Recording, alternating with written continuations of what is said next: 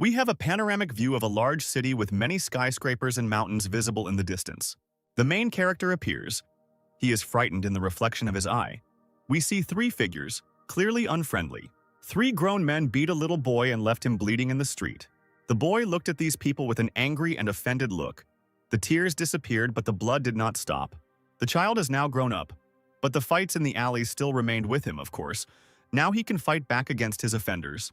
The man who swung the stick at him was the first to be punched in the face.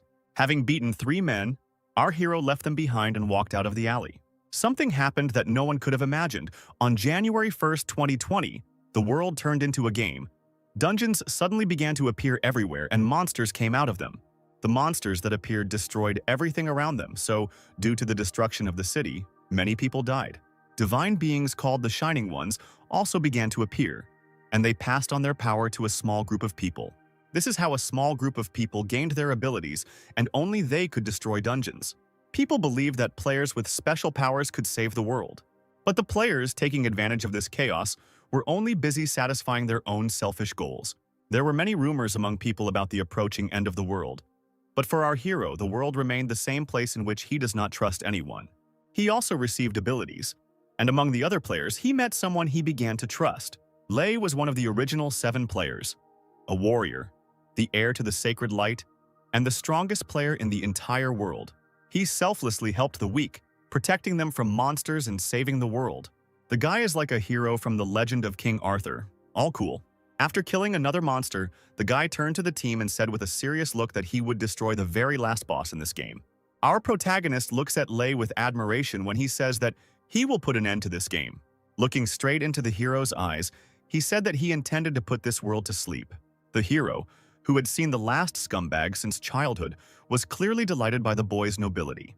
The brave men who wanted to save the world gathered around Lei one after another, just like our character. He fought bravely with the monsters along with everyone else, even though he said he hated this world. For the first time in his life, the guy met people he could trust. He happily watched his comrades as they rested after another battle. For the first time, all the players came together for one purpose. The hero thought with a smile that now he had the power to change this world. Here they have reached the final battle that could change everything. Lei stood behind our hero and said that this battle could indeed be their last. Ken, that's the name of our hero, immediately understood what Lei meant and turned around to take out a knife. But before he could, Lei had already plunged his sword into him. He told him that if it weren't for him, they wouldn't have been able to achieve all this. Ken fell to his knees, sword in his chest, betrayed again, but this time by someone he trusted. He looked at Lei and asked angrily if he had planned all this from the beginning. Ken asked why he did this, when suddenly a girl came out of the shadows and mockingly asked him how it happened that he still didn't understand anything. She continued that when the game ended, everything would disappear, their powers, items, and everything in general. And most importantly, the reason to read them will disappear. Ken angrily called the girl by her name, Paula, when she calmly approached him. Approaching Ken, she whispered that if the game ended, then they would not be able to take over this world. As is usually the case, the crowd favorites turned out to be the villains, looking down on Ken, who was suffering from pain. The betrayal was unbearable for our hero. He was poisoned by his own people, and the leader plunged a sword into him. Ken started coughing up blood. Paula said that it was Balman's curse that had just poisoned him, admitting that Ken was indeed very strong. For others, just the poison was enough to kill them, Paula admitted. Others, Ken asked in surprise, and immediately realized that all his friends had died at the hands of these two. Ken was shaking, and it was clearly from anger, not pain. He shouted that he believed them and wanted to save this world. He and the team risked their lives for this goal, and now they find themselves in their way, so they decide to get them out of the way. Paula haughtily said that it was exactly like that and praised him for his intelligence. Ken listed everyone they had killed and asked what their plans were now.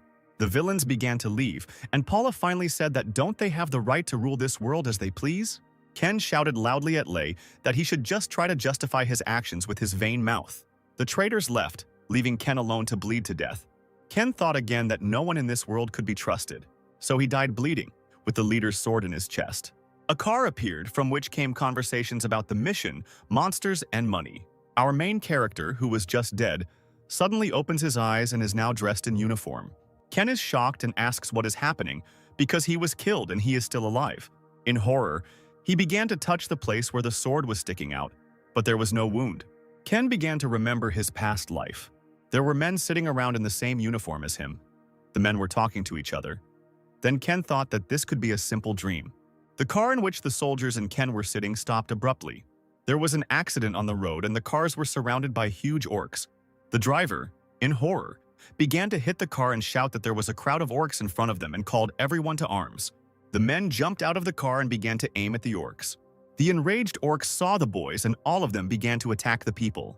The frightened driver asked the guys to hurry up, but the soldiers themselves were just as frightened when their leader called them. The older man said they were short of bullets, so they should only pull the trigger when they were sure. Suddenly, the whole group froze in horror and surprise froze on their faces. One guy started to exterminate the orcs one after another. Of course, this guy turned out to be Ken, who, despite his confusion, was able to pull himself together and fight the orcs.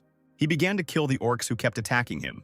Ken skillfully killed all the monsters single-handedly. The rest of the soldiers could only watch with their mouths open as Ken easily dealt with a bunch of monsters. Ken realized that this was too real to be a dream. He walked sullenly towards the car when the old man called him over.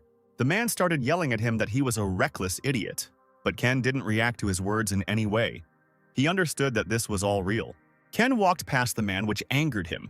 Our hero realized that he had returned to the past while the old man was yelling at him. Ken sat down wearily on the box, putting his rifle aside. We see Ken's anger when he remembers Lei and Paula and what they did to him. Suddenly, a bright light appeared and Ken became a player again. 3 weapon options appeared in front of Ken. In the past, it was on this day that he became a player. But compared to the past, now the scoundrel has no choice. One of the 3 options caught his attention. It was a representative of the dark world. Roles give you the ability to control different types of curses, or, using dead monsters as material, create a dark army.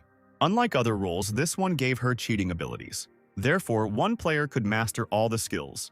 John George, the so-called King of the Immortals, was the most powerful player who received the favor of the Dark World representative and all the abilities. If Lei was a hero, we know he wasn't, then John was a monster. And in order to find this monster, our Ken will do everything he can.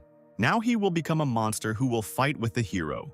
A commercial organization for uniting players. Of all of them, the Phoenix Guild was able to obtain money and power in any way. And so it became the second guild in the country. Compared to the corruption in the Phoenix Guild, the Messiah Guild looks even more ideal. At the Phoenix Guild headquarters, a man presents a contract to join the Phoenix Guild. Ken sits at the table and reads the contract. The man informs that each clearing of the dungeon entails additional costs. Reading the documents, Ken realized that this was not enough to buy the item, but there was most likely no other choice. Ken immediately asked the man how he could prove his qualifications as a player.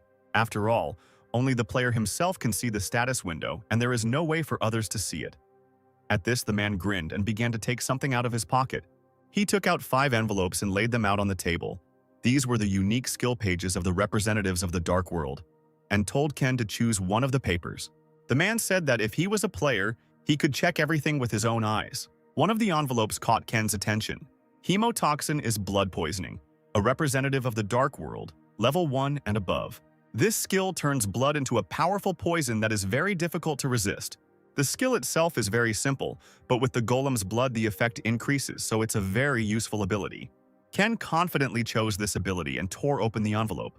After tearing this envelope, a bright light immediately appeared and the man looked at Ken in surprise. The girl asked the boy why Ken was chosen as a bloodhound.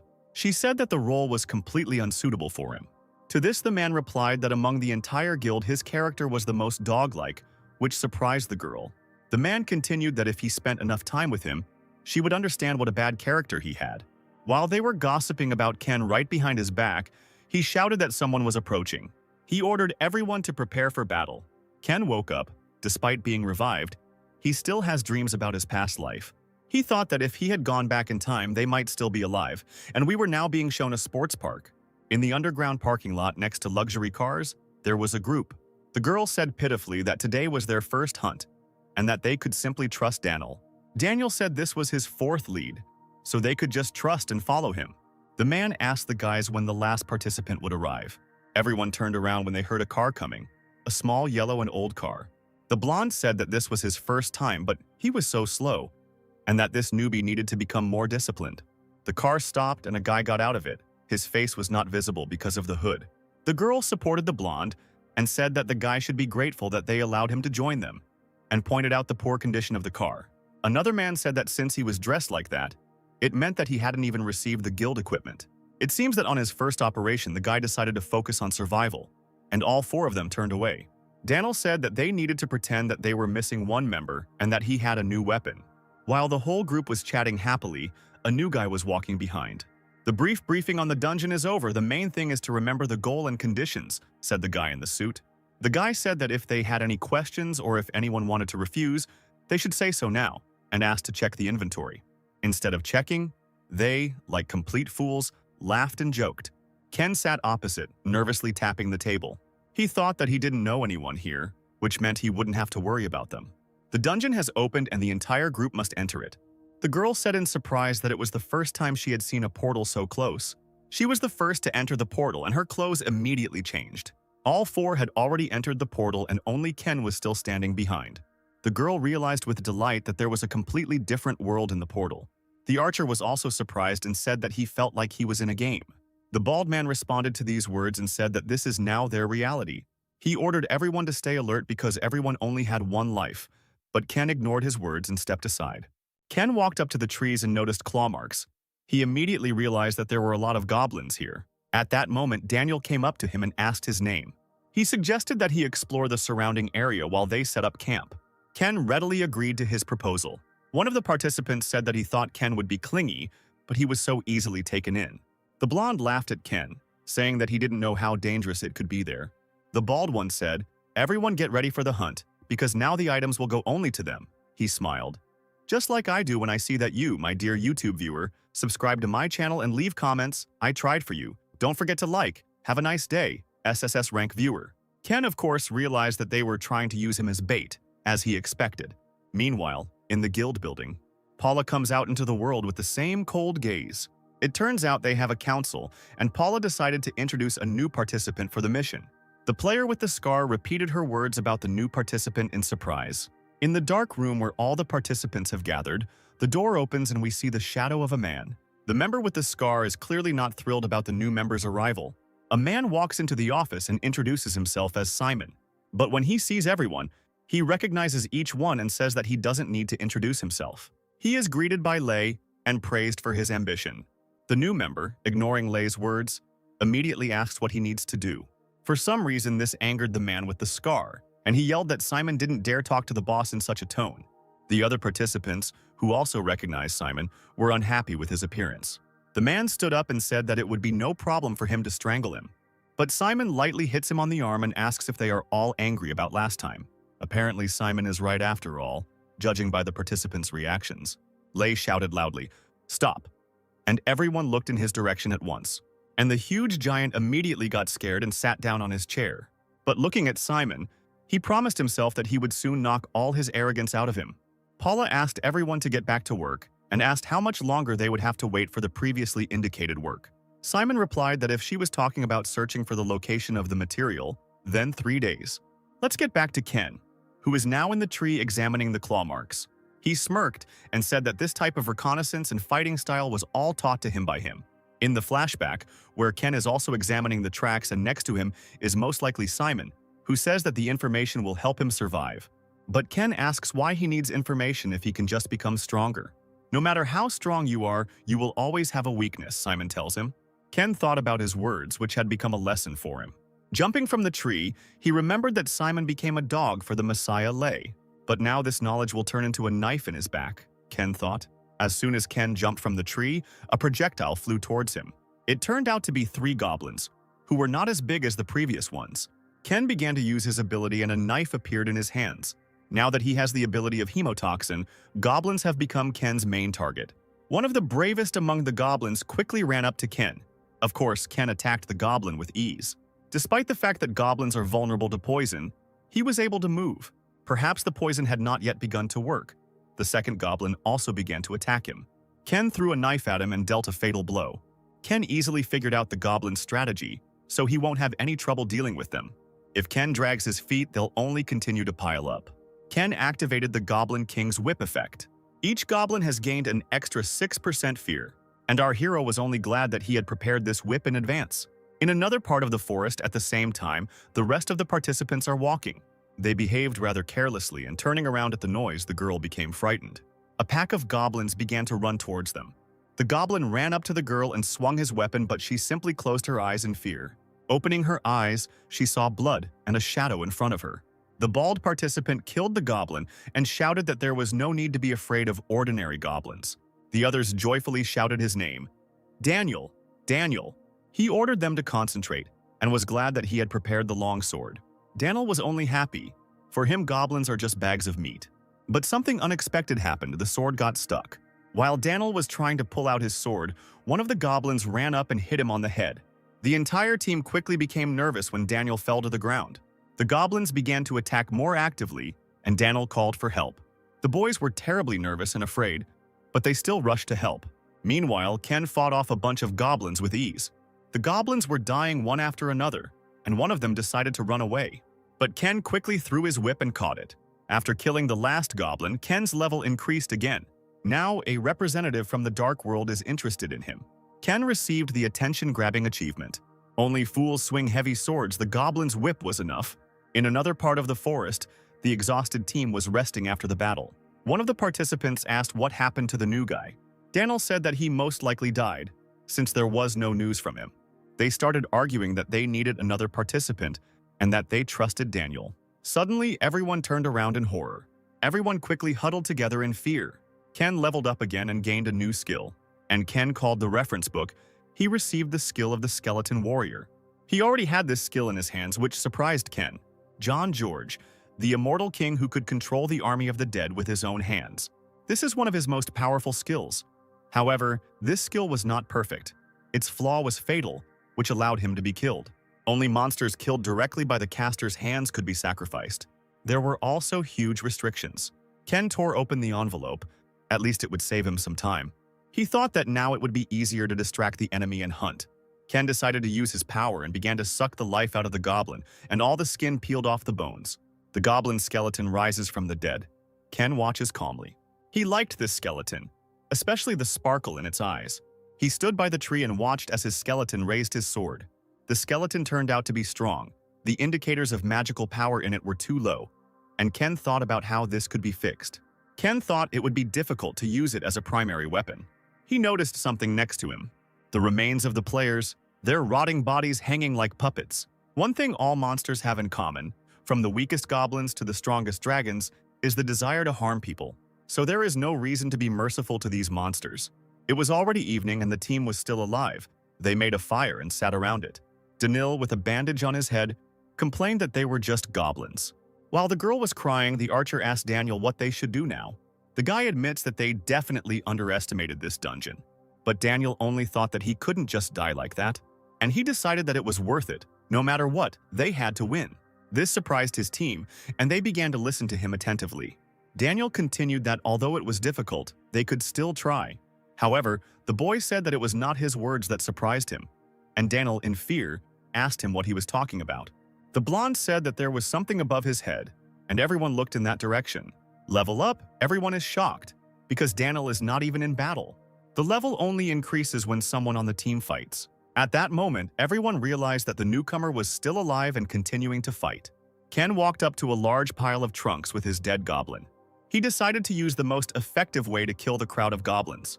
He lit a torch and threw it into a huge fire. The goblins saw and smelled the smoke and ran in that direction. They became noticeably nervous.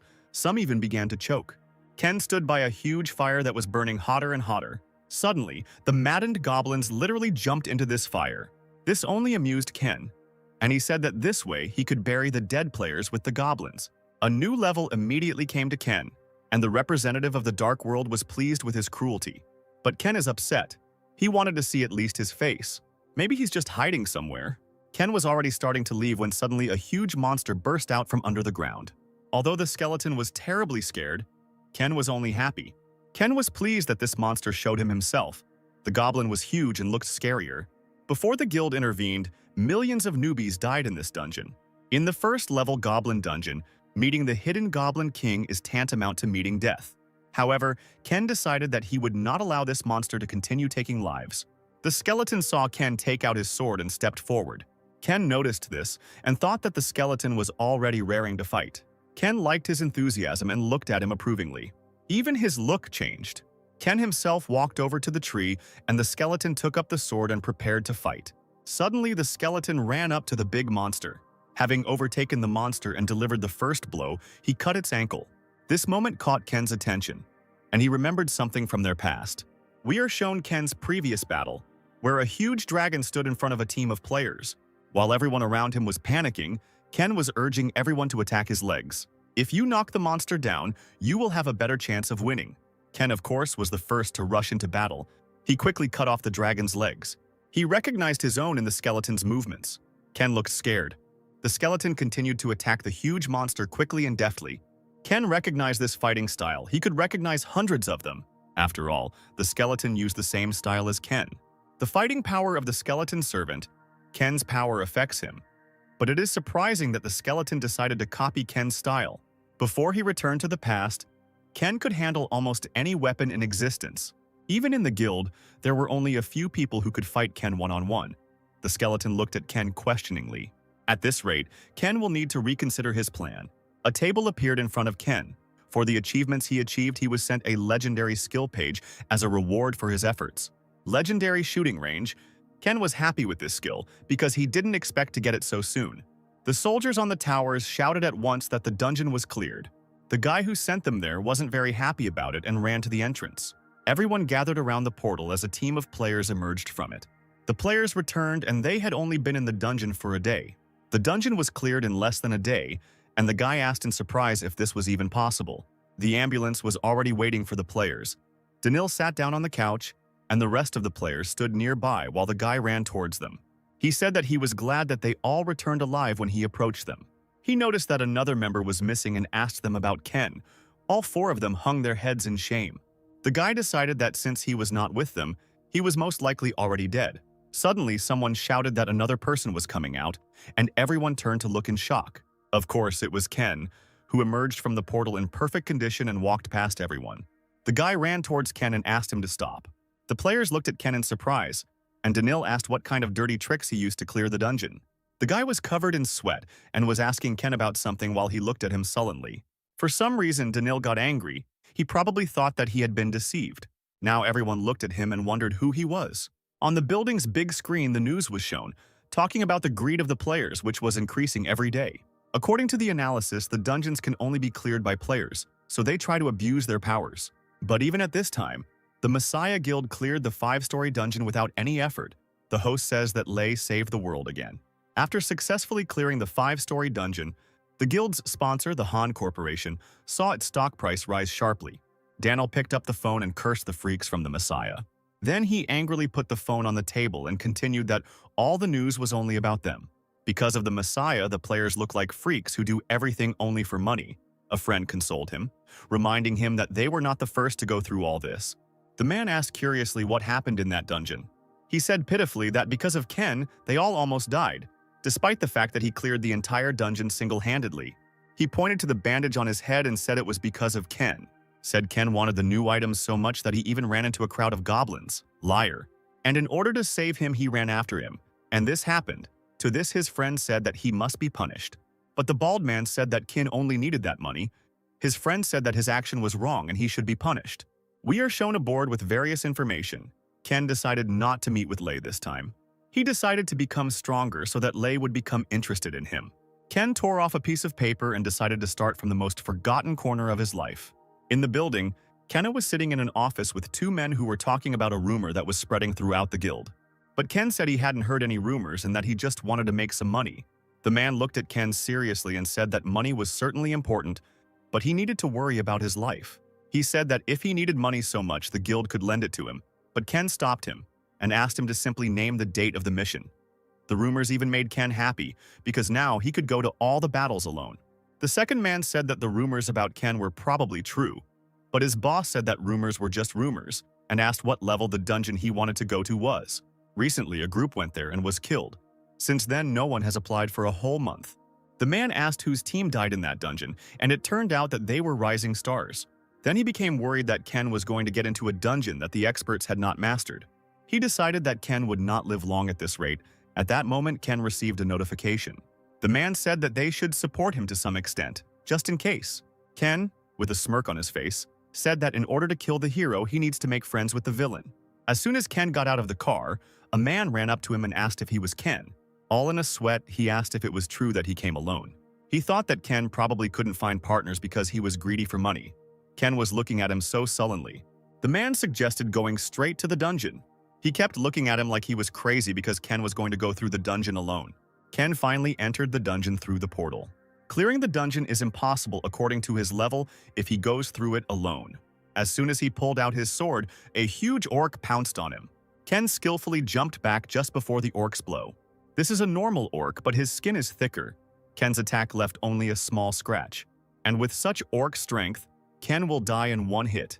Ken thought it would be great if he could kill him by summoning him as a skeleton warrior. Then he would have a chance to clear the dungeon alone. Ken quickly and deftly continued to attack the huge orc's legs over and over again. Orca was left without legs. He fell straight to the ground. Ken raised his sword and said that a predator without legs is no longer scary. An office appears in which two men are sitting on sofas. One of them reads the piece of paper with a smile, and the blonde asks what he is staring at. He throws a sheet of paper on the table and invites him to look at it since he is so curious. We see the profile of our main character, Ken. A newbie who recently awakened cleared the dungeon on his own. They say that he has now entered the second cave, and he is alone from the very beginning. The man thought that he was arrogant, for a person who just became a player. The blonde man, surprised by Ken, said that even he had difficulties in the beginning. He said that he was too naive to believe some piece of paper from an unknown source. While they were talking, a girl entered the office. The girl with the tray asked menacingly if there were any problems with her report, and the guy got a little scared. He started to make excuses and said that since she wrote it, the report seemed ideal to him, and asked flatteringly where she got all the information. She put the tray down on the table with a bang, and said that it was her job to get accurate information. The man also praised the report because Secretary Lee had collected the information. As he continued to praise her for her work, he noticed 3 packets of instant coffee on the tray. The praise immediately disappeared and he began to scold her for the instant coffee, which he asked her not to buy anymore. She didn't even raise an eyebrow and calmly drank her coffee while he asked why she bought it. After finishing her coffee, she said that the coffee was left over from the meeting with the Phoenix Guild that took place last week. The anger immediately disappeared when he heard about the Phoenix Guild, and he began to praise this delicious coffee. Transforming into Buddha, he repeated again that if they could not trust Secretary Lee, then who else in the whole world could they trust? The guy looked at the man with almost contempt. After finishing his coffee, he asked Secretary Lee how things were going with the purchase of the dungeon. There were some good dungeons, but the price was too high, so she kept looking. The guy was surprised to hear about the purchase of a new dungeon and asked what happened to the old ones. His eyes lit up and he said that every time he entered them, the dungeons ended.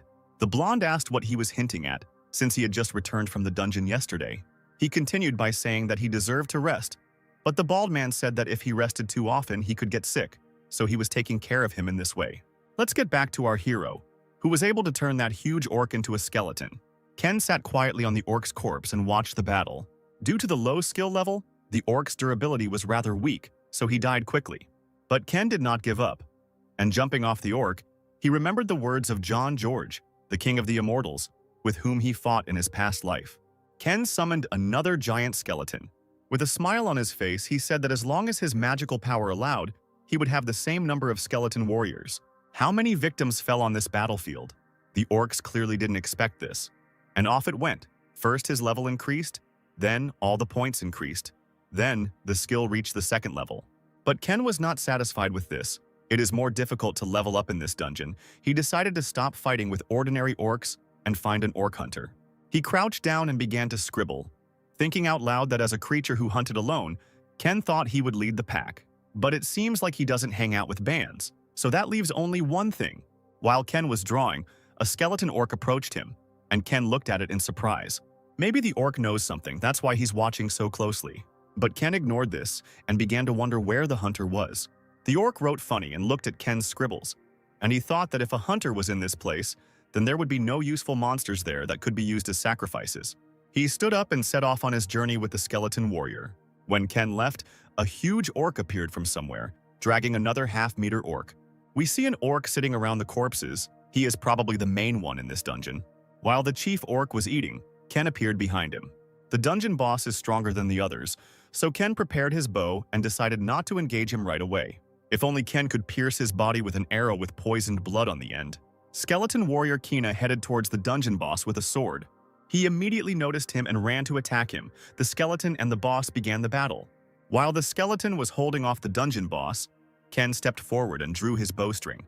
Ken knew full well that his skin was thicker than the others, and he needed to hit his one weak spot to kill him.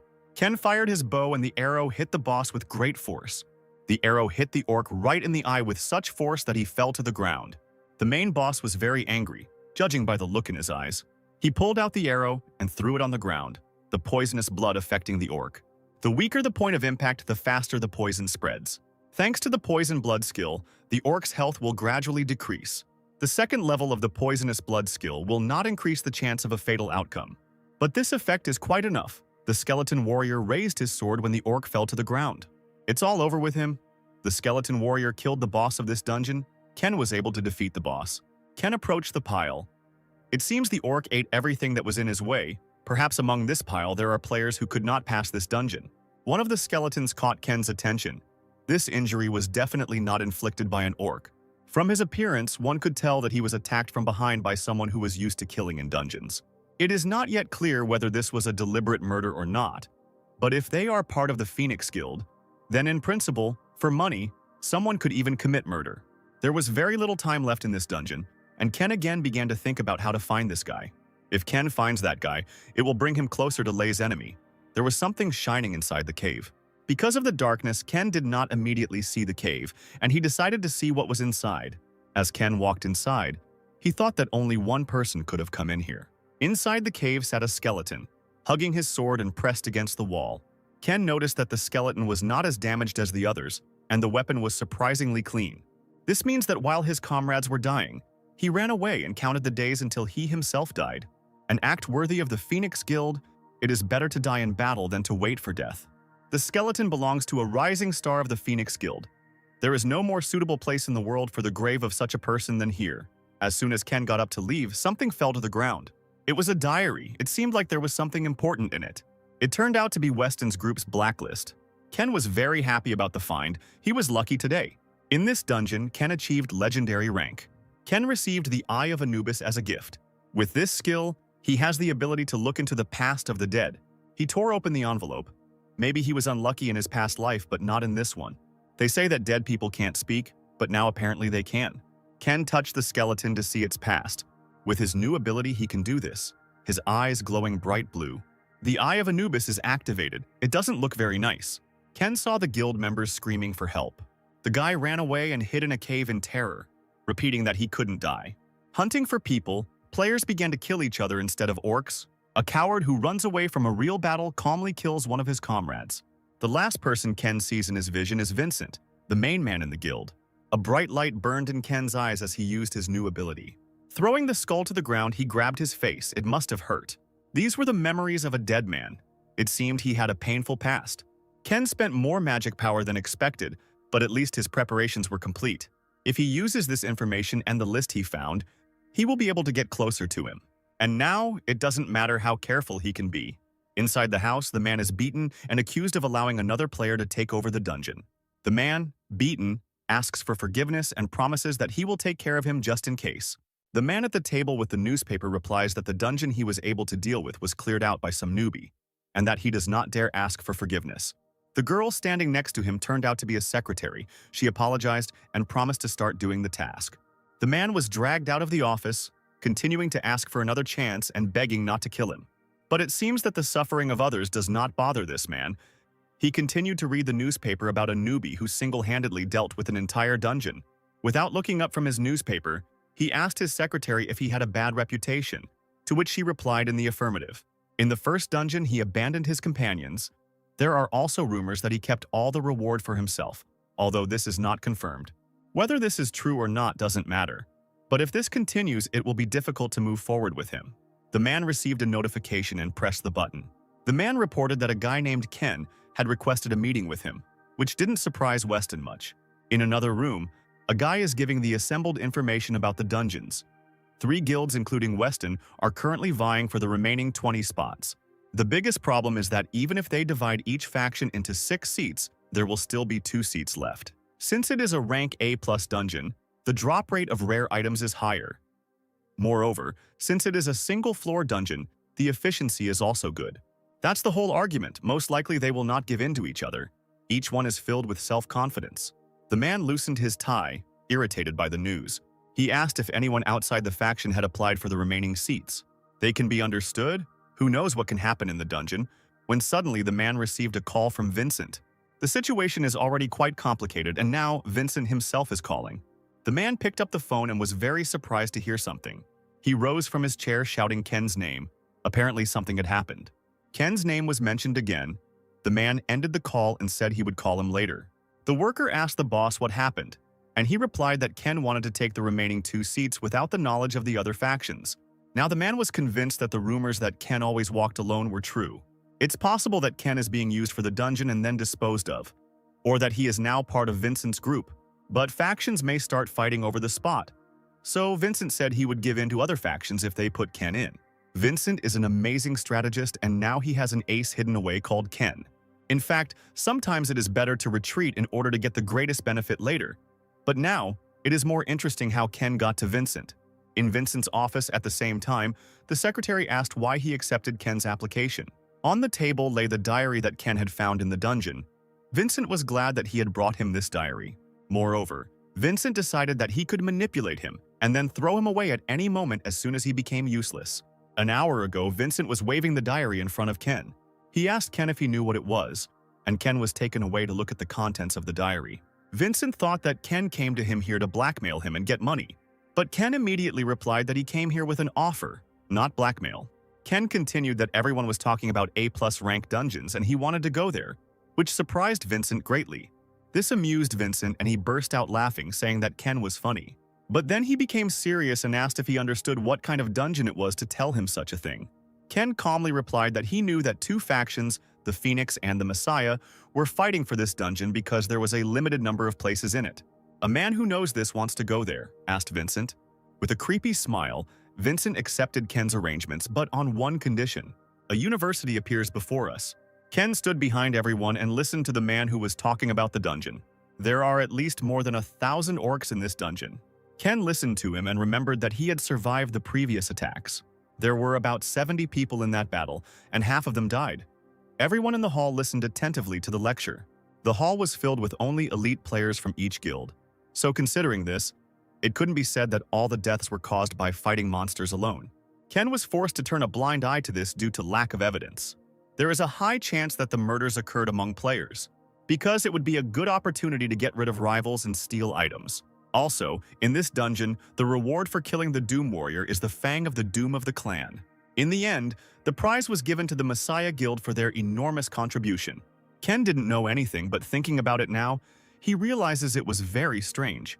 This Lei, perhaps at that time he was already thinking about corruption. Even if Lei was behind this incident, there was a possibility that the Messiah Guild had nothing to do with it. Instead, they could plant spies in other guilds. If Ken had to predict their next move based on his memories, all players have gathered at the portal to enter the dungeon right now. The guilds gathered together. There was the Lion, Skull, Phoenix, and Messiah Guild. Among them was Ken. Ken entered the portal first. He decided to rip the orc's fang right out of his hands. So many people have gathered in this dungeon that they cannot find their own partners. Guild leader Messiah ordered everyone to line up. The other players were surprised by their coherence and said that it was not for nothing that they were praised so much. But one of the players said that the fact that they were the first to gather doesn't mean anything, because there are thousands of orcs there. And indeed, as soon as he said about the orcs, one large orc came out of the forest. A player from the Messiah Guild stepped forward and said that his guild would deal with him. The orc ran up to the player and hit him with all his might, but the player pulled out his shield in time. This did not impress the player, and he arrogantly asked if this was all he could do. Another player from the same guild began to use her abilities. Skill of the Lord of the Source of Wisdom. Containment succeeded. The 2 of them began to fight this huge monster together. In another part of the forest, the orcs' cries could be heard from another guild. Everyone thought it was an earthquake, the scream was so loud, but their guild leader pointed to the forest and said that there was something there. Suddenly, a group of orcs jumped out of the forest and immediately began to attack them. The orcs rushed forward, sweeping away everyone in their path. The mages began to use their abilities and delayed these orcs. The time has come, all players have started fighting. The swordsman dealt fatal blows to the large orcs. While the others were fighting the orcs, Ken sat in a tree, realizing that no one would notice his absence, and he decided it was time for his plan. He watched the battle and decided that the enemies would not be able to push the players back. You should take advantage of the situation and determine the location of the orc warrior. The task is to get rid of an orc warrior and 1,000 more orcs. Guilds will first try to reduce the number of orcs to minimize losses, and after the destruction of 1,000 orcs, they will begin to look for the orc warrior. Before that moment, Ken must have time to get the fang of the orc warrior. We are shown an army of orcs, and on the throne sits an orc warrior, and one wounded orc comes to him. The main orc has the very same fang that Ken is hunting hanging around his neck. The wounded orc who came to the army had his head cut off and it flew to the side. The chief orc rose from his throne and raised his axe in a sign of war. The entire orc army turned and headed towards battle. Ken watched them from a high cliff. It turned out that the orc was killed for running away from the battle. He looked at the main orc warrior and noticed that he was stronger than those he had fought before, but he sent his minions to fight and was left alone. Luck was on Ken's side. While the rest are fighting on the front lines, he sits on his throne. Ken can get close to the orc warrior and strike first. The leader of one of the guilds said that the orcs were not that difficult to fight, and they needed to move on. He thought that there were fewer orcs here than he expected. The main forces were probably elsewhere. A player from his team approached him and reported that many orcs were heading their way. There are approximately 900 to 1,000 orcs heading their way. Apparently, this is their main force. Their master ordered that this should be stopped today, and that they needed more equipment to move against the main force of the orc army. But the crowd that stood nearby sent them away. One of the leaders of the Lion Guild team told them that he was not their dog. He ordered his to continue the attack. Many orcs are heading this way despite the competition between guilds. They should work together. Altogether, they will die in this dungeon if they start arguing with each other, said the leader of the group, the Messiah. However, that guy started to mock and said why they were so unsure of their abilities. And he added that they should not have come to the dungeon at all. The Lion Guild, laughing, went into the forest while the Messiah Guild remained in place. The master of the Messiah ordered to find a safe place to rest and prepare for the next battle. Meanwhile, Ken summoned 2 skeletons and headed towards the main orc. The evil orc rose from his throne and walked towards him. Ken stood next to the skeletons and prepared his bow. The main orc of the dungeon activated his orc warrior fang. He swung his axe as 2 huge skeletons ran towards him. Ken was slightly puzzled when he saw the abilities of the main orc. A fierce battle began. The skeletons near the dungeon boss looked small. Ken noticed this and realized that the skeletons would not last long, and he prepared his bow. There is only one chance to kill the main orc. He decided to attack now while the last skeleton was distracting him. While the orc was fighting the skeleton, Ken fired an arrow, but the orc boss dodged the shot. Ken clearly didn't expect this, and it seems he is now in great danger. This chief orc turned out to be stronger than Ken thought. The skeleton warrior's sword broke at the most inopportune moment, and the chief orc swung his axe at the poor skeleton. Crash, and there is no skeleton of a warrior. Pieces flew everywhere, and Ken realized that it would not be so easy to win. So Ken decided to change his plan.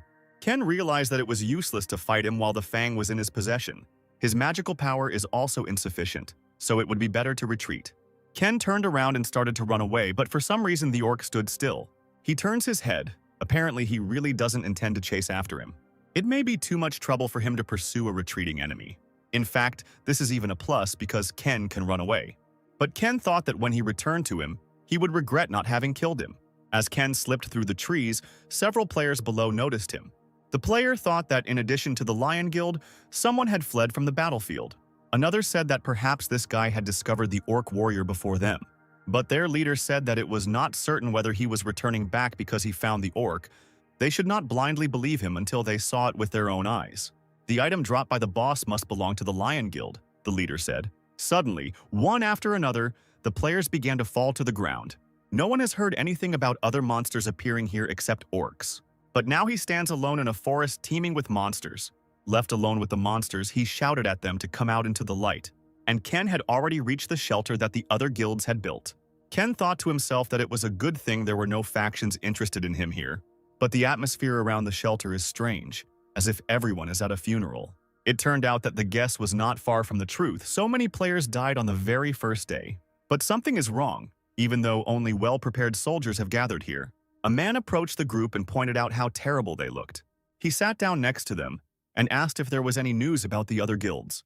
The man said that it seemed that the Lion Guild had suffered the greatest losses. One group had gone into the forest and disappeared there. They couldn't recognize the bodies of the dead because they were so badly mutilated after all. Orcs eat people. The group gathered around the fire and they talked among themselves. Ken sat and watched them. They continued their conversation, saying that this whole dungeon was strange.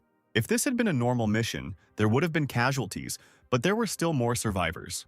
The man said that human life should be put above objects, and Ken stared at him. Even though they were in an A+ rank dungeon, the chances of so many groups being wiped out in one day weren't that high. There is definitely something behind this mission. Ken's plan could fail if the soldiers become weaker. Ken decided to work harder from tomorrow, and so the morning came. From early morning, a crowd of orcs headed towards the players. The players are terribly scared, because the orc attacks do not stop. While one of the players was whining about his unenviable situation, the man told him to shut up and fight. Ken also woke up and he was already in another part of the forest. He opened his inventory and decided that this was his problem.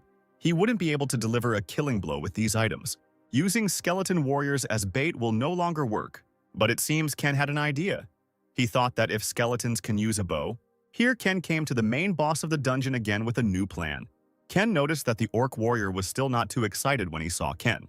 Well, the second round of the battle will begin. The fang of the orc warrior has become active. The orc warrior rose from his throne and rushed at Ken as the arrow flew towards him. But he was able to notice the arrow earlier and raised his axe, thereby fighting off the arrow. The dungeon boss was attacked by two simple skeleton warriors with bows. As Ken thought, the skeleton warriors also know how to shoot a bow.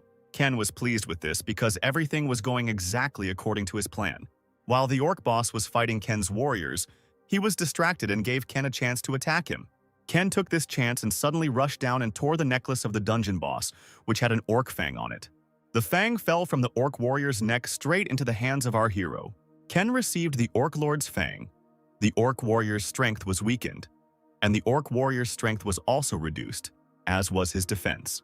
The orc warrior became very angry, and as soon as he raised his axe, 2 arrows pierced him, and now the orc leader is poisoned by the toxin in his blood.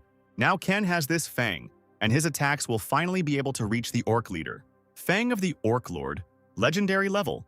This is the fang of an orc warrior. It carries tremendous power, available for use from level 2. Ken has earned the Orc Lord's Fang Owner achievement. Now there's only one thing left he needs to do. Obtain a weapon that can cut off an orc warrior's head. While the skeleton warriors distracted the dungeon boss in every possible way and injected toxin into his blood, Ken headed straight towards him.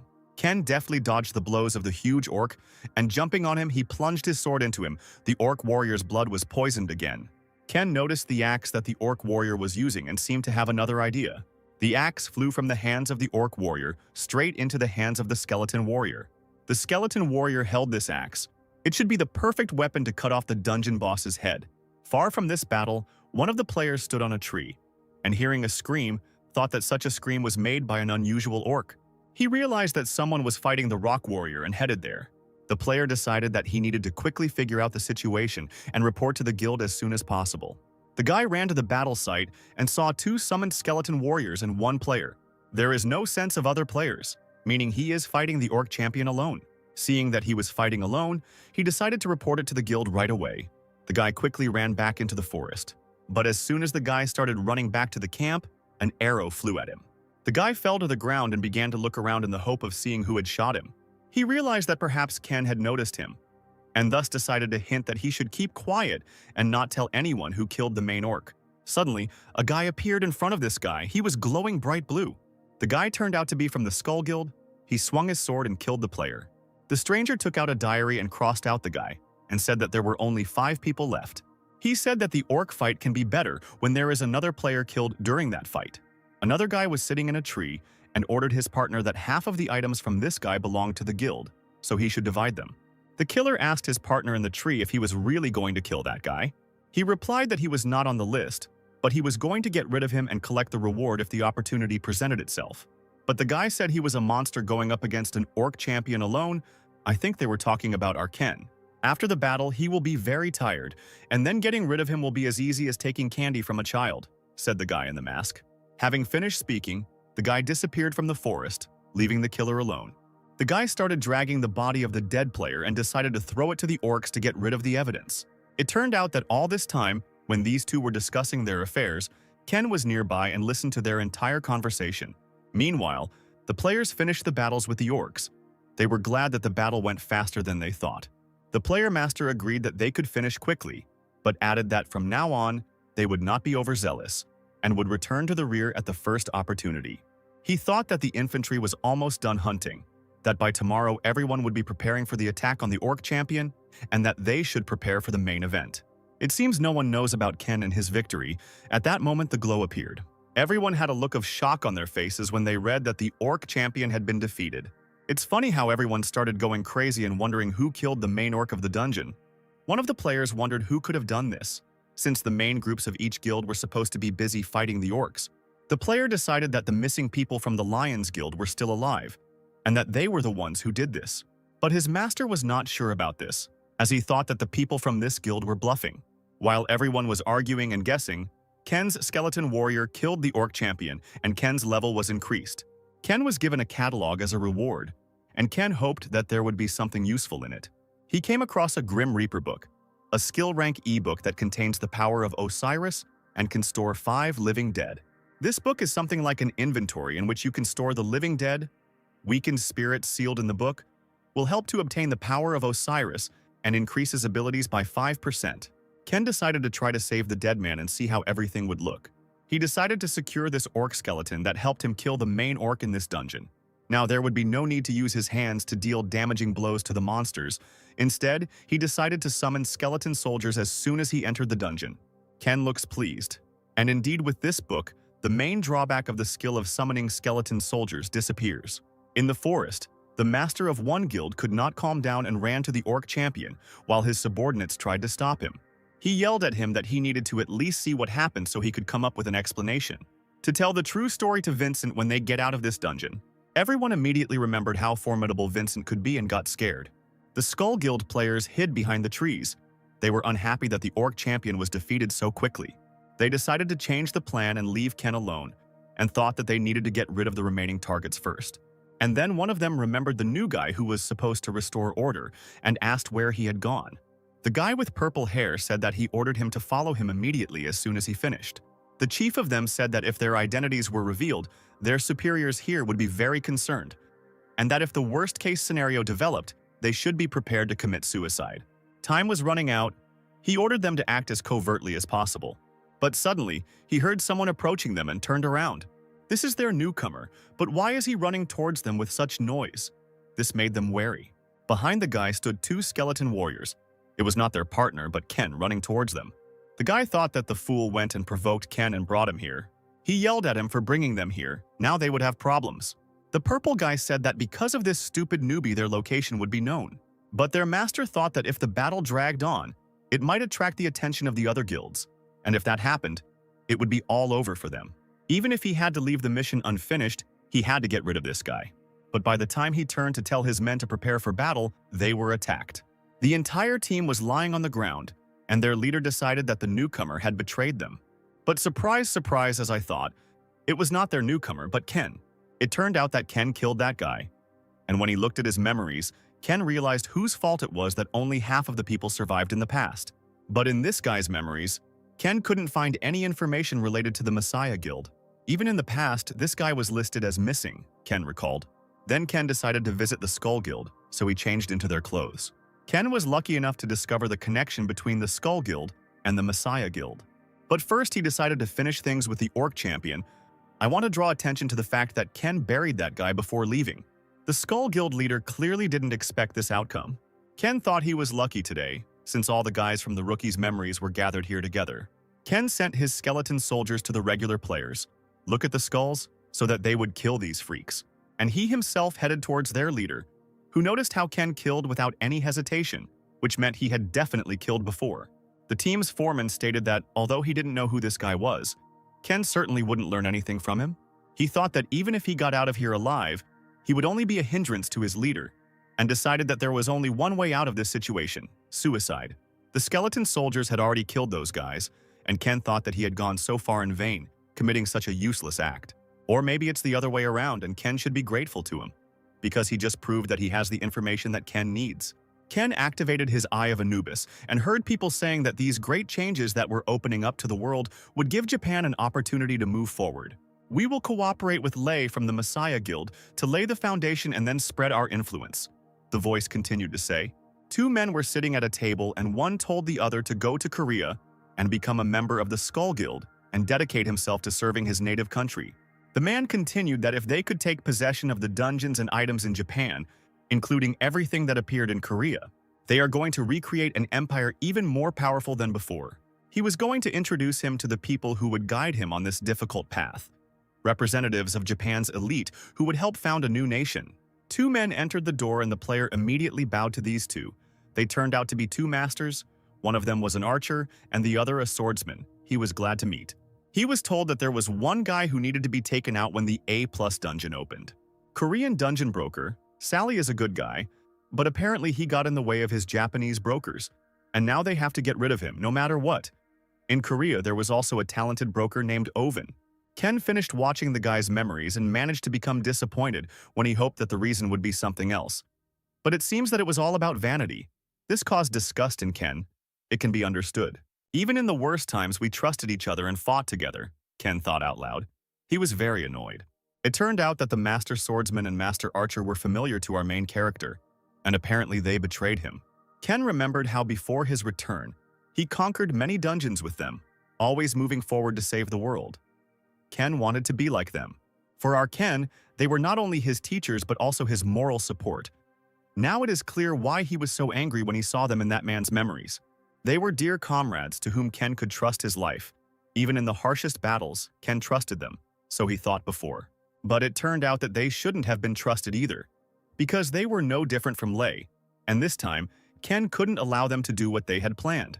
They said their next target is Oven, the dungeon broker. He must be pretty talented to be on the blacklist. The fact that he is not in his memories means that the assassination was successful. If people from that group take his place, Lei will benefit from it. As long as he remained on the blacklist, the attempts to get rid of this guy would not stop. They would find him like moths find a light, and Ken decided that maybe he could find a way to weaken their group. Ken decided that he also needed a broker who could find dungeons for him, so things weren't going so badly. So Ken finished his business and decided that he should start preparing to enter the dungeon. Two guys were sitting in the car and they were talking. One asked if it was always so quiet near the gate.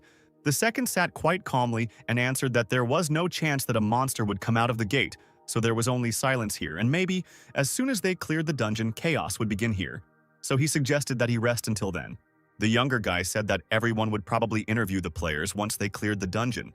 But the older guy sullenly replied that chaos would break out, because the players would fight each other for items. The guy asked in surprise why they were fighting each other, and the man replied that except for the Messiah Guild, everyone would be trying to get at least one extra item. But in any case, nothing had started yet. So he suggested just sleeping, because they wouldn't have time to rest soon. When the guy distracted his boss again, the boss yelled at him and asked why he was so annoying. And at that moment, the gate lit up. Ken came out of the gate. He was all beaten up and bleeding. He could barely walk towards the entrance. Ken fell to his knees as doctors ran up to him, dragging a couch with them, while the journalists were just taking their photos. Poor Ken fell to the ground, exhausted from the battle. The man shouted that the players were about to start coming out of the gate and asked them to carry the stretcher quickly. The situation turned out to be worse than they expected. The factions began to argue among themselves, accusing each other of betrayal. While journalists were filming all this, articles about the Skull Guild began to appear on the internet. People wondered who killed the main orc champion. The missing dungeon reward caused a fight between the guild members. Vincent crumpled the newspaper in his hands and angrily asked how they couldn't find the bastard who defeated the orc champion. The guys who were on Vincent's team were apologizing to him, when suddenly one of them said loudly that he would do everything possible to ensure that this would not happen again. But this did not calm him down in any way, and he continued to talk about how he was going to compensate him for the time and resources he had spent, and also the disappointment he feels now. "This is not a charity business where I can give endless chances to insects like you," Vincent said as he looked menacingly at the guys. Vincent ordered them to give him back 5 times what he had invested in a week. It would be better if they did it while Vincent was giving them this chance. When the whole team left, Vincent asked about Ken, if he was being treated in the hospital, and the secretary replied that he was injured in the dungeon, so he was in the hospital. Vincent was disappointed. He decided that he had no useful person left, and laughed at Ken, who was injured in a one-story dungeon. The girl said that she learned from Ken that he was not injured by a monster, but perhaps was attacked by members of another guild. And Vincent said to clarify this, but she said that over time the truth could be hidden. So it was better for them to hear the story directly from Ken. Vincent then ordered her to go to the hospital and asked if he would stupidly blab about it to other people, but she assured him that she had taken care of it. A guy in a suit came out of Ken's room, bowed and said that if he remembered anything, he should call the guild. The guy said pitifully that Ken couldn't remember anything, and wondered if everything was supposed to happen exactly like this. Then why did Vincent himself ask to be included in the team? Vincent himself also came to the hospital and, noticing the face of the guy he had missed, realized that Ken was keeping his mouth shut. He calmly walked into his room and greeted him and asked Ken how he was feeling. As soon as Vincent sat down, he immediately started talking about the Skull Guild. He said that he didn't have much information on them, but it made him suspicious. Ken said he saw them attacking the Orc Champion, but the fact that they were all killed means the items were stolen by another group. He continued that the last thing he saw was them using the Silent Hunter skill, which was stealth. Vincent said that he knows about this skill. It allows the one who uses it to completely hide, and said that it is now clear that the target of those guys was the Orc Champion, as well as the players. Ken said that if it weren't for his blood poison skill, he would have died right there and then. That if the one who attacked him hadn't been exposed to the blood he spilled, then he wouldn't be here now. Vincent said that Ken was just lucky, since all the guys from the Skull Guild were destroyed, then no one except him witnessed this incident. But Ken replied that although it was true, he should be careful for a while. And he asked if the Phoenix Guild had managed to get anything from the dungeon. But Vincent was angry remembering this, because he had lost so much because of the guys from the Skull. Vincent thought that he couldn't just leave things like this and that he needed to dig up more information on the Skull Guild to reduce his losses. He decided that what Ken had told him was much more useful than he had expected, so he asked what Ken wanted. Ken pretended not to understand him and asked what he was talking about, but Vincent told him to stop pretending to be innocent. He continued that maybe Ken was spying on the players because of their deal, but he didn't come to him in the first place because he wanted something from him. Ken remained silent for a moment and then said that if Vincent didn't mind, he would like to find one person. Vincent asked who he was talking about, and Ken told him about a broker named Owen, who was famous in his field, but Ken couldn't find him because of his limited connections. The guy's name didn't surprise Vincent, and he gave Ken some advice, saying that if he got a call from an unknown number, he should pick up the phone. After these words, he headed for the exit, but added that he was an arrogant man who picked his own clients, but he was definitely a professional. Vincent warned Ken to keep everything that happened to him in the dungeon a secret, and if rumors spread, the situation would only become more dangerous for him. Ken said that he understood everything himself, and Vincent said goodbye to him and left his room. After Vincent left, Ken got out of bed and thought that everything was going according to plan, even if Vincent didn't trust him completely. Vincent doesn't know anything about the connection between the Messiah Guild and the Skull Guild. Once he starts digging information on them, Lei, as well as the Master Swordsman or Master Archer, will turn their attention to Vincent. Leader Vincent, who doesn't know that Ken inflicted these injuries on himself, will have to suffer a little. And while Lei and Vincent compete to see who is more nervous, Ken will be able to focus on improving his powers. It is not surprising that Ken inflicted these injuries himself.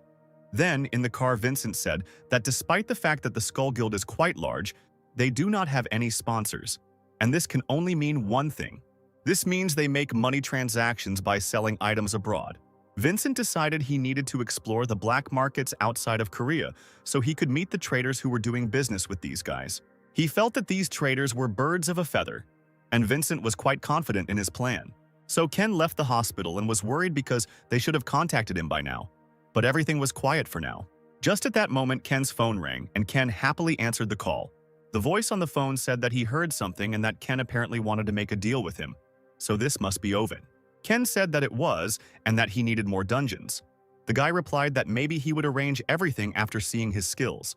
Skills? Ken asked. But Owen said he would send the details in a message later and turned off the phone. So it's true that he's picking up clients for himself. Even though it's a one-story C+ rank dungeon, it's weird that he's using it as a test.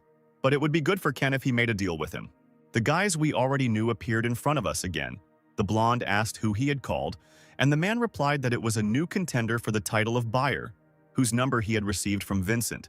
The news made the guy angry, and he said that it had been a while since the last incident, and that if it was someone trying to kill him. But the man replied that he didn't care, and that they could have a truckload of these guys, they would still be useless. The guy interrupted and said that he didn't like that this new guy was from Vincent. He walked up to the locker and said that the guy would be useless if he didn't pass the test, and even if he tried to kill him, as long as he had the necessary skills. One day we'll be able to destroy all the dungeons and this game will end, and that's the kind of guy they need, he said, and threw the phone into the pile of others.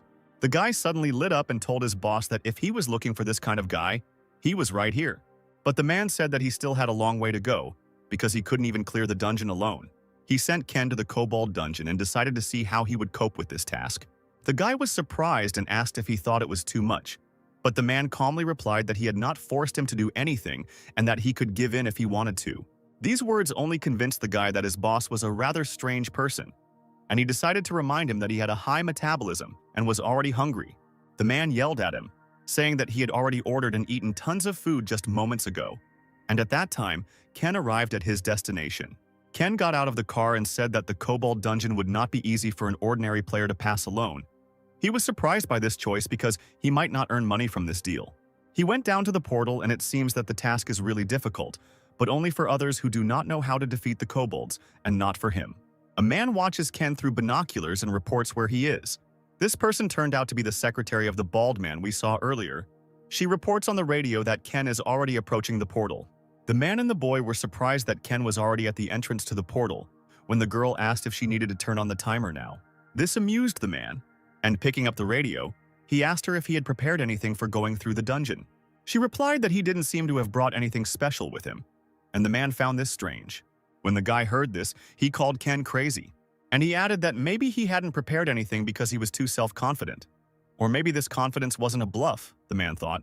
In the Japanese restaurant, there was talk about the guild, that they still didn't fully understand the current situation, and that the Messiah wasn't a big problem. Someone asked not to say that, and to calm down his anger, there were 3 pairs of shoes at the entrance. The young man from the Messiah Kim Guild continued that it was so hard to predict what might happen in the dungeon due to the huge number of interfering factors, and it was a pity that they returned empty-handed, but at least the damage wasn't that great. Not that great, the man asked him, adding that 5 of his students had died, and he believed the damage was not that great. The guy was clearly scared and regretted his words, and began to justify himself to him. The man asked the boy what Lei most likely knew about them, about their connection with the Skull Guild, because that was why he offered a job related to the A+ dungeon to them first. The guy from the Messiah Guild realized that he had told more than was necessary, and the player continued and said that of course, as he had said, no one could know about things that could pass into the dungeon. However, isn't he trying to say that their people were destroyed along with the orcs? The guy immediately apologized and said that he should have thought twice before saying such things, and that if they gave him a little time, he would investigate. But the man with the scar said that there was no need for that, because they themselves had already started the investigation and invited him to have a drink with them. The boy raised his glass, and the man continued that despite the current state of affairs, they were all allies, and that he just wanted him to understand how deeply they were offended. And if there are any disagreements between comrades, a glass of alcohol will help with this. If they are comrades, of course, the 2 Japanese went out and left, leaving the poor guy alone with the alcohol. The guy himself thought that he had underestimated the master archer, the master swordsman, and he needed to quickly come up with another plan, right now. The craftsman went out onto the street, where a car was already waiting for them. One of them received a call and he was talking on the phone about the losses on their side. He was informed that the rules on the murder list were not connected with this in any way, which meant that it was done by someone with not the best skills. The Phoenix Guild is their next target, and they are the only ones left. And if it wasn't someone from the list of victims who could have hidden their powers intentionally, then it was probably done by another faction that they don't know anything about yet. Not far from the Kobold dungeon, 2 men were talking about the players who entered the portal. One of them said that he hadn't seen any sane players and that this guy would die pretty soon, which would probably activate the gate again. After all, he went there alone and was unlikely to survive. When the man said so, the portal behind him lit up brightly. The second thought that his elder was right when he saw the same light, but his elder said that this happens when the portal is cleared. Taking up his binoculars, he shouted that this was not a dungeon that could be cleared even by a whole crowd when his partner distracted him. He got angry and said that they needed to find the guy who cleared out this dungeon, but it seems he has already been found. Having finished with the portal, Ken got into the car and drove away from there. This angered the man, and he started shouting that since they had taken money from him, they should do their job and catch the guy. He continued to yell at them for their incompetence when his secretary called him. She told him that she didn't pay them, and that he himself said that they were from his hometown, and they came to help him. He probably feels very awkward now. And she added that instead of payment, he said he would take them out for a few drinks. Embarrassed by the situation, he said that he had decided to quit drinking from that day on. The girl was about to leave and told him that if this guy was Ken, then he shouldn't worry because he decided to work with them. The man thought about how coolly she answered, but he remembered that it was around this time that he first met her. While he was thinking about this, a blonde man with a large bag entered the office and said that he offered Secretary Lee a snack, but she simply ignored him and left. The man replied that what was more important was that Ken had completed the task in half a day and met his expectations. Looking up, he saw what a huge bag the guy was carrying with him and yelled at him for his recklessness. Meanwhile, in the car, Ken was driving after clearing the dungeon. He looked fine, which meant he wasn't injured. When he first came out of the portal, there was a radio and a note on his car. Ken was surprised by this. He wondered why he needed a portable radio and whether they were going to make a deal with him or not. And in another part of the city, that guy from the guild was thinking how he was going to meet the master in such a state. Suddenly, someone called him on the phone, and upon learning the news, he rushed off somewhere in his car. At the restaurant, Vincent told someone that it would be great if they dealt with this quietly, as usual. The man replied that he understood everything and asked if Vincent had spoken to the person he was supposed to protect. But Vincent said that he would speak to him after this conversation. He said that he would tell his subordinates to be careful. Vincent asked him not to let the guy die. He would take care of the rest himself. A guy from the Messiah Guild overheard their conversation and became interested in how much Vincent knew about the Skull Guild. How a man approached him and said that he was also interested because Vincent was quite influential. He said that Vincent, under the guise of his business, said that he wanted to know more about the Skull Guild.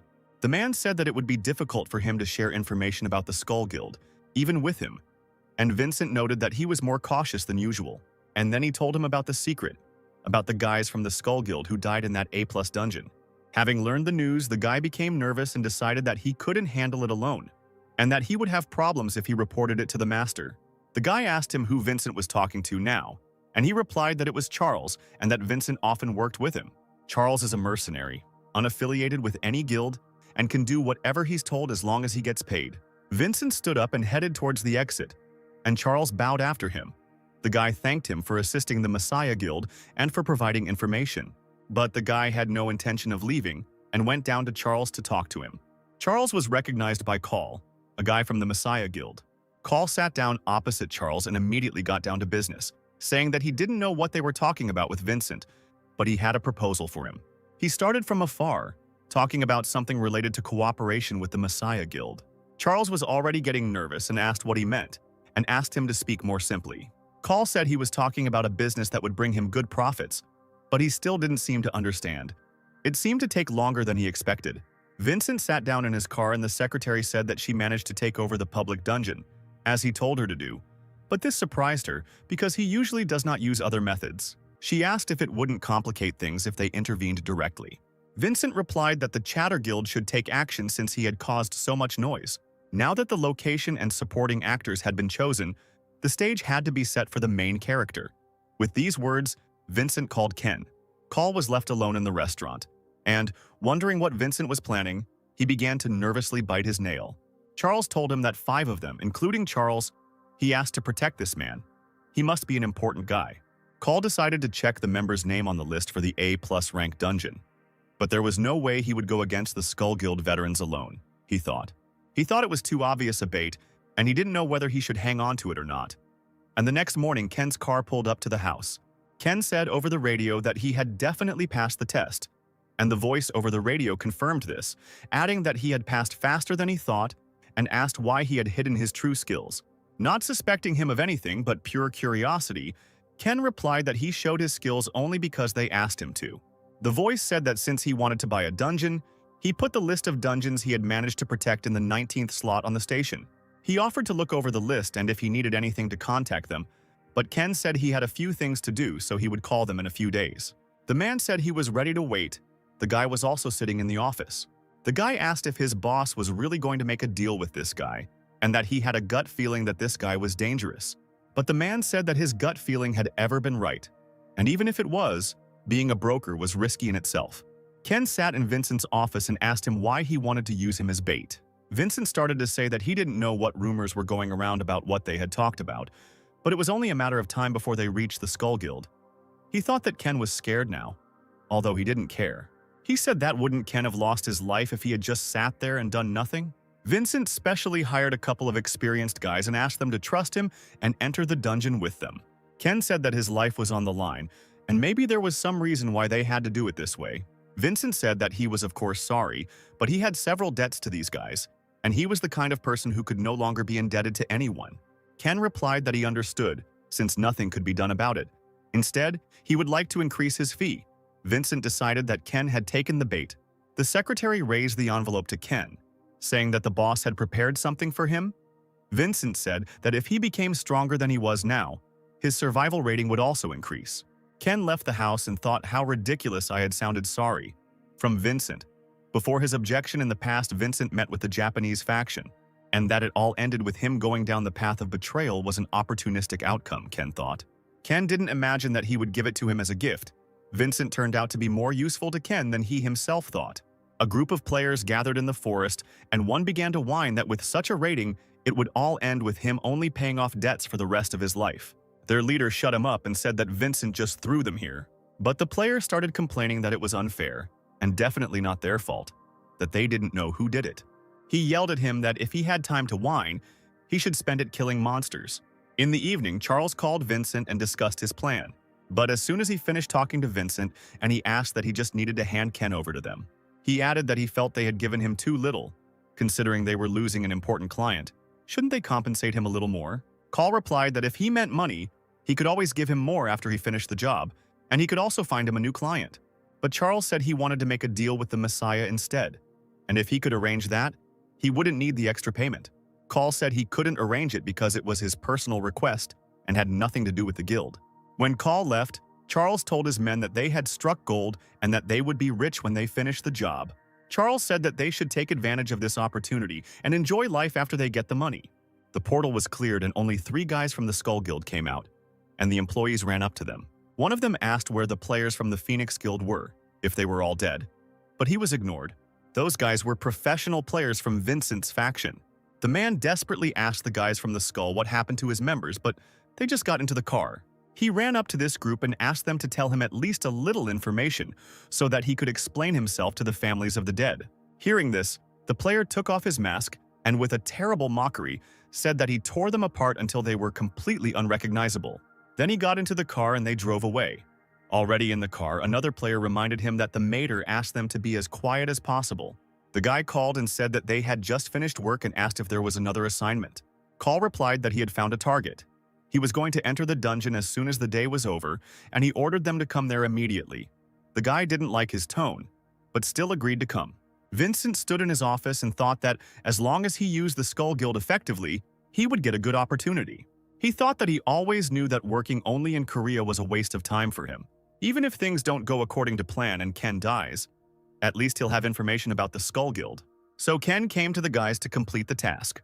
Ken introduced himself, as did Charles, and then he told him that another team was due to arrive soon, but it looked like they were running late.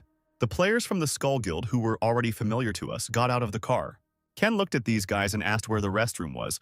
Charles replied that he was going there himself so they could go together. Charles asked Ken when he came out that he was the guy they were supposed to escort. Ken was interested in the players who came, but Charles said they had to go in soon and they could talk on the way back. He continued that the others don't know that they are on the same side, so first of all, they shouldn't be seen together inside the dungeon, but they won't be far from Ken. Ken began to think about the mission when Charles mentioned that it was very likely that they would be ambushed on the 2nd level, and that if they started killing each other from the start, it would be difficult to clear the dungeon. Charles told Ken not to worry too much and just trust them, because they know how to do their job. Ken said that he would trust them and do what they said. Then Charles suggested that he go into the dungeon first so as not to arouse suspicion among the others. As soon as Ken moved away, a wicked grin appeared on Charles' face, and he decided that Ken would be easy to deal with. Already in the dungeon, a notification about the goblin arrived, and Charles said that the clearing condition was not that difficult, and they could split up and move one at a time. And Ken was offered to borrow someone from another group since he came here alone. One of the guys Charles said that he would go with him. Now that everyone was distributed, Charles ordered everyone to quickly kill the goblin and go to the 2nd level. The Skull Guild went one way and Charles's team went the other. Leaving Ken with one player, Charles looked back before leaving. And then Ken realized that the real battle would be on the second level of the game. Mike from the Skull Guild asked with displeasure why they weren't going after Ken now, and what they would do if he died prematurely. The caller who came with them said that he had hired people to accompany him, so there was no need to worry. And it would be too much trouble if Ken just ran away now. Call's last words hurt Mike, and he asked if he was implying that he didn't trust them, since Call decided to go into the dungeon with them. But Call replied that there was no need to be so offended by everything. In fact, Call came here to get rid of Charles and his guys when this was over. Charles asked the team what Ken was doing now, and one of the players replied that he was quite skilled at using the blood poison skill to catch and kill orcs. The players jokingly asked if Charles was too worried because they could easily handle him. But Charles said he was worried about how smoothly things were going. He said that Vincent and Call were not the kind of people who would spend large sums of money for nothing. And then the player asked him what he was up to. The moment he lets his guard down, we'll get him, Charles told his boys. They came to Ken, but he was already gone. Then Charles said that he must have left some traces. Judging by the smell of blood, they had come to the right place, but he was worried that one of his players was not showing up. This alarmed Charles, and he decided that something obviously went wrong. Suddenly, a player from his team shouted and pointed to two bodies. Apparently, Ken and their partner were lying there. Charles ordered that his player be examined first, and that the others should inspect the surrounding area while he was being treated. His neck was injured, and the player told him not to move because he wouldn't be able to stop the bleeding and he should also keep quiet. As he died, he pointed to Ken lying next to him. The player decided that his wounded partner wanted to help Ken, and said that it didn't matter if Ken died, since they were going to give him to Call anyway. Charles asked how things were, but the doctor replied that he was in serious condition and that he could die like that. The whole situation confused Charles. He thought that they couldn't fight each other because they knew they were on the same side. Here he remembered Call's words that this task had nothing to do with his guild, and that it was he who told him not to tell anyone about this mission. Charles realized that Call had also decided to kill them in this dungeon when his partner began to scream that the guy was bleeding. Just as he said that his magic would not help him, suddenly an orc skeleton appeared from under the ground. One quick swing of his sword and the skeleton warrior cut down their healer. Charles realized that the player was intentionally injured because they wanted to get to their healer. They deliberately got rid of the healer, he thought. He told the last player that Call had betrayed them, and that he should have known because the request was strange. Now the remaining players were surrounded by skeletal warriors. Meanwhile, the Skull Guild players were unaware and continued to hunt the orcs. The creepy guy bragged that the orcs kept attacking him, probably because they decided he was strong. But his partner said that it was not that, but rather his terrible smell, and asked him to tone down his cologne when entering the dungeon next time. The player immediately became nervous and said that this cologne costs a lot of money. The partner said that he told this idiot that there are many monsters in the dungeons, sensitive to smells, and now another group of monsters is running towards them. But he replied that he always does his job well, so it's not a problem. One of the monsters ran up to him and jumped on the player, and he, like a real monster, stole it into two parts. Back to the other team. Charles is still alive and he is very angry, asking how he could betray them. Ken is, of course, alive, and tells Charles that for a dying man he is not being very honest, and that Ken is no longer surprised when he sees players who use their power only for their own benefit. But Charles's greed exceeded his expectations. He asked Charles if he was the one who said that each person's value is measured differently. We are shown the night where Call made the deal with Charles, the players discussing how Ken must be special if Vincent and Call are so interested in him. Charles said that Call ordered him to guard Ken, which meant there was something important he wanted to ask him. One of the players said that if they can't kill Ken, then how will their master enjoy this game? And Charles raises his hand and shows his scars, saying that he can play next time because there are many players he can kill. His partner is surprised by the number of marks, and pointing to one scar, says that this is the one in which they killed 3 players at once. And this idiot said that it would be cool if they got more of these orders, because that way they earn more than when they just clear dungeons. But Charles asked him if he thought all lives were equally equal, and he said that everything has its value. As they left, they said that they had to kill with a method that suited the price.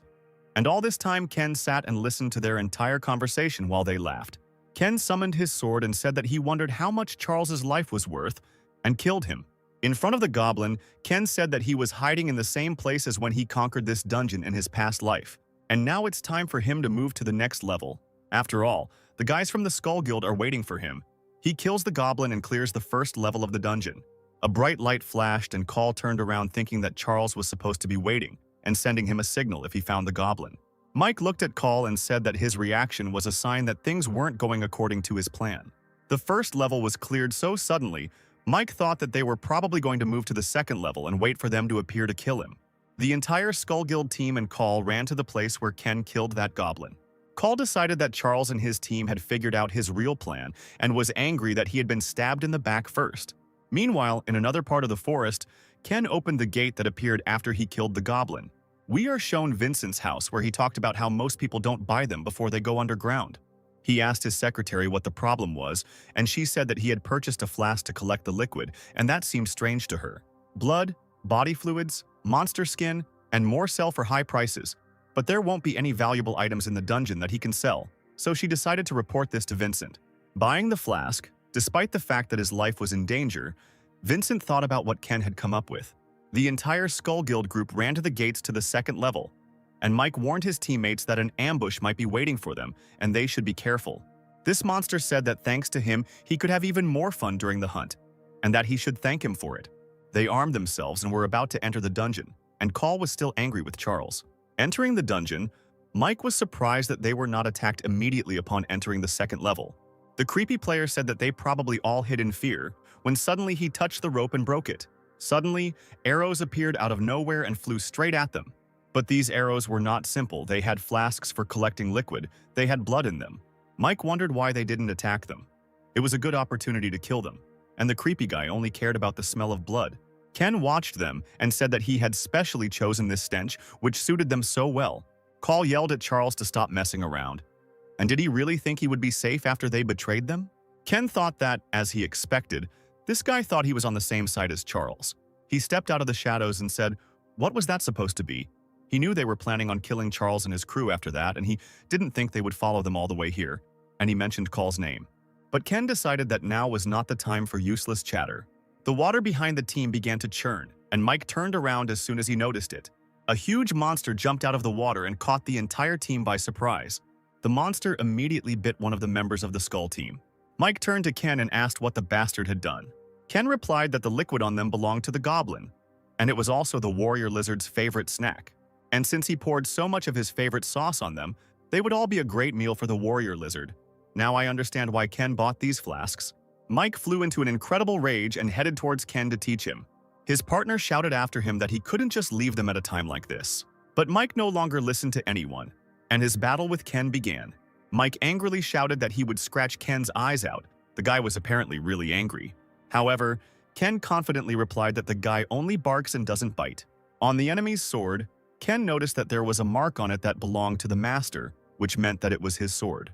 Ken told him that he thought he was a simple guy when he came running here, but it turns out he is a student of a master swordsman. Mike was noticeably surprised when he heard Ken's words. Call wondered where Charles's team was, and Ken wasn't the main problem here.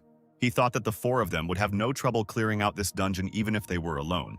While he was standing there thinking about everything, the player yelled at him and ordered him to help him with this monster. But Call kept thinking about what if Charles and his guys showed up here at this moment, when all their forces were scattered. Then it was they who would be dead, and the water monster would stand up to its full height, ready to attack. Ken continued to talk to Mike about how his Nastia must be losing his touch, since someone like him had become his student. Mike was angered by this and swung his sword. Ken was glad that he was giving in to his provocations, but he was definitely experienced. Ken decided that it would be difficult to defeat him with just a sword, so he began to come up with a new plan.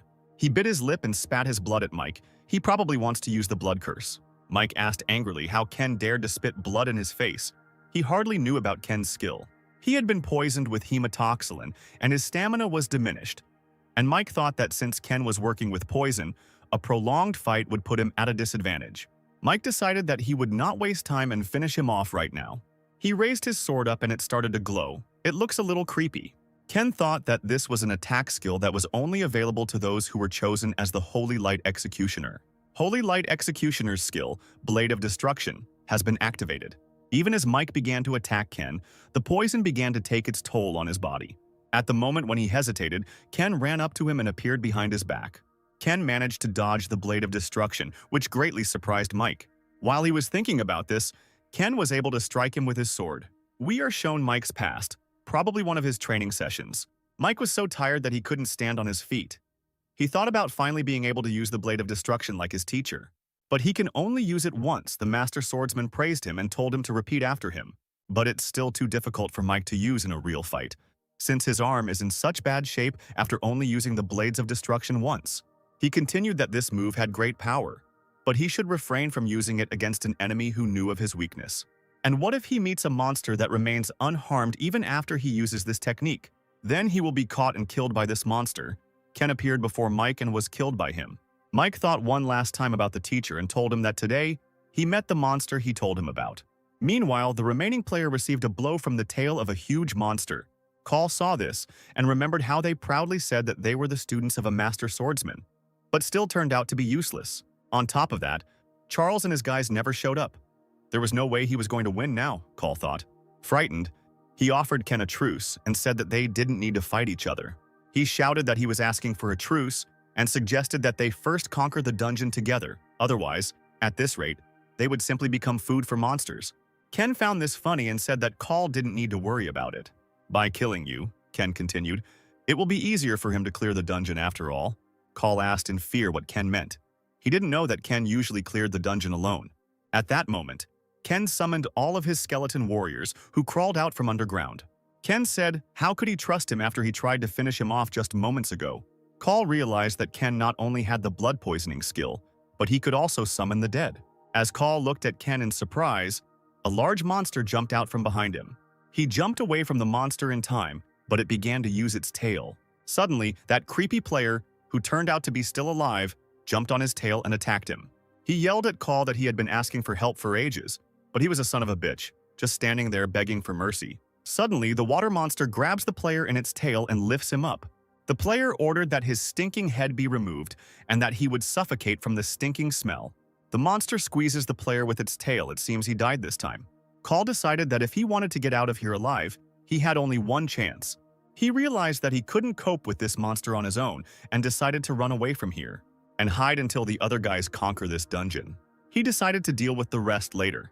Now the most important thing for him was to survive. He thought that he couldn't die here so miserably, and he started to run away. Something ran past him and Call turned to see what was happening behind him. That something turned out to be one of Ken's skeleton soldiers, who had already jumped onto the lizard and dealt the first blow. He inflicted blood poisoning on the lizard. Call was surprised that a skeleton soldier could move like that, and decided that his movement was like that of a high-level player. Besides how strong he was, there wasn't just one skeleton warrior, but 5. And then Call thought about Ken's strength. He realized that Ken had already gotten rid of Charles's team because they never showed up in the end. Call continued to think about how the members of the Devil's Guild were killed in the A+ dungeon. Now that he understood everything, he decided to run away from here and report everything he knew. But for some reason, the lizard continued to run only after Call, completely ignoring the skeletons. The lizard fell to the ground. Thanks to the poisoned blood skill, the lizard warrior's strength continued to decrease. When the lizard warrior fell, Call decided that the skeletons had defeated him and turned around. But turning around, he saw that the lizard was still standing undefeated. Call was horrified and asked why the lizard continued to follow only him, as if the skeletal soldiers were invisible. Ken stood to the side and said that now that Call was distracting the lizard warrior, it became easier for him. He thought that maybe Call didn't quite understand the current situation, due to the time when people could only rely on their level and items. We are shown the past of Ken and his partners. The girl asks why she puts dirt on her body. The man said he didn't know the details, but he had heard that the warrior lizard didn't have very good eyesight. So by putting this on themselves, they will be able to disguise themselves, he finished.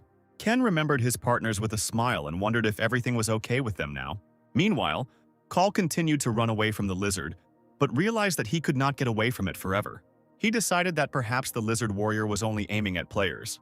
Then he thought that he should not suffer alone, and that Ken should take part in this too.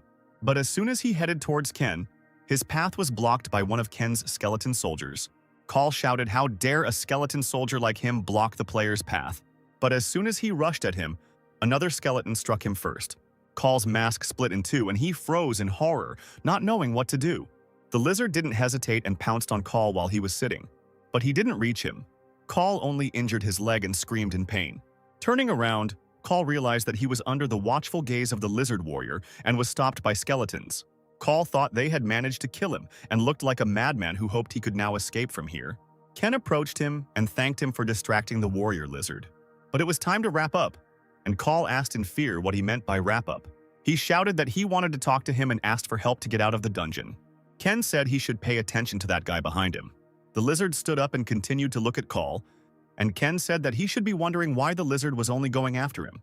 His eyes act as heat sensors, and of course he has no interest in chasing cold skeletons. The lizard quickly rose and aimed at Call, who could no longer run because of his leg. Now we are shown Vincent, who was sitting in his office with his secretary, and they were watching the news which talked about the dungeon and that the Phoenix Guild refused to enter the dungeon. The girl said that a similar problem arose when he was planning to conquer a 6-level dungeon. As she predicted, the public opinion of the Phoenix Guild is terrible, the girl said while scrolling through social media. Vincent said that listening to weaklings was a waste of time, and right now they should concentrate solely on the 6th-level dungeon. An announcement appeared about the objection of the Messiah Guild. The girl came out with an official statement that the Messiah Guild was postponing the entrance to the dungeon. Even the Messiah Guild has postponed its entry, and on the internet everyone is writing about how they support this guild. The guy said it was obvious.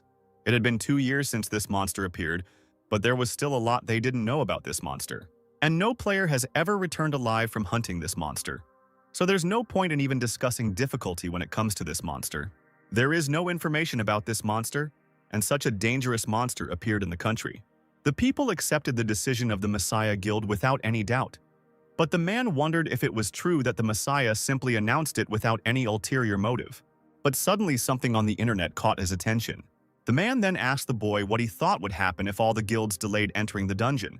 The boy didn't understand what he meant, and suggested that probably all the fearless players would gather, although it might still be difficult to clear the dungeon.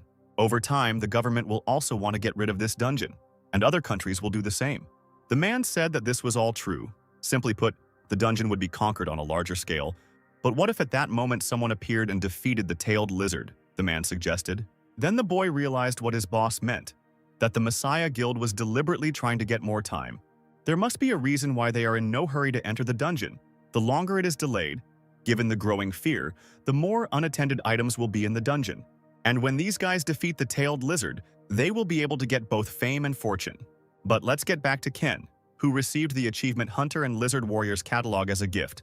Also, his level rose, and the rank of the poisoned blood skill increased, as did the skeleton soldiers. It was all over faster than he expected, thanks to the fact that the skeletal soldiers had no body temperature. But since he got involved with guys who have connections with the Messiah Guild, it will be difficult for him to move freely. Ken took Mike's sword made from the shell of an armadillo. This sword, forged from the shell of an armadillo, is not easy to destroy, rank unique. The weapon that the master swordsman used is not a bad option. Ken handed the sword to one of the skeleton soldiers and ordered him to use it. He walked up to Mike and said they needed to talk and activated his Eye of Anubis. The dungeon was cleared. Ken calmly walked out of the portal when a worker ran up to him and asked what happened to the others. Ken immediately said that they were all killed except him. But his answer did not please the worker, and he asked him to explain everything in more detail, because he still had to write a report and present it to the guild. Ken said he could just write that the warrior lizard was stronger than they thought. He called someone and said that he completed the task as Vincent ordered, and also one of the guys who aimed at him was using a sword of a unique rank that previously belonged to a master swordsman. Ken continued that the master is an important member of the Messiah Guild, as well as the head of the faction. The Japanese faction, Ken said he was sure they were the main branch of the Skull Guild. Other than that, he didn't find anything, but he might be able to get more information if he looked into it better. Having finished the conversation, he said that he would call him back. And as he left the room, he looked at the TV that was standing in the room. It seems it was not for nothing that Ken stood right in front of the TV and told everything he knew over the phone, because there is a camera installed in the TV. In Mike's memories, he was talking to some man. He was telling him that they had taken special precautions because he would be interacting with a person who was being monitored by the guild. He told Mike that he had planted a bug behind the TV so that he would be aware. Ken, of course, found out everything and said that those bastards from the Skull would fall into their own trap. And now the Skull Guild would turn its attention to Vincent. "Speak of the devil and he will appear," Vincent called Ken. Vincent said he had heard that everyone had been killed except him, as luck was on his side, and asked Ken if he had any information for him. Ken said he couldn't find anything else because he was focused on survival, but said he knew where the Skull Guild's main branch was. Vincent asked Ken to come to his house tomorrow because he wants to hear more information. Ken got into the car and drove to the station to storage cell number 19. He thought Owen was a pretty careful broker as he approached the right cell. Ken wondered if Oven knew he was a target too. The list of dungeons that Oven had prepared was already in the drawer, and Ken hoped that the list wasn't too disappointing. Ken took the list and began to look at it in the car. Ken was surprised by the quality of the work. He thought it was no wonder that the Messiah Guild considered him a nuisance. The content of the list and the quality are excellent. It reminded him of the dungeons he conquered when he was a member of the Messiah Guild. Now he finally understands where they got them from. Ken realized that Oven was not their target for nothing. There was a dungeon about an albino lizard egg on the list. Ken didn't think that Oven would have this dungeon too. There is not much information about the albino lizard egg. Even he could not find a source or variations. Ken was intrigued by this dungeon and wondered what might be inside the egg. He thought that he could only find out about this directly. Only Lei has this knowledge, a clue for him to get closer to the truth. He took the radio in his hand and decided, no matter what, that he should be the one to clear out this dungeon. Ken's voice came over the radio in Oven's office. Oven, if that was his real name, was delighted and thought that it was probably time for his first deal with Ken. The next day, Ken was already standing in Vincent's office. He asked Ken if Charles's group in the Skull Guild had died fighting each other. Ken replied that one of them was much stronger than the other members of the Skull Guild. Judging by their sword skills and fighting, there was no doubt that they were related to Japan. Vincent said that some factions have quite a lot of influence in Japan too. Once this dungeon was cleared, he would have to deal with this problem. With these words, he placed the newspaper on the table. He said that since Ken was the only one who came out alive from the dungeon where all the Skull Guild members were destroyed twice in a row, they would start keeping an eye on him. Vincent ordered Ken to refrain from any unauthorized actions until he had dealt with the dungeon and returned. Secretary Kim said the money was transferred to Ken's bank account. Vincent said it was his compensation. Vincent said he would contact him after clearing the dungeon. Ken thanked him. Ken left Vincent's house and slyly repeated Vincent's words about returning from the dungeon. Now that these assholes know that Vincent is supporting him behind their backs, they will soon focus their attention on him and not Ken. Before he got into the car, he thought that he couldn't wait to see Vincent's reaction when they met again. Ken has finished all his urgent matters and can now go against Vincent's warning and act alone. Lee's secretary said on the phone that the preparations were complete, but she didn't know if Ken would accept him. But Oven told her not to worry about it. If there was a problem, he would talk to Ken. While she continued talking on the phone with Oven, Ken was approaching his destination. Secretary Lee told Mr. Locke to get ready, and in response, the man asked her not to call him Mr. Ken stood at the entrance and listened to their conversation while the man whined about how he didn't like being addressed as Mr. Ken recognized the man's name. This guy was from the Phoenix Guild. Ken walked into the room where Secretary Lee and the guy we had already seen but only now learned his name were. The girl said that the examiner would accompany him since he had not chosen a dungeon that matched his level. "If you agree, please sign this contract," the girl said, and invited Ken to ask her any questions he might have. But Ken was thinking about Locke, a player who couldn't be killed, when Ken was the Messiah Guild's tracker. He had eluded him twice, although Ken wouldn't give him a third chance. Ken sat down and said that this was the first time he had heard that he needed an examiner. But if so, that meant he had to go into the dungeon with this gentleman. These words, of course, angered Locke, and he asked Ken if he hadn't heard what he said to Secretary Lee. Ken mockingly apologized, saying that he had heard the entire conversation. Locke got even angrier, called Ken a bastard, and asked how he dared to look down on him, but Ken sat across from him quite calmly. Ken realized that Locke was short-tempered, but ignored it and asked to talk to Oven. The girl said that of course he could talk to him via radio. Ken picked up the radio and asked if Oven could hear him. Maybe he still didn't trust him and his team. Oven answered on the radio, and immediately realized that Ken was probably unhappy with the examiner who would enter the dungeon with him. But Ken announced that this was not the issue, but something else. He asked what would happen if the examiner died during the clearing of the dungeon. Ken continued that no one would notice what could happen in the dungeon. Locke looked at Ken with such a menacing look. Locke looked angrily at Ken and thought that this freak was threatening him in this way.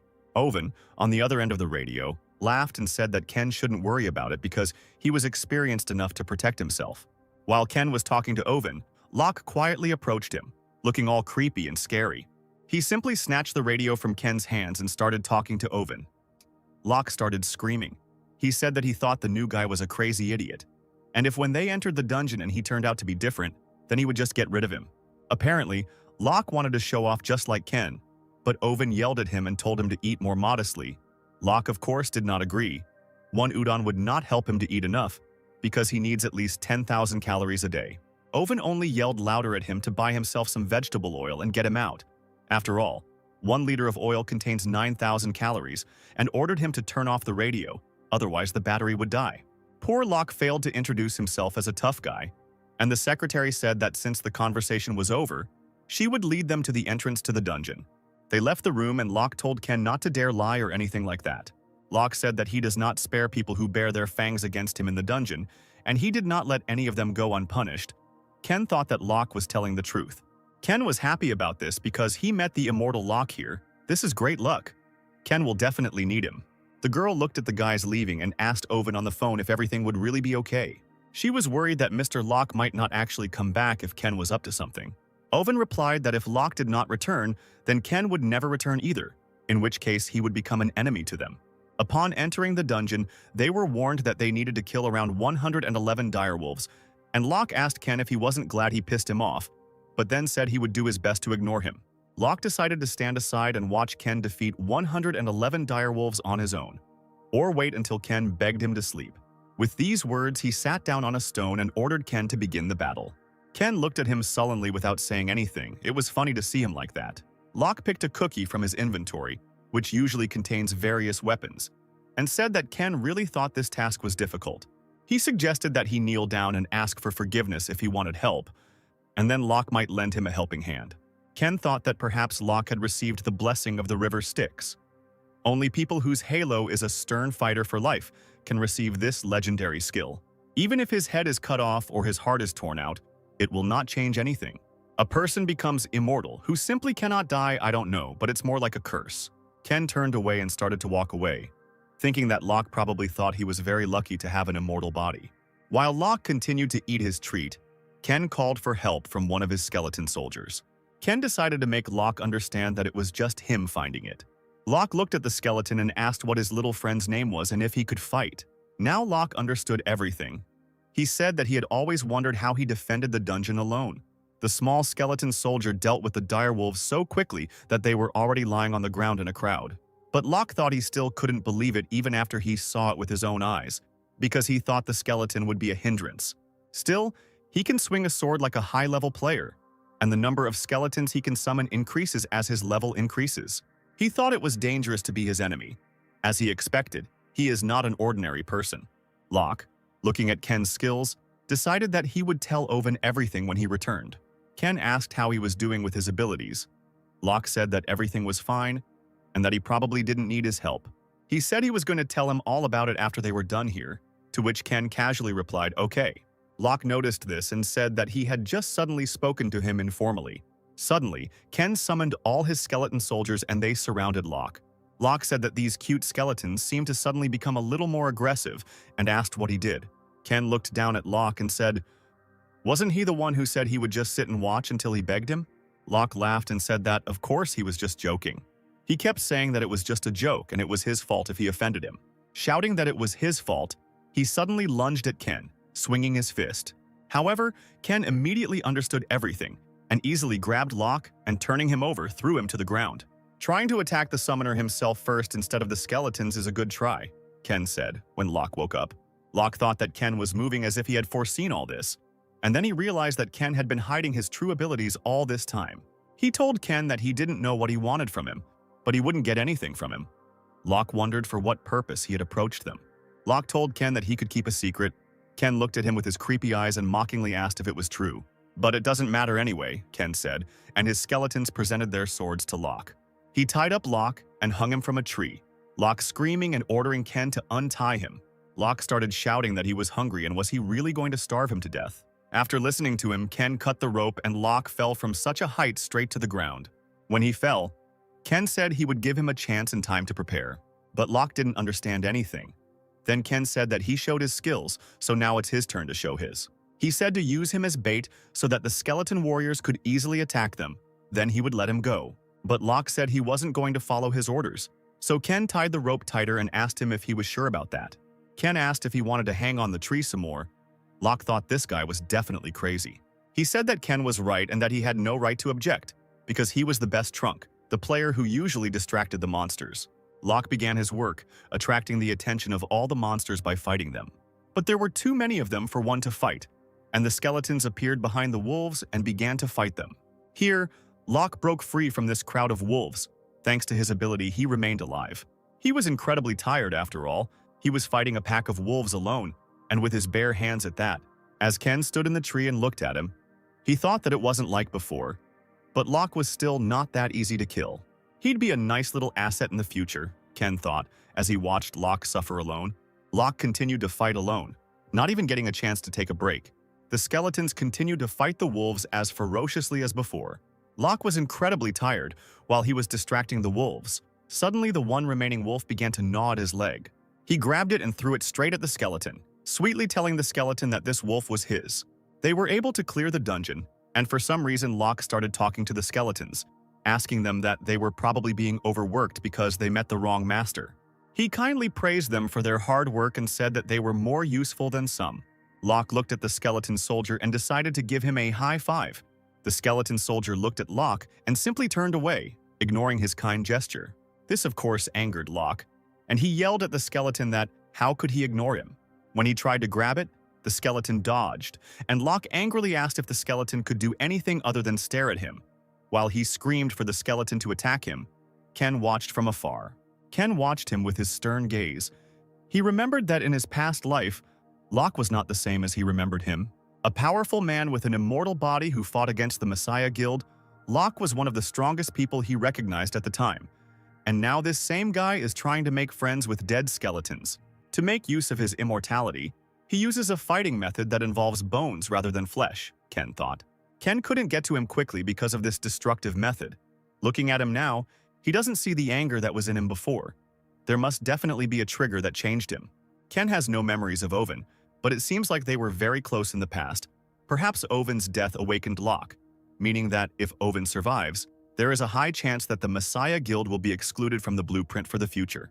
While Ken stood there by the door, pondering everything, Locke looked at him suspiciously, wondering about his intentions.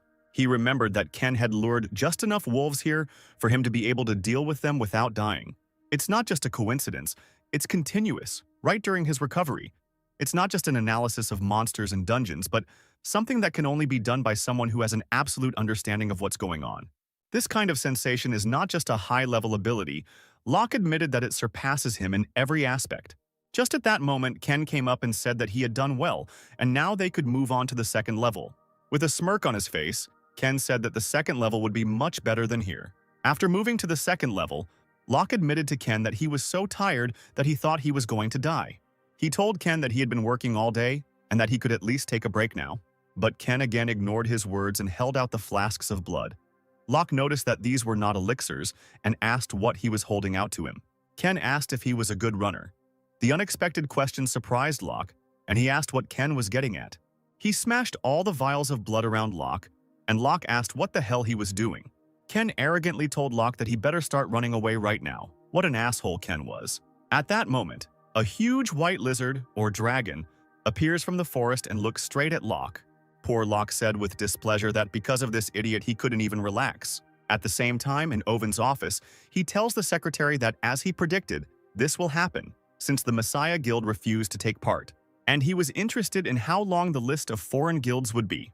The girl said that they had finished making the list this morning. It remained to compare and analyze it. Owen replied that there was still time before Locke returned, and they should hurry. Secretary Lee asked if everything would be okay with Mr. Locke. I don't understand if she was showing her respect by calling him Mr., even though Locke doesn't like it, or if she was just making fun of him. And in the dungeon, poor Locke, running away from a huge monster, wonders why it is chasing only him. Of course, the white monster is also being chased by Ken's skeleton soldiers. Locke thought that although he didn't understand everything, for some reason he knew that he had to act like bait. He turned sharply and stopped right in front of this huge monster. Remembering Ken's words about how it would be more fun on the second level, he got angry and promised that as soon as they got out, he would definitely kill him. The huge monster opened its mouth and rushed at Locke, but he grabbed it and stopped it with his strength. Locke is really very strong, and Ken, of course, watched this battle from afar, standing on a tall tree. I think Ken was also surprised by Locke's strength when he saw him leave such a huge monster. I don't know how. But Locke stopped this huge monster, continued to smile, and said that there was no need to delay this any longer. And one of the large skeleton warriors of Ken ran up to this monster with his sword. The albino lizard was subjected to the blood poisoning skill when the skeleton stabbed it with his sword. Then other skeleton warriors jumped on this huge lizard and also wounded it. Now the blood poisoning skill is activated to the maximum. Locke thought that each of these skeletons looked like they had been individually trained to such a high level that if someone else had been calling on the skeleton warriors, they would have been called in for support or to stall for time. Due to the use of the blood poisoning skill, the albino lizard's health has been greatly reduced. But still, the lizard had some strength left, and when he got up, he looked around as if he was looking for those who had caused him such harm. It was then that Locke realized that she couldn't see the skeleton warriors, so she was only chasing him. And he immediately looked at Ken and thought what kind of magic he possessed. Remembering his words that it would be more fun here, he realized that Ken had planned all this from the very beginning. At that moment, the lizard hit Locke with all its might. Who was already exhausted, he flew back to the tree and literally broke it into pieces. But he rose from the rubble by activating the skill blessing of the river Styx. Locke recovered instantly after taking as much damage as Ken expected him to. True, only Ken was happy now, but definitely not Locke, who was angry that he was wasting calories on this monster. He decided to deal with this lizard as quickly as possible and prepared to attack it. Locke ran up to the monster and started hitting him with all his might. The skeleton soldiers didn't hesitate either and immediately ran up to the monster. Locke realized that these skeletons were using him as bait, just like their master. The two skeletons stabbed their swords into the albino lizard's sides, the blood poisoning skill spreading throughout the albino lizard's entire body. At this moment, when the lizard was most distracted, the skeleton soldier jumped on top with a sword in his hands. The skeleton shot him right in the head. The albino lizard was defeated, and Ken's level rose. Ken climbed down from the tree. He earned the achievement Albino Lizard Hunter, and as a reward, he will receive a catalog. The rank of the poisoned blood skill increased, and the rank of the skeletons also increased, and the messenger of the underworld admired his endurance, and the messenger bestowed his favor on him. Now we are shown other skeleton soldiers fighting the monster, but they couldn't cope with the monster. One after another, they died, and the player thought that if they kept moving back and forth like that, they would all fall down one after another, and he decided that he needed to summon more skeletons. He's leveled up, 50 trolls have been slain, he's earned the Troll Hunter achievement, but he's still not advanced enough to get the attention of the underworld's messenger. The player thought that he was able to kill 50 trolls by himself, but still couldn't get his attention. This made him angry, and he started wondering who this guy was. Meanwhile, Ken and Locke stood in front of the dead lizard. Locke thought how hungry he was to death because of Ken, and told him that if they were finished, they should get out of here. Or is there something left? Locke asked. Ken looked at him and said gloomily that the most important thing remained. He walked up to the lizard's body and, with a sword in his hands, ran the second one across the lizard's stomach. With a sharp movement, he cut the lizard's belly with his sword. Ken reached his hand inside. Finally, it's in my hands, Ken said. The guys cleared the dungeon and they found an albino lizard egg. Ken was pleased with his work. The Messiah Guild went far for what was in this egg, and right now it was in Ken's hands. And now he had a chance to find out what was inside this egg. The egg also surprised Locke, who assumed that all this clearing was to protect this item. He had completely forgotten about the egg, having been running around all day because of Ken, and now he decided to ask what he was going to do with this object. Ken ignored his words. Locke must have been used to being unnoticed. Ken took the sword in his hands and began to break the egg. This greatly surprised Locke, and he told Ken that they didn't know what it was capable of, so there was no need to break it. Inside the egg was a skill page, not what I expected. It turns out that Ken didn't expect this either. Locke was also surprised when he saw the skill page inside the egg. He came across the power of Apophis, the required condition of the messenger of the underworld, the effect of resistance to any type of poison. The king of deadly poison.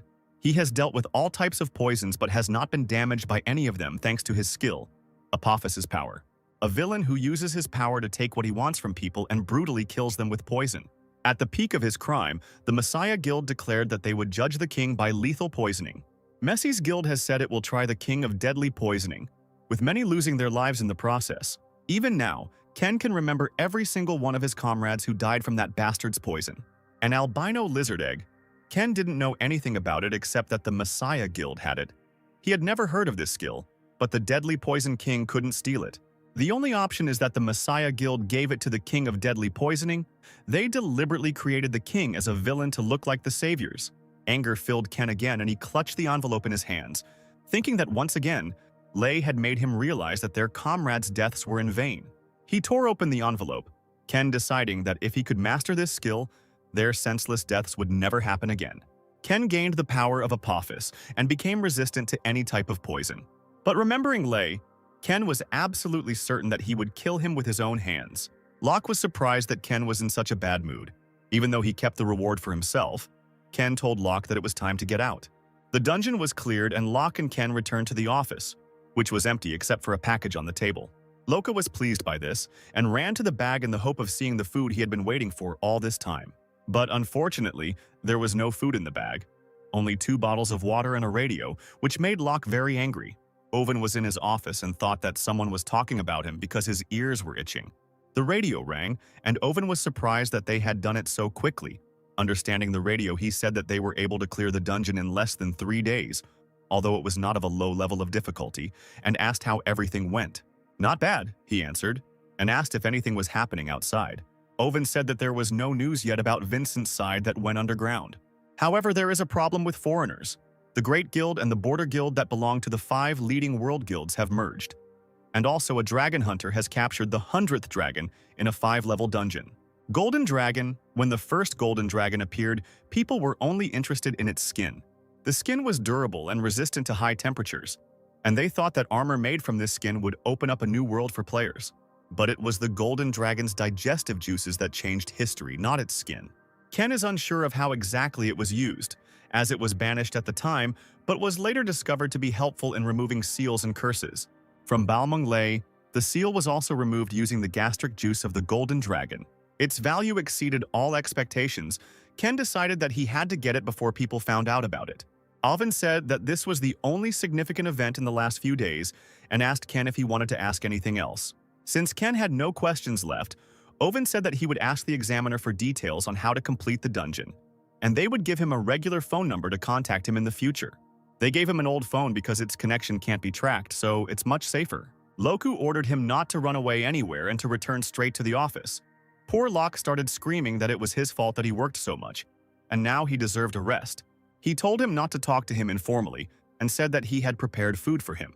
But Locke wasn't particularly happy, and snatching the radio from Ken's hands, he said that 1 dish wouldn't be enough. Before leaving the office, Locke looked at Ken. He looked at him sternly, wondering if he was going to have to hang around with this guy in the future. Ken looked at Locke with the same look, but said nothing.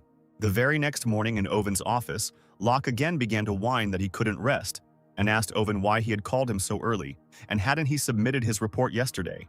But Owen said that he had called him specifically about his report to speed up the process, and threw the tablet on the table.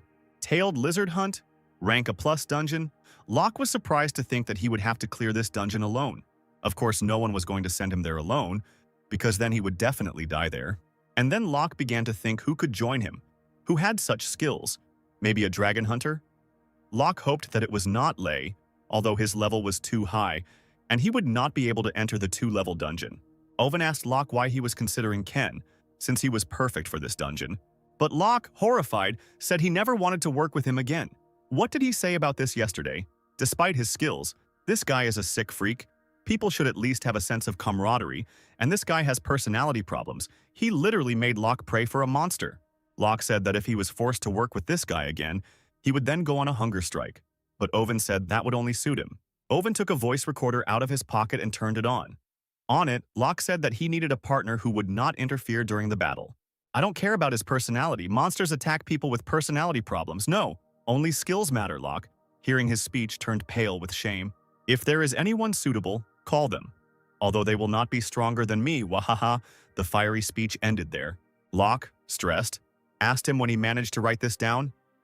No, how could he have kept something like this all this time? In any case, Owen already registered them both and gave them a great bait. "They've already registered it?" Locke asked discontentedly, but he was more interested in what kind of bait they were talking about. But Owen only looked meaningfully at Locke and smiled. Meanwhile, on the abandoned outskirts of the city, Ken sharpened his sword. The blade was badly damaged, and Ken decided he should take it to a workshop. But now he was looking at something else and decided to start with this item. He opened the box and was surprised that Owen even had such an item. Since Ken wanted to kill those guys from the Skull Guild, things were getting more interesting. Ken wants to try using the item when he meets them. But let's get back to Owen and Locke. Locke asked Owen if there was still poison left in the Tailed Lizard's dungeon, and reminded him that the government had already allowed a foreign guild to participate. Owen replied that Locke didn't need to worry about that, since he and Secretary Lee had prepared everything in advance. But first, will it be too difficult for him and Ken to participate in this in the remaining positions? How much money will he spend this time? At that moment, the door to the office opened and Owen sarcastically asked why he needed to spend so much money. Secretary Lee entered the office and Owen asked if she had finished all her work. She replied that the American Guild had finished the bidding, and she also brought the item he had prepared for Ken, and pointing to the case, said that these were the masks he had asked for. In another part of the city, where there was that very dungeon that everyone was talking about, the man complained that the mask was terribly uncomfortable and that it was difficult to eat in it. He looked at his partner and asked if he was okay, to which the guy replied why he was so worried. To this, the boy began to grumble that he had never been worried, ever since he was born. But the guy was definitely worried. Stamping his foot, he thought about how no one returns from the tailed lizard's dungeon. So why is this guy so calm? He began to tease him, saying that even though he said so, he was probably scared. The guy calmly agreed with him. While the guy was jokingly repeating that he shouldn't worry too much, the guy was just thinking about how he couldn't imagine getting to that thing. He told his partner to remember to buy him some meat for the final attack after they were done with this dungeon, and to remember that they were partners in the dungeon. So he can't do that weird thing again like last time. The phone that Owen gave Ken rang, and Ken answered the call. Owen immediately said that he heard about his great performance in the dungeon. He asked Ken if he wanted to take part in the tailed lizard's dungeon. Ken said that he didn't know yet, because just entering it was already dangerous. Owen laughed and said he understood why he didn't like the idea, but asked if he was good at dealing with skeleton warriors. He said he had prepared something legendary that suited him perfectly. Those two guys are actually Ken and Locke in masks. And here's Ken in a mask looking at his inventory, and he notices the undead king. He's been dreaming about this for a long time, and now it's in his hands. Ken has never seen the guy use it before, so he has no idea what effect it has. However, with this, his plan to destroy the Messiah Guild will be realized much faster. A man entered the office and asked the players to prepare to enter the dungeons. The guys got up and headed towards the entrance. Ken thought that he would try out the Grim Reaper mask on the first level. The dungeon has already gathered many players who have received a notification to live in the dungeon for 5 days in order to move to the next level. Not a single player liked these conditions and everyone started complaining. Locke said that it may seem like survival is easy, since they only have to survive for 5 days. But it will be difficult to survive here alone, because there can be countless monsters there. Locke asked Ken what they were going to do, and Ken suggested they do a test first. The word test did not please Locke at all. Rather, it made him even more nervous. After all, he thought that he would have to go through the same thing again as the second dungeon. Frustrated, Locke asked Ken if he heard him in the office and asked if he was going to put him through that torture again. But Ken said he just got a new item, so it's okay to check his actions now. Locke was glad that Ken was going to test the item and not him. Ken suggested finding a quiet place to test it. Deep in the forest, Ken summoned his skeleton warrior. Locke greeted him warmly and noticed that the skeleton had prepared his armor. While Locke decided to play with the skeleton, Ken was looking for something in his inventory. He prepared the Grim Reaper mask. With the mask he can control and connect himself with the undead, Ken put on his mask and got the Grim Reaper mask achievement. Ken's magic power increased, and he thought that was already a good addition. Suddenly, he noticed a thread that connected him to the skeleton warrior. But as Ken said earlier, he had never seen the mask in action, so he didn't know what to do. Suddenly, the thread connected to Ken's nervous system. And opening his eyes, Ken saw Locke in front of him, who had been playing with the skeleton all this time. Locke continued to chat pleasantly with the skeleton, unaware that Ken had already joined him. Suddenly, the skeleton spoke and ordered Locke to remove his hand. Poor Locke jumped back and said in horror that the skeleton had learned to talk. The skeleton soldier began to walk strangely. Locke asked in surprise why he was moving so strangely. Suddenly, the poor skeleton fell to the ground, and Locke thought that he was dead, and began to check with his foot whether he was alive. Ken realized that controlling the skeleton warrior was more difficult than he thought. While the guys were checking the mask, one group was discussing what to do. A guy named Alex said that they don't know what kind of monsters might appear here, so they need to act slowly. He suggested just watching for a couple of days. He thought it would be wise to join forces with others to survive. They looked at the other players and decided that they thought the same thing. Alex thought that anyway. No one here has the same influence as the Messiah Guild, so being with the crowd seems more reasonable. The guy decided to convince the others so that his guild could focus on hunting. Let's get back to our guys who were still practicing the mask. Locke fought a goblin who died immediately after he hit him. He decided that he had worried in vain, because there were only a bunch of weak monsters in this dungeon. Just when he thought he had simply become stronger, the warrior soldier cut down 2 goblins in an instant. Once again, poor Locke's nose was wiped, and he looked devastatedly at the skeleton. He looked back and saw how Ken was controlling this skeleton and thought that he was a real monster. At first, even walking was difficult for Ken, although he still falls sometimes. But just look at how he started running, and even fighting with a sword. Summoning skeleton warriors is no joke, but now he can control them directly. It's too much.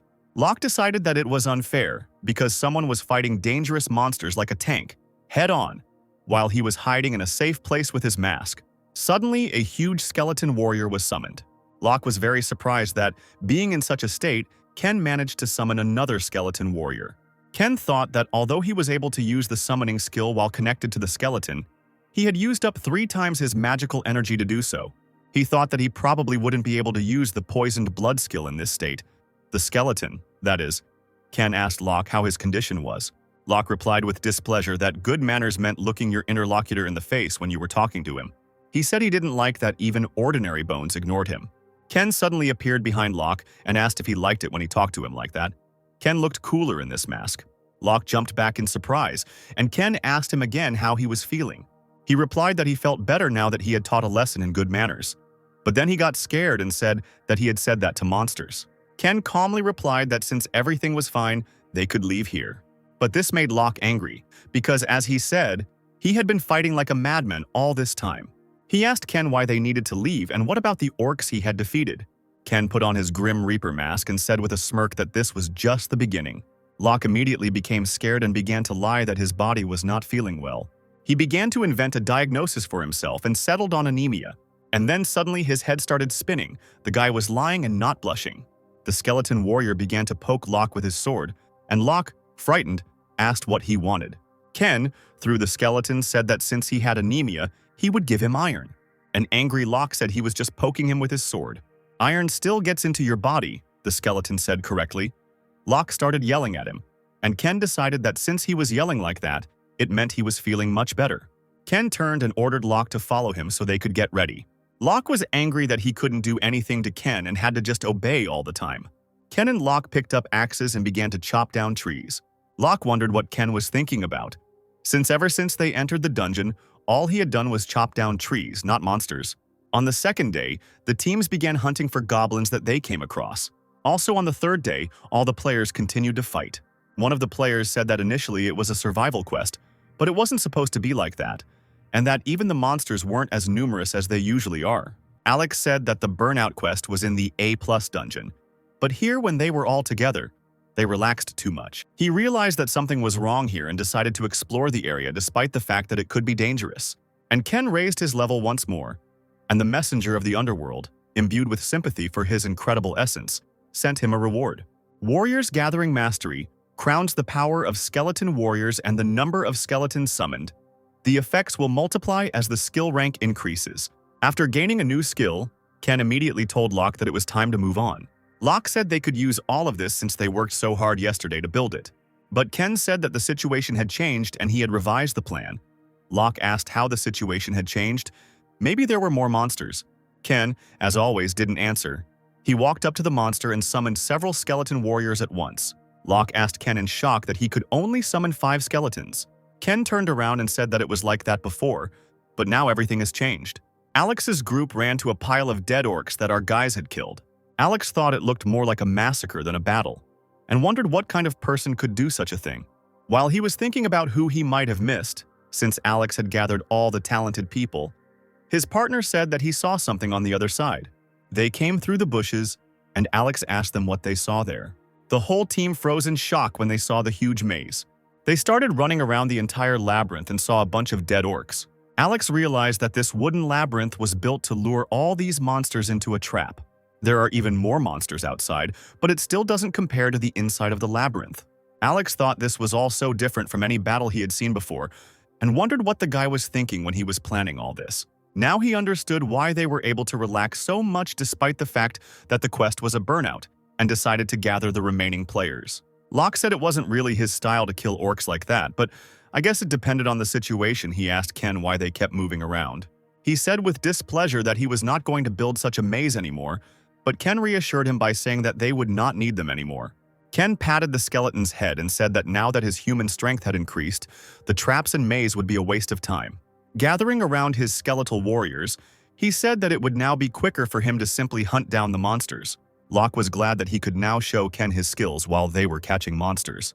Ken pulled out his sword, and Locke immediately became worried, saying that his anemia no longer bothered him, so he didn't need iron. But he calmly turned to Locke and said that he was going to lead him and his skeleton soldiers. Locke said that if that was the case, he was going to give it his all, and he wouldn't care about some clumsy guy running in front of him. But after just a few minutes, we see that Locke is already exhausted and barely breathing. He can barely stand on his feet and, in a trembling voice, asks Ken to slow down a little. Locke, tired from running, asks Ken for a rest. They just started, but he can no longer stand on his feet. One of the skeleton warriors runs past Locke, turns around and looks at him meaningfully, and then he runs away without saying a word about Locke's torment. This made Locke very angry and he yelled at him, telling him not to dare laugh at him. He gets angry quite easily. All sweaty, he began to think about what kind of person Ken was and where he got such endurance from. Although that was not the point. His fighting style was completely different from his. Locke attacks head-on with his bare hands, and as a result his stamina wears down pretty quickly. While this guy attacks his opponent from behind and easily avoids damage. An effective fighting style. Sadly, Locke also wanted to learn this style, since it was more effective. Ken turned around and looked at Locke, who was still lagging behind, and asked him what was the matter, and mockingly asked if he wasn't going to show his abilities to him. Locke wasn't particularly happy that Ken still remembered his cool line he said earlier, and of course he had to repeat that he intended to prove his strength. A bunch of monsters were heading towards them again, and Locke ran straight towards them. Locke thought that he had to do it, even if he had to die again because of it. Ken watched from afar as Locke fought, and thought that if this was the Locke he knew, he would definitely use the moves he showed him. Until now, no one could guide him, so he only believes in his immortal body, and mindlessly rushes into attack. This is an ineffective fighting style. Well, if Locke listens to Ken, he will become more useful to him in the future. But Ken decided not to wait for Locke to gain experience, but to make it useful himself. Today is already the 5th day of survival in the dungeon, and there are only 24 hours left until the end of the quest. Already exhausted, Locke wondered why he was taking the survival quest so seriously. Their level increased. Locke looked at the unperturbed Ken, who was checking his inventory, and thought, maybe he lost something because of the monsters. That's why he was so cruel. The messenger of the underworld took a liking to their impetuous nature and sent gifts. And Locke began to shout that it was too much work for one man, for he had been working 8 hours straight. Ken stopped him, saying that it was time for them to rest, and Locke's expression immediately changed to a happy one, and he asked where they would sit. The long-awaited break that Locke had been waiting for had arrived, and he began to eat everything in sight when a skeleton approached him. He immediately offered the skeleton one of his bars, even though the skeleton soldiers were dead. Locke held out the candy bar and told the skeleton to come up to him and hold out his hand, and then he would give him the chocolate bar. Surprisingly, the skeleton soldier actually extended his hand, and Locke was surprised by this too. Locke was delighted and said that now the skeleton had decided to open up to him after all. He immediately turned to Ken and asked if he had seen it, and told him that this was what was called camaraderie. Locke was so touched by this that even a tear appeared in his eyes. How could he be so naive? Then he remembered Ken and asked him if he was hungry, but then he noticed something. The skeleton brought Ken the candy bar he asked Locke for. It was then that Locke realized that Ken had been controlling the skeleton all this time, and this made him angry. Ken looked at Locke with a grin and said that he wanted to know what so-called camaraderie tasted like. Locke was yelling that Ken was telling him he did a good job, but instead of buying him food, he was stealing it, and that if he liked free things so much, he would quickly become bald like Oven, whatever that meant. These words caught Ken's attention, not because he was worried about his appearance, but because it was the first time he had heard anything about Oven's appearance. Suddenly, the boys heard a noise from another part of the forest and turned to look at it. Locke said that this could be a distress signal, since there is not much time left until the end of the quest. He said they had dealt with quite a few monsters, but there were probably still some left, but Ken said it wasn't a distress signal. Locke was surprised and asked Ken what kind of signal it was. Ken began to explain that after the survival quest on the first level, they would be moving on to the second level, and so they were gathering the players to decide in what order they would hunt the spiny snake. Locke said with displeasure that it was not enough for these guys to unite their forces, they were also deciding in what order to hunt. Locke considered them arrogant. Ken calmly replied that of course they would be confident, because over the past 5 days they had allowed the players to relax. Having opened the catalog, Ken decided to check it and only then move on. Ken pulled out a gold envelope from the catalog, and Locke was very surprised by this. This is the main skill that John George used. Ken smiled when he saw this envelope. Ken got the skill of corpse explosion. The effect is that if the player enters the manual into the monster's body, it will explode at any moment, and all the players gathered together and listened to Alex. Alex climbed onto a large rock and shouted loudly, drawing the players' attention to himself. He began to say that since all the survivors had already gathered, they could begin. Alex continued that in a few minutes the survival mission would be completed, and they would move on to the next level. The Union, including its guild, will try to attack the spiny snake first. Locke looked at Ken and said that everything was happening as he said, and was surprised that they actually decided in what order the players would start entering the second level. Alex said that since there were no longer any objections, he decided to warn the other players. He warned that if they interfered with their hunt, he would kill them immediately. Locke whispered to ask what they were going to do now and if Ken had any plan. Suddenly, the man standing next to him abruptly pushed Locke away and told him to listen to Alex. This, of course, pissed Locke off, and he thought that this guy was crazy. He wanted to attack this lunatic, but Ken immediately stopped him and shook his head. Ken stepped forward and raised his hands, calmly wishing him luck. This calmed the man down. He looked at them approvingly and began to walk away into the crowd. Locke didn't understand why Ken stopped him and said that he could have stopped him. Ken said, "Can Locke really stop all the participants?" He noticed that they had a red ribbon tied around their forearms, showing that they were on the same team. Most players have that red ribbon tied to their arm. Locke would hardly have noticed it at the start, but here he lied and said that he had noticed it, but still realized that this was the reason everyone had kept silent. He said that everyone had these ribbons and asked Ken if that meant they had no chance against them. Ken smiled suspiciously and asked his partner if he really thought so. The players completed the survival quest and entered the second level, where a huge, simply monstrously huge snake was already waiting for them. We see only part of it. As you already understood, it is simply impossible to see the whole snake at once, because it is of unrealistic size. The players who are hiding behind the trees look like babies in front of this monster. We see how scared the players are. I think as soon as they realized how big it was, they immediately regretted their red ribbons. This serpent of terrifying proportions towered over the trees, and its glowing eyes were terrifying, not to mention the spines that protruded from its head. At the moment when everyone was hiding near the trees, Alex shouted to his players to start attacking this monster. At first, the sorcerers used their magic to hold him back, and all at once they began to attack the snake. The snake's head caught fire from the blows of the mages, who continued to aim at the huge monster. Ken and Locke watched this battle near the cliff. Locke asked Ken if they were just going to stand there and watch while they caught the spiny snake at this rate. But Ken was unwavering. He watched the battle without emotion, and told Locke that they would not be able to catch her. Locke was surprised by Ken's confidence and asked why they couldn't catch this monster, because with such a number of people, wouldn't that be enough? Ken asked Locke what he does when he encounters a monster. The first thing Locke said was that he first tried to attack it and hit it, because he doesn't know what it's capable of. It's hard to deal with unexpected developments when you show everything you can do at the very beginning, Ken agreed, and turned his attention to the ongoing battle. He pointed to this huge, spiny snake and asked if he would give it the same blow. Locke froze for a moment, and it was clear from his face that he didn't understand what Ken meant. After a minute of silence, he said that of course it was better to get rid of her right away, with such a crowd of people. Ken said it would be easy, of course, but if it was such an easy task, why has no one conquered this dungeon yet? Did they lack the manpower? All those who failed lacked the human resources, unlike these guys, Ken asked. Alex started shouting for them to move in the same direction, but the needle snake suddenly began to run away from the players' attacks. Alex was in high spirits, thinking that if things continued like this, it was only a matter of time before they would manage to catch her. He thought that he could become the first player to catch this monster and clear this dungeon. But here, the skill of the master of the source of knowledge, the rift was activated, probably by these players. A huge snake seemed to be stuck in these piles of stones that appeared from underground. Slightly scared, Locke decided that these players seemed to have prepared everything. They even predicted that the needle snake would escape. But then Ken said that it was all starting. Locke got scared and asked what was starting, because it looked like it would all end very quickly. Ken said with a stern look that the spiny snake never attacked properly. And besides, there were some kind of needles on its body, which was quite strange. Alex started yelling for them to keep attacking the snake and focused on its head. Players continued to attack the head of this terrible monster, one of the most terrifying monsters we have seen. At this point, when everyone was focused on the attack, one of the players noticed that another part of the snake was flying towards them from the forest. She blew that part of the forest apart with her tail, and one player ordered everyone to gather and continue the attack.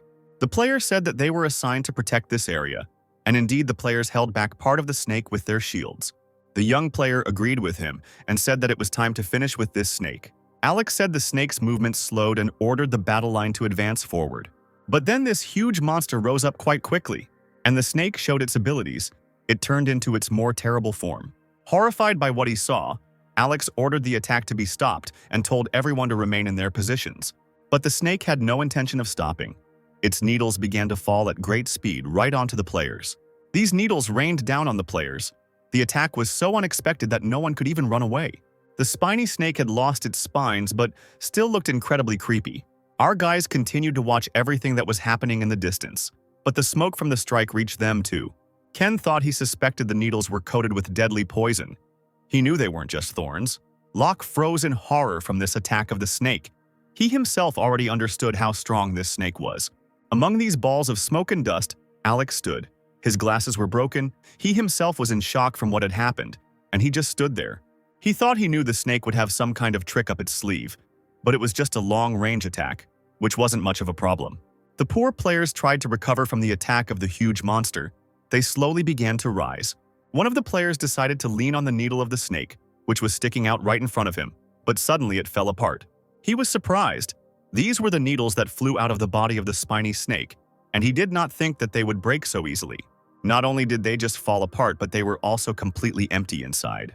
Alex decided to start commanding again despite the previous failure, and told everyone that now the needle snake had no needles left. And what is worth attacking now, before she restores them? Alex did not take into account that not all the players are in the best shape. After all, they were just attacked. All the surviving players got up and went to attack the snake. Alex, confident again, thought that if they needed to kill a snake or something else, they just needed to leave it all to them.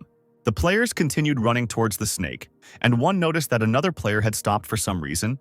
He told him to stop fooling around and keep running. The man fell to the ground and began to choke. The brew Ken was right about the poison. One by one the players began to fall to the ground, and the man also began to cough and fell. The players were poisoned by a spiny snake. Others immediately stopped and warned those behind that there was poison in front. The man turned and told Alex that the damage was severe, and most would not be able to get forward. Alex froze in fear when he heard about the poison. He clearly didn't expect that. How the hell did this happen? There was nothing to indicate that they had been exposed to poison. Alex continued to think. And then it finally dawned on him that the spikes were laced with poison. For some reason, one of Ken's soldier skeletons was hanging on a tree. Suddenly, Alex stood still while everyone continued to run away when they realized the poison was deadly. Ken watched everything that was happening through the skeleton. The poor players screamed in fear and begged for help. The picture was quite unpleasant, and Ken watched everything sadly and thought that it was all disgusting. Locke impatiently asked Ken what was going on. Ken told him that everyone had died because of the poison of the spiny snake, and their plan had failed, and they were now retreating. Poison, Locke said loudly. He asked Ken if those things that came out of the snake's body were spikes, right? So what does poison have to do with it? Locke realized that these thorns were laced with poison from the very beginning, but Ken said that wasn't the case. Before the massive attack, the damage dealers in the rearguard had already taken damage. If the spikes were laced with poison, the dealers would have taken damage first, not the tanks with high health. So what the hell happened then? Locke asked. It was still not clear why everyone was poisoned by the venom of the spiny snake. The voice said that he thought so, that their attack was too smooth. It's not for nothing that they call it a deadly snake. Locke asked what they were going to do, join those people, but Ken immediately said no. He said that since they had already found the hidden cards of this snake, it was their turn to make a move. Ken stood up and started walking. Locke asked him what he was going to do and told him that going there would be madness. But Ken said he was going to go to the spiny snake alone and told him to wait here and get ready. What a relief, Locke thought, but immediately shouted at Ken that he was not here to follow his orders. Then Ken decided to joke with him and said with a grin that he could go to the snake with him. He wouldn't mind. All objection vanished at once, and Locke said that he meant that he would deliberately remain there and carry out his orders. There was smoke billowing around the snake, and steam was escaping from the holes where the thorns were. Perhaps this was poison. Ken stood by the tree and thought that the poison had no smell or color and was easy to miss. The players must have let their guard down. Now he understands why all the attacking groups were quickly defeated. They had already suffered irreparable damage by the time they noticed the poison. But Ken has an ace up his sleeve for this case. Ken activated the power of Apophis. This skill allowed him to resist any kind of poison. The poison of the needle snake improved the poisoned blood skill. Ken smiled when he realized that with the activation of Apophis's power, even the poisoned blood skill had improved. How convenient for our Ken. And then something caught his attention. Ken dropped to the ground and began to check his inventory. He thought that maybe the spear would help him. With such a build, her skin must be quite thick too. He looked through the inventory, thinking about a convenient weapon. He smiled and said that it would be more effective to deal with her this way. It turns out that Alex is still alive. He thought that he had completely lost his vigilance. All the blame for what happened lies with him. Others also managed to survive, and one of the players asked how many people were able to escape. The other replied that he didn't know, and when he ran away he saw about 30 people, but now they were all scattered. The man advised Alex to find everyone he could to help, but Alex refused and said that they should stand here and gather the remaining people again. He said that those who remained there were probably already dead. But the man started shouting that Alex didn't understand that with the remaining people they wouldn't be able to attack again. Alex said that they would only lose more people if they searched for the dead. He decided to reorganize the attack squad and try again. He continued that he himself no longer expects victory, but returning there would be tantamount to suicide. The player started shouting that he was sure some of them were still alive, and didn't they have any choice but to just abandon their comrades. Alex's hands continued to shake as he thought that even if they regrouped and charged again, the outcome was quite obvious. But in times like these, he must keep a cool head, as suddenly the players heard a noise from the forest. They were afraid that the spiny snake had decided to attack them again. Alex shouted for everyone to quickly confirm the location of the spiny snake. One of the players jumped up the tree to see where the snake was, and the players eagerly asked him where the snake was now. The player shouted that they probably wouldn't believe it, but at the moment the spiny snake was fighting the player. They all stand there in shock and continue asking questions one after another. The player in the tree said that everything was as he said. Someone was now fighting a spiny snake, and that if they didn't believe it, then let them come up here and see for themselves. Alex wasn't particularly happy and wondered who could breathe there, since everything there was soaked in poison. While all the players were in shock, Alex thought that it was impossible to get close to the spiny snake because of its poison. They stood in the tree and watched Ken fight this monster, and Alex continued to wonder how he did it. Here he thought that perhaps the poison that surrounded the snake had disappeared, but this certainly could not happen. But even if so, there might still be survivors, Alex thought, and Alex's courage came back to him again, and he said that they needed to go there too. The player said that Alex said a couple of minutes ago that going back there would be like committing suicide. Alex naively assumed that the poison of the spiny snake had disappeared. He thought only of himself. He decided to correct the mistake he had made earlier. He said that since they had gathered here, it was unknown whether they would have another chance to catch the spiny snake. Ken's skeleton soldiers continued to shoot their bows at the spiny snake. But as Ken thought, the arrows couldn't pierce her thick snake skin. However, there is an easy way to bypass this protection. Ken can simply poison her. The snake looked at the skeleton warriors and opened its huge mouth and decided to attack them. Unlike the lizard, it can see them. And when she was distracted by the skeletons, Ken decided to take advantage of this moment and jumped on her back with 2 spears in his hands. The spiny snake was poisoned, a wound the snake could not help but notice, and it turned to look at Ken. There were no more spikes left. Instead, there were many holes, and through these holes, Ken decided to poison the snake. They're like human pores. It must be extremely painful from the wounds Ken inflicted on her.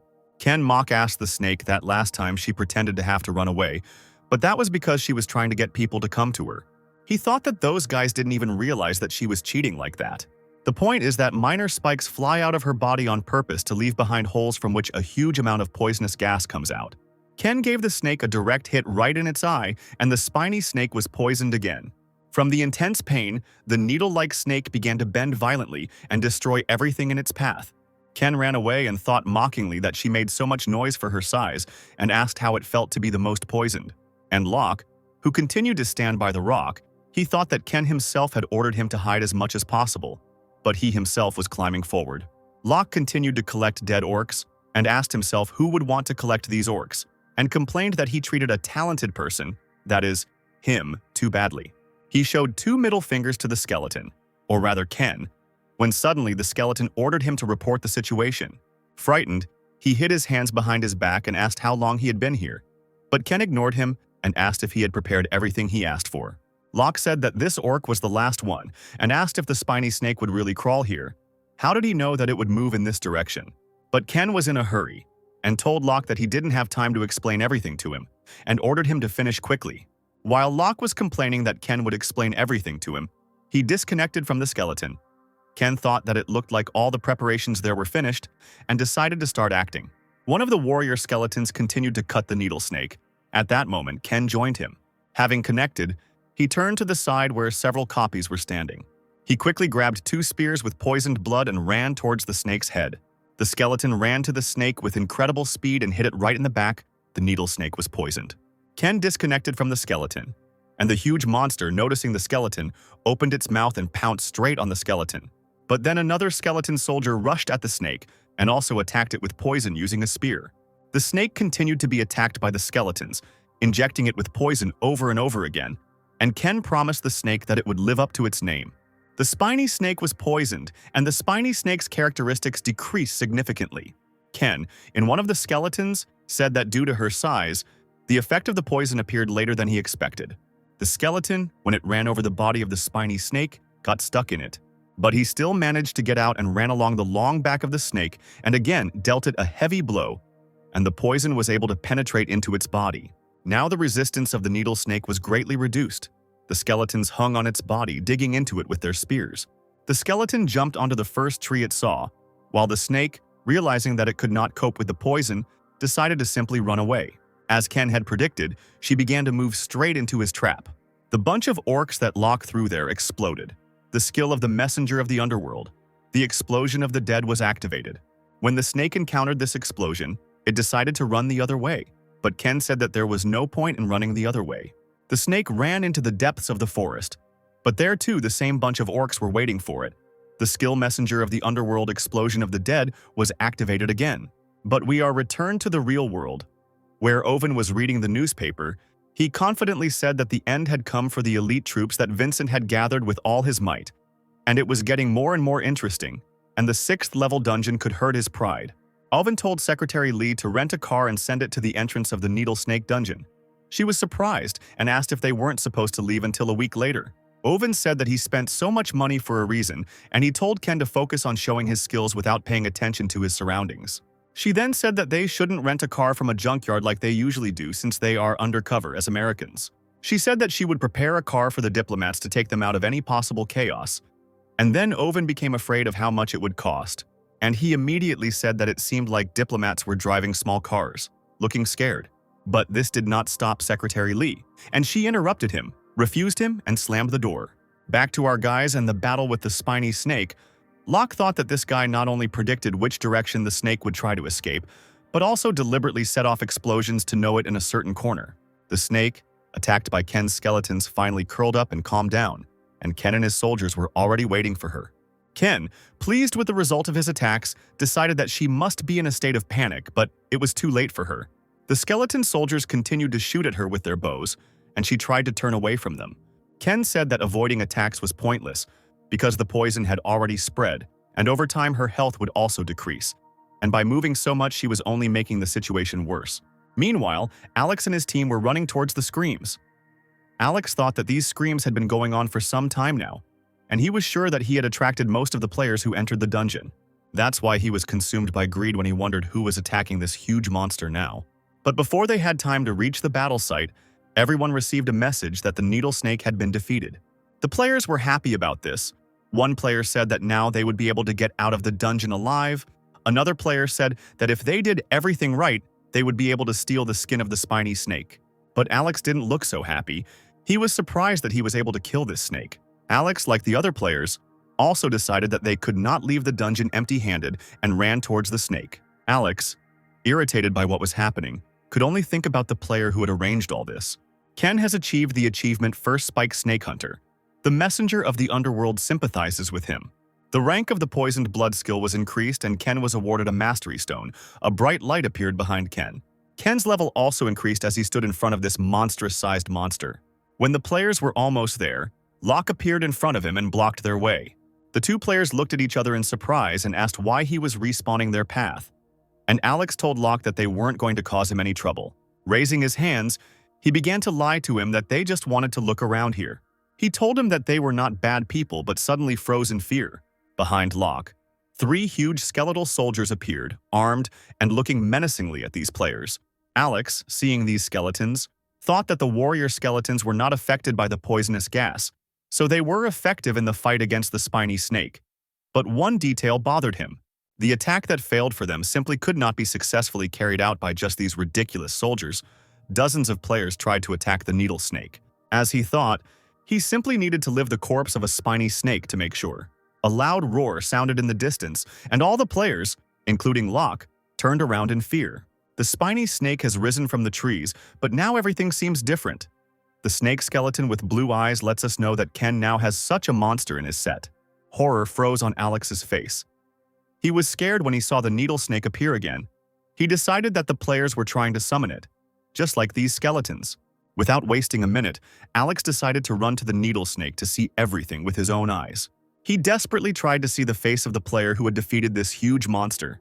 But of course, he didn't succeed. As soon as the guy ran a couple of steps, Locke immediately grabbed him.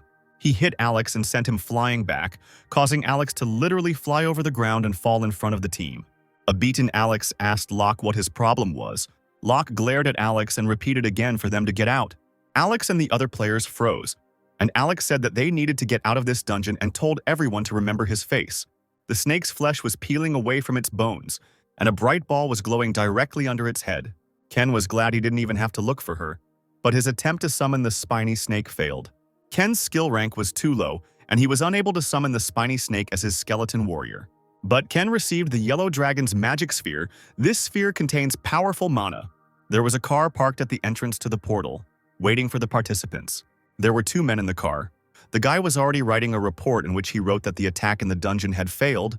The man replied that from the very beginning no one expected that it would succeed, but the guy said that if they succeeded it would be amazing. But the man said that he wanted it all to end quickly, since they had already been hanging around there for a week.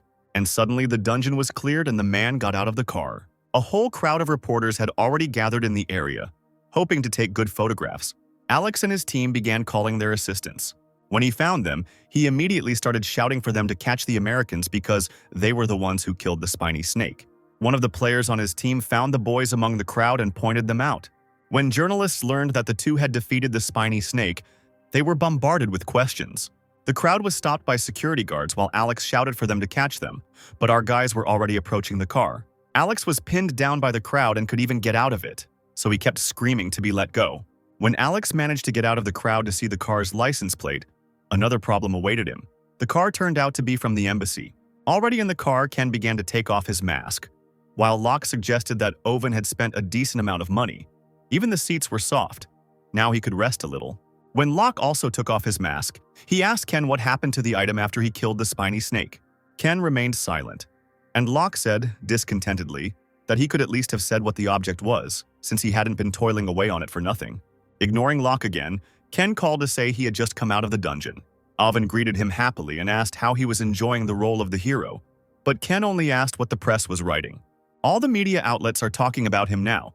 It would be unwise not to take advantage of his current reputation, and if they add weight to this name, he will be able to play on the big stage. Ken decided that this image would really be useful to him to gain authority and enter a special dungeon. He was glad that Owen offered him this image, and he agreed to the deal. Owen, by the way, he said that something interesting happened while they were in the dungeon, and Owen asked if Ken knew Vincent's bodyguard. Jin led the team into a 4-level dungeon, but no one survived. It is not unusual for a player to die in a dungeon, so it did not seem like anything special happened. However, Owen checked some information, and it seemed that there was a spy from the Skull Guild in Jin's team, and he obtained information about the players who were sponsored by the Japan faction. As everyone could guess, the Skull Guild made the right conclusions.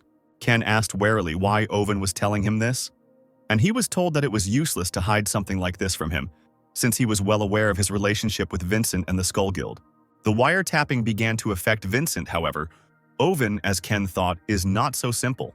The car suddenly stopped, and Ken told Locke to get out of there quickly. Naive Locke came out and asked Ken if Owen had decided to feed them for such hard work. Although even if this was not the case, Locke still wanted the horror as it was. Ken told him that they would transfer to his car. The dissatisfied Locke, who did not fit into the car, began to swear at Owen because he promised him an expensive car, but in the end he was deceived again. Locke continued to complain, saying that he was being forced to drive a shitty wreck, that it looked worse than a junkyard car and was too dirty, and then Ken interrupted him, saying that it was his car. Locke's tone immediately changed, and he made excuses that compact cars were the best in the country because they needed very little fuel, and he began to suck up to Ken in every possible way. Ken remembered that there was a food allowance in the glove compartment, and Ken suddenly became kinder. He said he could take some if he was hungry. Locke wasted no time and opened the glove compartment. Locke's eyes lit up and he couldn't believe it. He was glad that Owen finally took pity on him and gave him money for food. But then reality hit Locke hard when he opened the envelope and a couple of coins fell out. Tired to death, hungry. Locke looked like he had lost all hope. His gaze into the void was so sad, but the situation itself was very funny. For some reason, Alex put a collar on himself, and in an interview he said that our guys attacked him. He wrote whatever he wanted on the internet, but the comments were mostly angry. Secretary Lee said that the mood of the people in the press changed from curiosity to hatred, and this interview in particular worsened the public's attitude. The girl asked if she should begin to carry out the order that Owen had given now, and Owen gave permission. They released their article where Ken went undercover and said that he always admired Lei, their guild messiah, and that he was his role model. And then the internet changed its mind. Some wrote that maybe this guy is not bad, since he takes an example from Lei. Others supported him. Everyone went over to his side when he mentioned Lei. Ken thought that Owen had impressed him, because this move had not only changed the course of events. Now that this statement had been made, the Messiah Guild would not be able to stay on the sidelines. They could try to recruit Ken or at least win his favor. Ken never thought he would use public opinion to lure the Messiah Guild. Ken couldn't wait for their answer and decided that he needed to prepare thoroughly before the Messiah contacted him. And in front of Ken lay several swords. But suddenly Ken received a notification. Urgent news, Vincent had cleared a 6th-level dungeon. This urgent news made him happy. Apparently, he was waiting for Vincent. Vincent was enjoying the attention of the press when his secretary Kim ran up to him. He whispered that she needed to tell him something. Vincent said that if it was not urgent, she could tell him everything later. But she said that it was urgent. She told him that Jean's team, which went into the dungeon, was completely destroyed. He didn't like this news at all, and Vincent called 2 employees over to him. The man quickly announced that the press conference was over because Mr. Vincent needed to visit the hospital for a medical examination.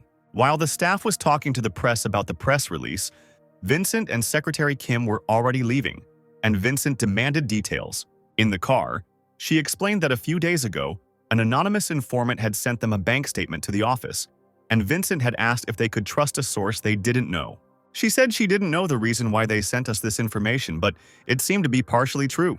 According to the investigation team's report, most of the team members died from stab wounds, so it's possible that they weren't killed by monsters. Jean's team was the only one that went into the dungeon, so other guilds can't be involved. Vincent was completely overcome with anger and said that she meant that there was a rat among his royal guards. Vincent broke his tablet in half out of great anger. He realized that the Skull Guild had deceived them. At the same time, in the building of the Messiah Guild, where the players sat as if at a Sabbath, they decided what they would do with Vincent in the future. Paula said she was going to leave him to the mercy of public opinion, and remarked that it was all a bit late in the day for them to remember. The Master Swordsman said that he is currently working with the Skull Guild, trying to get rid of this mess. But Paula didn't like it. She hit the table and said that now was not the time for rash actions, and asked what happened to the last dungeon of the Lizard Warrior. She said that if he was going to do something, he should do it properly, and she also reminded them about Cole, who was missing and probably dead because he got caught up in his mess. The girl said, "Is he really going to show the whole world their relationship with the Skull Guild? It's not my business to interfere with how he does his job, but it can't be ignored," Paula said. While one of the members thought that Cole didn't even have any special skills, but he had already been mentioned several times, Paula suddenly declared that they could no longer work with the Skull Guild anymore. She said that she was stopping any business related to her, but the Master Swordsman said that he would not accept it, since there was not even a guild leader, and he was not going to obey her decision. But Paula looked at him with a terrible look and confidently said that he did not understand her, because this was the head's decision. The Skull Guild leaders looked at her with displeasure, but said nothing. They stood up and walked out of the building and headed to the car, and one of the participants asked his partner what he thought about it. With a fierce look, they looked back, and one of them said that they could not stand this any longer, and the other replied that it was time for them to part ways with the Messiah Guild. At Vincent's house, Ken was standing next to him. He was blatantly lying to Vincent, asked in surprise if Jean's team was not a highly qualified team, and that he would never have thought that something like this could happen. Still angry, Vincent honestly admitted to Ken that he wanted to create a business with these skull bastards to get benefits. But everything has changed. Now it will be better to destroy them. Silence fell in Vincent's office, a little awkwardly. Ken thought Vincent was more ambitious than anyone else. Within a few years, he would sell all sorts of items to Japan and go into exile. People who didn't know the truth called Vincent a traitor. But the real reason he moved to Japan was because Vincent was afraid that the Messiah Guild would take away everything he had created. He would turn his back on his own country in an attempt to protect his life and wealth, of course, so he would not leave this situation. And Ken said he would become his bodyguard. Ken said that it seemed like he wanted to use him to deal with them, but he didn't want to be abandoned after he was no longer of use to him. Vincent was surprised by this. Vincent thought how this loser could become his bodyguard. He didn't think that Ken would have such an idea. He planned to win him over to his side, even if he had to threaten him. Although his intentions do not interest Vincent as long as he is able to get rid of the Skull Guild, and he said that he is interested in this. Vincent said that Ken said that he could destroy the Skull Guild for him in exchange for his protection. Ken said that he should protect him well if they needed him, and that he himself had something to repay the Skull Guild for. This answer made Vincent very happy, as it was the answer he had expected. Ken left the house and turned around to look at Vincent's house, and thought that now all responsibility for his actions would lie with Vincent. In the office where Ken signed the contract, Ken himself and the company's employees were sitting. The man said that the terms of the contract would be changed to the highest level. Ken stood up and said that he would be under their supervision. How did this Kina become Vincent's royal guard? The employee asked his boss. Since he had joined the guild less than half a year ago, he had built up quite a reputation working here, but he didn't think it was enough to get into the royal guards. The man replied that he wasn't sure, but figured it had to do with something they didn't know about. While Ken was in the elevator, he listened to everything the employees were saying. One of them asked if the others had heard that the traitor was among Vincent's royal guards. Another was surprised how he got there and said that he was probably lucky to get a rare item. The man said that he was even a little jealous of him, although he clearly shouldn't be, because he was probably sucking up to get to the top. And the man those men were talking about was standing behind them. And Ken thought there was no denying that he was lucky. Ken called Oven, and he happily answered his call. He figured Ken must have something urgent to ask him since he found time in his busy schedule. What Oven heard surprised him greatly, judging by his facial expression. A tired Locke, who was sitting in his office, asked what the idiot had come up with this time, but Oven continued talking to Ken. Oven said that it was a bit difficult for him to manipulate the people who ran the guild and were in charge of the dungeon, but he still agreed. He turned off the phone and told Locke that Ken wanted to use fake documents to enter the dungeon, and he assumed they would find out soon. Locke yawned and asked why he was helping him, even without knowing all the details and whether he had really come to trust this Ken completely. Oven said that he doesn't believe in people and is just trying to figure out which direction he is holding the sword in to determine whether he is with them or not. All the dots over the I's will be placed when they find out his ultimate goal. Two men were sitting in a car, and one asked the other if Ken was going to destroy the Skull Guild, and he agreed. It seems that Vincent is set to declare a full-scale war on the Skull Guild. Most of the Skull Guild members are entering the dungeon today, so this is a great opportunity for Vincent and Ken, the man continued. However, they cannot rule out the possibility that Ken created his own team or is using fake documents. But the man with the scar said that he didn't care about it, as long as Ken went into the dungeon. Ken approached the tent where the two reporters were and introduced himself as Louis. The man asked Ken if he came here alone, and asked him to sign some papers and said that they were not giving a dungeon briefing. Instead, he could read this. Ken thought that even though it was a D-rank dungeon, it could only accommodate 60 players, and it seemed like the dungeon management wasn't very responsible, so it was the best place to deceive people. No, he already said this, but this dungeon is obviously a trap for Ken. In front of Ken's car, the headlights of two cars parked opposite him turned on, and several people got out of the cars. When they got together, Ken was surprised to see these guys, because he expected experienced people. But this guy, Oven, was surprised when he saw Jan's name on the list. Secretary Lee said that she also checked the list and she thinks he joined the dungeon under an alias. This caught Locke's attention, and Oven said with displeasure that this was the same dungeon that Ken went to. Unsuspecting, Locke asked who Ian was. A troublesome guy from the newbies with a level below 50, he is one of the Knights of the Round Table. Oven said that they screwed up. Jan is a member of the Messiah Guild, the one who looks like a big gorilla. Ken didn't think the Messiah Guild would send Ian away so soon. Come to think of it, this guy is one of them, a Knight of the Round Table, a group of players who wield legendary items related to the legend of King Arthur, as well as those under their command.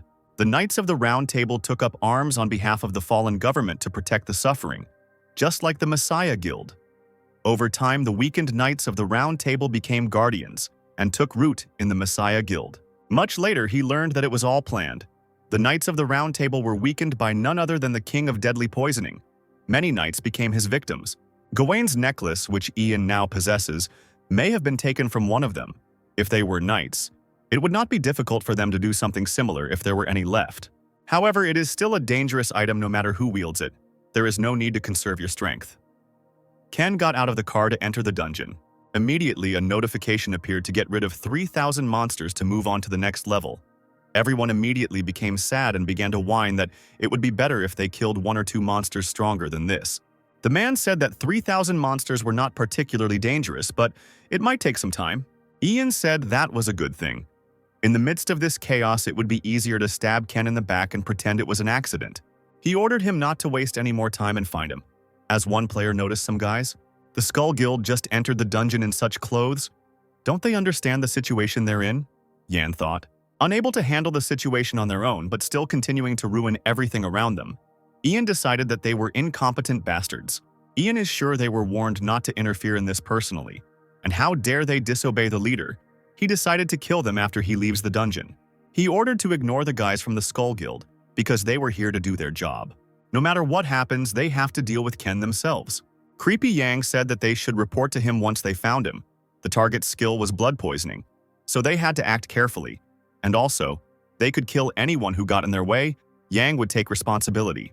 One player was running through the forest and he thought he didn't know they were going to attack the Skull Guild on level 1. He hid behind a tree when he saw Vincent's royal guards. He didn't know that they had also entered here. In front of him, people from the Skull Guild were fighting with skeleton warriors. He decided that someone had brought a necromancer with them. He continued to wonder why he still hadn't seen Ken when something rushed past him. It was Ken who suddenly appeared behind the player. He looks quite menacing. Ken immediately dealt him the first blow, and he fell and began to justify himself, saying that he had nothing to do with the Skull Guild.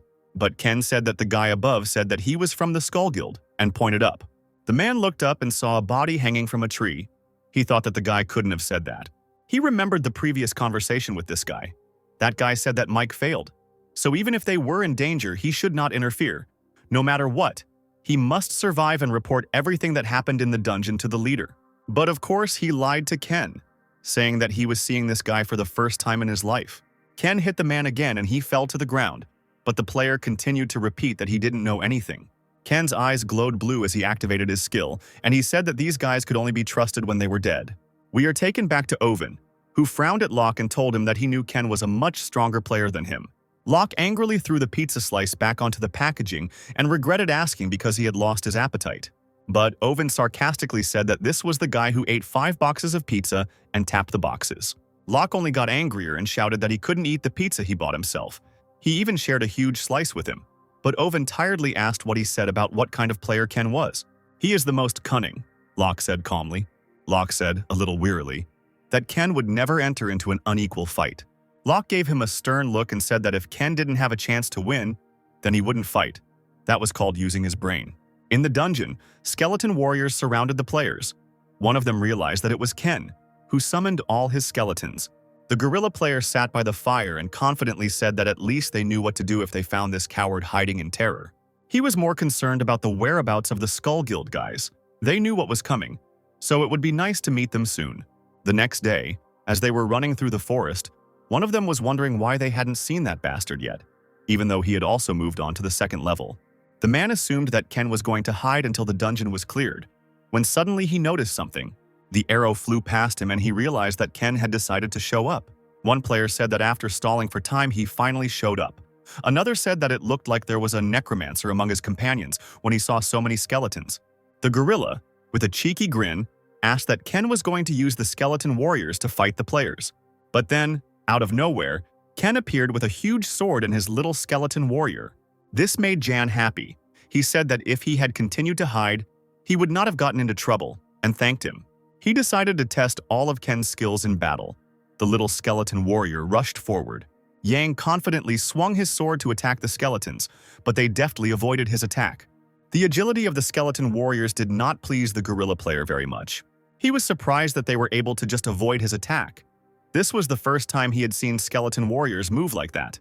And Ken, at that moment when the gorilla player was distracted, ran up to him. Ken's fierce gaze suddenly appeared in front of us. He was holding his sword in his hands. But before Ken could raise his sword, the gorilla player stopped him with his sword. In front of this monster, Ken looked so small, not saying anything about the difference between their swords. Ken knew that Ian was strong, but it turned out that he was not only stronger but also faster than he thought. By lowering his sword, Ken was able to turn away from the gorilla's attack. But this act did not amuse Jan much. He sternly asked Ken why he made him wait so long just to show him this. Ken jumped back and realized that he was a strong opponent. It was not easy to fight him. Unlike his previous enemies, it was not easy for Ken to fight him, save his strength, and remain cool at the same time. A notification came from an immortal fighter who was interested in this battle, and the gorilla asked jokingly if Ken had seen the notification from his patron. There was also a notification from the messenger of the underworld who was also interested in this battle. Yang said that he only receives such notifications when he fights worthy opponents. Ian realized that Ken had also received the attention of his patron and decided that he could get a good reward if he killed him. Ken remained silent and glared at him. Ken thought it would be difficult if things continued like this. And then Oven said that he had asked him to eat properly, but that they should stop here. But Locke said that it was not such a problem. Oven didn't understand what Locke meant by it being no big deal. Locke said Oven was worried about what kind of player Ken was. We were taken back to the dungeon where Ken stood next to his skeleton warriors. A dark aura enveloped him, and Ken's eyes lit up as they usually did during his battles. This unpleasantly surprised Ian, who thought that these skeletons were summoned by his partner. And after counting the skeleton soldiers, he asked Ken that he was saving his strength just to fight him. Ken, of course, didn't say anything.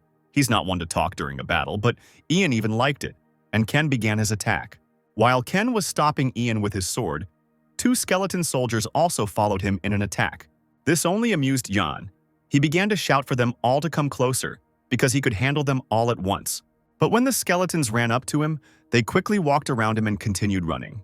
Then it dawned on him that Ken didn't need him at all. The skeletons began to fight with his team. One of his teammates called him over and shouted that there were too many skeleton warriors and they couldn't handle them. Ian was angry that his team was so useless and asked Ken what kind of cowardly methods he was using. Ken just laughed at him and asked mockingly if that was the dog that just barked. He continued to tease him, saying that it was more like a puppy, since he was not even able to comprehend the situation he was in. Our Ken was playing a dangerous game. As expected, the gorilla player got angry and warned Ken that he was messing with the wrong guy. Ian activated the effect of Gawain's necklace, the Sun's Blessing, one of the prized items of the Knights of the Round Table. This didn't surprise Ken. He probably expected it earlier. Suddenly, skeleton soldiers appeared behind Jan. I think he decided to attack him from behind now. But the power of the necklace worked and he quickly turned and attacked our skeletons.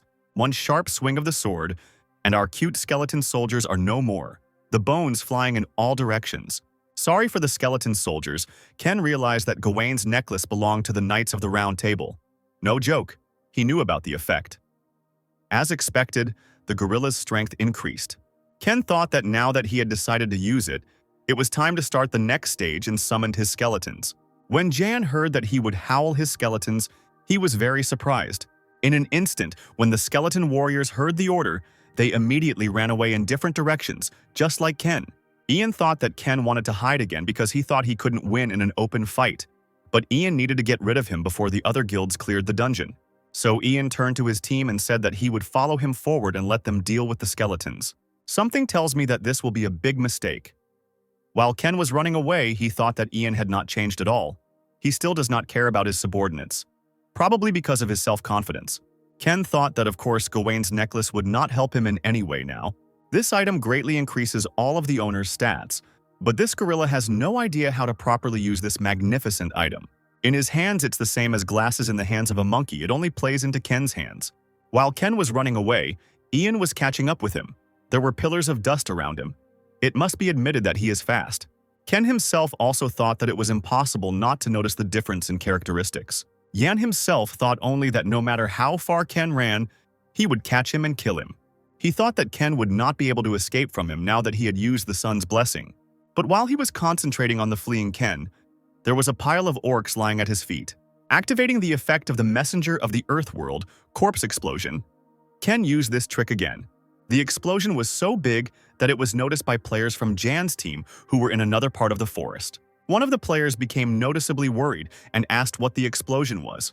But another player immediately told them not to panic, because their commander could not be defeated with a simple explosion, and that they needed to quickly get rid of the remaining skeleton warriors and join before he could finish the sentence. Something flew at him. The arrow.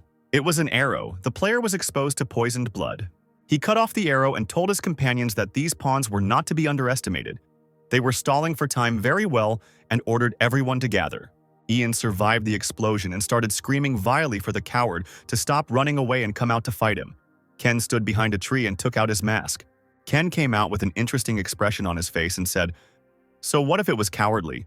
It was obvious that he would lose to him in an open fight," and teasingly said that if he wanted to catch him, then let him run faster. The trick worked, and Jan thought that when he caught it, he would tear it apart with his bare hands.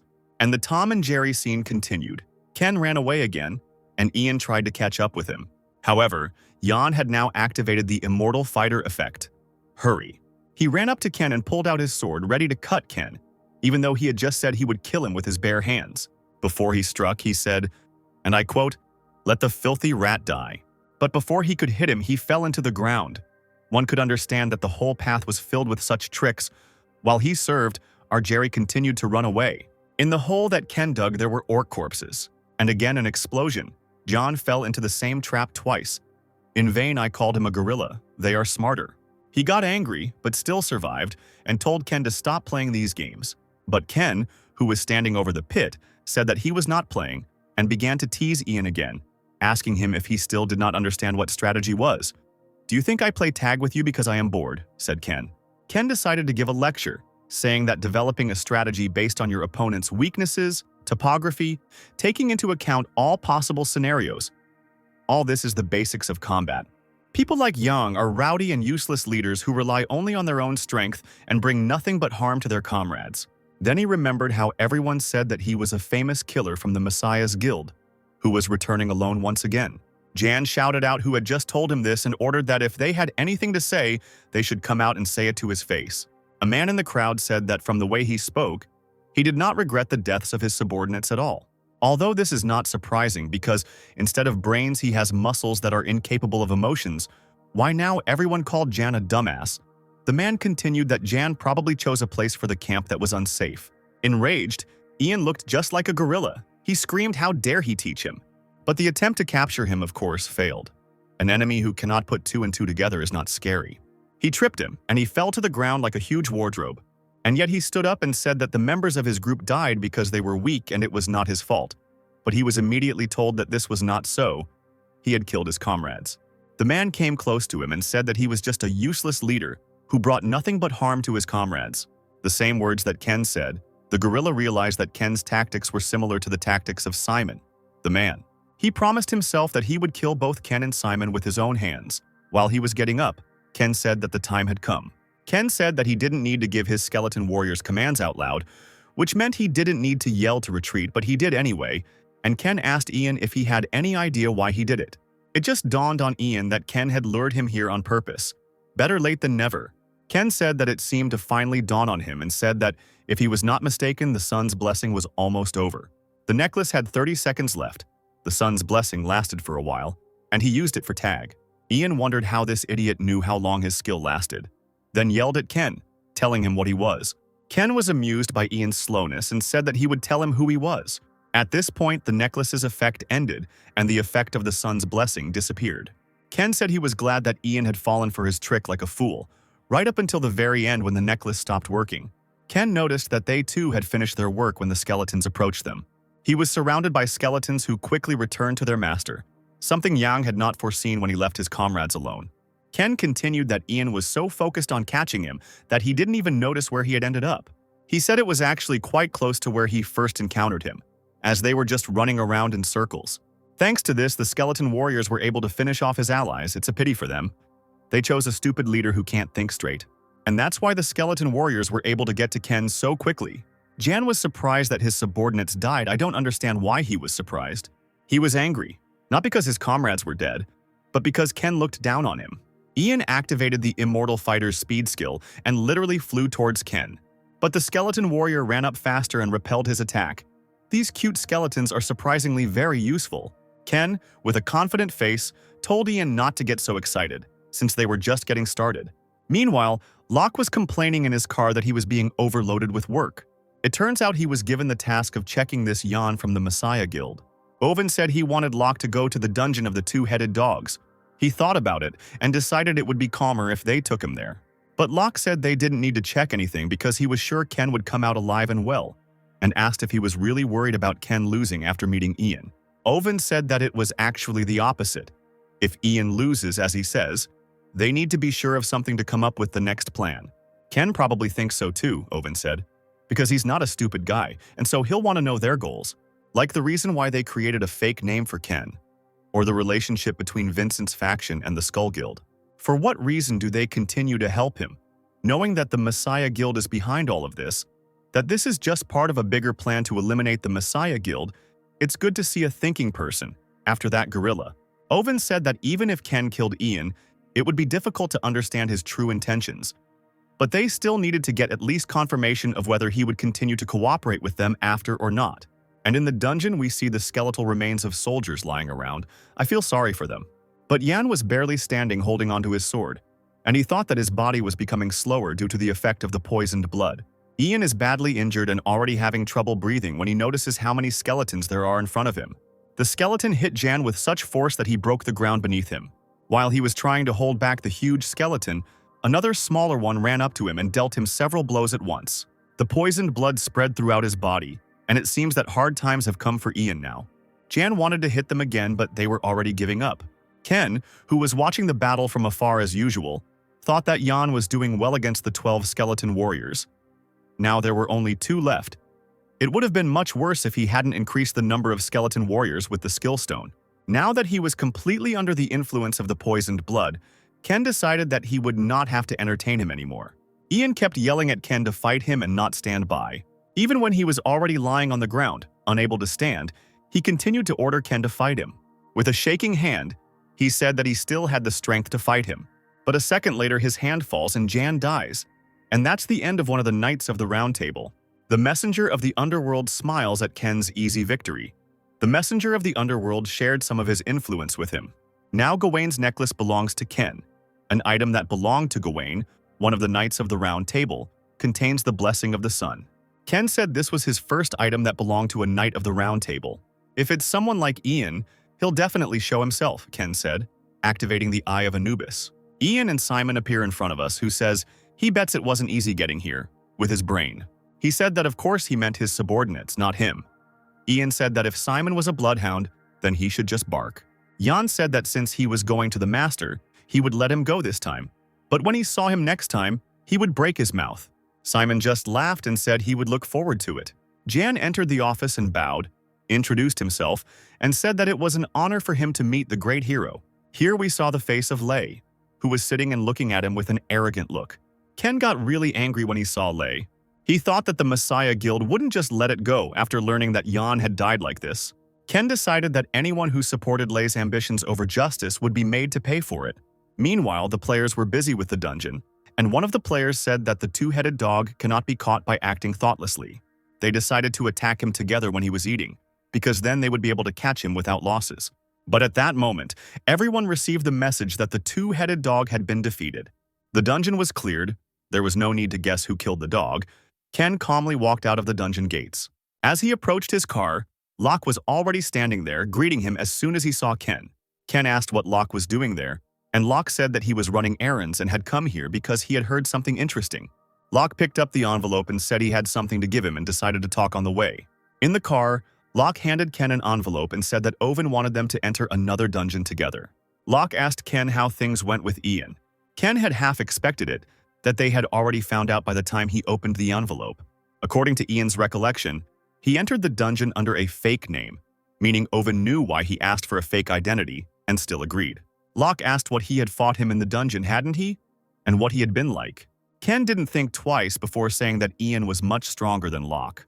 Locke is easily angered. And this time he was also angry and said that Ken, instead of working, was measuring the strength level of other players and asked how he knew about his real skills, and maybe he should show him his real strength.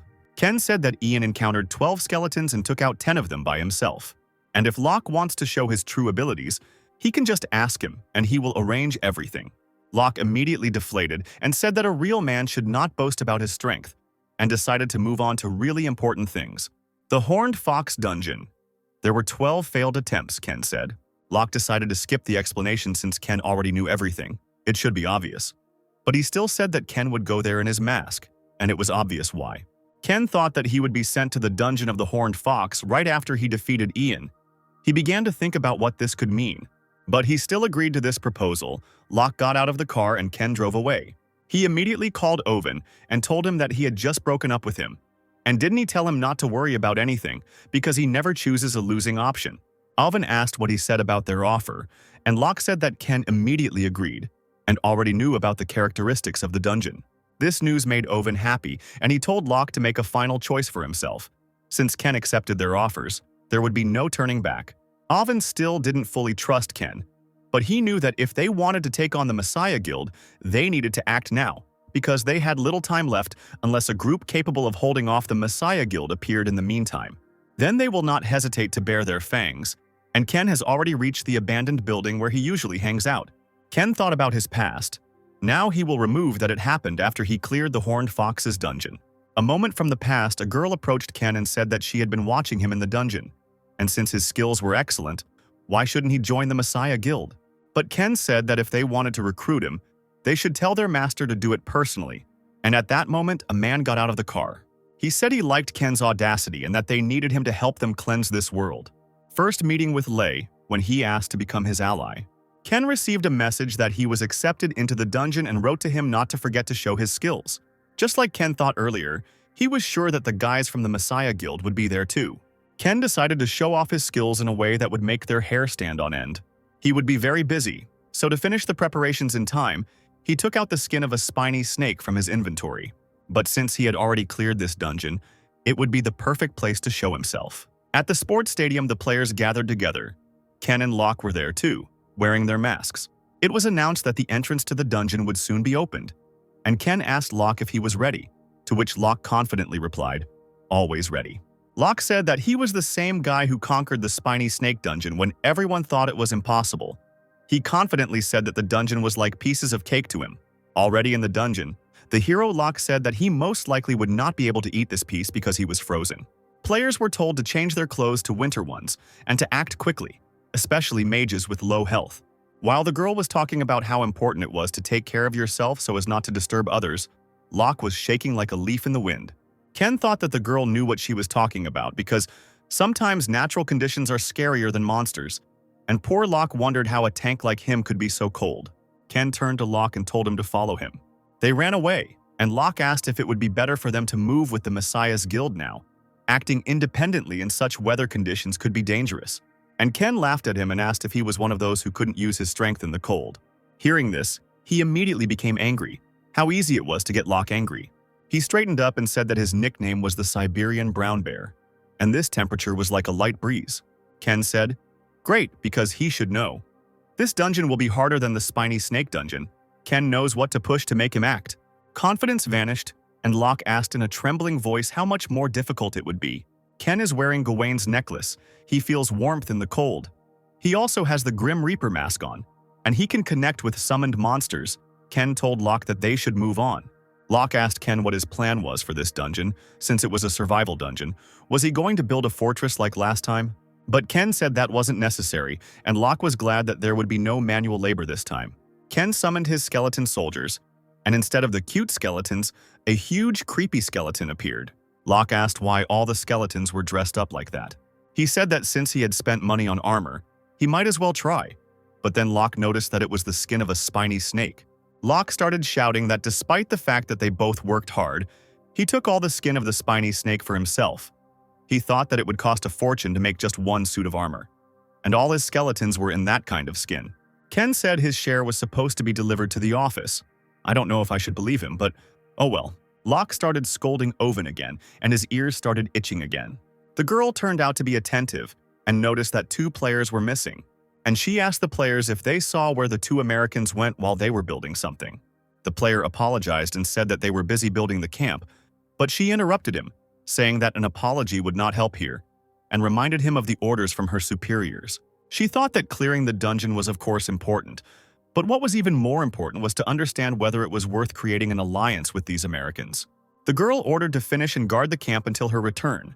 The guy advised her to send scouts and not go herself, but she said that everything was fine and that they should whistle to her if anything happened.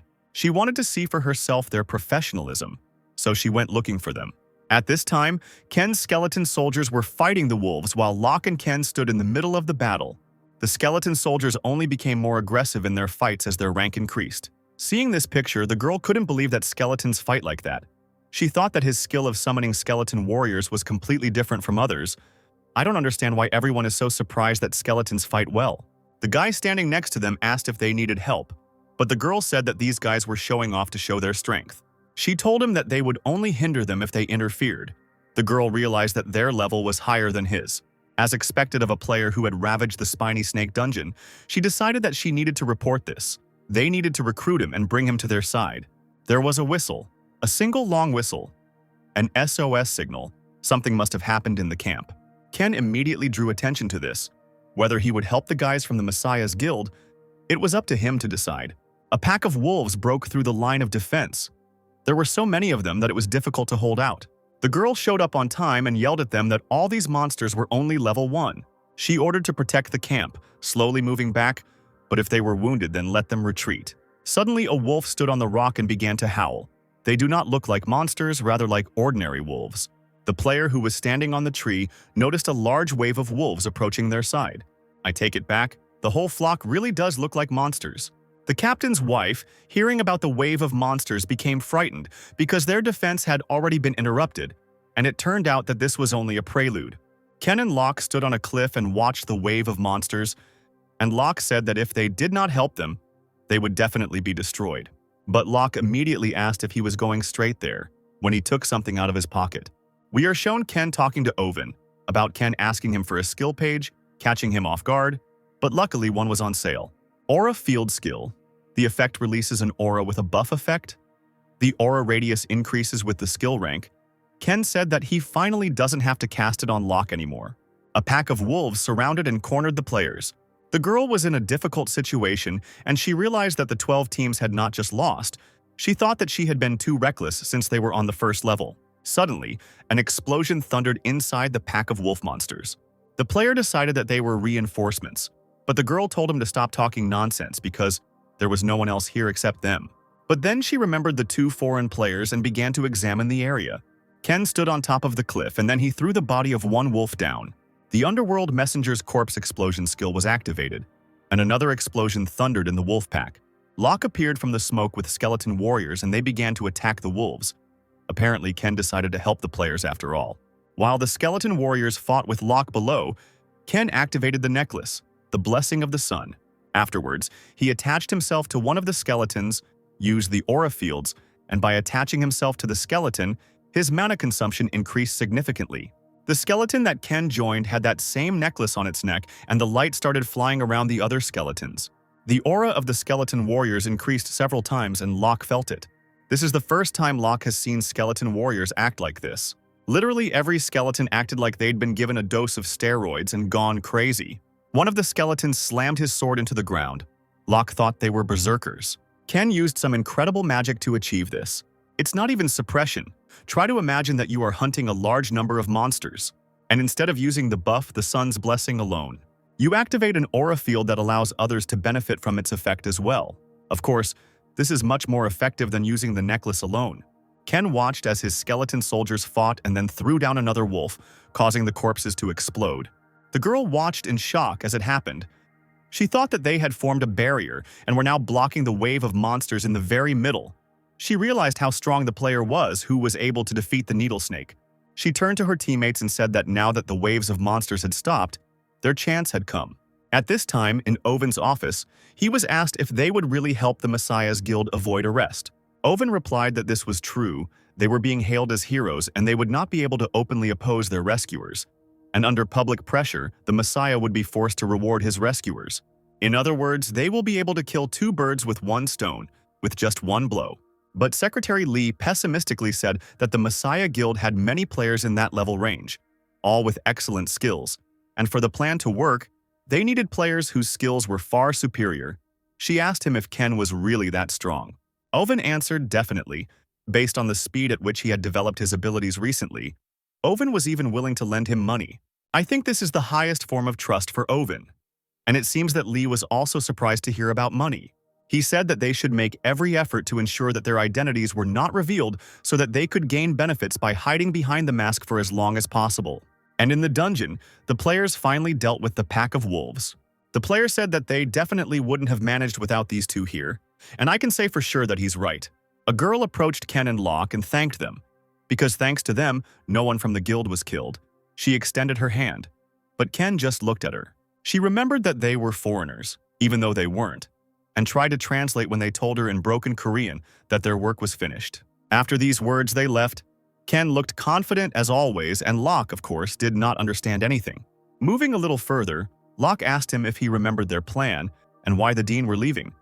But Ken calmly replied that they killed a bunch of monsters, and it was no longer dangerous here, and that by staying with him, they would only increase the chances of being discovered, and now that they had demonstrated their skills, they would not dare to claim that they had carried out the cleanup on their own.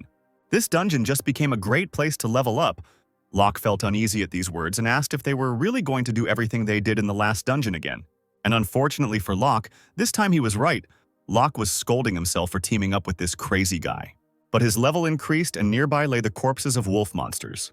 Ken said that he had reached level 35. There was no point in thinking about more, unless it was to destroy the main target. The messenger of the underworld used his authority to impart great power to him. The rank of the poisoned blood skill increased by 1. The poisoned blood of X and the dark blood will allow Ken to realize his plans faster. Locke tensed when he saw the expression on Ken's face, and immediately asked what was wrong this time. But Ken said that everything was fine. But before they went to the second level, there was one more thing they had to do together. Locke was not happy with this news. However, Ken said that they needed to have a snack because they would need more energy on the second level. And finally, Locke heard these long-awaited words. Happy Locke had already started to devour his food, and said happily that now he really felt like they were a team. How cute he was. Ken said that he wanted to ask him something before they went to catch the horned fox. Even with an immortal body, he still feels pain. And Ken asked if he was going to pass out in the middle of a battle. And a happy Locke began to boast that the courageous Locke does not pass out during battles. And Ken asked in a serious voice, if the fox pierced him with its horn, how long could he stand it, poor Locke? Out of fear, even dropped his piece of meat. Poor Locke, frightened, asked if he had done something wrong and whether he should beg for forgiveness right now. The second day came and all the players came to the second level. The atmosphere was not very good. One held his bow in his hands, but they said that the target was too fast and they could not catch it. Before the poor player could turn around, the monster's mouth suddenly opened right in front of him. The girl watching the battle realized that at this rate everyone would die. She began to worry more and more. A way to slow down the horned fox's movement speed, she continued to think about ways. But at that moment, Locke appeared in front of her and said that he himself would kill this horned fox. She could no longer stand on her feet, but she continued to think about what he had planned. The girl shouted that it was impossible to rush forward like that without a plan. The horned fox appeared before Locke. It looks incredible, but it is not yet clear why it is called horned. In a second, the horned fox flew up to Locke and opened its mouth. Luckily, Locke was wearing armor. He clearly didn't expect the fox to be so fast. He thought that Ken was right again when he said that the damage wouldn't be much, but she was still fast. Right now, Locke can only block her attacks. It would be too difficult to hit back, plus this slippery snow. Before he could finish his thought, a huge horned fox appeared in front of Locke. Of course she was able to grab poor Locke. The horned fox's attacks aren't too dangerous. The real problem is her speed. The skeleton warrior would break immediately, so that option is not suitable, Ken said. The wooden fence trap would take too long, and Locke asked what he wanted him to do to stop her movements. Now he understood why Ken had asked for a snack so suddenly. Ken started pressing the right points again and asked if he couldn't handle this task. Locke used his best efforts to hold the fox back with his hands as she bit him, activating the skill. Blessing of the River Styx, Locke was in incredible pain, but he was still able to hold it back. The girl looked at him and couldn't believe that he was able to stop the horned fox by grabbing her by the head. She began to worry, because he would not be able to stand like this forever. Everything would be in vain if he did not defeat the fox. Then Ken arrived and fired his bow straight at the horned fox. And after his shot, skeleton warriors appeared and ran towards the fox. It looks like a scene from a cool blockbuster. The girl was stunned by Ken, thinking how their levels could be below 40. She realized that compared to them, these two were just monsters. Unsurprisingly, Ken and Locke quickly defeated the horned fox and cleared the dungeon. And at the entrance to the gate, there was already a bunch of journalists who immediately started asking them questions. As reporters were asking for answers to their questions, the diplomat's car pulled up to the building. Ken got into the car and he had the horns of that same fox in his hand. He called Owen and asked him to publish the statement. Owen said that they returned earlier than he expected and asked why Ken needed to make a statement. Ken replied that he wanted to let them know that if the Messiah Guild was eager to get it, they were willing to sacrifice the horned fox horn, which Locke didn't like since they had worked so hard to get it. Owen realized that Ken had a pretty serious plan, and Locke continued to shout that if he didn't need him, then let him give him to him. Ken, of course, was not paying attention to Locke, and asked Owen to emphasize if the Messiah was eager to get him. Ares agreed and immediately published an article. The girl who was with them admitted that without the Americans, the cleanup would have been impossible. Ken looked at the article and thought that they could always be relied upon in this matter. They did as he asked, and quite quickly. At that moment, Vincent called Ken. I had already forgotten about him. Ken arrived at Vincent's house, where he was watching the news about unknown Americans who cleared out the dungeon. Vincent was unhappy that lately everyone was only talking about the Americans. But looking at Ken, he told him that he was doing better than he expected. Those bastards from the Skull Guild, apparently they completely shut down all their operations in Korea and returned to Japan. Vincent said he still wants to destroy them, but he's still happy with how things turned out. He pointed to his secretary and said that he had been able to fulfill his part of the deal and the reward should correspond to that.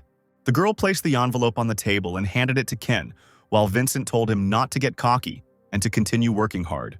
An envelope with the bloody mist skill, the effect creates a mist from your own blood, which suits him because his blood is poisoned. Vincent began to lure Ken, saying that he could become even better if he joined his elite squad. Then the news said that the Messiah Guild had issued an official statement that they would be grateful to the Americans, but were only willing to accept his words.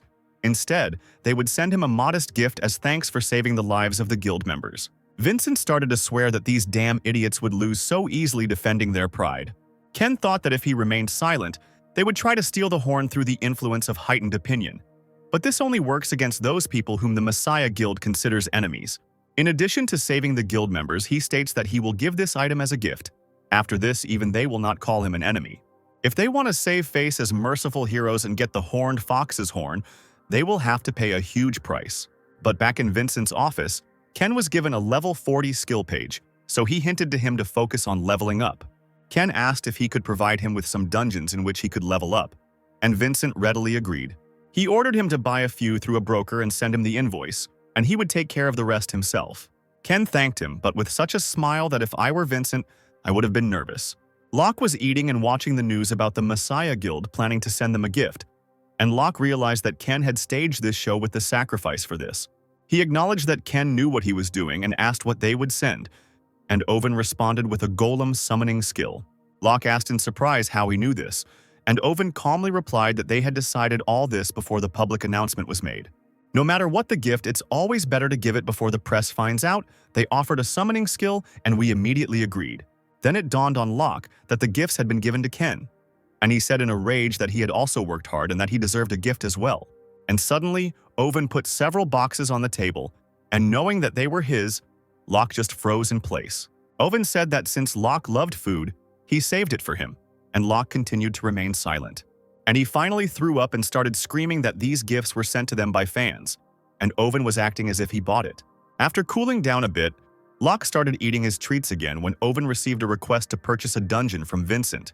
Locke asked if Owen hadn't stopped working with him and reminded him that he had cursed him out, calling him a bastard who only thought about lining his pockets. Owen responded with a sneer that Owen had decided to purchase several dungeons for his new elite soldier. Locke asked who this elite player was, and Owen said that he knew this player very well. He immediately realized that it was Ken, and calling Owen and Ken swindlers, asked if they were blackmailing him. Owen just laughed and said that it was called business. Owen suggested that Locke learn business from Ken, and then handed him a piece of paper.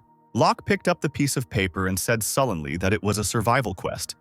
Dungeons that immediately made it clear that they were a survival quest were quite rare, so Owen would get to make some money. Surviving 7 days in a B-rank dungeon seemed like the perfect place to level up while risking your life. Locke handed the piece of paper back, and Owen asked him in surprise why he was doing this. Owen ordered Locke to go and take this task to him. He also added that Locke should also level up. Fear enveloped Locke. Locke immediately regretted that he had approved this dungeon and began to shout that this was not the best solution after all. And here's another dungeon with Ken. You can see how happy Locke is about it. But Ken is only amused by this, and he asks Locke if he is ready for their easy walk. We are shown the tasks. The #1 financial company in South Korea. They became the most influential company in the world by sponsoring the Messiah Guild. Someone asked about Ian's death. Another person said that he entered the dungeon with words about catching Ken, but never returned.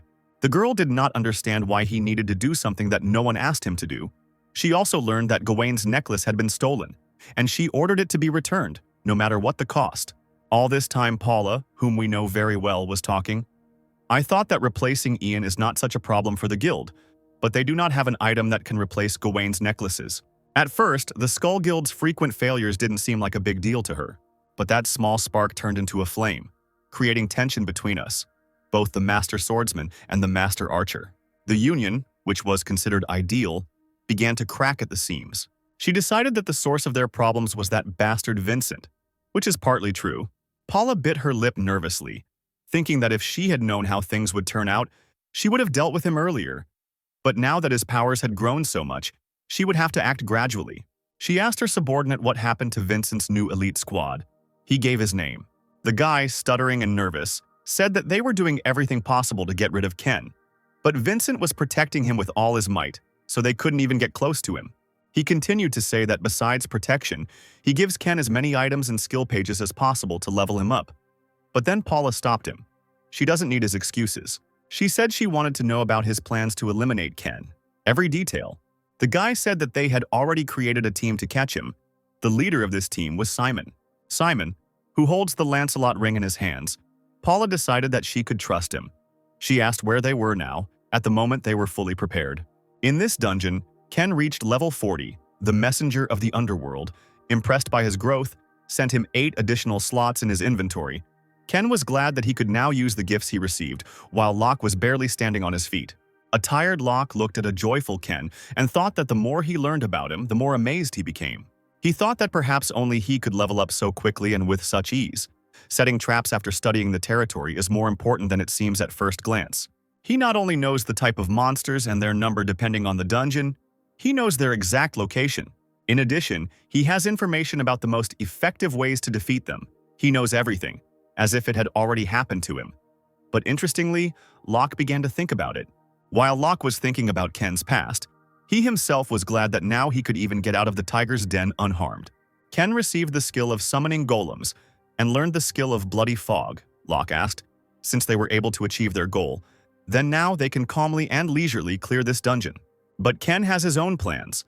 As always, he has received new abilities and it is time to put them into practice, so they can understand how much offensive power they actually possess. They finally got out of the dungeon, but while Ken calmly walked out of the gate, Locke could only extend his hand. Poor Locke can't even stand after his joint missions with Ken. When they went out, Secretary Lee ran up to them.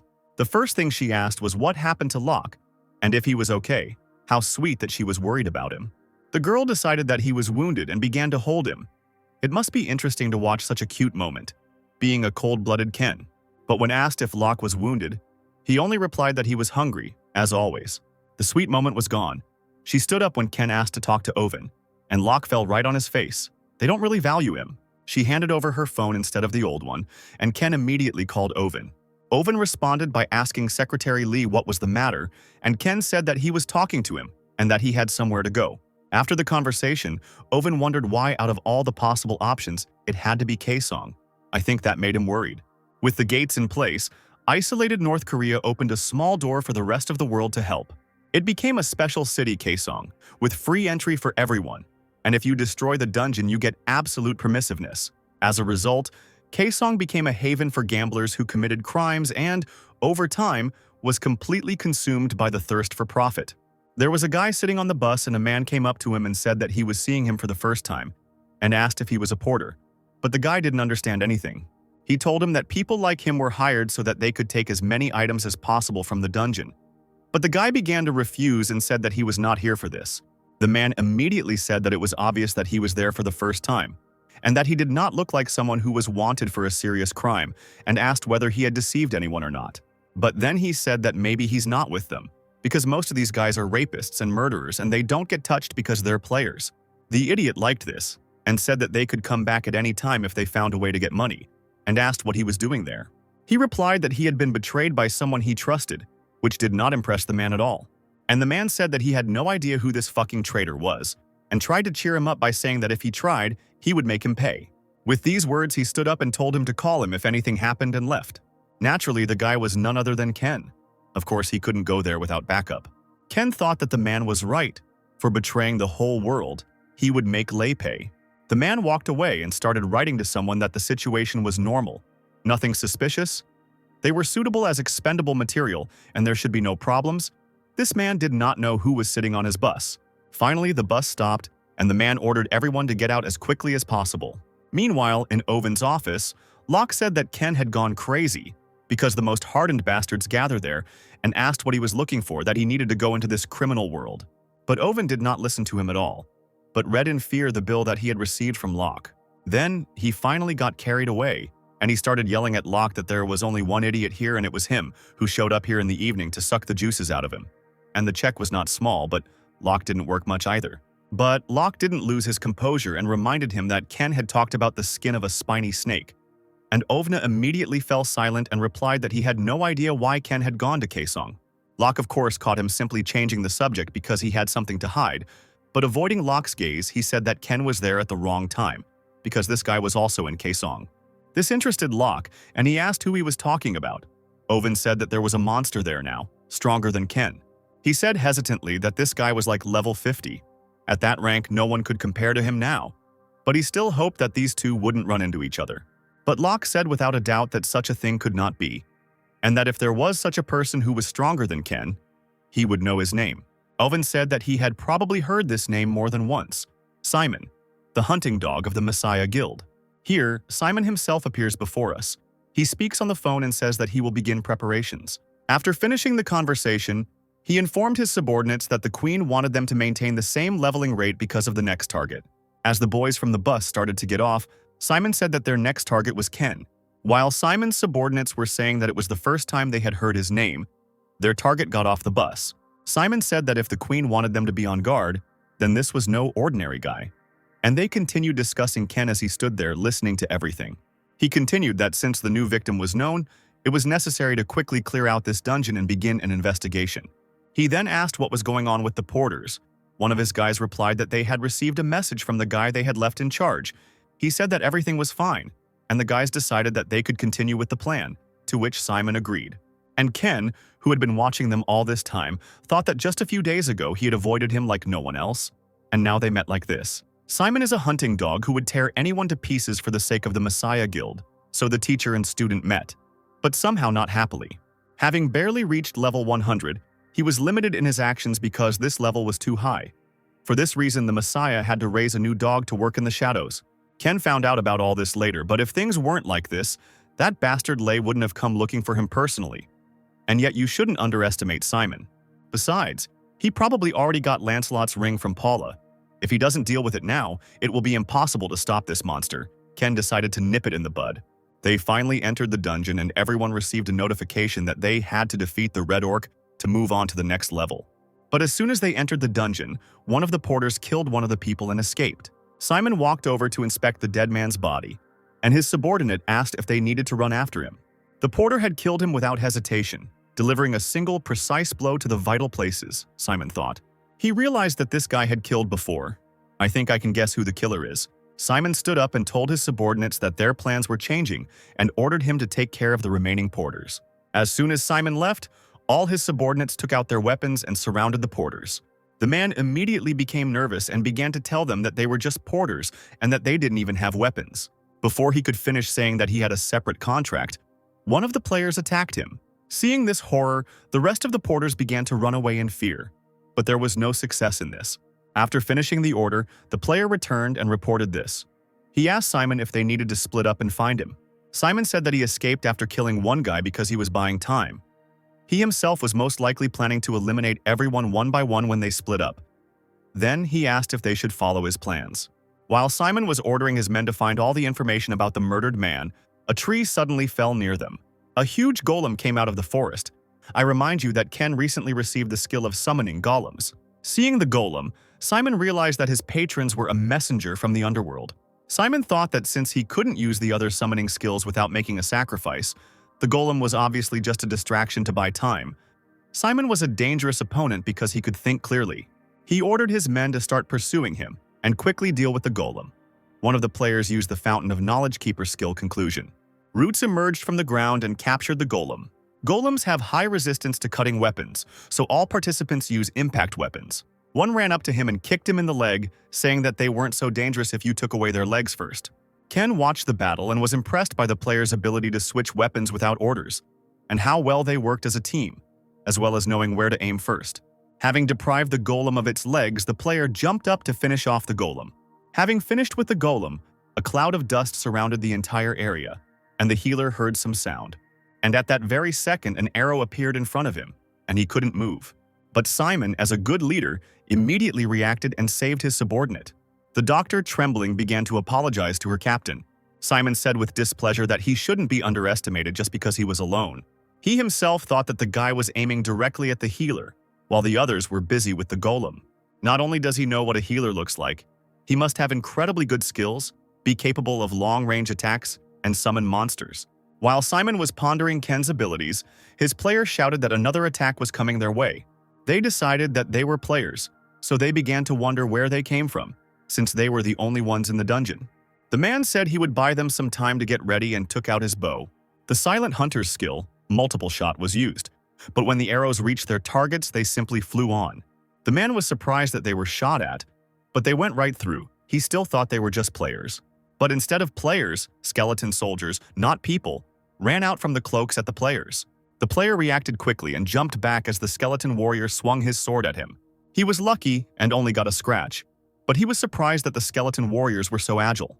A new battle between players and skeleton warriors began. The player was angry that the skeleton warriors were hitting point blank, because they did not need to worry about injuries. He had never heard of skeleton warriors who fought using their minds. The Holy Light Executioner's skill, / was used.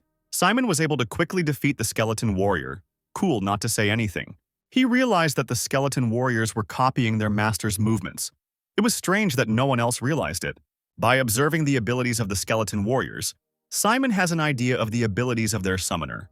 Simon thought that nothing good would come of this as he watched the battle.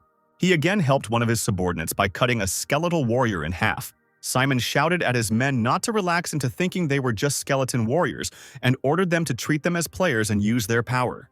And aiming at places unprotected by armor, the player listened to his captain and accepted all the comments. Then, running into battle, he shouted to the other players to focus on the weak spots in the armor. Having reached one of the warrior skeletons, he cut off his leg. The players began to chop down the skeleton warriors one after another at their weak points. While his subordinates were fighting, Simon was running inside the battle because he felt that Ken was hiding somewhere here.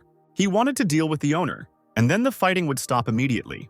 As soon as he thought about it, a figure of a man appeared in front of him, and he decided that he had found him. Turning around, he flew towards the figure with incredible speed. He cut the figure in half and turned around to check everything. But Ken appeared in front of him, wearing his alien mask and skull mask. Simon thought he had seen him before and remembered that he was the player who had killed the spiny snake. Just when the player thought there were only 2 warrior skeletons left, he noticed his captain next to another man. The player was blonde with a skull mask on his face. He also recognized him as the spiny snake hunter. He was in doubt because he thought that this player was on friendly terms with their Messiah guild. Ken turned around and decided it was time to put the second part of the plan into action. And with his remaining skeletal warriors, he fled into the forest. Simon thought he wanted to wear them out and remembered that he was a necromancer, and if they gave him time, he would lose his advantage. The player shouted that they had lost 4 and they had to catch him. But Simon said they would not do so until they knew his intentions and ordered everyone to wait. But that player didn't listen to him and ran away, calling Ken weak. And Simon thought that if they had played by the rules, then when he lost his puppets, they should have chased after him. But he thought that what if he suddenly had more than just summoning skills when his subordinate entered the forest? He shouted after the player that it was a trap and ordered him to return. And then an explosion thundered from the forest, the skill of the messenger of the underworld. The explosion of corpses was used, And after the explosion, the entire area was enveloped in ominous smoke. Simon ordered his players to be ready, because they don't know what will happen next, how much trouble he has because of Ken. Out of the smoke appeared the guy who ran headlong after Ken, still alive, although wounded. Before he could finish saying that he was sorry when he disobeyed his leader, he began coughing up blood. Simon noticed that the guy's blood was black. I guess he realized he was poisoned. A doctor ran up to him from the smoke and shouted for him not to move and that he would cure him. But Simon stopped him as soon as he ran up and said that it was too late, because the color of his blood had completely changed. The guy fell to his knees and in a panic began to say that he was fine, because it was just poison, and asked to help him. The picture was really terrible. The hysterical boy stood up and ran towards the doctor, shouting that he didn't want to die here. But when he just ran up to him, Simon took out his sword and cut him cruelly, although he would have died in agony if he had poisoned him. Simon thought that the source did not say that this guy uses poison, but he still used it, and it was so deadly that the player died immediately. He wondered why he hadn't used this deadly poison from the beginning, and then it dawned on him and he turned around, seeing that all the players were already injured. One player said that due to the explosion he didn't notice that the fog was dark red and didn't disappear, and Simon activated his Lancelot ring. Lancelot's ring activates high resistance to blood poisoning, then he shouted for everyone to move away from the fog because it was poisoned. The player said that he felt no poison, but without finishing he was poisoned, their health will gradually decrease due to the effect of the poison. Then all the players started coughing and fell to their knees. Simon realized that everyone had been poisoned, and that this was exactly what he wanted. He wanted the poisonous fog to deprive Simon and his subordinates of their protection. While he was thinking about this, a huge skeleton warrior appeared from behind. Simon quickly jumped back, but the skeleton ran past him towards his players. He also realized that he was not his target, but his subordinates. While Simon was distracted by this skeleton warrior, Ken quietly ran up to him. Of course, Simon was able to block his attack and they jumped aside together. He received a notification from his patron. The executioner of the Holy Light became interested in this battle, and Ken noticed that Simon managed to hit him in that moment. Of course, the messenger of the underworld also became interested in this battle. Ken, as he expected, realized that his level was very different from Ian's. He wanted to distract him and defeat him with one blow. He thought that if he was not careful, he himself might die, and activated Gawain's necklaces, the blessing of the sun. This time, it would be difficult for him to win. Meanwhile, in Owen's office, Secretary Lee reported that she had managed to track down Ken's location. As they had predicted, he had gone to that dungeon, and Owen realized that he had gone there to get rid of Simon. If that meant he was targeting the Messiah Guild, Owen decided that Ken could be a good ally. Of course, if he returns from there alive, and told the secretary to start preparing. What the secretary had been working on for many months was the power of the pharaoh. All of Simon's subordinates were dead and lying on the ground, and Ken fell to the ground while Simon destroyed another warrior skeleton. I think we should start worrying. After killing the last skeleton, Simon said that now only they were left and asked if he was done with his tricks. Ken looked terribly tired, even though he had applied all the effects of the sun's blessing to himself. There was still a huge difference between him and Simon. Simon was stronger than Ken remembered. The situation was dire. Ken was already at the limit, while Simon was still standing on his feet. He realized that he had been too confident when he decided that he was ready to face Simon. Ken had already been hurt many times. Simon admitted that he was the first one he had to deal with, and said that he himself had to understand that he had lost too much blood and did not have much left. He was poisoned again, but thanks to the ring he was able to resist the poison. Simon himself knew that if it weren't for the ring, he would have been dead long ago, like his subordinates. Simon continued to confidently approach Ken, who knew that if he lost any more blood, he would die. Walking up to Ken and raising his sword, he said goodbye to him, the first time Ken had been in such a difficult situation. Ken watched as Simon raised his sword, unsure of what to do. Luckily, Ken remembered what Vincent had told him. Since the blood was poisonous because it was running through his veins, they would not be able to provide him with adequate surgery or a transfusion if he was mortally wounded. Secretary Kim handed over the envelope and said that the boss had prepared it especially for him. Vincent said that it might be useless once he became stronger, but until then, she had to save his life at least once. Ken remembered the envelope he gave him. I have never been so happy about Vincent. Then Ken jumped on Simon. Apparently he had come up with something. Simon thought that this bastard was fighting to the last. Of course, everyone wants to live. Ken reached for Simon's stomach, and the underworld messenger's blood absorption skill was used. After that, Simon flew in the opposite direction. However, like Ken, they both fell to the ground. Simon suffered from profuse bleeding. All of his stats were sharply reduced. Ken sat on the ground and he had restored 5% of his health, better than nothing, and his bleeding had stopped. He then stood up and walked towards Simon and asked that someone like him should know Lei's true nature. So why was he still subservient to that bastard? Simon laughed and asked if that was his real reason for attacking, and said that although everyone says the world has gone crazy, it is far from true. For those who have the power, the players, to rule the world, that is justice, to end the game stupidly. That is the law of nature, Simon said.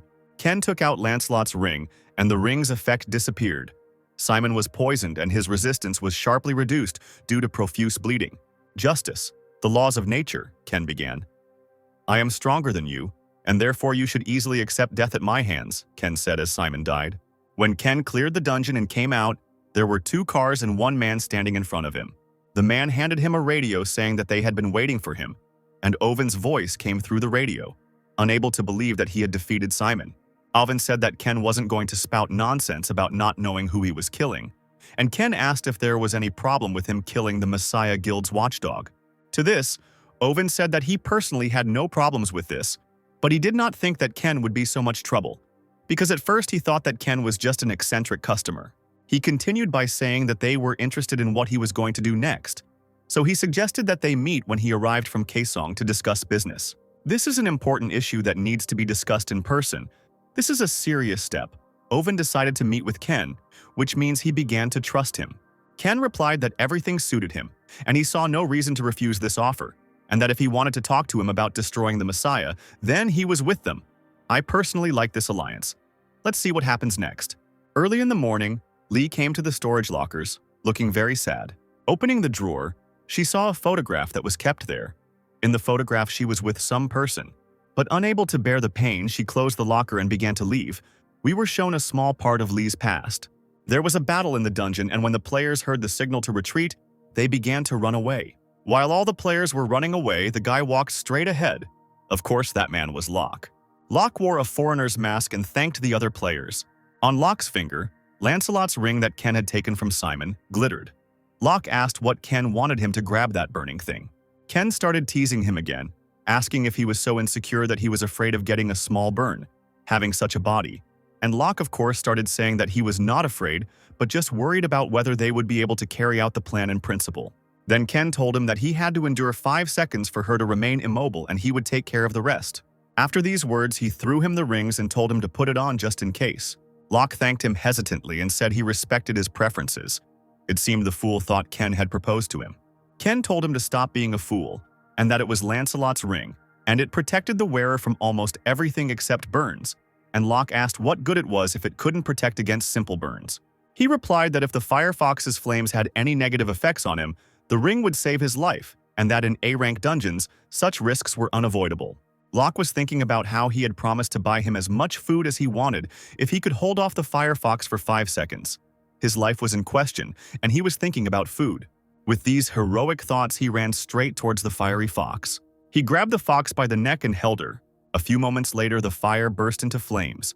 A terrible sight. And he still has to stand there for 5 seconds. The flame of the firefox gives you the curse of darkness. And Locke is blinded. Lancelot's ring activates a powerful resistance to the curse of darkness. Locke thought he would succeed no matter what, and he would eat until his wallet was empty. Ken stepped forward with a blood weapon. With it, he can create weapons using his blood. Owen was reading his newspaper in his office. The A+ rank Firefox dungeon went to the Messiah Guild.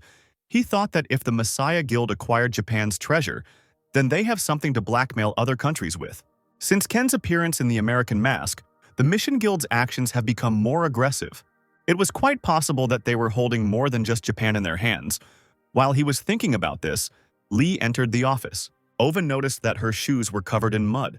She sat down at her desk and said that she was now going to present the report that Owen had asked her to, and Owen went to the calendar. Owen said that working hours had not started yet, so she could take her time. Today was the 8th, her birthday. He understood where she went today. How nice that he highlighted her birthday on his calendar. He happily thought that he should buy her something and suggested steak for lunch today. She immediately asked if he got any free coupon or anything. Lee knows him well. But he wasn't particularly happy about her remark. Korea Airport Locke and Ken walked out of the building, and Locke thought that if Ken hadn't lent him the ring, he would already be dead. Locke had no idea that the Firefox's flames could do so much damage, and Ken had calculated everything and came prepared. He already thought that he had begun to catch up with him, but in fact, he had a long way to go. Ken pulled him away saying that they would split up here, but Locke stopped him with a serious look and said that he had to keep his promise before he left. Locke said that if he could hold the fox for 5 seconds, he would buy him as much food as he wanted. Ken said he only lasted 4.9 seconds to be exact. What a cheater. This angered Locke, and he began to shout that Ken could not play so dirty with the sacred stake of food. He ran after him, calling him a cheater and that he lasted longer than Ken thought, but Ken kept saying 4.9 seconds. The very next day, Vincent was sitting and reading about the Americans who defeated the Firefox, and he said that at first he thought he was just an idiot hanging around, but now he was impressed. Putting the newspaper aside, Vincent asked Ken what he thought of him, and he simply agreed. Suddenly, Secretary Kim came into the office and said that she needed to tell him something, but when she saw Ken, she said that since he had a visitor, she could tell him about it later.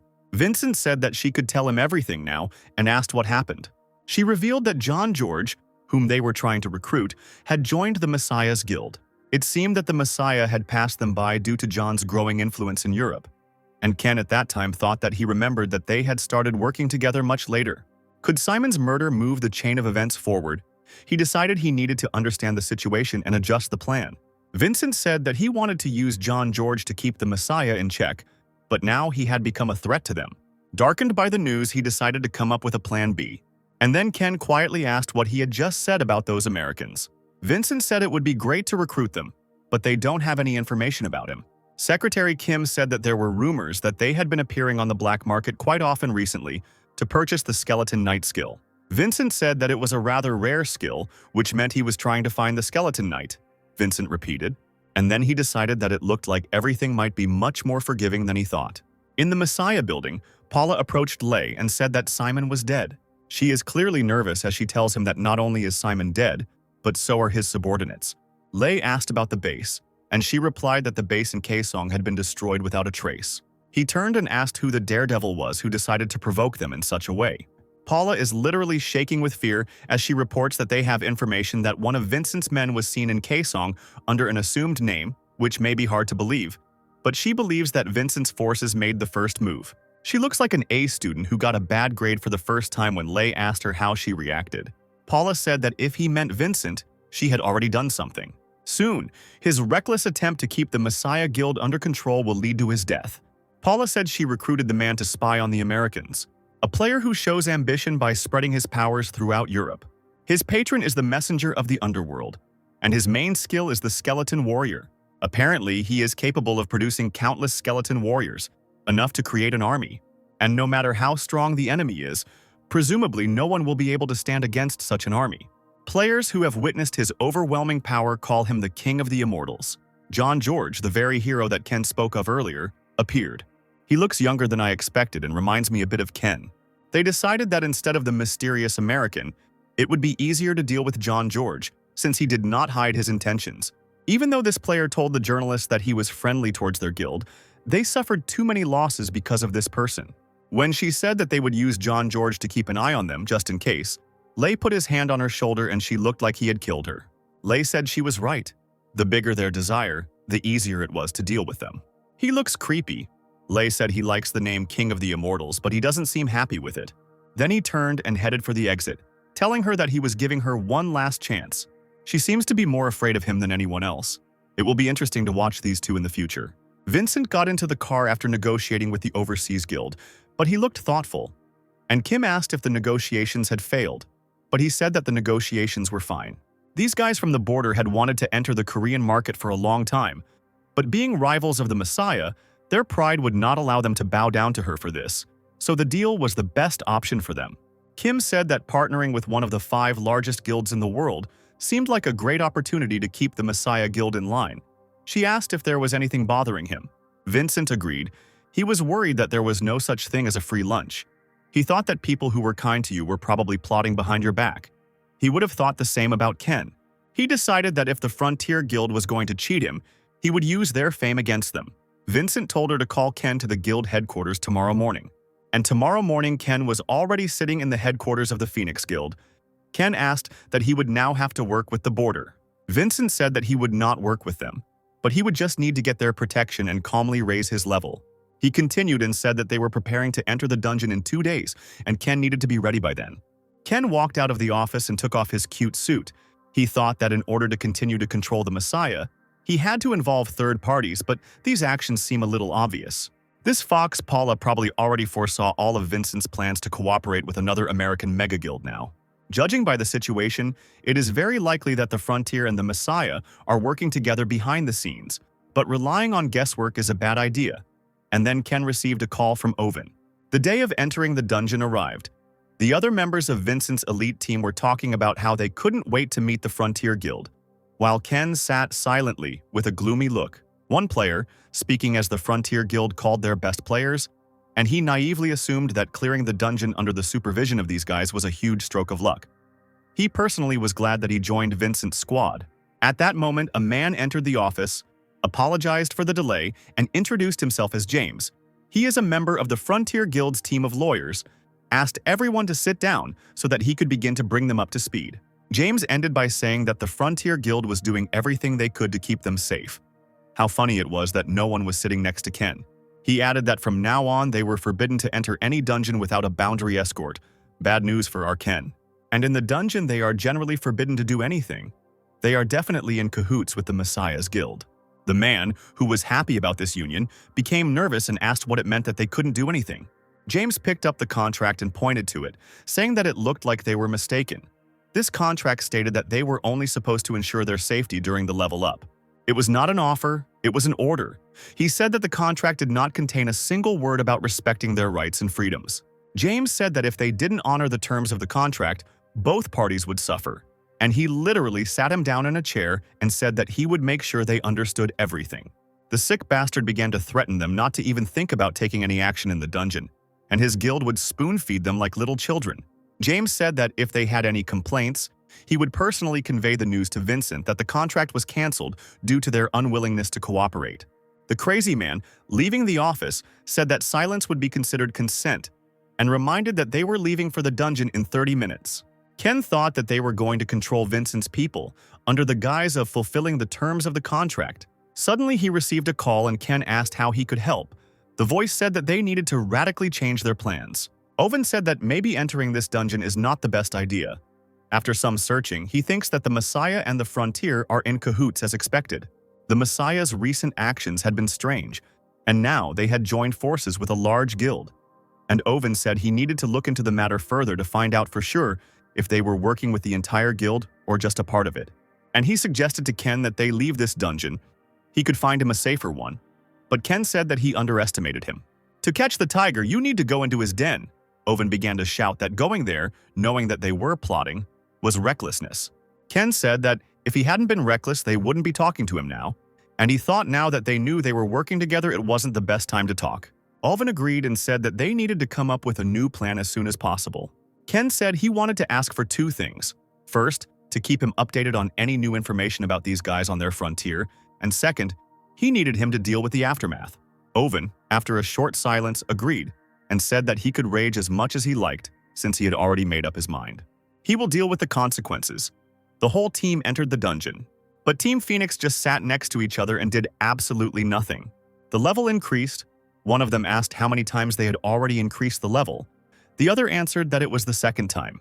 This was already the 3rd dungeon, but he still couldn't get used to the fact that they were just sitting and doing nothing. One said it wasn't that bad. They were making money without working hard and the cleanups were over pretty quickly. At this rate, they could clear the dungeon with Vincent soon enough. He heard that Vincent was preparing for a raid on the 6th level. He had already started recruiting players for the elite squad.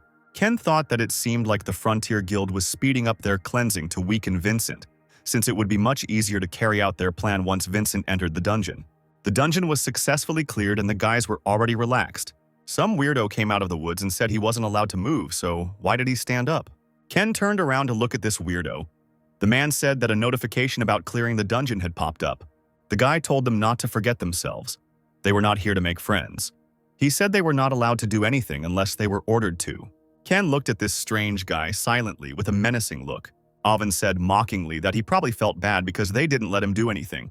But Vincent was an amazing person. He was vigilant enough to prevent them from doing shady things behind his back.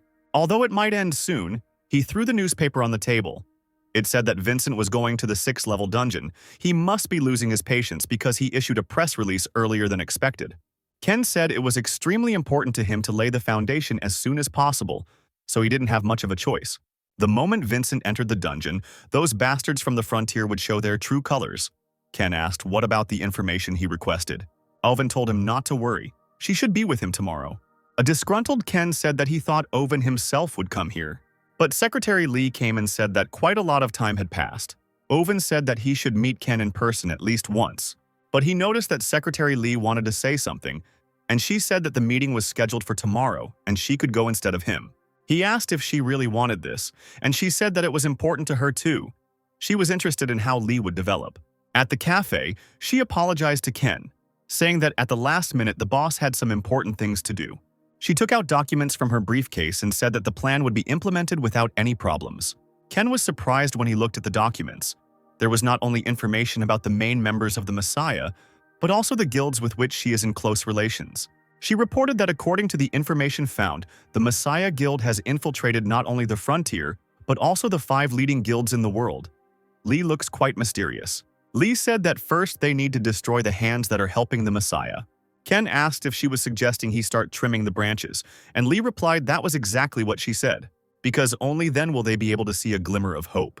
Then she handed over an envelope, saying that it would be more than enough to pay for this. The information contained in this document is invaluable. It provides a list of items used by the Messiah Guild. As well as the supposed rat Messiah in the top 5 guilds, she is uniquely good at her job. Ken was pleased and said that she was right and that this payment was more than enough. He flipped through the document and found that guy from the dungeon, Sam Oliver, the guy who was following him. He heard his name, but that he owned Percival's spear.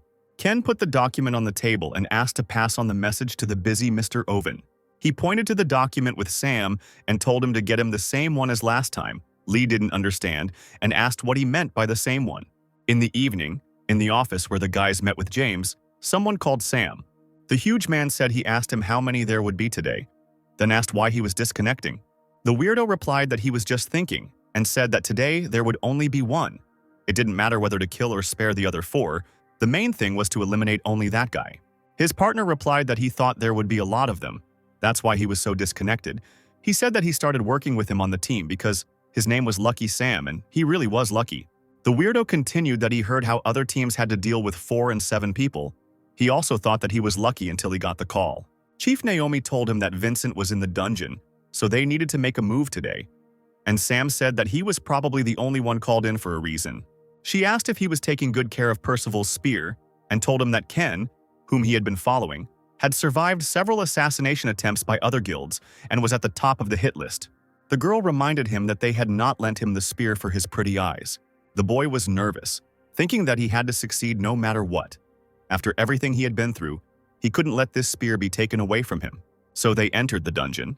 Now it was clear why he was so nervous, and it was no longer surprising that they still wanted to kill Ken. A notification came for a quest that, in order to get to the 2nd level, you need to live here for 4 days. And Sam thought that because of this stupid survival quest, he might sense something was wrong and start running away. Then they would have to chase him for all 4 days. And if he suddenly survives and goes to the 2nd level, Sam thought, and turned to look at Ken. He thought things would be more difficult if he survived, and it seemed Ken felt the weirdo's gaze. Ken realized that they were going to make their move on the 1st level, but this only amused him, and he decided that it was time for him to make his move. Sam was asked in a whisper when they planned to take action. Sam also whispered back that they didn't need to carry him around all the time and that it would be better to finish him off quickly. He said they just needed to take him aside and then make it look like an accident, and suddenly someone started yelling, "Where are you going?" The sly man turned and smiled at Sam, hinting that he was ready to accept their challenge. After that, he ran into the forest, and Sam began shouting to his men to stop standing and catch up with him. And the other players from the Phoenix continued to stand, not understanding what was happening. One of them even thought that Ken might have eaten something wrong. They continued to joke, not knowing what was coming next. Having reached the forest, they still hadn't found Ken, and one said that they had lost him, and that the area was still not visible because of the trees, and the other asked if they should split up to find him faster. But he said that this was a survival quest, which meant that the place was crawling with monsters, and if they split up they would put themselves in even more danger, and he said that they should go back and discuss it with Sam. While they were laughing and talking about Sam, Ken was watching them from a flock of trees, very close. When they left, Ken came down and said that due to the increased security, he never had a chance to try his moves. But now such an opportunity presented itself, he took out a ring from his inventory. In the A+ rank Firefox dungeon, the War Trophy Ultra Plus ring was obtained. Ken put on the ring. This ring helps to go beyond your capabilities. Its value is immeasurable. The ranks of all skills have been increased by 1. The rank of the Skeleton Warrior skill has become outstanding. Now he can summon skeleton warriors using the corpses of any monsters. Ken was delighted that he could finally summon a new skeleton warrior when suddenly guests arrived. The unexpected guests were wolf monsters. Ken decided that it was worth increasing his strength a little. The players returned to Sam and told him that he had managed to escape, and he was angry that everything was not going according to plan. The man asked Sam if it was possible that someone had leaked the information or if there was a traitor among them. But Sam replied that if someone had leaked the information, he would have rather brought help than run away. No, he wouldn't have come here at all. The naive one doesn't know how crazy Ken is. Another player asked what he was going to do, since they couldn't just wait for him to show up. Sam told them to calm down, and that they would have to use all the possibilities of this quest. He decided that they would not kill monsters and focus on finding him quietly. But the player asked why he killed these guys, to which Sam began to complain that he had no other choice, and he got rid of them before everything got out of control, then ordered everyone to leave before the monsters were drawn to the smell of blood. All the guys were running away, and Sam thought that so far, everything was going according to the information from Chief Naomi. He's not easy to deal with, but no matter how hard he tries, he can't figure out what's going on, Sam thought. As he was running away, he noticed the corpse of a monster lying on the ground. He thought that Ken was hunting when he ran away. Suddenly, there was an explosion in the forest. It seems Ken began to act. Sam himself realized that they themselves had now become a target and began to look around. He shouted that it looked like a trap and that they needed to prepare for the impending attack. The man screamed that he had been wounded in the arm and asked to be treated quickly. But from the smoke, a skeleton warrior appeared and quickly attacked this player. The other one also shouted at Sam to do something. He wanted to say that he couldn't see anything because of the dust, but he didn't finish. An arrow flew out of nowhere and hit him, killing another player. Sam was panicking, thinking that at this rate he would get rid of them faster than they could strike back. The Silent Hunter's Wind. Wall skill was used. Sam slammed his spear into the ground. The dust cleared, and a skeleton warrior began to appear. Sam could have done it right away, so he could have helped his partners. A huge skeleton warrior appeared behind Sam and was already swinging at him. He was able to jump back further, but his spear was damaged. Sam said, disgruntled, that he never thought he would use it here. The boy took out his spear. Percival, this spear belongs to the Knight of the Round. Percival, the wound inflicted by this spear will not heal so easily. Percival's spear is the third legendary item in the Knights of the Round Table item set. Ken has already encountered a player wielding this spear. Since it has the effect of enhanced penetration, its attack cannot be blocked by unique rank armor. Moreover, the wounds inflicted by this spear cannot be healed for a certain period of time. The skeleton warriors quickly retreated, and Sam wondered why they were retreating so quickly. When all the skeleton warriors had fled, a huge skeleton of some kind of beast emerged from the depths of the forest. Sam noticed that this skeleton was moving too fast, and so the skeleton began to run at incredible speed. Sam thought that he had decent speed. He stood there unable to do anything and decided that all he could do was wait until he struck again. Then at least, he would be able to reach him. Sam relied on his spear, which only needed one strike, and as the skeleton approached, he prepared himself. The Silent Hunter skill dealt the final blow, and the skeleton and Sam began the battle. But when Sam struck with his spear, the skeleton managed to turn away from the blow. Sam was of course in shock. He couldn't understand how he was able to dodge the spear.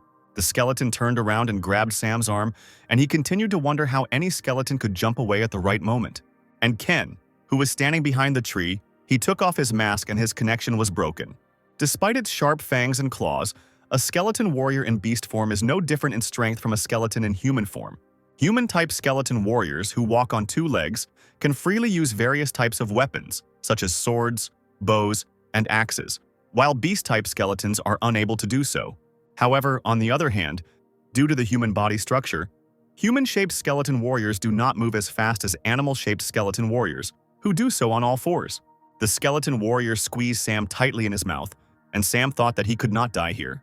Even without an arm, while he was still able to lift Percival's spear, he reached for the spear that was very close.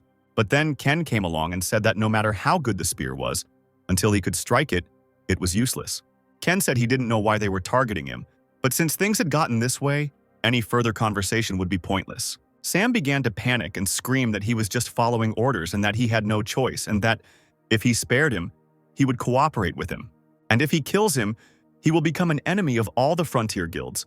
And he asked arrogantly if he thinks he can deal with everyone.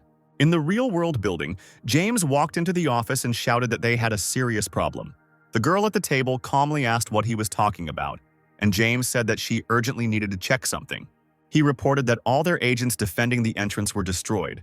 But the identity of the person who killed all the agents, she inserted a flash drive into her laptop. In the video, someone was shouting, "Stop, bastard!"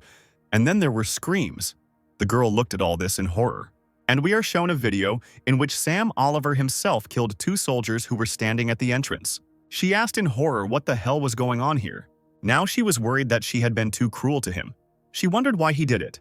After Sam killed everyone, he told Ken that it was over and so that he wouldn't forget about their deal. James said that he didn't expect Sam to betray them. The girl was shaking. She thought that this was an emergency if Sam Oliver betrayed them. Knowing who was behind him, then she was finished. She decided to personally get rid of them before they found out about it. We are shown someone's car parked on the street. In the car, Locke said he had nothing to worry about. The cleanup had been successful. Sam said he was glad to hear that. And since the current task was finished, it was time to move on to the next step. Locke asked if he was planning on doing anything else, and if he was going to make so much noise in the Frontier Guild, then it would be better for him to lie low for a while. And Ken, who had been wearing Sam's mask all this time, said that he knew everything himself because there was no better place to hide in the dungeon. We are shown a past conversation between Ken and Lee, where he asked for one thing he had spoken about earlier. This thing turned out to be a mask with Sam Oliver's face. It's a little creepy to make such a mask, but okay. Ken in the car said that the right scene for the release from the second-level dungeon appeared just in time. He took out his phone and told Locke to get ready. Locke asked him angrily why he needed it. Locke started shouting that he didn't even need to hide. Why should he go with him into this dungeon? But Ken was already on the phone and asked how things were with the border.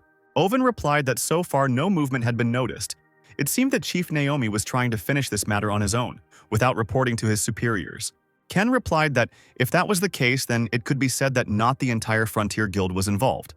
Owen agreed, but said that while they couldn't be sure of that, she could be an informant for the Messiah Guild they were hunting. The Frontier Guild is one of the 5 largest guilds in the world. It seems that the Messiah's dirty paws have not yet reached the foundations of the frontier. Even in Sam's memories, there is no information about the leaders, except for Naomi.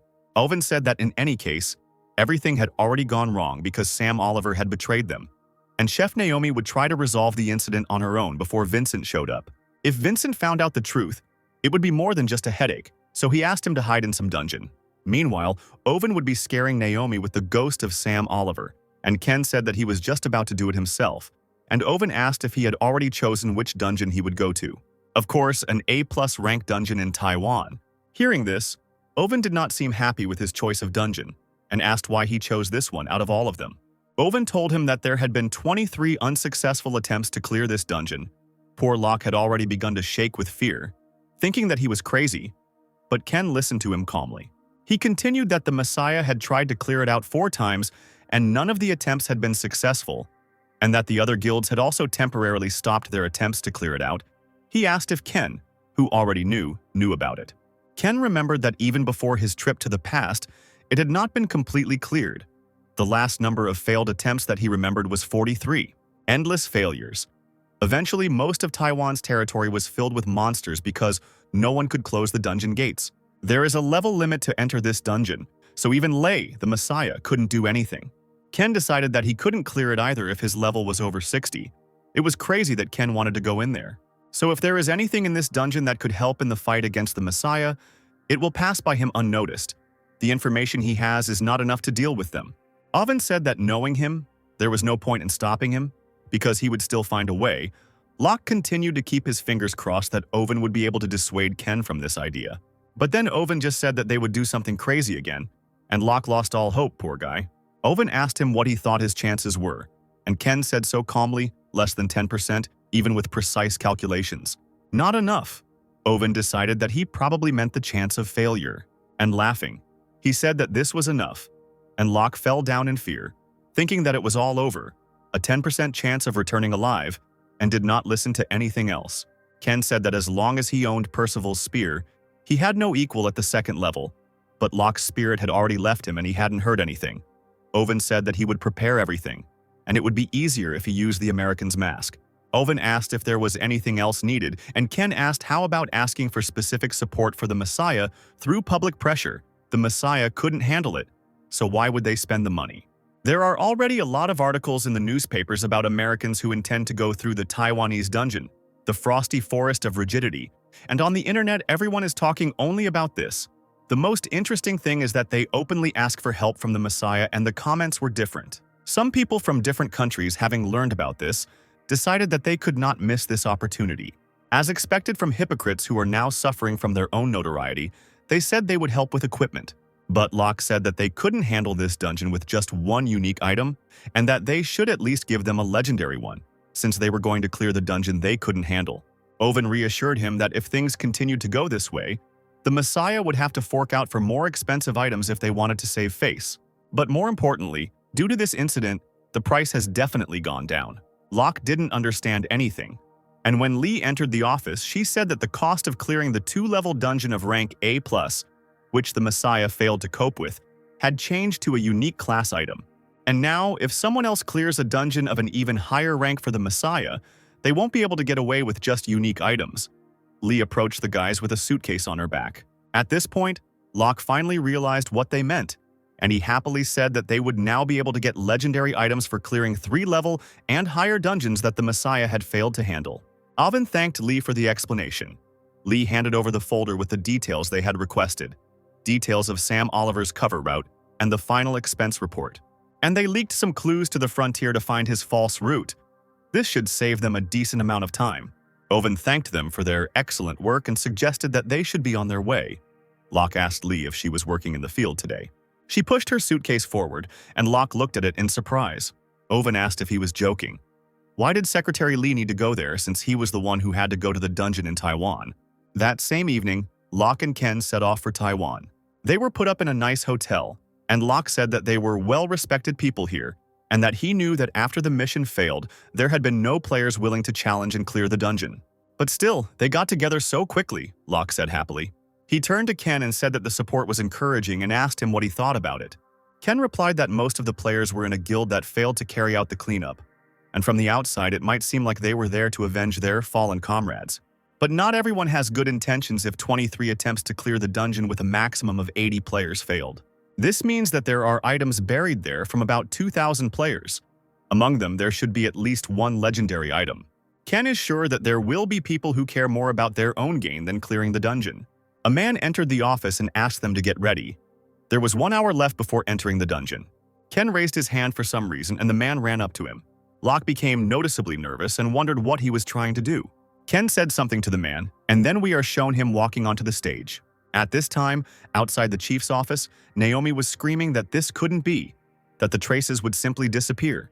James said that given all the circumstances, it was clear to them that Sam was being helped by someone, considering that their intelligence could not locate him. Naomi screamed at them to do everything they could to keep Sam and Ken in one place. If that didn't work, then it was better to get rid of them so they couldn't meet Vincent. And in Owen's office, Secretary Lee approached him and told him to look at something and handed him a tablet. This was a video of Ken's statement to the world.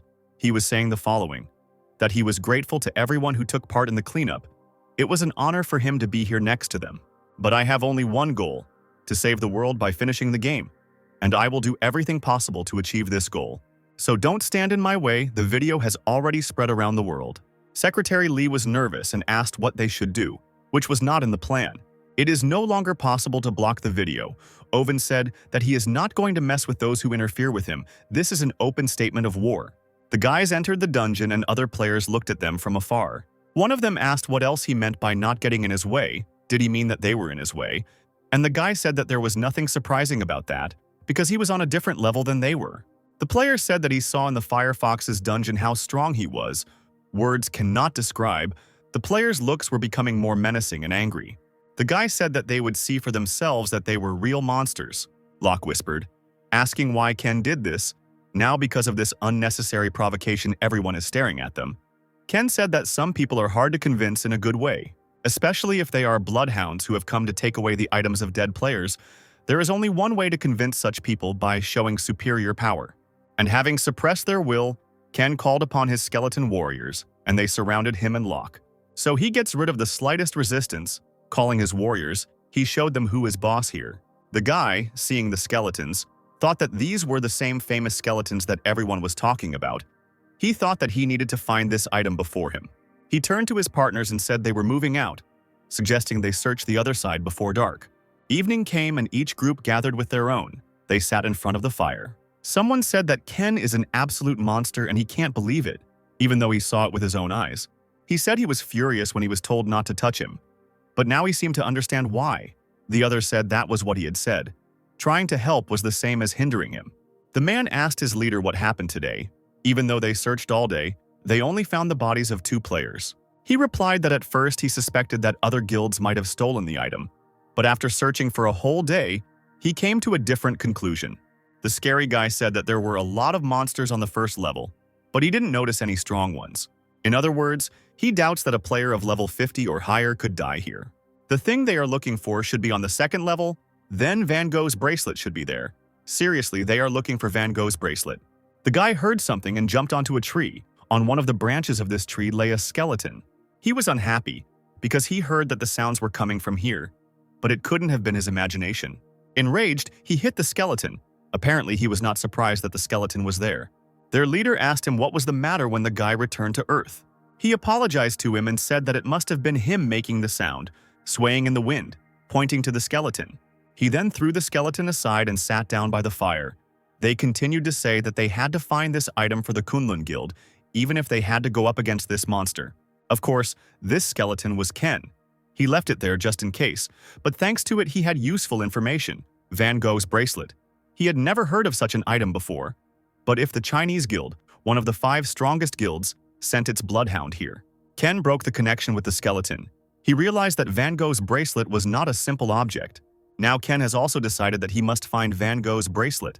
Locke complained that it was taking them longer than they expected and asked if they were the only ones fighting. Ken said his guess was correct, since more than half of them were hyenas who only wanted the treasure of the dead. Locke was angry and said that he was glad that many players had gathered, but apparently the dungeon would have to be cleared out again by them. Ken made Locke happy by telling him that once they reached the second level they would have some time to rest. Locke was happily surprised by this and asked what had come over him. As soon as they entered the second level of the dungeon, all players were hit by a strong wind.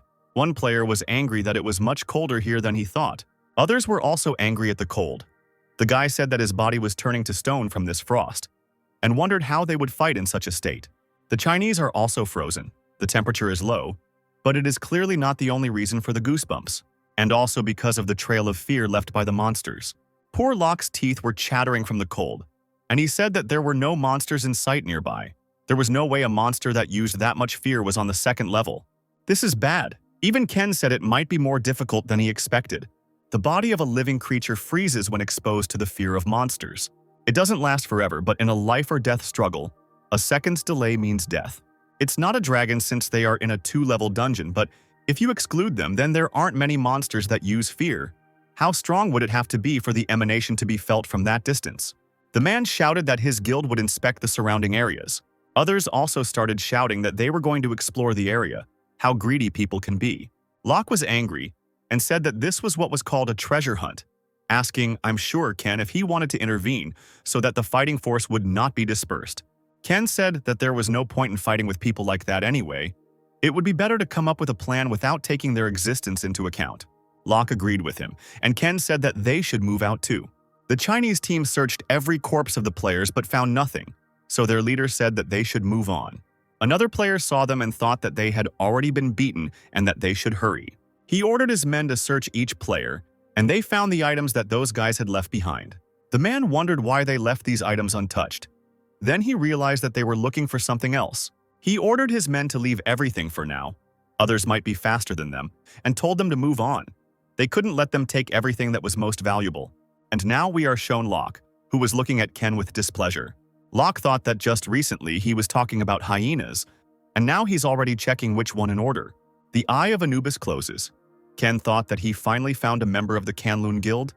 His surviving allies died on the western side. Ken called Locke over to him, and they continued searching for the Chinese guild players. He found another one, and Locke wondered what the hell he was doing and what he wanted to achieve. Ken activated his Eye of Anubis again and began to look into his past. There were screams of what was this monster doing in a 2-level dungeon? This shouldn't be happening. And one of them was grabbed by the monster. The monster squeezed the guy, and Van Gogh's bracelet fell onto one of his horns. His last thoughts are that he must keep the guild's treasure, Van Gogh's bracelet. The Eye of Anubis closed, and Ken found out all the information. The guy's skeleton had no arm. Locke shouted that no matter how cool the item was, there was no point in treating the dead man so roughly. He tolerated this for a while, but before finishing, Ken called him. Then Locke got angry and started shouting that he had done something wrong and that he would not have done such a thing. Ken smiled and called him a nice guy. And unlike Ken, he is. Locke didn't expect such words, so he simply froze in place. Ken said that before the battle started, he would explain their plan while he was burying that guy. There was still hope for him. He then summoned a saw-toothed wolf in the form of a skeletal warrior. Locke was impressed. He came up and kindly asked to ride him, and Ken surprisingly immediately gave the go-ahead. Locke immediately climbed onto the skeleton like a child on a toy horse. He was happy and asked when he had time to prepare such a thing. While he was saying that Ken could only summon humanoid skeletons, Ken threw him a spear. Locke said uncertainly, was his plan to put him on that bony wolf and make him attack the main monster with that spear? Ken just chuckled and said that he had learned to understand without his explanations, but there was still no hope for this guy. A Chinese guild has found the grave of a fallen player. One of them said that it didn't look like it was done by anyone from the guild, and asked if it would be better to dig it up just in case. But the guy said there was no point in digging and wasting time on it if it wasn't their brother. After that, they all left at once, not knowing that this was the grave of their brother, who tried to fulfill his duty to the guild until the very end. And our guys were already on their way to meet the monster. Locke asked that it wouldn't be easy. It wouldn't be so easy to pierce his thick skin with a weapon. But Ken said that he was more worried that he had already become a hunter. Locke didn't understand, and Ken began to explain to him that if the dungeon is not cleared, the killed monsters will respawn again in the same quantities, but the surviving monsters become smarter and stronger due to the experience of meeting players, just like Ken himself. Monsters that have been through battles are not very common, but there are exceptions. While the dungeon remains undefended, the boss monster gains combat experience every time the player fails a task. At some point, he must have noticed that players often gathered around fallen comrades, and it seems he began using them as bait, as this monster survived 23 times. Locke asked in surprise that Ken was sure that the boss was here, the ogre that instilled such fear, and how could he be sure of something he had not seen? Ken said that up until this point they had been gathering information. Locke sighed with relief, because he thought that Ken was acting like those bloodhounds. But then Locke thought that he didn't understand anything even after he looked at them. We are shown some player who was happy about the pile of corpses lying next to him. They rejoiced at the corpses of people like crazy, and ran up to the corpses like hyenas. Their leader understood that something was clearly wrong here. Dead bodies rarely lay next to each other. If other bloodhounds had gathered them nearby, they would have taken the items too. And there is also this bloody trail. Of a strange shape, it looks like the bodies were dragged from somewhere. When it dawned on him, he started shouting to his subordinates that it was a trap. One of them did not understand him. But before he could finish speaking, his body was enveloped in an unknown fear. His body stopped moving and he froze in place. Bad luck for the guy. Unfortunately, the monster managed to kill his partners, and their bodies fell to the ground. He barely turned around and saw a huge orc who was already swinging at him. The bracelet was still in his possession. Their leader managed to climb up, and jumping up, he dealt the ogre one blow with his sword. But when he landed, he saw that his sword had simply broken from that blow. He thought about how a unique class blade could break so easily. But now his body was also enveloped in fear, and he lost the ability to move. Ken and Locke were already running towards this monster, while the screams of that man were still heard in the area. The monster killed this man too. Ken looked at him and turned to Locke, telling him to act according to the plan. It's not like Locke likes Ken's plan after all. He always uses it as bait. And yet, like a faithful comrade, he ran on his dead horse, straight towards the monster. The creepy monster saw him and turned on his ability, and the whole place was covered with this curse. Locke had no choice but to enter this smoke, his body enveloped in an unknown fear. Lancelot's ring freed him from this fear. Locke was glad that the ring was not useless. The unpleasant trembling simply disappeared. But then he noticed something. His skeletal friend stopped obeying him. And now Locke is extremely close to this monster. The moment the monster struck the first blow, the skeleton warrior suddenly ran in the other direction. The expression on Locke's face was simply priceless. Ken reassured Locke that everything was going according to plan. Locke was surprised. He started shouting that he had been controlling him all this time. It was risky, but he didn't have time to finish. He told Locke to hold on tight and keep running. I think Locke will age sooner after such adventures.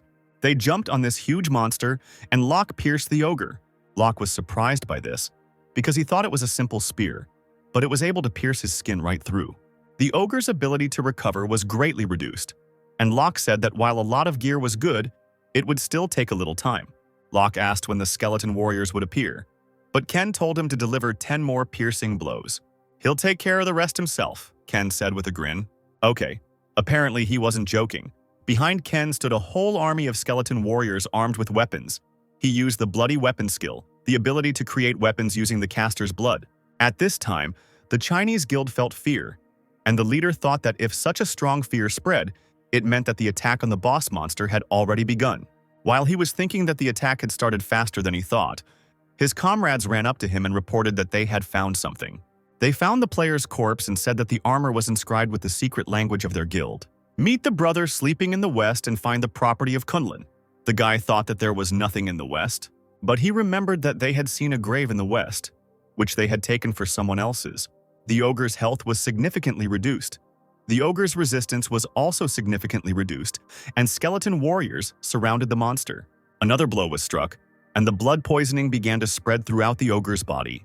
And Locke thought about how amazing Percival's spear was. He couldn't even imagine that it could pierce such thick skin like that.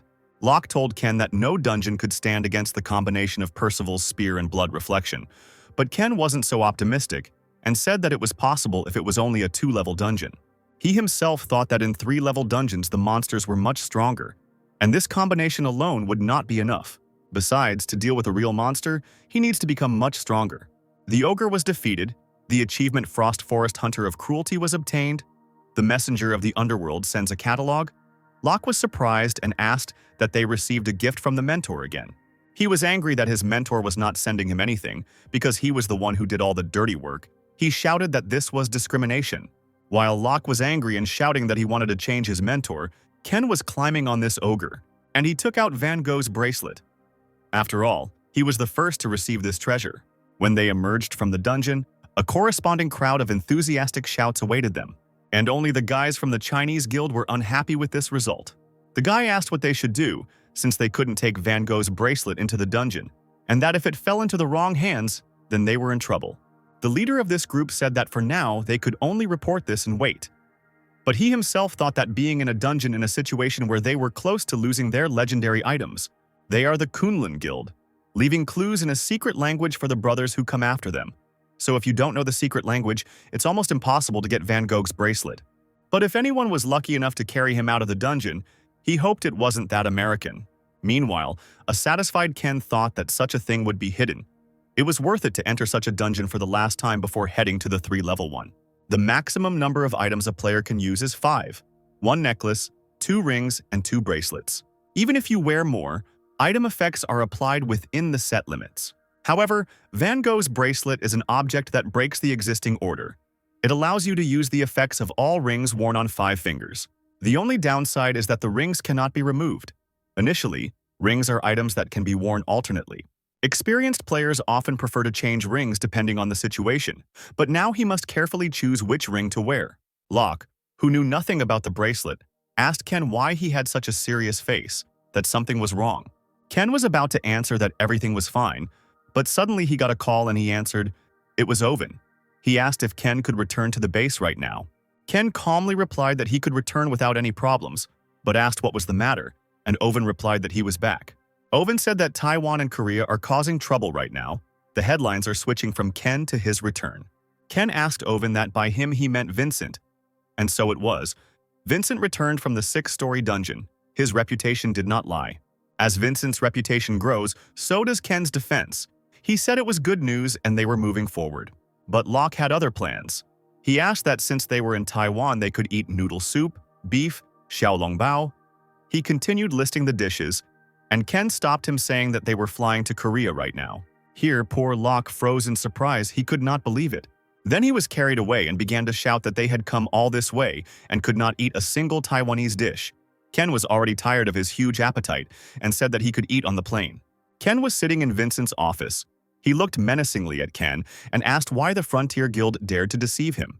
Ken turned on the cutie and said that he himself barely survived, but was wounded and could not move. Besides, he didn't know who to trust, so he hid and waited for Mr. Vincent to return from the dungeon. These are the materials subject to the investigation team sent on the day of the incident based on Ken's testimony, although there was little evidence left in the dungeon itself due to the fire. Judging from the statements of the other surviving players who entered the other dungeon, the Frontier Guild was the instigator of this provocation and attacked first, despite the fact that they pretend to be innocent and pretend that it was a simple accident. Vincent was visibly angry. He thought that those damn bastards had done all this while he was away. And then he said that given the circumstances, it was clear that they were trying to find out the size of their forces. And Ken asked what he was going to do next. "They will pay for what they did to me, so there is only one thing I want to do," Vincent said. Suddenly, Secretary Kim put some box on the table. Owen was smiling from ear to ear, and a tired Locke asked how much he paid to smile like that, and Owen said that he dropped as much as he could because it was him. Locke asked, "Is this Vincent? And how is Owen going to get his skill page back? Because no matter how much he loves money, he hasn't forgotten how hard it was to get this skeleton knight skill." Owen told Locke that he didn't have to worry about it, because the person who would return their items was already in Vincent's office. As always, it dawned on Locke later, and at first he didn't understand what he meant, and then he remembered his beloved partner. Ken left Vincent's office with a suitcase in his hands and called Owen, who immediately asked how everything went. With a smirk on his face, Ken informed him that Vincent had just handed him the skeleton knight skill page. On the internet, everyone was already discussing that Vincent had given a skill page to an American player, saying that the Phoenix Guild promised to support him. Paula bit her lips and thought that Vincent was flirting with them from afar. If Vincent becomes a crowd favorite, it will be another problem for her, as it could make her job more difficult in the future. "Since this is the case," Paula said, "you must take responsibility when you contact Naomi." And at Vincent's house, Secretary Kim said that they would return to this issue after she discussed it with her boss. She was talking on the phone, and Vincent, who was reading the newspaper, asked if she had spoken to Ken. Kim confirmed that it was Ken. He handed over the skill page entrusted to him and sewed on what further instructions there would be. Vincent said that Ken was not stupid, because now that he was looking for new members, Ken must have felt the instability of his position. He continued that since he worked so hard, as a gesture of courtesy, he would let him die in a 3-level dungeon. A C rank should be enough. What a freak. Although Ken had foreseen this, Vincent said that he would be given normal support, he would calm down and leave, and if not, he would have to surprise him. In the evening, the players gathered together and discussed Ken. They considered him a weakling, but one player reminded the others that he had excellent skills, and it seemed he had joined Vincent's group of subordinates by clearing out one of the uncleared dungeons. But the girl named Eugene only laughed that if he were strong, he would go there himself. But that is not the case, since they asked to accompany him. Like a child, she began to stamp her feet while her partners calmed her down, saying that this was an order from the guild. But she only complained that since Vincent became the guild leader, there had been too much politics around, and that she was already thinking about moving to the Messiah Guild. Another player said that it seems that he has a patron who is the messenger of the underworld, and his main ability is the skill Poisoned Blood. But since this skill can be dangerous for allies, he has been traveling alone until now. The girl thought that since he had poisoned blood, he couldn't summon skeletons, and she was told that no one had seen him use other skills. They don't know that those who saw his real power are long dead. And finally, the man about whom so much was talked about arrived. She noticed his car and said that his thriftiness deserved respect, and that she would give him a little break. They entered the dungeon and Ken thought about Vincent, who had sent him 3 escorts even though it was only a 3-story dungeon. While he was thinking about this, the girl came up to him and asked if this was his first time in the 3-story dungeon. She said that he was of little use in this dungeon, so she began to threaten to finish him off if he got in the way. Eugene ordered him to try killing a couple of monsters so she could see what he was capable of. Ken asked what kind of monsters he should kill and how many. She thought that he was already rebelling against her, but still answered that he should not show off and kill as many as he could. When he said he needed time to prepare, she turned around and said he was on his own and left. In Owen's office, Locke learned that Ken had entered the dungeon again and asked if he had some kind of unhealthy attraction to them. Owen began to scold him that he liked to laze around all day, but Locke just yawned and said he wanted to relax while he was gone, and complained that working with him was a nightmare. Alvin began to say that earlier he complained about the lack of an experienced partner, when all three received a notification. An emergency situation occurred. A monster broke out of the dungeon and began to destroy everything in its path. Locke asked which guild was watching this dungeon and how they allowed this to happen. He started to say that the same situation happened a few years ago with a dungeon controlled by the Messiah Guild, but Owen motioned for him to shut up. Here Locke himself realized what a mistake he had made and covered his mouth. Alvin turned to Secretary Lee to see what condition she was in. Apparently they will show us Lee's past. We see an ordinary Korean school. Lee, still a schoolgirl with long hair, frowned at the desk in front of her. On the desk was written Paula's name. Suddenly, there was a loud explosion and all the students ran to the window. One of the high-rise buildings exploded and began to collapse. Lee, seeing the building collapse, began to cry and scream in pain. Apparently, she immediately understood everything. And now the same situation happened and she was probably overcome by those same emotions. She put her phone down and said she would step away for a minute. On her desk was a framed picture of herself smiling sweetly next to her father. Locke had already regretted 1,000 times that he had let it slip. Owen was also sad and began to scold Locke, telling him more than once to watch what he was saying in the presence of Secretary Lee. Locke said he didn't mean to mention it, then said that Owen knew her father and asked what kind of person he was. Owen began to remember an old friend. He was talking to him in a restaurant about some business. Lee's father said that there was risk in this business, but he was always willing to take risks for the sake of his family. He talked about wanting to make the world where his daughter goes to school a safe place. And when he died, Owen came to him. It was clear that the death of his friend upset him. Clouded by past memories, he said her father was an incredible hard worker and an easy target when it came to his daughter. At this time in the dungeon, Eugene killed a lot of monsters and thought that since it was a C-rank dungeon, there were no particularly strong monsters here. While she was thinking that at this rate they should be able to move to the second level by tomorrow without any problems, a guy ran up to her and said that she should take a look at Ken. She asked with displeasure if he couldn't handle even one monster even after asking for extra time to prepare. The guy said he got it, but she should still take a look at it. She didn't like the noise he was making and ordered him to show her the way. When she arrived, she was surprised by what she saw. She remembered that he asked for time to prepare. She realized that he had spent all this time setting traps. It was strange that no one else had done this. Eugene thought that although he tried hard, such traps would not cause much damage. At most, they would scratch. They jumped into the tree branches, and from this view we can see all the traps he had built. Here Ken himself appeared. Monsters ran after him, and when they ran past, they touched Ken's traps. Eugene became worried and thought that he would definitely die this way, and asked what he was trying to achieve by leading a crowd of monsters into such a simple trap. She took out her bow and was already preparing an arrow, but the guy told her to wait and look at his plan. But she just started saying that this guy clearly had no plan, and that Vincent would kill them if he died here. But the guy didn't answer her and only pointed down, asking her to look at him. Ken jumped onto one of the tree trunks and was surrounded by monsters. Eugene saw him surrounded by monsters and decided it was too late to save him. But Ken had other thoughts on this matter. He activated the Underworld Messenger skill Bloody Mist. The orcs were poisoned by the Poisoned Blood skill, and one by one they died. Eugene didn't laugh at Ken now, and thought that he combined the Poisoned Blood with the Blood Mist, which meant that it was correct to use the Poisoned Blood skill. The guy said that it was amazing, and that he was seeing something like this for the first time. Ken had already killed 100 orcs this way, and Eugene's eyes lit up and she thought that he deserved Vincent's favor, and that she would win him over to her side, no matter what. She saw only a part of his abilities and already elevated him to the throne. And Ken stood in front of a pile of corpses, and the messenger of the underworld admires his ability. The Bloody Mist skill rank increased by 1. Ken walked up to one orc and touched him. The Underworld Messenger's blood absorption skill was used. He thought how good it was that he could replenish his blood supply with this skill. Eugene turned to the guy and told him to go and tell him everything. He didn't understand and asked what to tell him, and Eugene pointed to the battlefield and said that he had definitely passed the test. That evening, Ken was sitting by the fire when Eugene came up to him and apologized for her behavior. She enthusiastically told him that his skills were incredible, and that she never thought that poisoned blood could be so deadly. Did Ken really have a fan? The girl praised Ken's skills and said that she wanted him to join her team, and Ken replied with 100,000 won, the cost of each time he uses poisoned blood. The word cost really angered a miser like her. Ken responded that his supply of poisoned blood was limited, so it made sense that the team would pay the player to use the absorption skill during a dungeon run. Moreover, the side effect of this skill is bleeding. He should get at least that much. Eugene became more and more angry, but replied that of course she understood everything. They should pay him since he sheds his precious blood. She started bargaining and said she would pay 30,000 won. Ken said that was too little and gave a generous discount of 1,000 won. Eugene continued to bargain and also became generous at 31,000 won.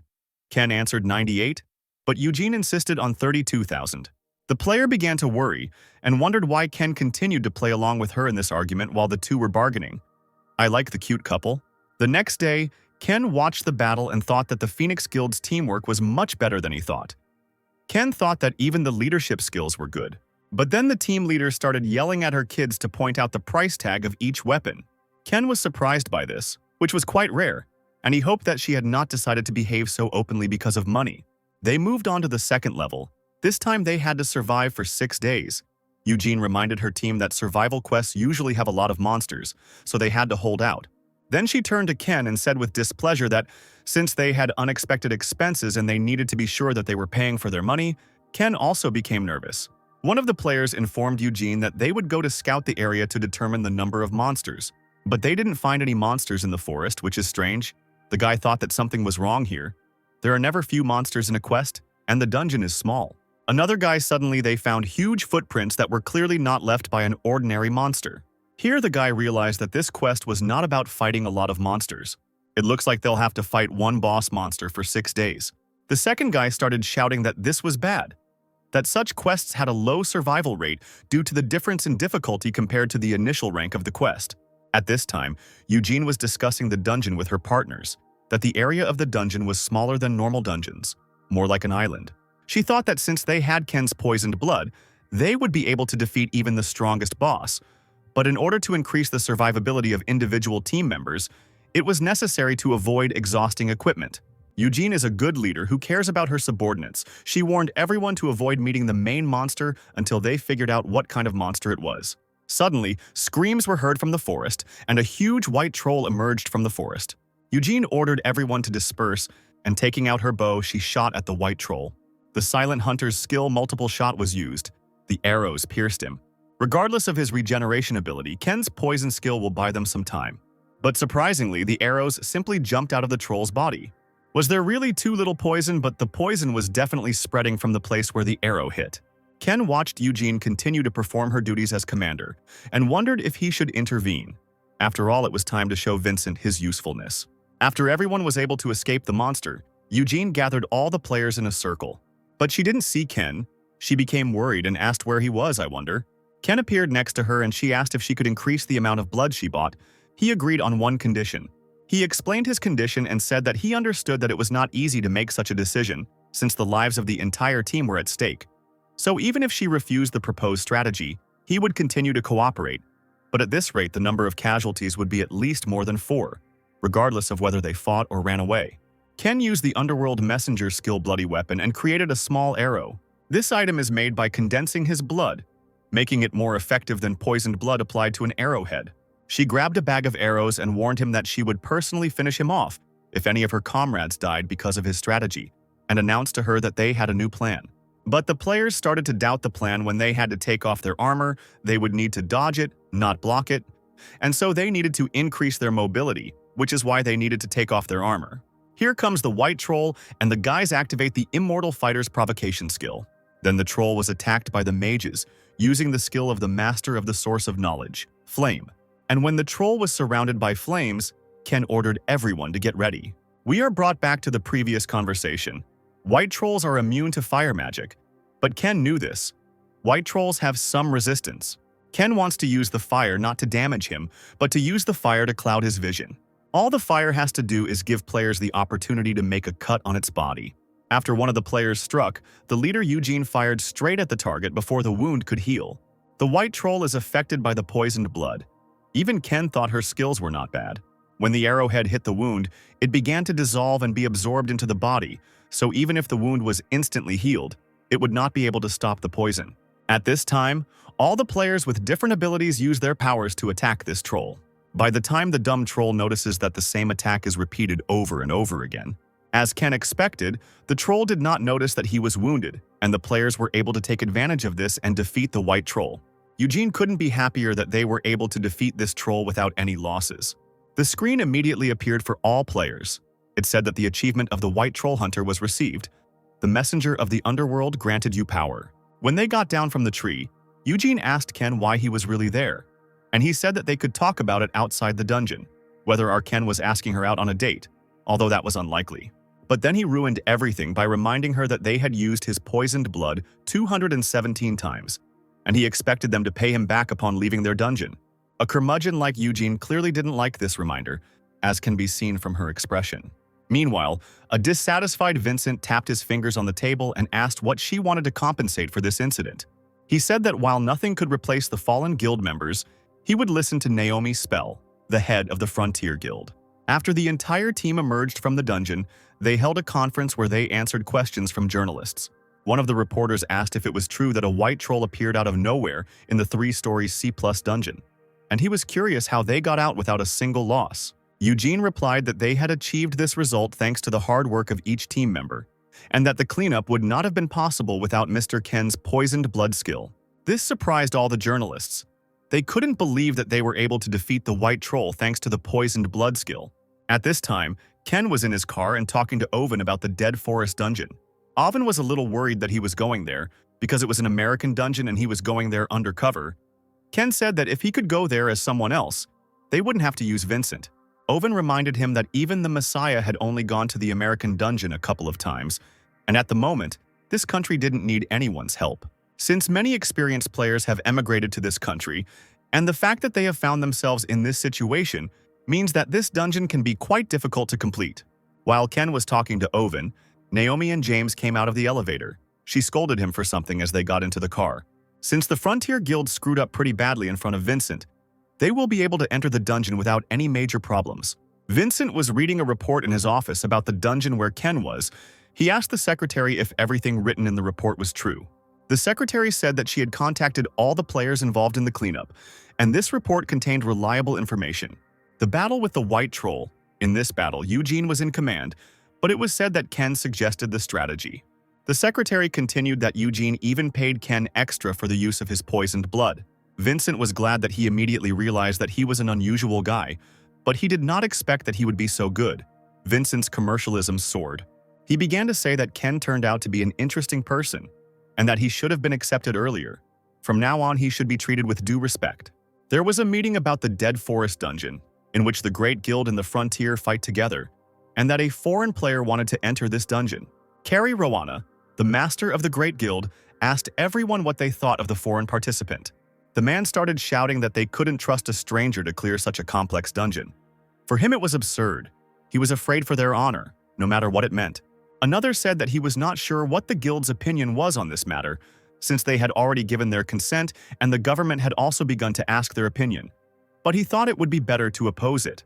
But Carrie suddenly laughed and stood up and said that the reason the government forbade them from trying to clear that dungeon again was not because they doubted their ability to do so, but because they were concerned about the potential damage to their own country's guild.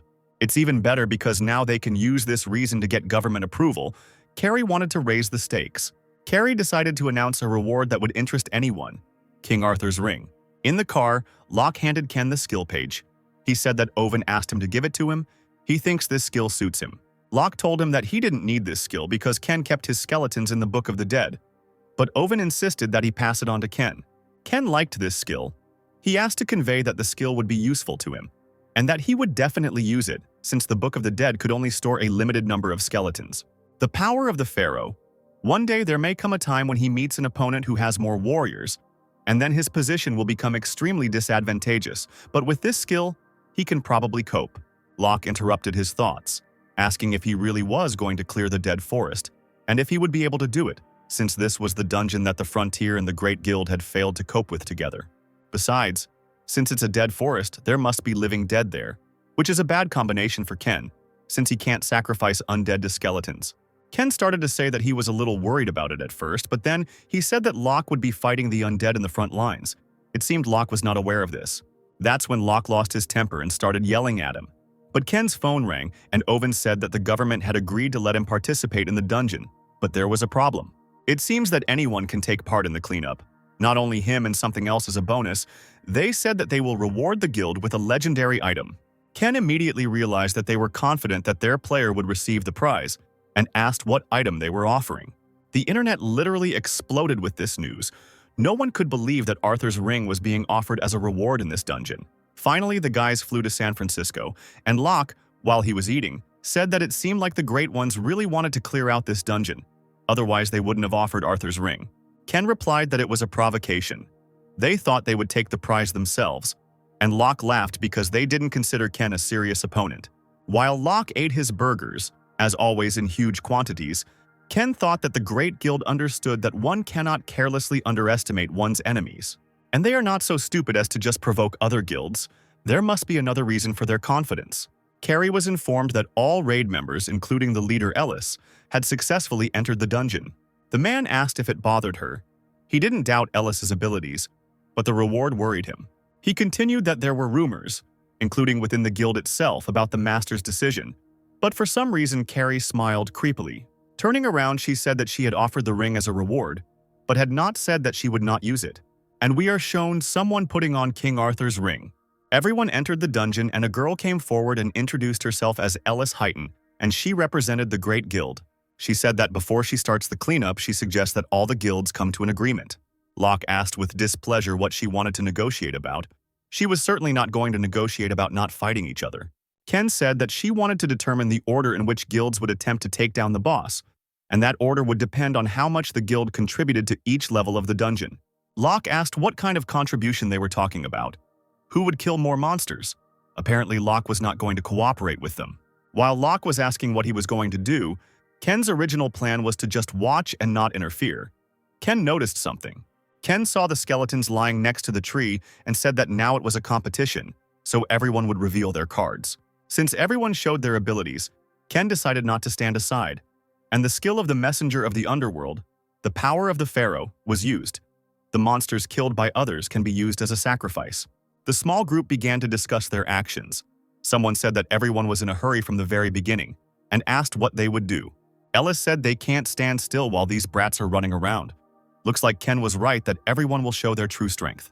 She put on Arthur's ring first, and then pulled out Merlin's item from her inventory. Merlin's item increases her power. The hidden condition of the Arthurian legend has been fulfilled.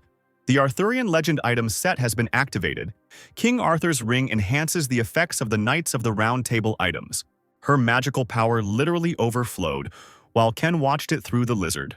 Ellis said she didn't see the point in dragging things out until the second level. She decided to tell everyone who was in charge right now. This is the trump card of the Great Guild. No wonder they were so confident. Ken expected King Arthur's ring to be used in the dungeon, but he didn't know that Ellis also had Merlin's item. Merlin's item is a legendary item, something like a symbol of Paula, who led the Knights of the Round Table, but this does not mean that it belonged to her from the very beginning. The fact that the item passed from Ellis to Paula. So there is a direct connection between the Messiah Guild and the Great Guild. So it would be even better if Ken got hold of the item before it fell into Paula's hands. The effect of this would be greater than any of Ken's attacks against the Messiah. While Locke suggested that Ken analyze the opponent's strengths, but Ken had another plan. Ken thought that they wouldn't be able to give priority to the Great Guild that owns Merlin's item and King Arthur's ring, and told Locke that they would give it their all from the start. Meanwhile, Ellis, using the skill of the listener of all creation, called the Fire Spirit, burned all the orcs in her path. The player was impressed that, as expected from a great guild, with such a level of firepower, it was impossible to attack the fourth one at once, when suddenly he noticed something. It was Ken, who was not inferior in strength to the Great Guild. The path was already blocked, which didn't make Ellis very happy, as she didn't expect Ken to do so well. Ken used the skill messenger of the underworld, the power of the pharaoh. The monsters killed by others were used as sacrifices, and he was able to summon a skeleton warrior. The player didn't like that Ken was feeding his skeleton the monsters they killed, but Ellis told him to calm down and check his score. With a score of 1,500, the Great Guild is in first place, the Messiah is in second place, Ken and Locke are in last place for now, and the player just laughed at them. Ellis ordered her subordinates to move to the next zone. Ken thought that at this rate their firepower would outpace them. However, such power does not mean a quick hunt, because they do not have the weapons that Ken has. Ken had an idea. He told Locke that they were the only guild that could use this strategy. Of course, this was only possible because Locke existed. He tried to press Locke again, but Locke said that since this strategy was impossible without him, he would do nothing. But then he agreed anyway. and asked this time that he would feed him after the cleanup. And then Ken decided that it was worth speeding up and a skeleton warrior on a horse appeared. It was a skeleton knight, a skill that Vincent gave. In the real world, people on the internet couldn't calm down because of the reward that the Frontier Guild was offering $2 million for the dead forest. Owen was glad that other guilds also started to place bets, because he thought that they would be the ones to win. Owen asked what Ken's lead was, and Secretary Lee replied that it was 3.28, and he would have to see the rest for himself. The Great Guild has revealed the characteristics of Ellis's item, which is also located in the dungeon. Apparently, they gave her Merlin's item and King Arthur's ring, Lee said. Owen was surprised that she was using items that would allow her to go through 5- or 6-story dungeons. And then it dawned on Owen that these two items gave a boost effect, which meant they could lose. And the miser Owen immediately began shouting for Secretary Lee to cancel his bets. But Lee said it was too late. Owen was angry and scolded that the Great Guild was cheap and they should play fair and square instead of relying on items. But in the dungeon, when Ellis looked at the score, she saw that Ken was in first place with 5,704 kills. It was amazing how quickly they were able to overtake everyone. Ellis wondered how they were able to do it, because they could not find anything better than Merlin's item or King Arthur's ring. Ellis approached Ken and Locke and said that the rumors were true, and asked what his secret was, and Ken said that he was just lucky. And all thanks to Locke and his immortal body, no matter how strong the firepower is, after defeating all the monsters in one zone, you have no choice but to waste time moving on to the next one. On the other hand, they were able to focus on the battle because they gathered all the monsters in one area. Ken decided to play with their pride a little and asked what specific effect King Arthur's ring gave. It looked like it would be his after the cleanup. So he wanted to know in advance, Ken said, offering to give it to her right away. And then they will do everything possible to avoid harming the Great Guild in this dungeon. Ken continued to press her and said that the chance of winning would increase if the strongest one was in possession of the item. Ellis, after his words, asked if he really thought he was stronger than her. Ken continued that, for the sake of clearing it, he would gladly give his items to a player stronger than him. She got angry and said that because of a small gap he became arrogant. In the end, the Great Guild will clear this dungeon, and left with these words. The player from the Frontier Guild looked at this squabble and was glad that with this scenario, new opportunities would also open up for them, the Frontier Guild. The battle continued, each guild using their abilities to take first place and defeat the boss first.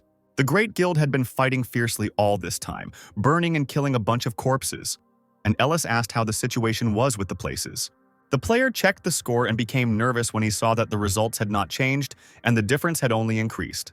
Ellis didn't believe it and checked the score herself, and only became more angry. The gap only grew, despite the fact that their clothing power was working non-stop. And suddenly the scout returned to his team. Ellis immediately pounced on him with questions about Ken. The man, as soon as he caught his breath, said with horror that there were 50 skeleton warriors there. Moreover, the skeleton warriors were stronger than any ordinary player. Ken was checking at this time if he could summon another skeleton, but at the moment this was the limit of his magical power. He decided that he needed to conserve his mana to use other skills, so he drank a potion that helped him restore his mana. And poor Locke cursed Ken as he ran towards him, with a crowd of monsters running after him. And Ken just smiled when he thought that Locke had learned to pick the perfect timing. Here, Ken put on his mask and joined the Skeleton Knight. I think he understands perfectly well that he is cool. A real war of skeleton warriors with monsters began, led by a skeleton knight with Percival's spear. While the skeleton warriors were fighting, Ken also used the Underworld Messenger skill corpse explosion several times. They cleared the first level of the dungeon, and Ken's score continued to increase. Ellis announced the results, saying that based on them, further competition was pointless, and asked if anyone wanted to object to Mokosh's guild, Ken's guild, trying to fight the boss monster first. All the participants in this competition did not object to this. Rules are rules, they said. The man did not expect Ellis to lose and decided to change his plan, because he could not just let King Arthur's ring go. Ellis shook Ken's hand and admitted that she had underestimated him, but reminded him that there was still a second level, and if he lost, they would be next. Moving on to the second level, players were met with a thick fog, and in this fog they had to find and defeat a land turtle. I don't understand how a turtle can be a monster. Ellis ordered her players to split up and search the area when a player suggested that she relax a bit as she looked scared. She of course sent him away. That player turned out to be Jay from the Frontier Guild. He offered her to join forces. Jay continued that the Great Guild and the Frontier Guild had already worked together, although the plan had failed back then. But now they couldn't just give their wealth to some random guy. Ellis seemed interested in this proposal and asked how exactly he wanted to combine their forces. He said that accidents often happen in dungeons, such as a group of monsters attacking from behind while you're fighting a boss monster. Ellis started to object, but Jay said that this was not a situation where there was room for arguing about what was right and what was wrong. If King Arthur's ring floats away from them, then it won't be only her who will be causing the pogroms. There isn't much time left until the cleansing of that level, Jay convinced. Surprisingly, she just laughed and asked if he really thought she would agree. Jay started to get nervous and told her to think about it because she didn't want to just give the ring to that guy, and asked what she would do if he actually managed to clear the dungeon.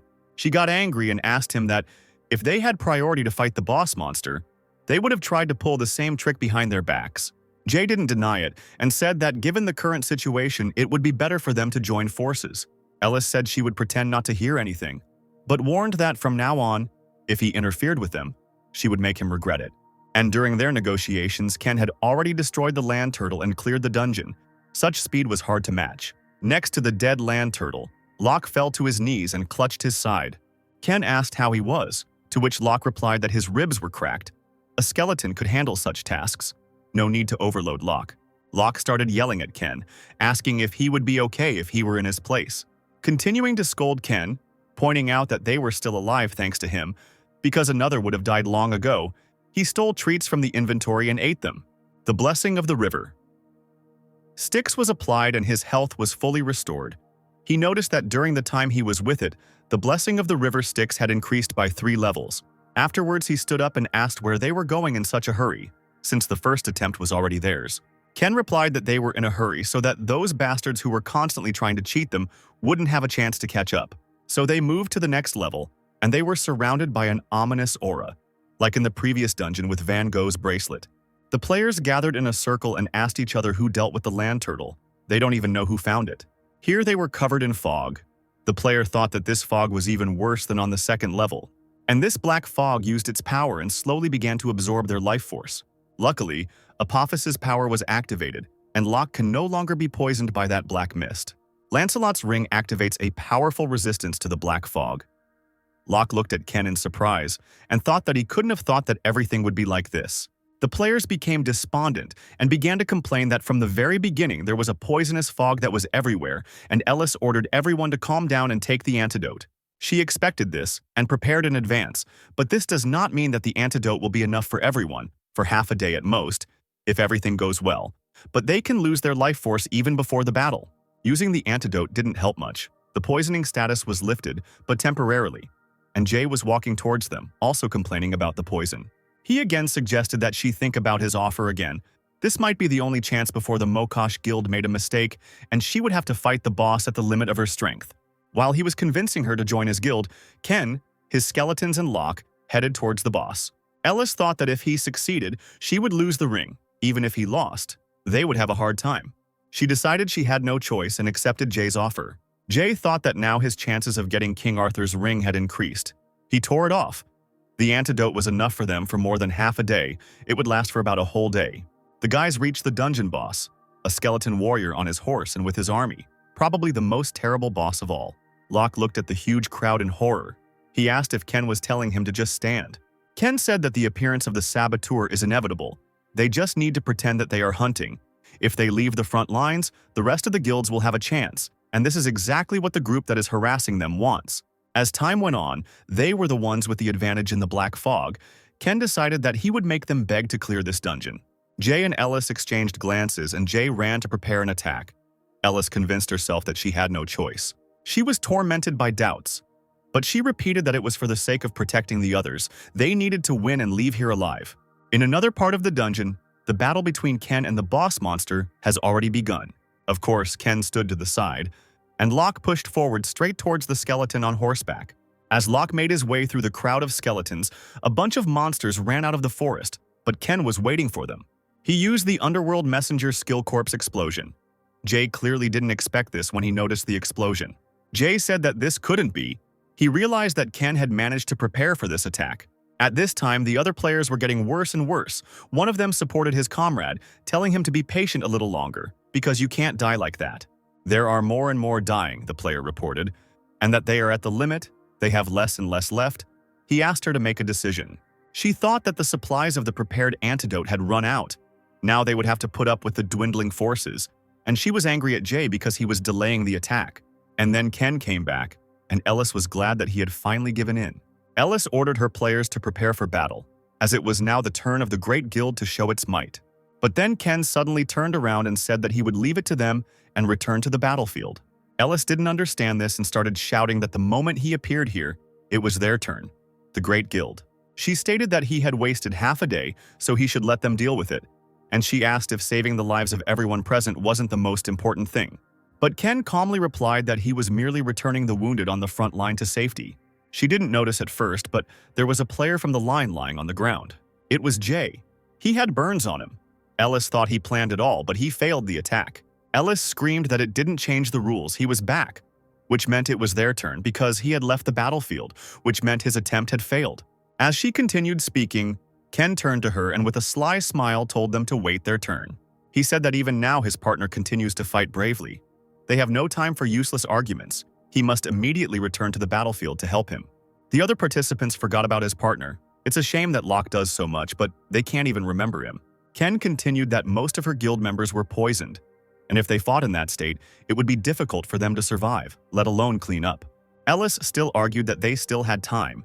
She stated that if they were in the same conditions, then it would be better for their team to enter the fight earlier, because they had the resources to do so. But Ken admitted that the dark fog had no effect on him. Everyone remembered that he had defeated the spiny snake. Ellis remembered that he was the first hunter to defeat the spiny snake. Ken stated that if all the guilds had cooperated from the beginning, the current crisis would not have arisen. He said that they still had a chance. They just needed to defeat the Dullahan as quickly as possible, mobilizing all their remaining resources. Ellis wanted to say something else, but her partner told her to stop. The situation was too serious. All the players turned against the Great Guild because they were the ones who proposed this stupid argument instead of fighting together from the very beginning. They said that instead of thanking him for saving her own ass, she starts arguing with him. Ellis became increasingly worried when everyone repeated that she herself had spoken about the value of life, and now she was behaving selfishly. Our fox just smiled and said that she would need to be trimmed in her next decisions. He said that she probably already knew the answer. Everyone present would witness the noble request of the Great Guild. Meanwhile, on the battlefield, the dead continued to appear from the ground, and Locke thought that his energy would run out before he even started fighting the Dullahan. Ken finally returns, praising Locke for holding them back, and we see that he is holding Merlin's staff. Merlin's items have increased his magic power, the hidden condition of the Arthurian legend has been fulfilled, the effect of the Arthurian legend item set has been activated, and King Arthur's ring strengthens the power of the round table items. Locke was shocked and asked where he got all these items from. Ken replied that he received all the prizes in advance. Merlin's item was a bonus. He said it so calmly, as if it was a trifle. However, Locke continued to doubt that with only 2 items they could change anything. And then Ken summoned the golem, then the skill of the messenger of the underworld, the power of the pharaoh, was used. Monsters killed by non-casters were sacrificed, and skeletal warriors were summoned. Ken used Gawain's necklaces, the hidden condition of the Arthurian legend was fulfilled, the effect of the Arthurian legend item set was activated. The king's ring strengthened the power of his round table items. The duration of the necklace skill greatly increased, and Ken used the aura fields again. Now Ken has a manageable army of the dead and golems, and also the items of the round table. The battle to clear the dungeon began.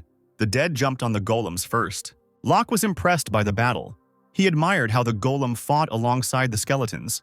In another part of the forest, where the rest of the dungeon participants were waiting for the cleanup to be completed, the healer helped Jay, but still asked him not to move, because the fog made it impossible to completely cure him. The doctor said that he was very lucky, because Ken saved him. Jay did not expect such a turn of events. Ellis and her partner were wandering in the forest, who stated that in their current state, it would be dangerous to meet a monster that decided to leave the battlefield. She knew it herself, but Ken had fooled them, so she decided to find out what was happening on the battlefield.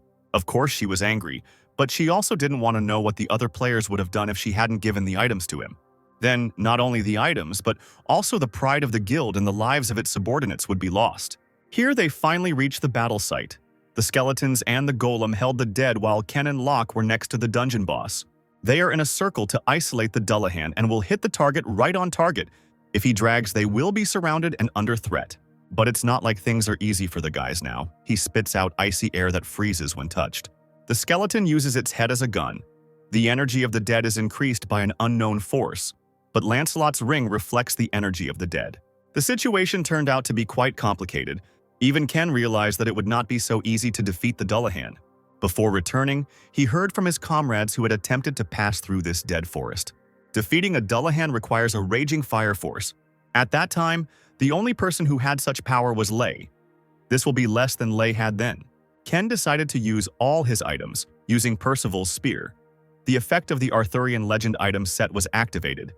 The penetration ability of Percival's spear was greatly increased. Locke realized that Ken had decided to pull an ace out of his sleeve, but he too had not yet done all he could. He ran up to the dead man's horse and fearlessly began to beat him with all his might. The skeleton was angered by this and he raised his sword and tried to hit Locke, but he managed to hold back his attack. Ken ran to the skeleton in time and thrust his spear into the skeleton's head.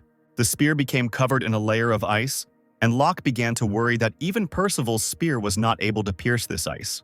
But fortunately, the skull cracked, and finally an explosion appeared. The Dullahan was defeated.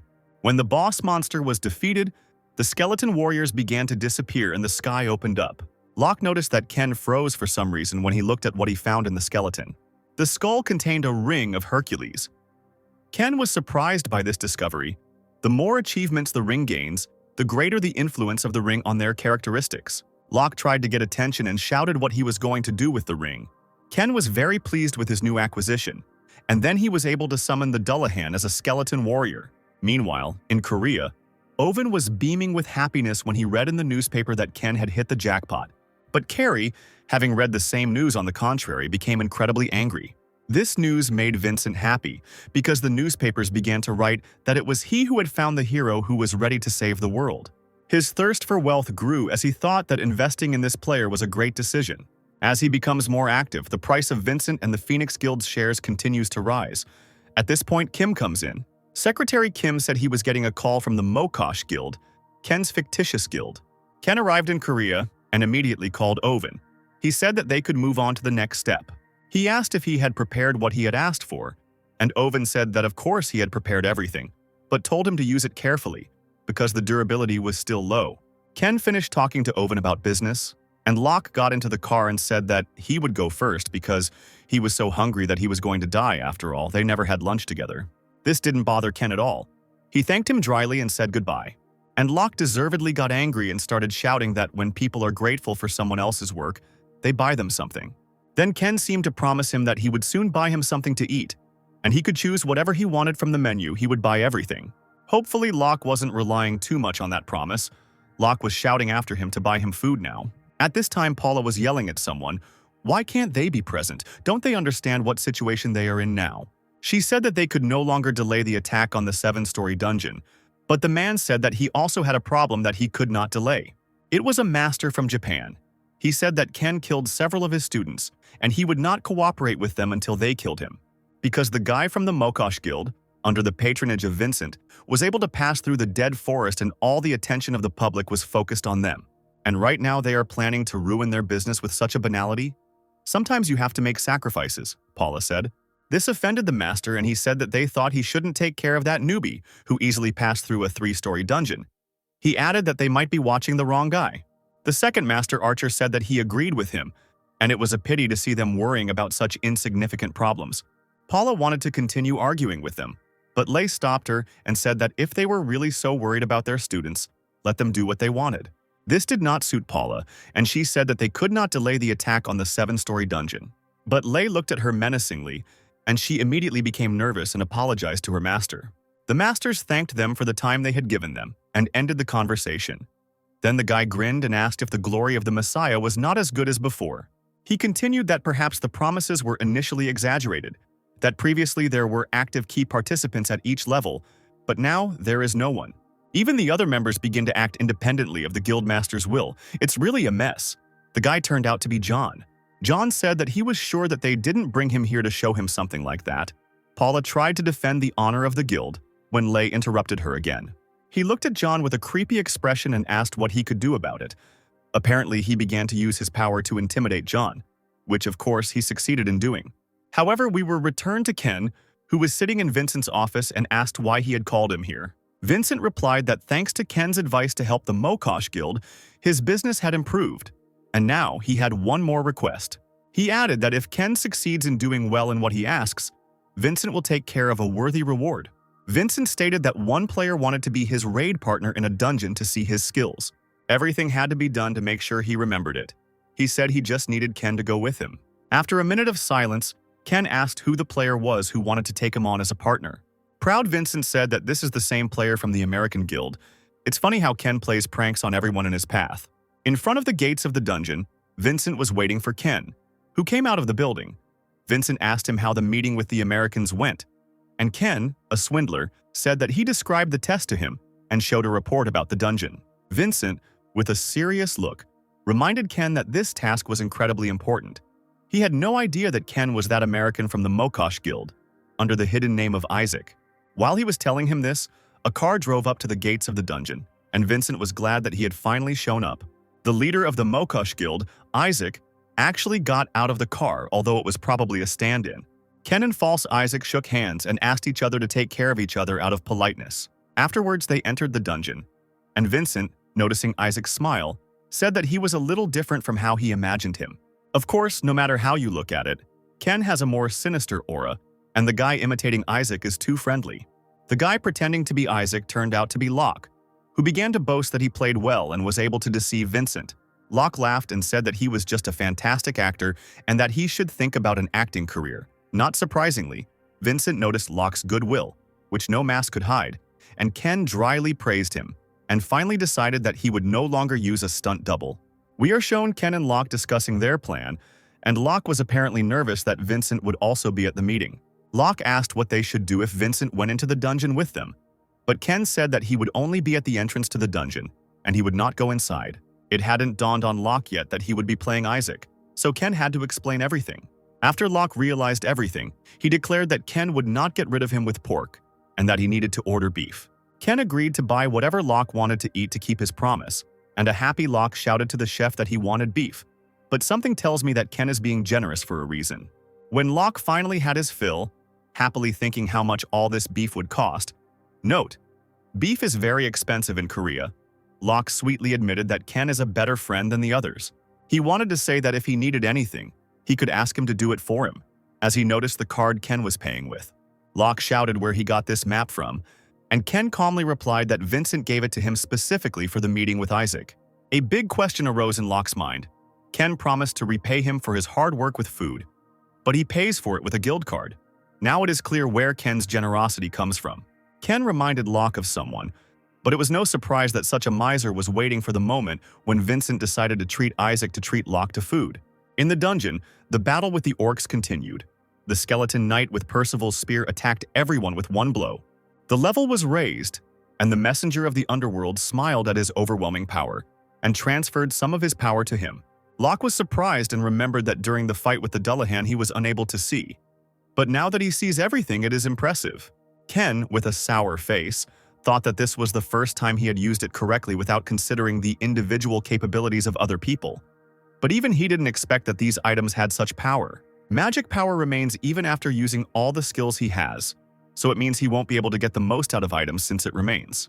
Ken realized that in this dungeon he would not be able to test their power to its full potential, and Locke did not care, because the skeletons do everything themselves, and the level continues to rise. Locke said in a relaxed tone that soon he would not even be able to match his skeleton warriors in strength. Ken was irritated by Locke's constant flippancy and glared at him. Locke got scared and asked if he was going to make him do it again and stated that he was Isaac now, and if he kept acting like this, he would tell Vincent that he had failed the test. But Ken wasn't scared at all. He looked at Locke with his creepy gaze and admitted to him that he was going to fail this test anyway. After the dungeon, Ken called Owen and he asked how the test was and if Ken passed the test. Ken said that Owen himself understood this perfectly well while the angry Locke sat in the car and asked if there was any news. Owen replied that the Messiah Guild had announced that they were postponing the attack on the 7-story dungeon. The exact reason why the attack could not proceed as planned was not disclosed. Ken thought that since they even decided to move the rail, it meant there was some kind of problem. He remembered that besides Lei, only a master archer and a master swordsman could act like that. He told Owen that it seemed like there was an internal conflict within the guild. Owen thought the same. There had been many unpleasant incidents recently. The most suspicious of them was the Master Archer, because he had deep connections with the guild. This is just his guess, but before attacking the 7-story dungeon, he first needs to sort out his personal problems. Owen asked what he would do, and Ken said that first of all he had to finish what he started, and Locke continued to sit silently in the car with a dissatisfied face. But his face immediately lit up as soon as Ken showed him the map. Ken told Owen that he would think about the rest after eating. Owen was surprised and asked what other business he had. Ken replied that he had to meet with Vincent. At the Phoenix headquarters, Vincent sat with an arrogant look when he learned that Ken had failed the mission. He repeated what he had told him earlier to complete the mission no matter what. Ken apologized and said that Isaac recognized the power of his blood poisoning technique, so that's who should become the actor. He continued that Isaac said that he lacked skill, however. He asked if he could help if he suddenly needed help. After these words, doubts overtook Vincent, because Isaac asked for his help when necessary, with mixed success. Ken looked like a guilty puppy, a rare sight, and reported that he overheard Isaac talking to a colleague, and it seemed they were trying to recruit people from another guild.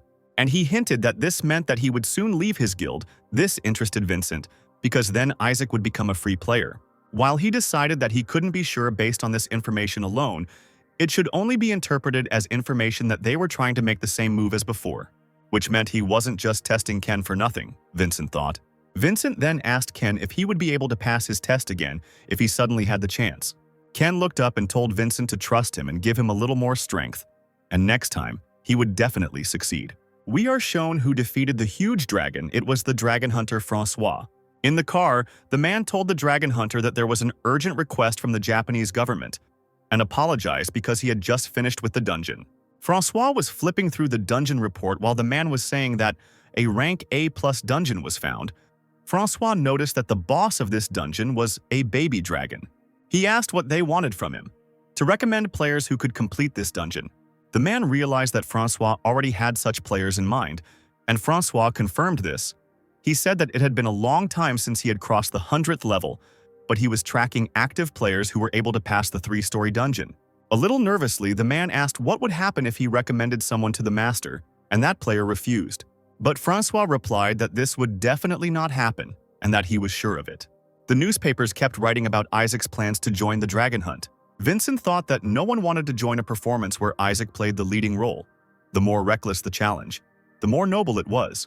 He was glad that he had managed to invest in Isaac when Secretary Kim reported that Ken had written in a message that, thanks to the skill he had given him, he was able to pass Isaac's test. This news only made his smile grow bigger, and he remembered that he had given him the skill as an advance payment. Vincent then warned Ken that this would be the last chance. There would be no other. And this time he definitely had to pass the test. If not, he didn't know what he would do with him. Ken left the office and the secretary came in, and Vincent ordered her to call Isaac and ask him to do the test again. She asked what to do if he refused. Vincent replied that then he would need to offer a bribe, a page of fire golem skills, and a wizard skeleton. Secretary Kim said that Isaac would like to go to this dragon hatchling dungeon with Ken.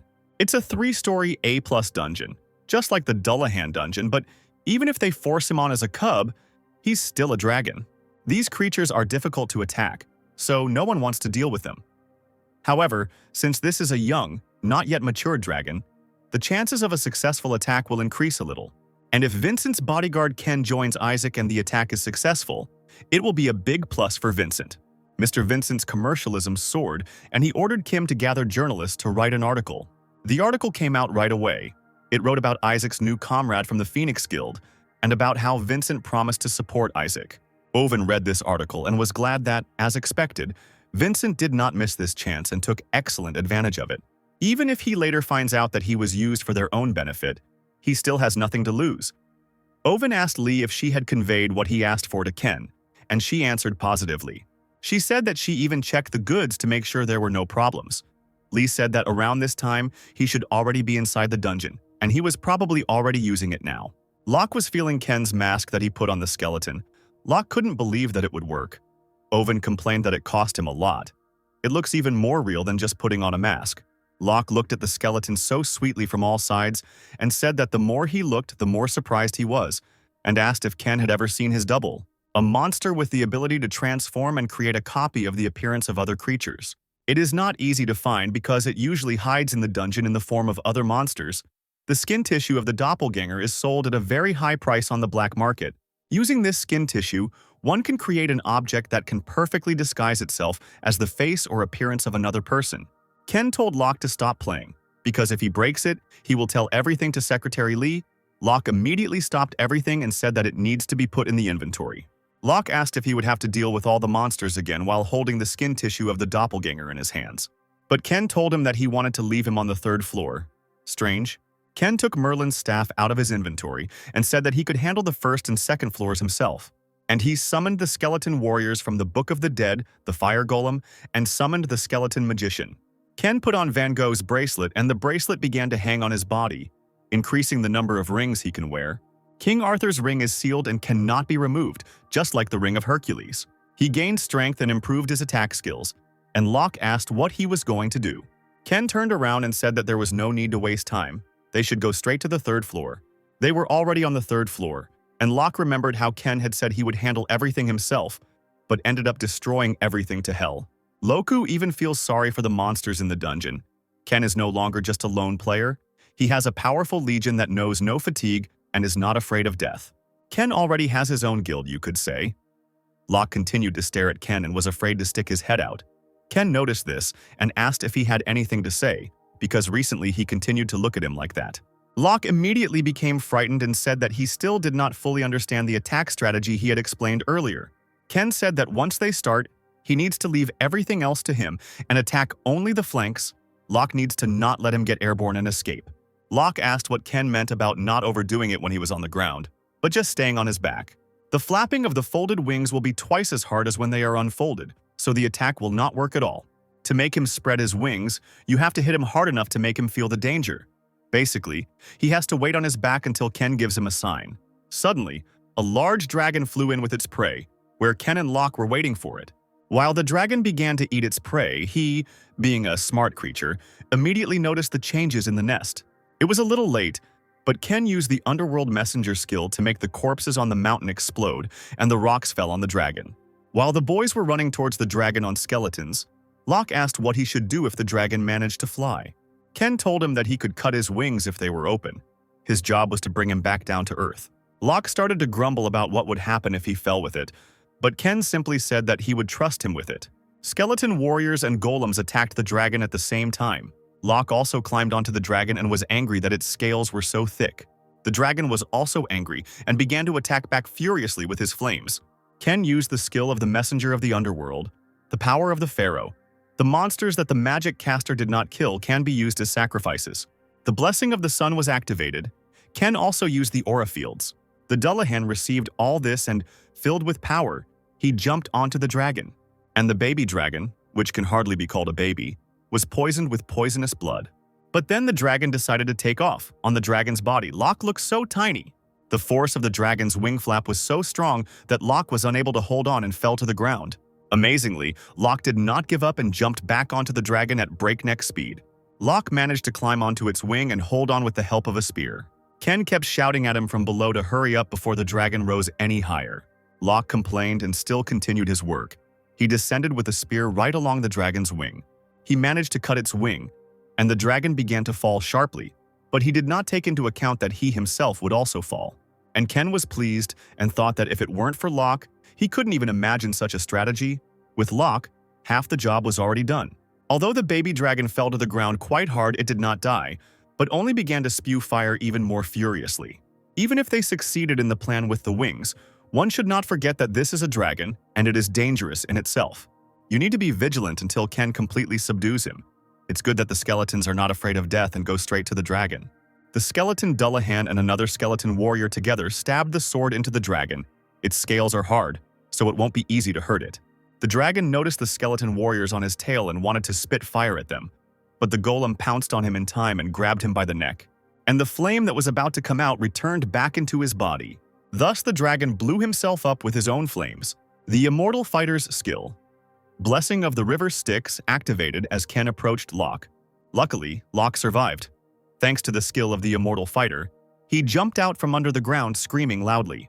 Ken said it took longer than expected. Locke didn't get up for a long time and Ken already thought he was dead. All wounded, Locke stated that he couldn't be killed like that. He was just resting because his stomach was empty. Locke asked how the dragon was doing, and Ken proudly stated that while Locke was resting, he was able to defeat it, although he admitted that it was all thanks to Locke. And finally, the moment I had been waiting for came. Ken called Locke partner and extended his hand. What a touching moment. Locke stood up and told him not to try to buy him off with words as soon as they left here, and ordered them to buy him food. But Ken said that first they need to figure this out.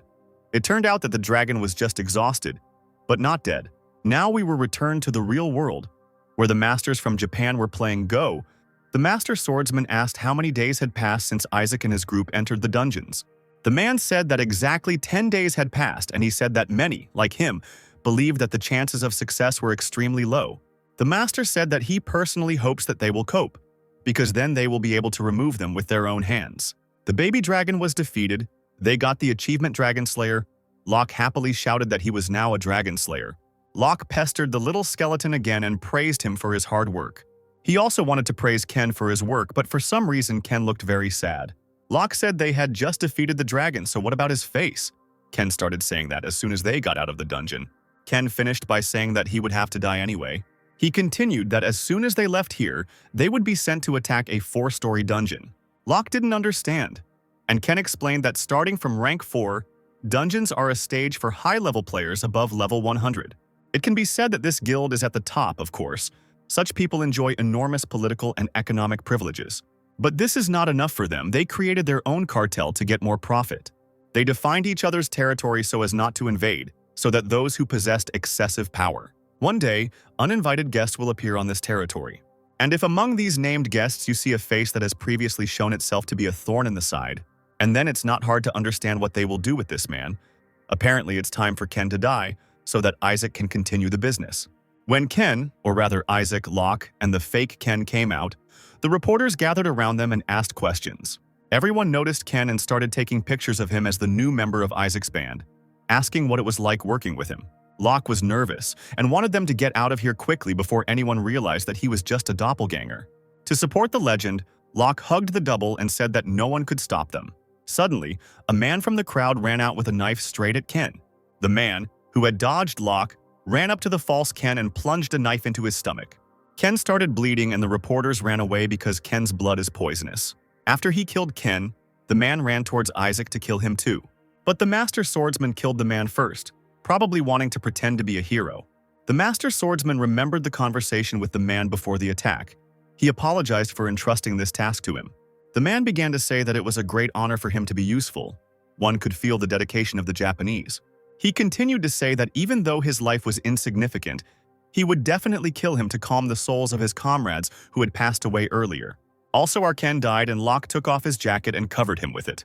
Mr. Asshole told Isaac, that he came here as a representative of the country to congratulate him, but he didn't expect this. Of course, in front of a bunch of cameras and a staged scene, the master swordsman apologized to him.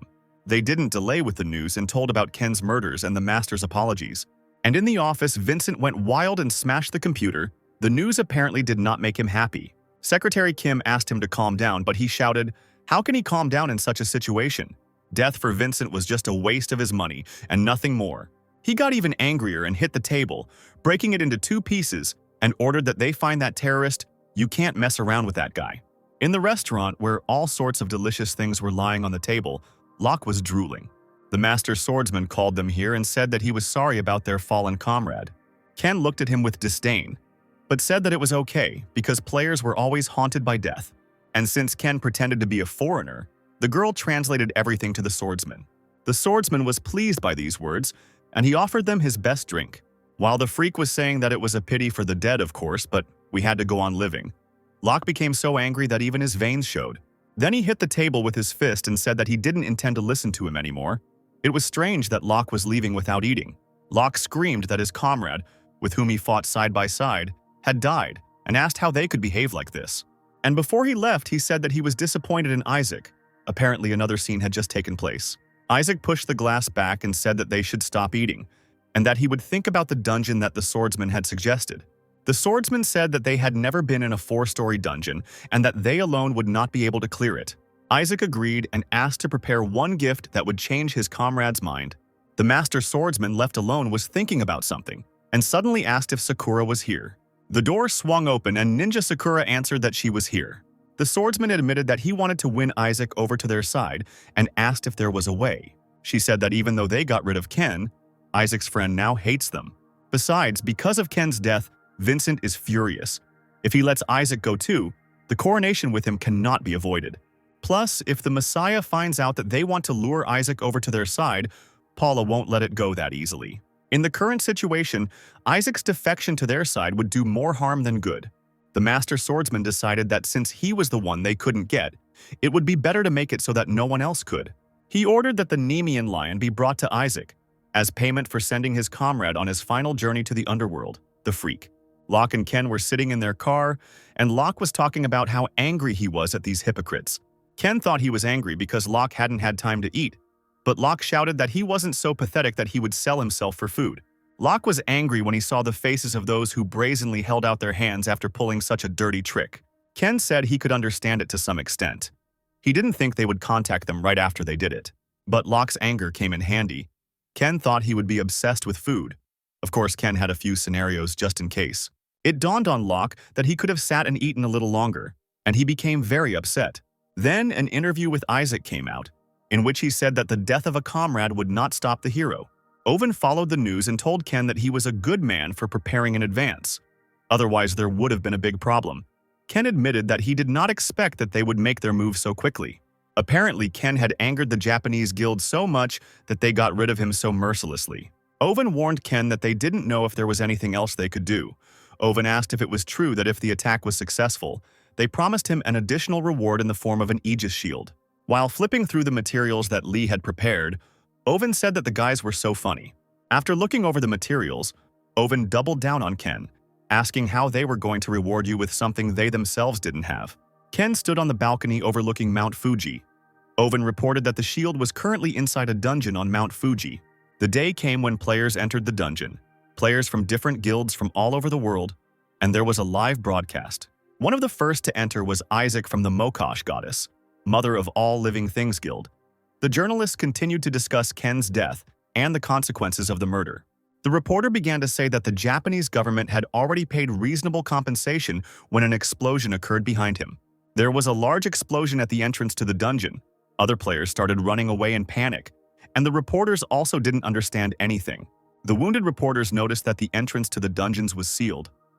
I don't understand at all what's happening now. The news went crazy. Everyone was writing about the worst disaster. Isaac's group was stuck in the dungeon. They had almost zero chance of success. That crazy bastard was glad that the strategy of isolating them inside the dungeon had worked. But he wanted to send 5 people with them when the girl asked if all this was really necessary. This is their first 4-story dungeon, and it's also an A+ rank, so they're probably going through hell right now. Even they tried to clear this dungeon several times and failed, and there are only 2 of them. The girl said that she did one prank. She put the Aegis shield as an additional reward, but it is inside the dungeon. The swordsman stood up and began to say that recently more and more people were wondering about the whereabouts of the shield, because it was one of the legendary items with incredible power. He continued that if people realized that even with this item they failed in clearing it, people would become wary of this dungeon. The better their cleanup goes, the lower their reputation will go, so they decided to offer a shield as a reward to anyone who clears the dungeons. This false information will serve as both a bait and a trap, as the dungeon will become a grave for players to see how terrible a person can be. Meanwhile, in the dungeon, Locke was upset that only they were able to enter. Locke asked how Ken could have foreseen this. Was he a fortune teller? Ken remembered how in the past, the Messiah dealt with interference right in the dungeon, or dealt with those who were difficult to compete with face-to-face by isolating them in a dungeon alone.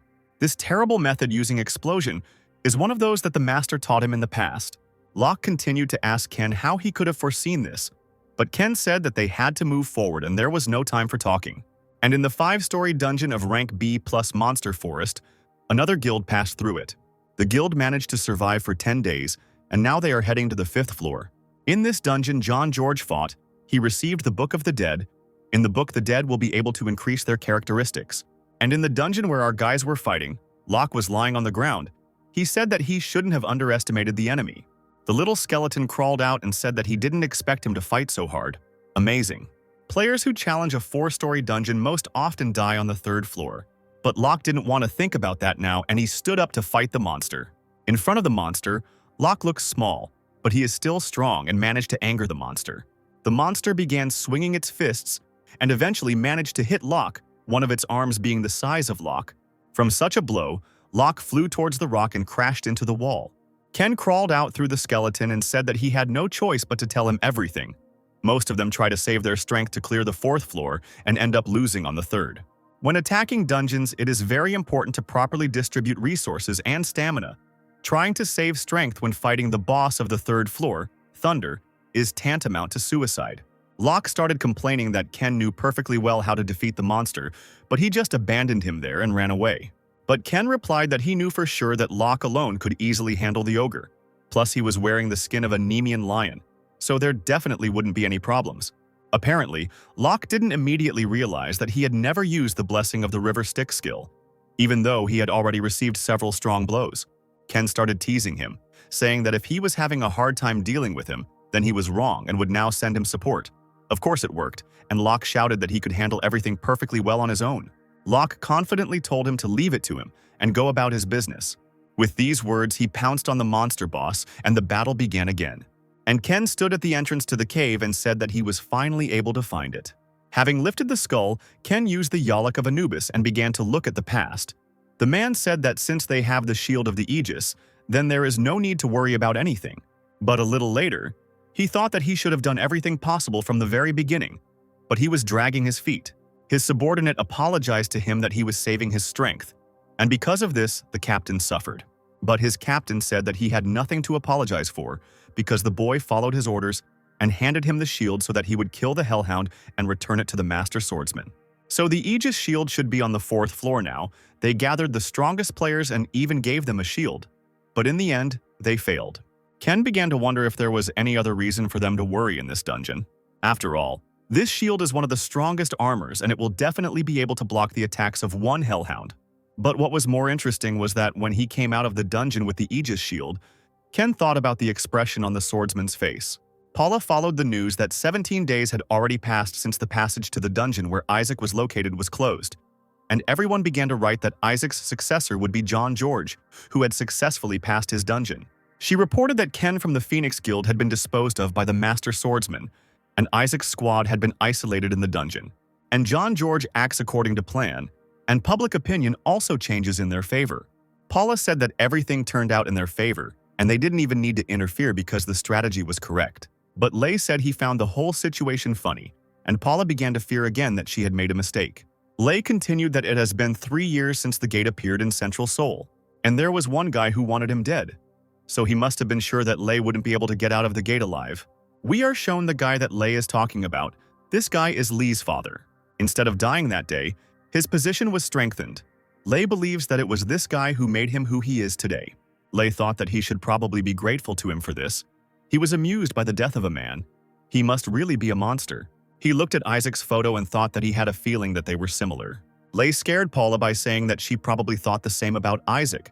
He decided that if Isaac managed to get out of the dungeon, he would have to meet him in person at least once. And our Locke was able to kill the ogre and raised his level. He worked hard. Ken had already approached him at this point and said that Locke had done it faster than he thought. He brought him 2 warrior skeletons just in case, but now he doesn't need them. When Locke saw Ken, he got angry and said that he almost died here while Ken was hiding somewhere.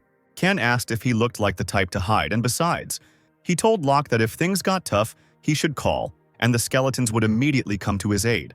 The main thing is that Locke is alive and they have completely sorted things out and can move on to the 4th level. The skeletons lifted Locke in their arms and dragged him to the next floor. Alvin was in his office, saying that everything was going as he thought, and Lee was surprised by this. He explained that everyone thought that Isaac was already dead. Even the newspapers wrote so. Lee asked in surprise, "Is the Hellhound's dungeon really more dangerous than the dragon's?" She seems worried. Rumor has it that the hellfire that spews from its mouth is incredibly powerful, and that it will not stop until it has reduced the player to ashes. Among the legendary items, there are rare armors with the absolute protection effect. In addition, the dog's body's regulatory ability is higher than that of trolls. The balance between attack and defense is almost perfect. Lee was truly worried about Locke, but Oven reassured her, saying that although Locke looked like the boy next door who only thought about food, at the right moment he showed his true face. Oven said that they need to trust him, and besides, Ken is with him in the dungeon. Ken climbed out of the crack in the ground with the Aegis shield. He still managed to find it. He was exhausted after such an adventure and thought that it took time to find the shield, since it was in such a problematic place. And if it weren't for the Eye of Anubis, then even if they had passed through the dungeon, the shield would have remained buried here.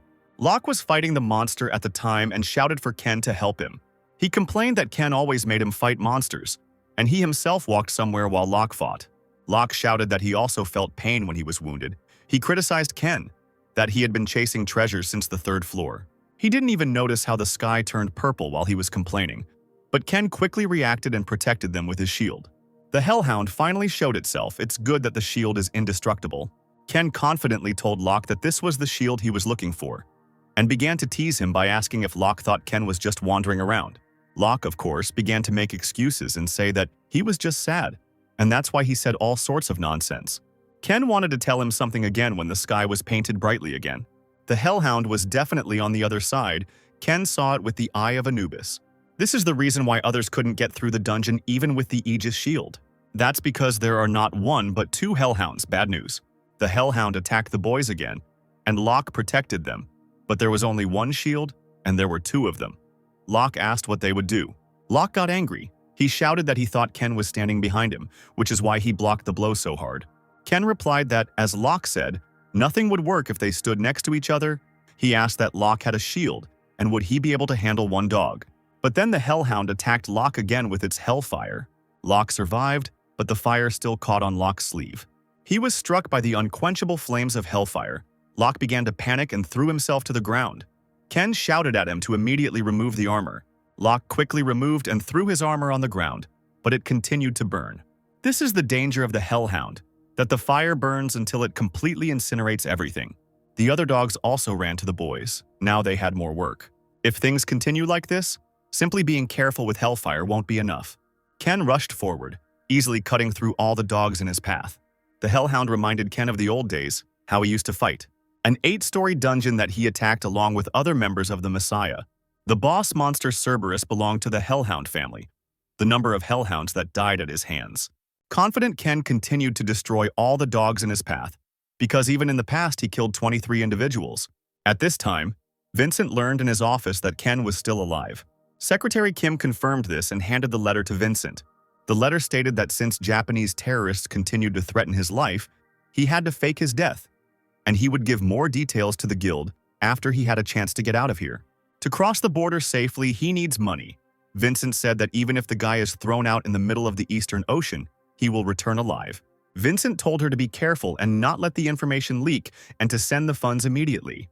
But Kim was worried and said that he was acting too suspicious, no matter how life-threatening it was. And it was strange that he still kept everything a secret from them. She asked if she really trusted him, but Vincent said that he never trusted him anyway, and that he was just a tool needed to realize his ambitions. Surprisingly, Vincent was glad that he was still alive, because that way he would be able to get his investment back. Vincent wants to make him pay in full for deciding to deceive him, but only when everything is over. Strangely, Ken told him the truth. Locke watched Ken in shock, thinking that he had climbed in there even without armor that could block the hellfire. He thought he just decided to give up and go there to die. Ken finally showed his abilities. Ken moved quickly as if he could anticipate every attack from the Hellhounds in advance. However, as far as he knows, this is the first time he has encountered these creatures. Locke looked at the mountain that was damaged by the Hellhound's flames. It turns out that despite all the power of the hellfire, he simply dodges it without any problems. Ken calmly turned around and said that there was only one left. He was just like a beast. He dealt with the Hellhound so easily.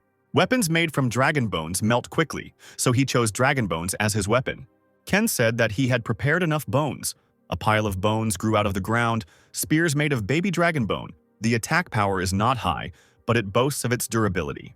Having done everything he set out to do, Ken confidently said that they could now call it a day.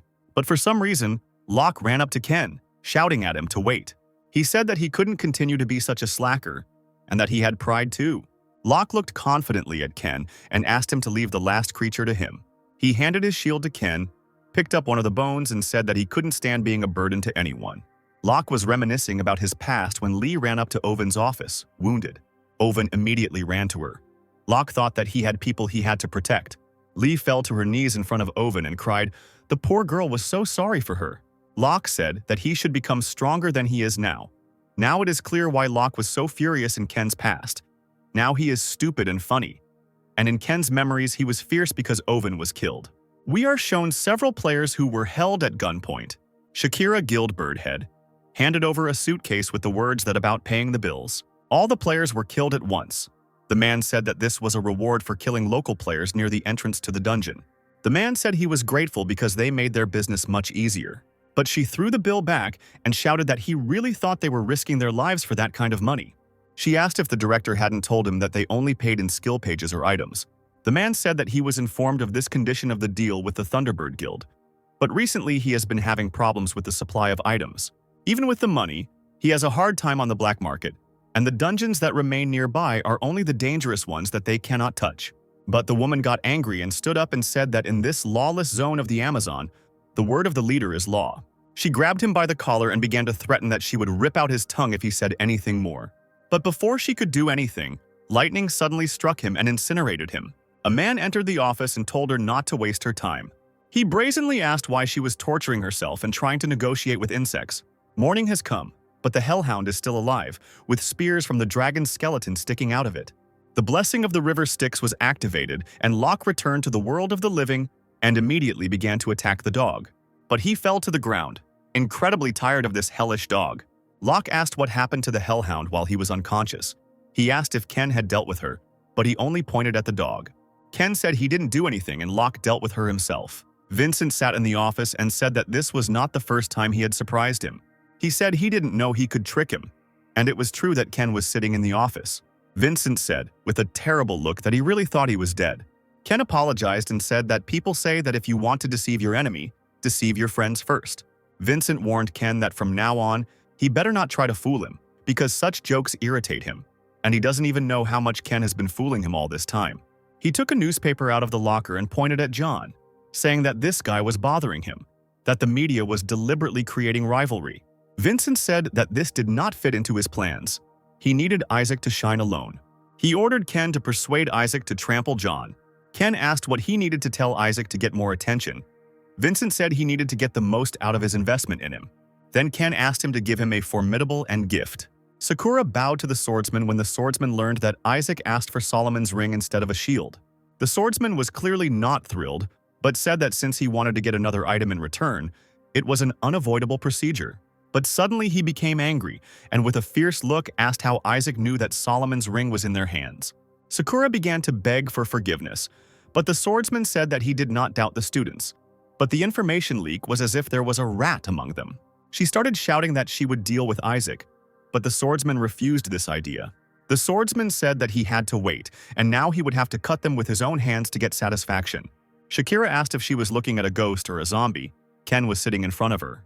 Ken said that a ghost suited him better, and Shakira asked what he was going to do pretending to be dead in front of the world. She surprisingly knows everything about Ken. She asked if he was going to spend his life hiding behind Isaac's shadow, but Ken simply replied that it didn't matter. Ken stated that he came here to be brought to the head of this guild. She didn't like Ken. She thought he gave off an unpleasant feeling. Ken asked if Grozny worked through exchange. Ken asked what he could get if he sold Isaac to the Thunderbird Guild. So I don't understand anything anymore. This angered Shakira, and she stood up and started screaming that he was just making fun of them. But then that psycho, the leader of that Thunder Guild, appeared behind Ken. He asked if it was worth buying by the kilogram then. If you think about it, it was strange that this man was using the ability, even though they were not in the dungeon. Ken was not particularly impressed by these threats and stated that they would hardly need Isaac without one limb. In the dungeon, while Locke and Ken were having dinner around the fire, Locke asked if he was really going to do this. Locke said that they had just come out of a 4-story dungeon. They were even on the verge of death. But Ken only asked jokingly if that was true. Locke said irritably that he agreed to go to the 5-story building, but he thought it was a hasty decision. Ken began to tease Locke again, apparently his favorite pastime, asking if the player was afraid of the dungeon. Locke finally realized that Ken was just provoking him and said that he couldn't do that all the time. But Ken noticed movement in the bushes and told Locke that someone was there. A girl came out of the bushes. She was a little shy. She introduced herself as Michelle from the Messiah Guild. Tomorrow they will be participating in the dungeon clearing together. She said that she is a fan of his and therefore wanted to greet them. Ken looked surprised. She was part of his team in the past. He finally met an old friend. In the past, She died in a dungeon. Everyone was saddened by her death. It was clear that unlike other players, they did not care about treasures, and they protected each other and honestly did their job. Locke was delighted and said with a smile that since she was a fan, he should give her an autograph. But Michelle walked up to Isaac and handed him her notebook, which even surprised Ken. It's a funny picture of Michelle rejoicing, Ken's melancholic face, and Locke's offended face. 3 guilds approach the dungeon. The Messiah is Ken's former team, the Thunderbird Guild, and Mokosh.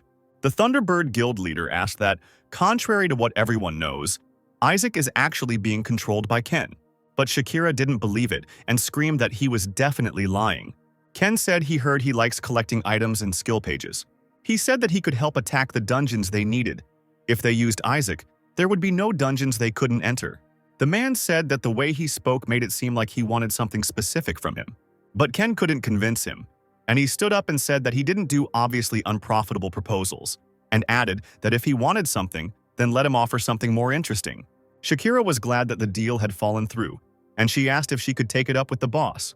But Ken said that a Cyclops dungeon appeared in the Amazon, and he heard that he was forming a team to attack it. Ken said he would send Isaac there to clean up, but the man said it was a funny joke. He said that he was going to send Isaac, who had just graduated from the 4-story, to the 5-story, and it was also an A+ dungeon. This really made him laugh, and he started shouting that he had incredible confidence. After the hysteria, he agreed to listen to Ken if he could clear the dungeon. Ken then asked what they would offer Isaac, but the man said he was not going to buy him. He said he decided it was wiser to buy Ken rather than Isaac, and offered him the chance to work under him. He took an envelope out of his jacket and put it on the table, and said that they could begin bargaining. Vampire skill, legendary rank. Using the skill, you can turn into a vampire, an interesting skill. It was the first day in the dungeon, and while fighting, Locke asked what he would say to Vincent, since it was obvious that they were on Grozny's side. Locke asked if he had a plan, but Ken replied that he had no plan and that he would tell Vincent everything. After Locke easily defeated the monster, he approached the skeleton and told Ken that he was crazy for admitting that he accepted the Terrible One's offer. Ken said that Vincent would understand everything perfectly well himself, and that the best option was to tell him. Locke began to tease him, saying that he thought Vincent would simply say okay and let him go to the Formidable One. But Ken approached him and said that maybe Vincent would consider them traitors, or maybe he would think that they were betraying the Terrible One. Entrance to the Cyclops Dungeon. Day 23. 4th floor of the Minotaur's Labyrinth. The Messiah Guild continued to fight the goblins in the Minotaur's Labyrinth. Thanks to Michelle, they were able to destroy all the blood goblins. The difficulty here is quite high. The players said that most likely the monsters will continue to appear in droves until they reach the main hall. While he was talking about how the narrow passages were dangerous, one of the goblins was still alive and was preparing to attack. The goblin pounced on Michelle to kill her, but Isaac ran to her in time and killed the goblin first. They wanted to thank him, but he asked why they did not finish the job to the end. It turned out that many of the goblins were simply pretending to be dead. But when Isaac cut down several of them, the others ran away in fear. Isaac reported that blood goblins differ from other goblin species in their intelligence. The Messiah Guild had volunteered to clear the dungeon together, so he expected more, Isaac said. Isaac called their team worthless, and Jordan, the leader of this team, got angry and wanted to contradict him. But Michelle stopped him and shook her head so that he wouldn't scream. Isaac continued that the guild leader had a responsibility to ensure the safety of his members and to be on guard at all times. He said that the leader should have learned about the blood goblins in advance and prepared properly. For some reason, Isaac continued to mock Jordan and his team, which of course angered him. Kyle, another player, told Isaac to stop and that they had figured it out. He stepped forward and sensibly said that there was no need to involve unnecessary emotions. They were still united to clear the dungeon. Michelle supported Kyle, adding that they were grateful for his help and asked why he was there. She asked that he wasn't here to argue with them instead of being with his team. Isaac replied that they had a problem. His tank, Locke, had injured his leg. Kyle and Michelle immediately ran to him to help. They were so sweet. No wonder Ken missed them. Of course, it was just a plan. Locke's leg was fine. He was only worried about his reputation as a real man. Michelle even offered him her potion. These guys sincerely want to save the world. Jordan began to tease him that he himself did not keep an eye on his team and came to them. He confidently advised him to do his own duties and not interfere with others. As Jordan continued to tease Isaac, it only made him laugh, and he was glad that his old friend hadn't changed at all. Isaac stated that unlike the others, he was not careless, and he, that is Locke, injured his leg due to his own carelessness. Locke, although he cursed Ken, still played along with him and said that he had disobeyed him and rushed forward, and there was a cliff there. Jordan said that the dungeon wouldn't work without a tank anyway, and that she probably came to them for help. Isaac agreed, but then said that as soon as he saw the state they were in, he began to doubt, and he offered to let his team work under his command, and if they obeyed his instructions, they would come out of the dungeon safe and sound. Jordan wasn't too thrilled with the proposal, but he said that if he wanted to team up, they would agree. But he doesn't like working under his command at all, and he decided to fight Isaac. But the place of the group leader is at stake. In the real world, the Messiah Guild still decided to go to the 7-story dungeon. Everyone in the boarding school was talking about nothing else. John, who was sitting in the office, started laughing when he saw how nervous Paula was.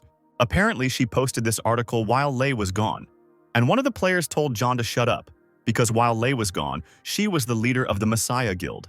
We are introduced to a new character, Charles, also from the Messiah Guild. Charles warned John that if he crossed the line, he would not stand idly by. But these threats did not frighten John in any way, and he brazenly asked what this pathetic bastard would do to him.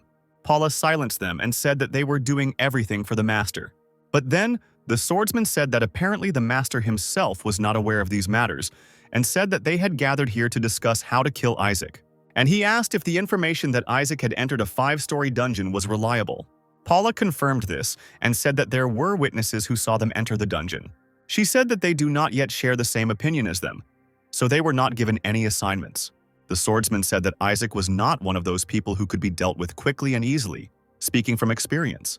Paula felt confident again and said that because he had intervened, he himself had become the bait for the entrance to the dungeon. The location of this operation was Egypt, in a 6-story dungeon. And in the dungeon, the duel between Ken and Jordan had already ended. Of course, Ken won. Locke remembered his duel. He understood how Jordan felt. He was the same. It had been a long time since they had been fighting, and Jordan was already exhausted. He asked Michelle to use her abilities with a fire strike. Okay, now you can see why they have such a hard time fighting. That huge minotaur looks terribly strong. Kyle also did not stand aside and attacked the huge minotaur, inflicting several wounds on him at once. Meanwhile, the skeletons continued to chop off his legs, the best way to disable the huge monster. Jordan had already regretted 1,000 times that he had been reckless and argued with Isaac. He was distracted and didn't notice how the minotaur was swinging at him. His leg got stuck in the hole, so he couldn't move. His comrades were already scared to death when the monster almost killed Jordan. And of course, it was Isaac who saved him. How cutely Jordan became embarrassed when he realized that he was picked up in arms. Isaac, like Jordan, asked to be released to the ground, and his team ran up to him. While they were asking about his condition, Isaac was already getting ready for battle since the tank was out. But Jordan disagreed and said that he would go into battle even with such a leg. But Isaac said that it would be suicide, and who would be responsible for his team then?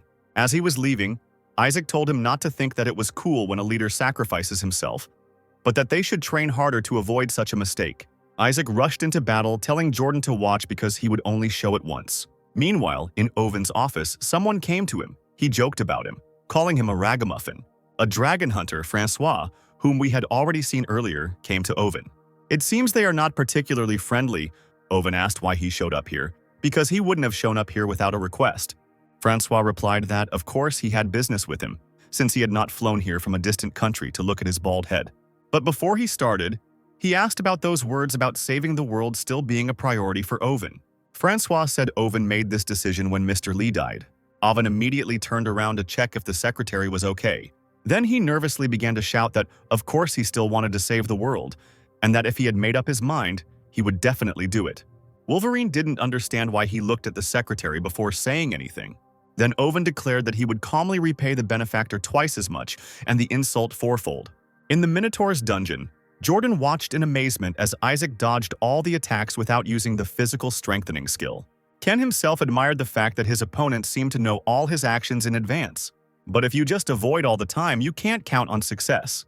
Ken stopped and the Minotaur rushed at him. Jordan thought that even though he was harmful, he shouldn't die like this. He began to blame himself, repeating that it would have been better if he had sacrificed himself, then everything would have ended with his death. What a wonderful person. But the skeleton warriors quickly ran up to the Minotaur, and Jordan wondered how they could still move. It's obvious that Ken Isaac is still alive. The Minotaur just got stuck in the wall with his horns. Ken pounced on the Minotaur and pierced his eye with his sword. The master of the labyrinth was poisoned by the blood. The Minotaur, enraged by the pain, climbed out of the wall. Ken hoped that he would be able to buy some time, but it seemed that he still had strength left. This monster has intelligence, so you can't drive it into the wall a second time. The Minotaur went berserk, but now it only plays into Ken's hands, because in this state, he will only look at what is ahead. So Ken decided to change his plan of action and defeat him with one blow. The skeletons threw bloody goblins at the Minotaur, probably to distract him. When the goblins were close to the Minotaur's head, Ken used the Dark World representative's skill, Dead Man Explosion. The skeletons did not wait long and pounced on the Minotaur with their swords when he fell to the ground. John, who was still sitting on the wheel, asked why he was left here alone. He asked if she wanted to ask him out on a date. Paula ignored the thing and asked what was up with the last order. John said in a relaxed tone that if she was talking about the sword, then it was found by a man who had gotten ahead of him. Paula was surprised, and it wasn't a pleasant surprise because someone other than them was hunting for swords. Charles said he couldn't listen to this anymore and took out his knife. He said that only then would such a piece of trash understand what politeness was if you put a hole in his head. Joanna was only amused by this, saying that he was their precious bait, and laughed that Charles thought they could defeat Isaac without him. This angered Charles and he shouted that he would kill him and fly to Egypt, but Paula made him stop. Paula admitted that there was no better bait than John to lure Isaac and stir up public opinion at the same time. In the dungeon, the guys managed to get to the 5th floor of the Giants. As Ken stood with the others, another player approached him and said that he had heard about his excellent abilities, and that thanks to him they were able to reach this place safely without much effort. And Isaac simply asked what he wanted. The player whispered to him that he just wanted to check if he remembered his promise. Locke overheard their conversation when the player said that Isaac promised to give them a reward from the dungeon. Jordan stood back and was angry with himself when Michelle walked up to him and asked if he was okay. He waved it off and said that of course he was fine, but Kyle immediately understood this and told him not to think too much about what happened in the last battle. Michelle also decided to cheer Jordan up and said that it wasn't his fault. Isaac was just an incredible, outstanding player, although this only hurt him more. After the encouraging words made George feel worse, he still thanked his team for their support. Ken remembered his past where they fought a monster together and their embroidery percentage was about half. But now everything will be different, because Ken has prepared a strategy to minimize the damage. Owen was already tired of Francois and asked him to stop beating around the bush and get down to business. Francois drank his coffee and said that if Owen really decided to save the world, then he had one thing. He pulled out a huge sword from his inventory, probably the one Paula was talking about. This was the very sword that the Messiah Guild had been secretly searching for, and if his research was correct, it was the only sword capable of killing the Savior. Owen simply beamed at this find and asked if he would give it away for free. Francois flew out of Korea, and Owen asked if there were any problems with his takeoff, and Lee replied that everything went fine. Lee turned to Owen and told him that he didn't have to worry about her opinion. Owen began to worry and began to deny that he did not know what she was talking about. She said that she spoke to him herself. She asked what exactly happened on the day her father died. Owen only became more nervous and broke out in a cold sweat and asked if she was okay. Lee looked very fierce and said that she was not okay at all. The team arrived at the cave and Jordan asked incredulously why they had come here. Jordan said that they can team up with the Thunderbird Guild to win. Isaac remembered how a player ran up to Isaac and said that the monster was already here. Another suggested killing the monster right away. He said that it would be better for everyone to get out of the dungeon as soon as possible. But Isaac was against it and ordered them to simply hide separately and sit quietly. This monster cannot be underestimated. If they want to survive, they should listen to Isaac. The player was angry and thought that, as he said, they were able to come here without unnecessary losses. But he decided that if they managed to destroy the two-headed Cyclops with their own hands, he should get rid of Shakira and become the leader's right hand. Isaac told Jordan not to think about the Thunderbird Guild. They had to sort this out first. Jordan got angry, but Michelle immediately tried to calm him down. Isaac approached Locke and asked what condition he was in. Locke immediately replied that he was in excellent condition. While they were talking, a whole crowd of ant monsters emerged from the cave. Isaac said that everything was going according to plan and ordered Locke to get ready. Locke put on Solomon's ring. When using the unique skill Solomon's command, the user can control a lower-level monster. With this ability, Locke took advantage of Solomon's order and began to control the monsters. But for the Thunderbird Guild, things are not going according to plan. Monsters have already surrounded them. He continued to swing his sword to kill the monsters when suddenly he fell and saw a completely different picture. The player did not understand what was happening because he had just fought with monsters, and then suddenly all the monsters disappeared. He didn't seem to understand what he had just done. He kept wondering why his people were dead. But he was so confused in his thoughts that he did not notice how the Cyclops approached him. Isaac was looking at the Cyclops from the cliff when Jordan approached him and expressed his doubt. He was worried about these ant monsters. I don't understand why, because they are so cute. And Locke finally found himself pets. Jordan said that they now have an item that allows them to control the ants, but what if they lose it? Surely the effect has a time limit, if suddenly during the battle they get out of control.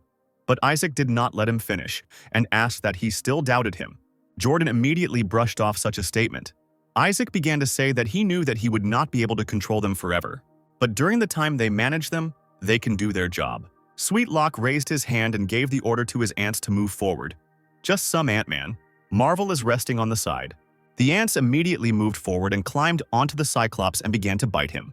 Jordan watched in amazement as such monsters easily dealt with the A+ rank boss of the 5th floor. But the Cyclops used his ability and now the ants began to fight each other. Locke was angry. Why did they start fighting with each other and did the ring stop working so quickly? Isaac said that he has 2 demon eyes with different skills. The left one has a chaos effect. Due to this, the object loses the ability to distinguish between friends and enemies. This is what happens when you run madly ahead thinking you're stronger. And Locke asked what they should do now. Locke said that if they ran there, the same fate awaited them. But Isaac disagreed, because there was a skill reload time. Jordan was surprised to hear that Isaac seemed to be seeing the Cyclops for the first time, but he already knew about the demon eye and the reboot time. Then Locke asked what he could do right now, go and finish him off. Jordan was surprised at how quickly he believed in Isaac. Isaac refused and said that he would go there alone, since he still had his right eye. Jordan started shouting after him that if the right eye was also the eye of a demon, then he would die.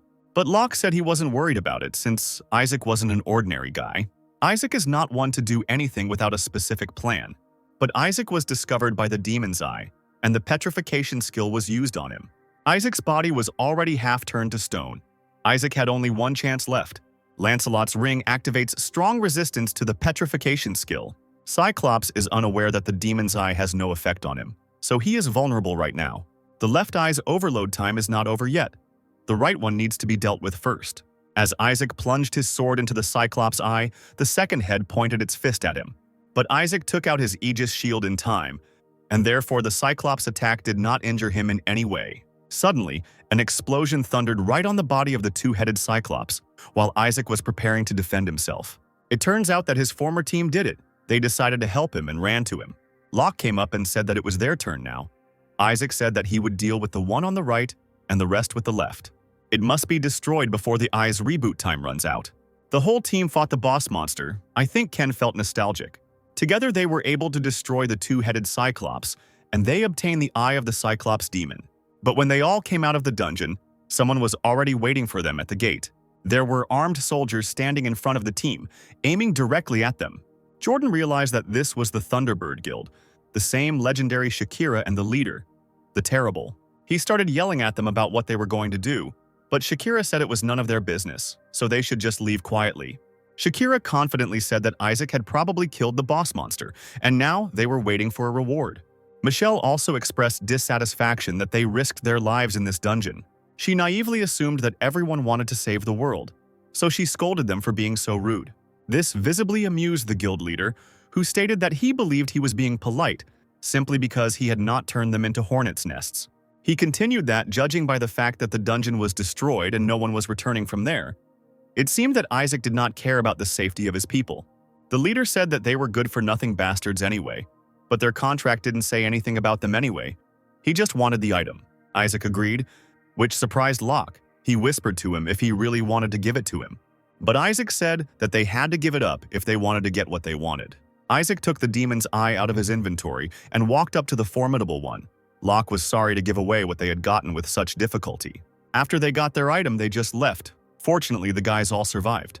Michelle bowed to Isaac, saying that even though it was short-lived, she was grateful to him for everything. Kyle also did not stand aside, and holding out his hand said that they had learned a lot. Ken probably missed these guys. While Michelle and the others laughed and talked, Jordan stood to the side, embarrassed. Isaac noticed this, and Michelle said that he just has a very strong sense of self-worth.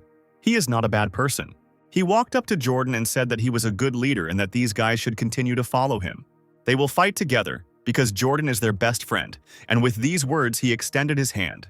Jordan, a little embarrassed, extended his hand in response, and his team was happy about it. But it seems Locke is jealous.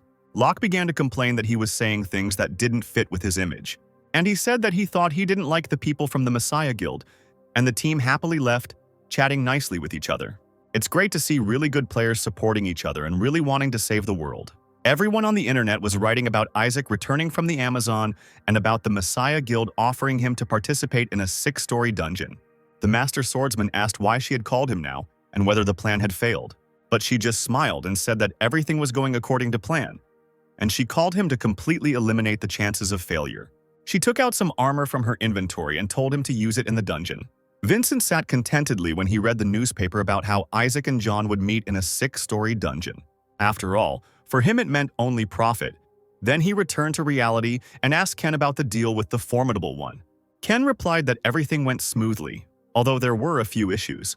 Isaac asked the Formidable One what he had heard, that he was not one of those who break promises, and whether he had brought the goods. Grozny said that even in such a situation he thinks about the product. He approved of this. Taking out the envelope, he handed it to Isaac. The skill of summoning a lich. The effect summons an immortal magician after sacrificing 100 monsters. Grozny warned that the level limit was higher than 180, so it was better for him not to die before that moment. Vincent decided to find out the reason why Ken was telling him everything so openly, because he had received a good offer. Ken, playing innocent, said that Vincent had told him before not to try to hide anything from him. Vincent was satisfied with this and said that he now saw that Ken understood him. He called someone and said that Ken must have guessed what he wanted from him. Ken replied that he would need to report all of Grozny's moves while Kim entered the office. Secretary Kim placed a box on the table and Vincent told him to give it to Isaac. Isaac's gift was the Osiris ring. Ken apparently didn't expect Vincent to give it to him. Vincent said that he didn't want Isaac and John to fight, and that since this was the chance, they needed to persuade Isaac to finally deal with this guy. Cairo, Egypt, finally John and Isaac met. Journalists, of course, kept filming them. John extended his hand and declared that it was a great honor for him to fight with him. Isaac first pierced him with his gaze, then shook his hand with a fake smile. John noticed this look and thought that Isaac was looking at him with contempt. While the boys were fighting the monsters, John came up to them and admitted that Isaac was not bad, as they say, and each of his skeletons was also strong enough. He also admitted that his skeleton warriors were not that strong, which meant there was something to learn. Isaac replied that he was not bad in his own way either. John asked in what ways he was stronger, and Isaac turned his attention to his crowd of skeletons.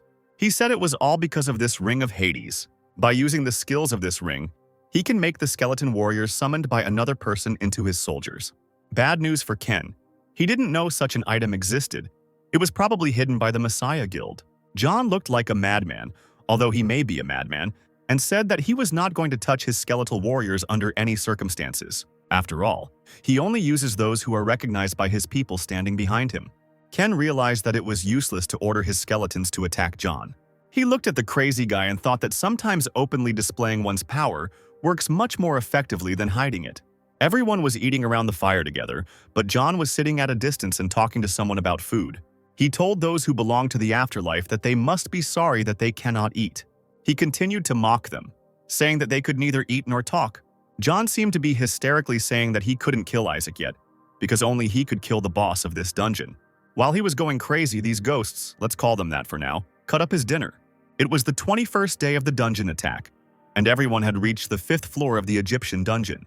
John said that the floors before this were quite easy, which means that the 6th level is simply terrible. Ken thought that John was right after all. This is an A+ rank dungeon, and still without a victim.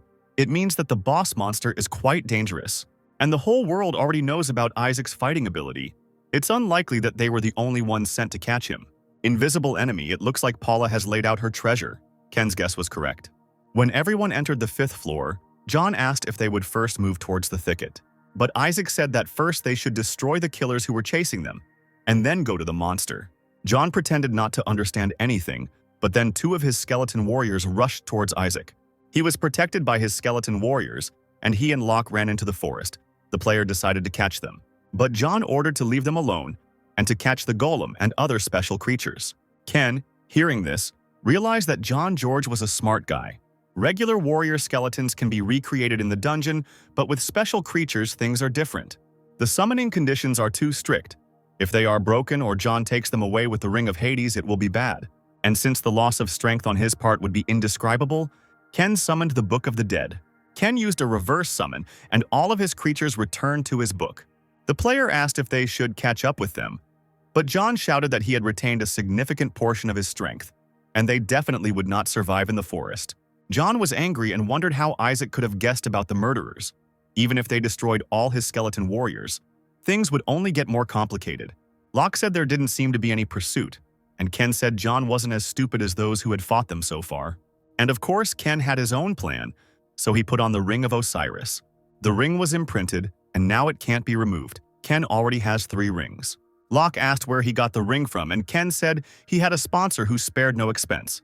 Ken looked up as Locke cursed him not to speak so cryptically, as it scared him.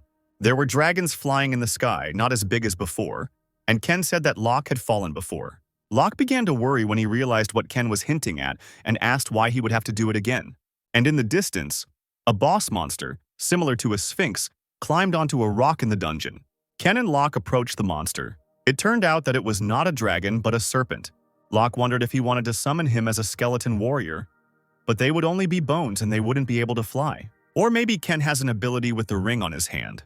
Ken used the Osiris Ring's resurrection skill and was entrusted to return to the world of the living. But they have a ring that can control monsters. They could use it. And now that they have a monster to fly on, they fly to the boss monster and attack it. But the monster didn't just sit there. First he stunned them, and then he attacked them. Ken told Locke that this was just the beginning and ordered him to hold on tight. They flew away at incredible speed, but the boss monster can also fly and he began to pursue them. John heard something and stood up. Maybe Ken wants to throw this boss at them. And as soon as the boss monster opened its mouth, Ken grabbed Locke and they jumped off the monster. While the guys were falling, Ken fell more elegantly than poor Locke. The boss monster fell rapidly on the players. The monster landed in front of the players, holding the poor monster in its teeth. John thought that fighting a boss monster without any preparation was doomed to failure. As I wrote, Ken landed calmly and beautifully, while Locke was already stuck in the hole. He started yelling at Ken as soon as he came to consciousness, yelling at him that he had prepared a shield for himself. Let's watch this beautiful picture, Locke dying of fear, and Ken's grin with the shield. While Locke continued to sulk about what Ken had done to him and sat in his hole, Ken sweetened him up by saying that he believed in his abilities. Meanwhile, the boss monster had already killed a bunch of skeletons of John's warriors, who survived by the way. He lost his skeleton soldiers and also several people. And when John said that they would immediately go in search of Isaac, the ghostly murderers wrote on the ground what it meant. John replied that they would not be able to clear the dungeon alone and would die here without him. An angry John said that they should kill Isaac first and offered to act as bait. Isaac will be able to act calmly only when he destroys John, and the Phantom Killer wrote that he will entrust this to him. John began to say that first it was necessary to carry out order, and said that for more than 20 days, because of Hades' helmet, he had not slept or eaten. He continued that no matter what super skills he had, it was impossible to use his strength to its full extent on an empty stomach. The Master Swordsman took his advice and took off his helmet. It looked terrible. As soon as he took off his helmet, John shouted that Isaac was right behind him. But it was just a trick. John ran up and grabbed the helmet. What a child. While playing with the helmet, he laughed at the Master Swordsman for playing such an easy trick on him. Then, all the remaining skeleton warriors surrounded the Master Swordsman. And in another part of the forest, Ken left traces on their path. When Locke asked why he was doing this, he answered that they would soon have a guest.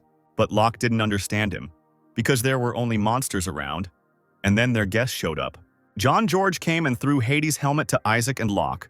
Isaac named the helmet, and John said that now it was clear how he knew about the killer. He decided that there was an information leak. Locke personally knew nothing about the helmet. Isaac asked why he was giving it to him. John replied that Isaac had won, and that this was an offering to the winner. Locke admired the helmet. This item allows you to become part of the underworld and completely hides your appearance. John raised his hands and said that he surrendered, so he asked for guarantees of safety. Not only here, but also outside the dungeon, John asked.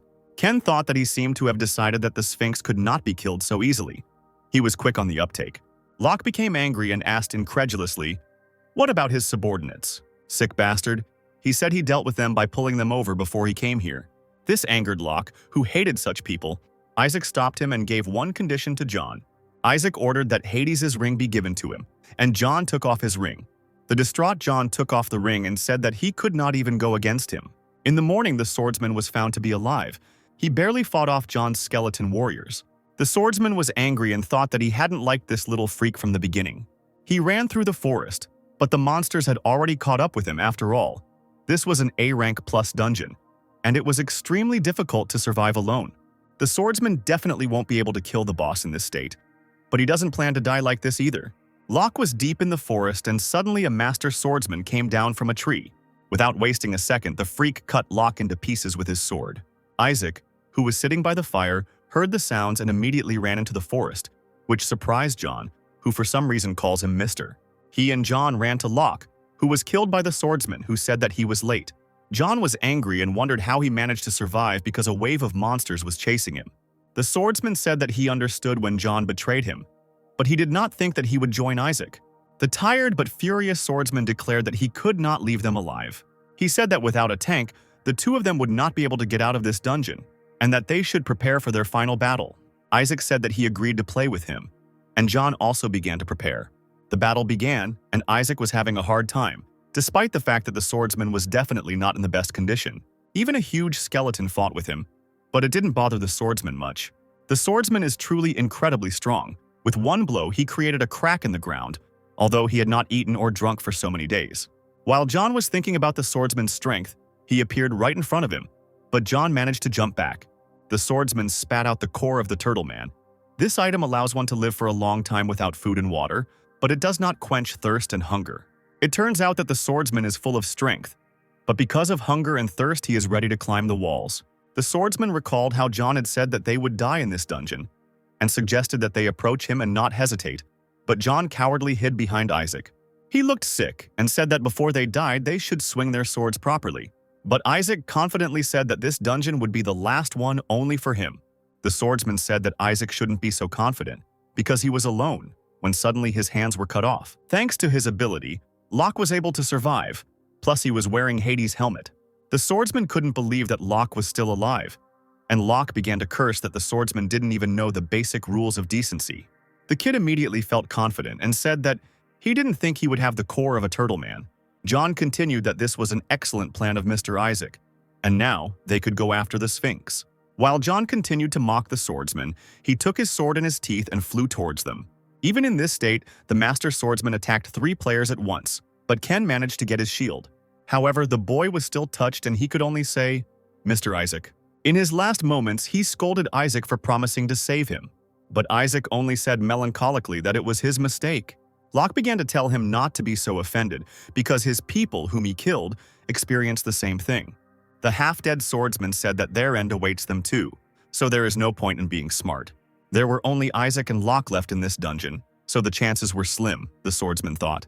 Isaac walked up to him and remembered how he tried to save the world with him in the past. His comrades with whom he fought felt the same. Isaac asked the swordsman if he ever dreamed of saving the world, knowing that it was a foolish idea.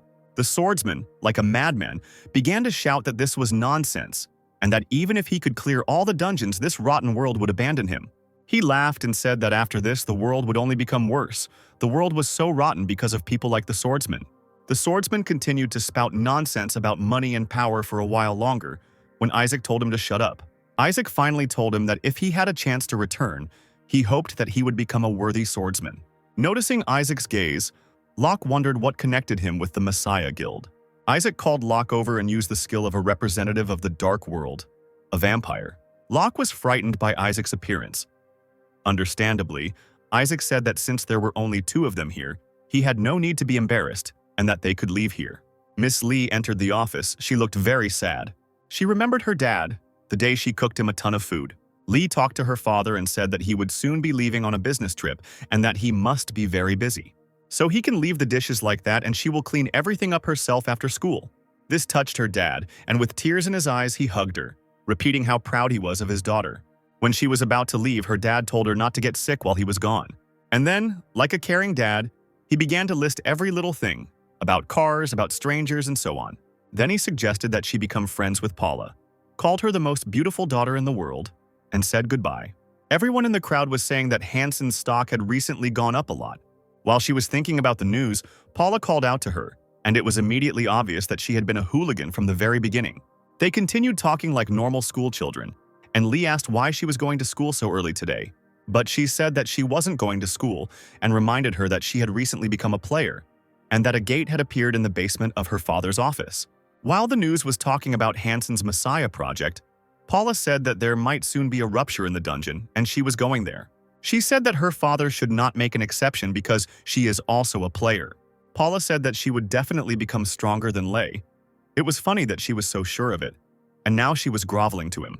Then she said that it was enough to talk about such things and dragged her into the booth where they took this photo.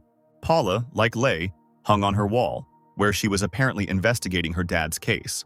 On social networks, everyone was writing about Lei and that the Messiah Guild had broken into a 7-story dungeon. Paula was noticeably nervous.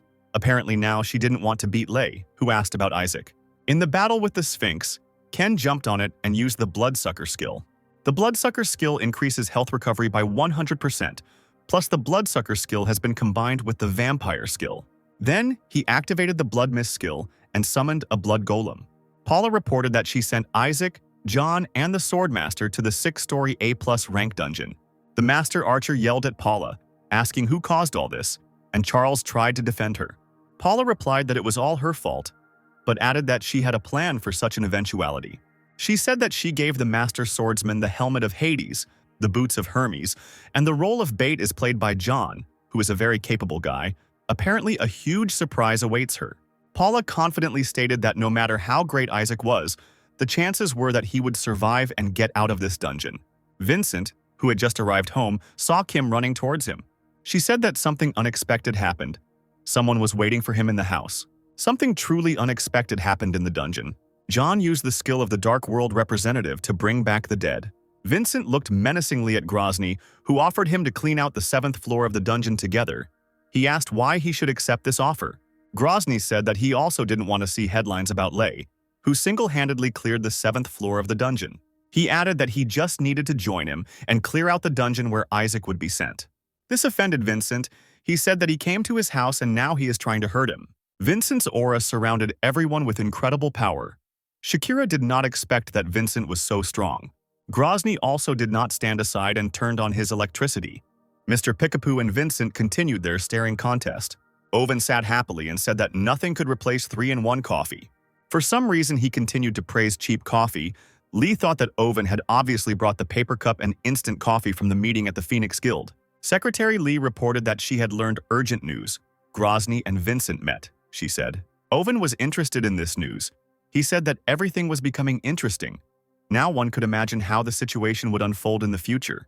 Lee stood up and got ready. This surprised Owen, and he asked where she was going, and Lee replied that she was meeting a friend. In an alley at a black market in Cairo, Egypt, one man passed something to another.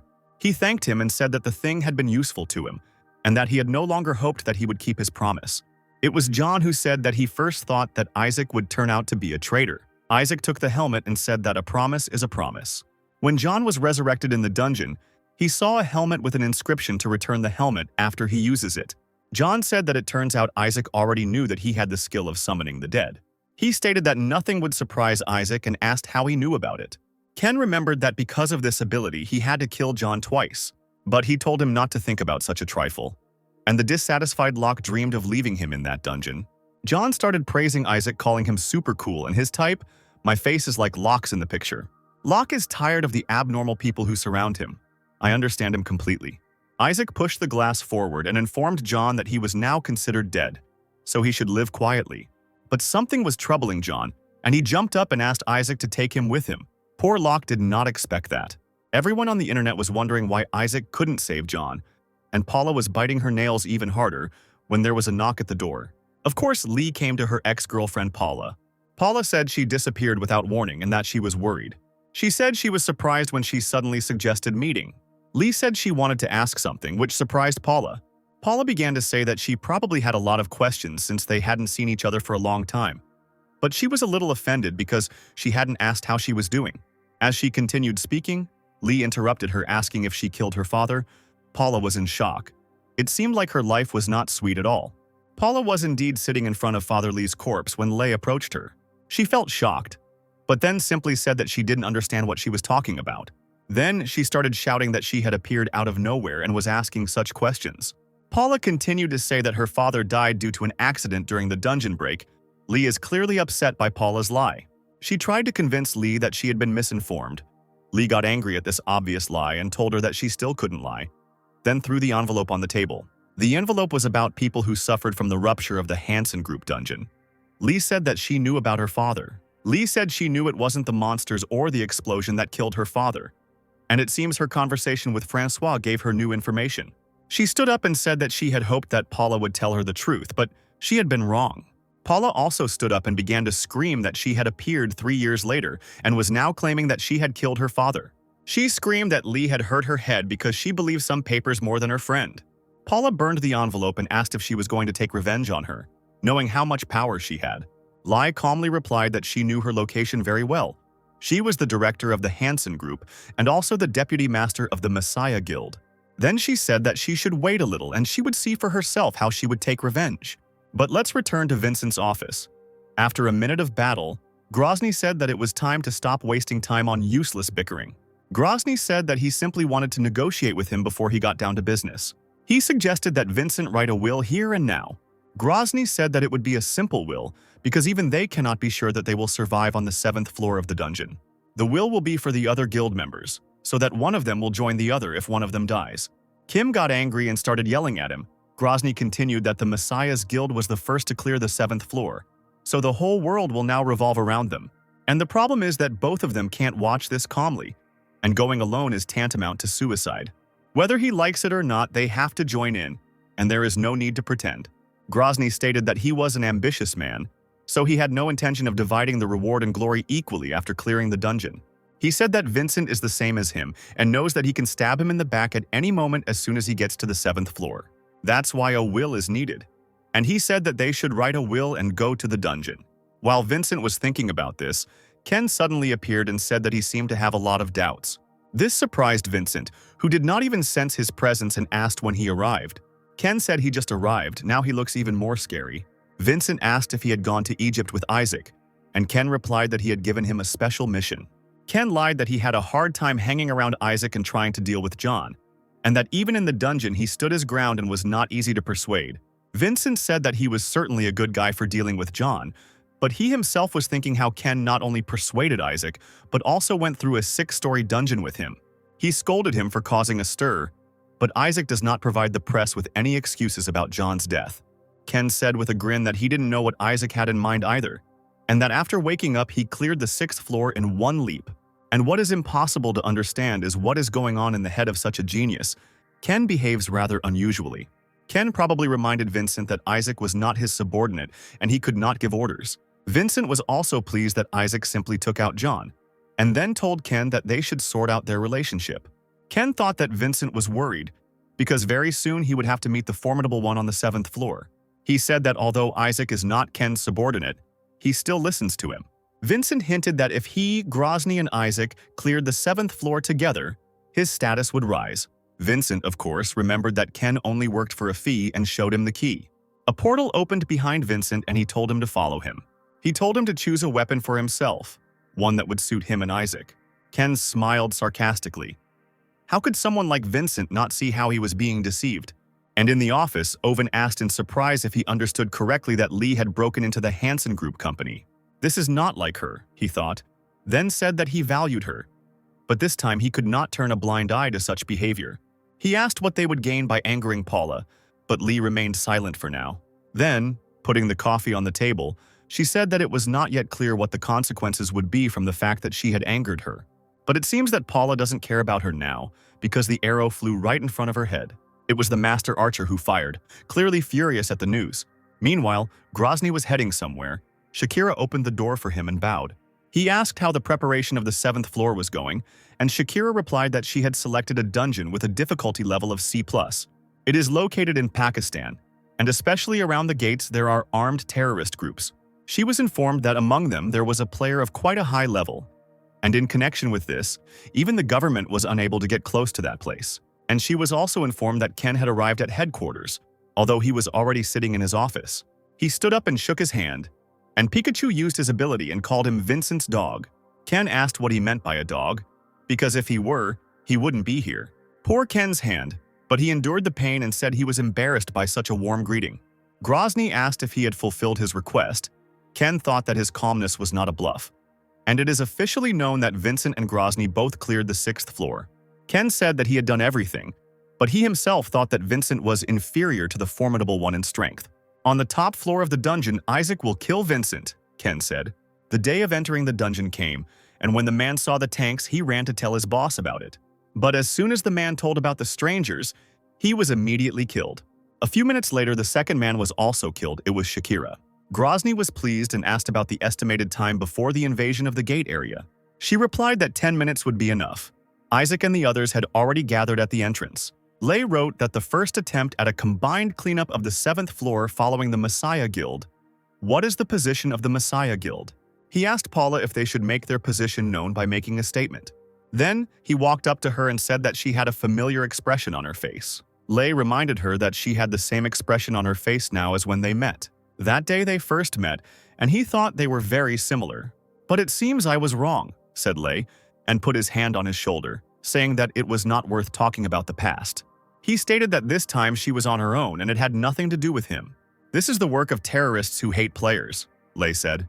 Owen, as usual, was in his office reading a newspaper. He got angry and threw the newspaper on the table. Lee became worried and asked what had happened again. Owen pouted like a child and said that the Messiah Guild had started to show its teeth. They claimed that their building had been attacked by terrorists from other guilds, and the government had given them permission to investigate. He shouted that this was unacceptable. They had received the right from the government, which meant that they could now use force even against ordinary citizens. Nobody has any idea what's really going on in the minds of those Messiah Guild freaks. He complained that if things continued like this, all power would end up in their hands. Owen started teasing and pretending that Lay's fans would beg for their protection. And Lee watched this performance with a tired look. Lee thought she had heard this 20 times already. Owen couldn't calm down and was screaming when the phone rang. Francois called him and Owen greeted him playfully. Francois said that the gastric juice of the golden dragon has arrived in Pakistan. He asked if he knew how to use it, and Owen replied that he himself did not know anything. He was simply asked to get it, and that's all. And Francois, as expected, began to scold him for ordering such an expensive thing without knowing its use. Owen calmly replied that his client said that he would kill him. Will he kill? Francois asked again. He was asking who he was going to kill, how he got into the coverage area, and the connection was interrupted. And at the entrance to the dungeon, all 3 guilds gathered, and Ken appeared again. Perhaps this time Ken is played by John, but this is only a guess. At such a place and time, a boy came with a package for Mr. Isaac. Ken told Isaac that he would handle it himself. Apparently, it was John pretending to be Isaac. The guy tried to do his job and said that the owner should personally receive the delivery, but Ken made it clear to him that it was better to give it to him. Ken picked up the delivery and started to open it. Locke asked what he ordered. It was the gastric juice of the golden dragon that Francois found. Locke, not knowing his actions, said that he thought it was something bad, so he decided to take a look and asked why he needed this thing. John said that he had heard somewhere that the dragon's stomach juices could reveal the true appearance of a sealed item. But John himself did not see this, so these can only be rumors. John started teasing Locke that he didn't know anything about it, and Locke got angry as usual. Now Locke was being teased by 2 people. Locke started shouting that he knew everything, and John continued to tease him playfully, and Ken apparently got tired of these guys. Then Locke asked to leave this guy here and go to the dungeon without him. He reminded him that this guy had killed all his guys and that they couldn't trust him. But John lifted his sleeve and showed the seal, and said that now he could be trusted more than anyone else.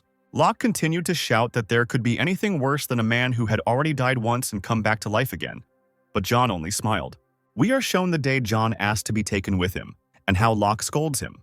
John said that he did not know why Isaac hated the Messiah, and that he did not care what would happen to this guild. This madman dreamed of seeing Isaac and the Messiah Guild tear each other apart. Of course, Ken asked why he should trust him, and what guarantees he had that he would not betray him. While Locke asked in unpleasant surprise if he was really going to take it with him, John put an envelope on the table. Soul submission. With this, you can bind yourself to another person. John will be dependent on Ken and will not be able to betray him. Locke called him an idiot and asked him what he would do if he asked him to die. But John said that Mr. Isaac had many opportunities to kill him, but he did not. He is not one of those who love to kill in vain, and he will not harm me, said John. Ken thought that John tied the knot around his neck himself, because this skill is not useful to him, as Locke swears at John in a funny way. But Ken couldn't figure out what was going on in this strange guy's mind. There was no time to think about it, because it was time to enter the dungeon, and Ken told everyone to follow him. John happily followed him and asked what sealed thing he wanted to find. Locke immediately shouted why he needed this information, and John said that since he was on the team, he could ask. On the first night, Locke was already sleeping like a log while Ken was reading the dungeon's conditions. To get to the second level, you need to kill 111,111 goblins. Ken thought that the conditions were the same as last time. And on the last 7th level, the Goblin King will sit. Then he looked at his level 176, achievement 158. The battle continued on the 1st, 2nd, and 3rd floors of the dungeons. And now the time came to go to the 4th floor, and Vincent saw the Mokosh Guild. And on the 4th floor, the Thunderbird Guild leader asked Ken if he had spoken with Isaac. Ken said he had relayed everything and asked when exactly they would start working. Grozny replied that when they got to the 4th floor, they would first act with the Phoenix Guild and Isaac's team. He said that Ken would use the commotion during the battle, and together with Isaac he would move to the rear of the Phoenix Guild. Grozny said that Ken needed to give him a sign, and then he would deal with this Vincent. While the guild was fighting, one of the players asked if he could ask Vincent a question. He asked if he believed in Ken. The player continued that Ken says that he twists Isaac as he pleases, but he could just be mistaken. The player was worried and asked, what if a battle with Grozny happened? What if Isaac took their side? Vincent said he never trusts anyone enough to put his life on the line. Vincent said he trusts himself and the situation. In this dungeon, he decided to kill the formidable one with his own hands, and they would capture the Thunderbird Guild. Meanwhile, Ken finally reached level 180. The representative of the Dark World is delighted with his abilities and sends him a gift, a catalog. Ken got another skill, and Locke immediately ran to him with questions. How cute! Ken's face is so funny, as is Locke's, who was happy about the skill as if it was his skill. Envelope with Banshee skill, Cursed Soul Effect, Banshee Summon. Ken said that this is the first time he has seen such a skill, so he himself does not know whether this is a good or bad skill. Confused, Locke thought that Ken always talked like he knew everything, so he decided that he knew. John said that Isaac is above any player who has the status of a representative of the Dark World. Naturally, no one had ever seen the skills he would be receiving, and Locke was angry that John was being smart again. Then Locke came up with something and said that the kid seemed to know something, but not everything. Locke stated that Isaac wasn't that strong, and for some reason this angered John. And Ken, not paying attention, tore up the envelope. Ken gained a new skill, and Locke told John that it was Ken who had the power. And Isaac is actually John. It seems the kid wasn't aware of it. That's right. John thinks that Isaac just wanted to hide his identity, and this is not the real Isaac. And then Ken finally finished off the baby by saying that he was real. And at this time, Grozny and Shakira were alone, and Grozny asked what was bothering her so much. He asked if it was because of Ken. Shakira said she doesn't like his look. He's openly spying and working for Vincent and the boss at the same time. She said that, frankly, they couldn't trust his words about cooperation. Grozny said that it was quite possible that it would be worthwhile to deal with Vincent and Ken, and even Isaac, in one fell swoop. He said that they had already analyzed their combat capability. Isaac could summon a maximum of 200 skeleton warriors. But even if Vincent helps him in these scum, they still won't be able to stop him. Grozny stated that even if something changes, they will get nothing anyway. He warned his men waiting outside the gate that if he died in this dungeon, they would kill everyone. Ken used his skill, Banshee lets out long screams, and the frightened goblins begin to lose their fighting spirit. Locke admired the Banshee. He said that he didn't even need to interfere with this one. But Ken said that wasn't enough. And Locke sadly asked if he still had to intervene. Ken was talking about a skill. He meant that this skill is not very effective. Too much waste of magic power for a skill that doesn't directly damage the enemy. John asked if this meant they would not use Banshees in future battles. However, Ken said that no matter how low the effectiveness of a skill is, there is always a way to make up for the shortcoming. This was a Lich summon. The required level was above 180. That skill he then exchanged for the Cyclops' demonic eye. Ken gains the Dark World representative skill of summoning a Lich, and now has a new achievement for summoning a Lich. There was an explosion, and a dark-colored fog covered the sky. Locke asked what was happening, and if Ken knew this would happen. Ken denied it, and replied that he himself did not expect it. Some black smoke appeared in front of him. A huge demon appeared before him and demanded that he make a sacrifice. Ken pointed confidently at the monsters and asked if that was not enough. During the thunderstorm that was caused by Ken, Shakira noticed it and pointed it out to Grozny. Shakira said that this place is supposedly where Isaac's guild is located. Grozny suddenly remembered the moment when he made a contract with Indra. He began to worry that perhaps Isaac had gained power comparable to Indra's. Grozny realized that this could interfere with their plan, and ordered Shakira to follow him to eliminate this obstacle. Vincent's guild also noticed this thunder, and the player asked if Isaac's zone was there. The player suggested that maybe he had lured a new skill. Vincent said that it was not uncommon for a dungeon to let you level up and get a new skill. However, Vincent himself understood perfectly well that this was definitely an unusual skill. Suddenly, lightning flew from the forest straight at Vincent, but the player was able to quickly protect him. Of course, it was Mr. Pikachu who threw the lightning bolt, thinking that Vincent had decided to stop him. Vincent also looked at Grozny with fury and reminded him that until he destroyed the boss monster of the 7th floor, he had to help him. But Grozny said he had thought about it and realized he didn't have to do it. But Shakira noticed something, and all the other players turned around. It was that incredibly creepy demon. Lich used the summoner's power. The number of all summoned creatures doubles. Shakira naively assumed it was Ken, and he kept his promise. But Grozny thought that it seemed that the strength that Isaac had demonstrated so far had doubled, in which case there was no point in him currying favor with him and Vincent. He didn't understand why he hid his strength, and wondered if perhaps he had been seeking a three-way conflict from the very beginning. But Ivan the Terrible decided that no matter what, Isaac's plan would not work. Because he has his own plans and he is going to carry them out by any means necessary, he decided to deal with Isaac after killing Vincent and activated the Divine Punishment skill. Vincent, of course, did not intend to die here so easily and prepared for an attack. But as soon as he got ready, Locke ran up to him and protected him with the Shield of the Aegis. Vincent said that it was Isaac's assistant, but Locke got angry, and even at that moment began to complain that no one knew his name and nickname Sheba. Vincent, of course, ignored this complaint. He did not understand what was happening. But then Gunnar activated the Divine Punishment skill and struck Locke. This was, of course, a blow from Grozny, and only now did Vincent understand how strong Grozny was. The skill blessing of the River Styx was activated, and Locke jumped out of the pit, shouting Sheba. Shakira was shocked that he was able to block such a blow and survive. She wondered why Isaac's assistant decided to help Vincent. Grozny thought that it seemed like he wanted to destroy him by conspiring with him, and wondered where Ken was. While he stood there wondering about Ken, the ghost made his way through all the players. Of course, he took advantage of this chance and attacked Grozny. It was Ken who put on the helmet and was able to become a ghost. He was unhappy with his attack. Locke was happy to see Ken, but Vincent was completely confused. Grozny managed to survive the attack. Although he received fatal damage, he had 1 health point left.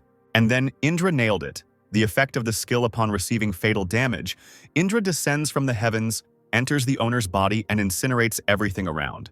This Indra possessed Grozny, and now he became much stronger, not Pikachu, but Thor. The monster was also angry and said that he would destroy all the pathetic people. Everything got out of control. The monster began to destroy everything in its path.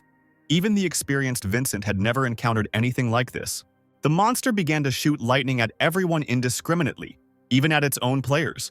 Luckily, Ken somehow managed to survive and asked with a smirk why he was so angry. Ken pointed up and said that his real enemy was up there on the rock and that he was just following Isaac's orders. John continued to look at Ken naively, wondering why the master points at him.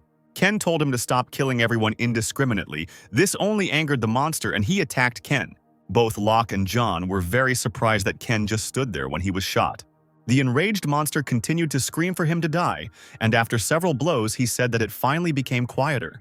The thunder reached its maximum, and suddenly lightning flashed from the smoke. It was Ken who was able to unlock the power of the Thunderer. The real Thor turned out to be Ken. He raised his hammer and held the lightning. Everything is going according to his plan. We were taken back to the past where Locke was angry and told Ken that they needed to talk. Locke screamed that how could he tell him anything and start acting. It is unclear why Locke moved away. Since he was still screaming, Locke asked what he was going to do with the dragon's gastric juice. Ken reminded Locke about the item from Vincent's arsenal. That strange thing, Locke replied. Then Ken opened a flask of gastric juice and poured it onto the strange thing. Ken unlocked the sealed power and became the master of Mjolnir. Locke only now realized that Ken had prepared and, having foreseen this, had bought gastric juice. Grozny didn't know what this object was, but he realized that the hammer was absorbing his attacks. So he took out his trident and attacked him. Ken realized that he changed his attacks when he realized that his attacks weren't working. As Ken himself said, Grozny is much stronger than the others. He is on a completely different level.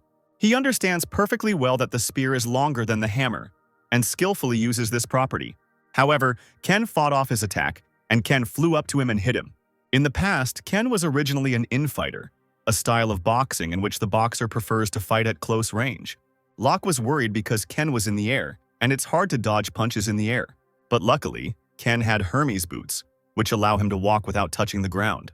Grozny began to say that he doubted it, but now he knows for sure that Ken does not work for Isaac. Vincent is also surprised by Ken's skills.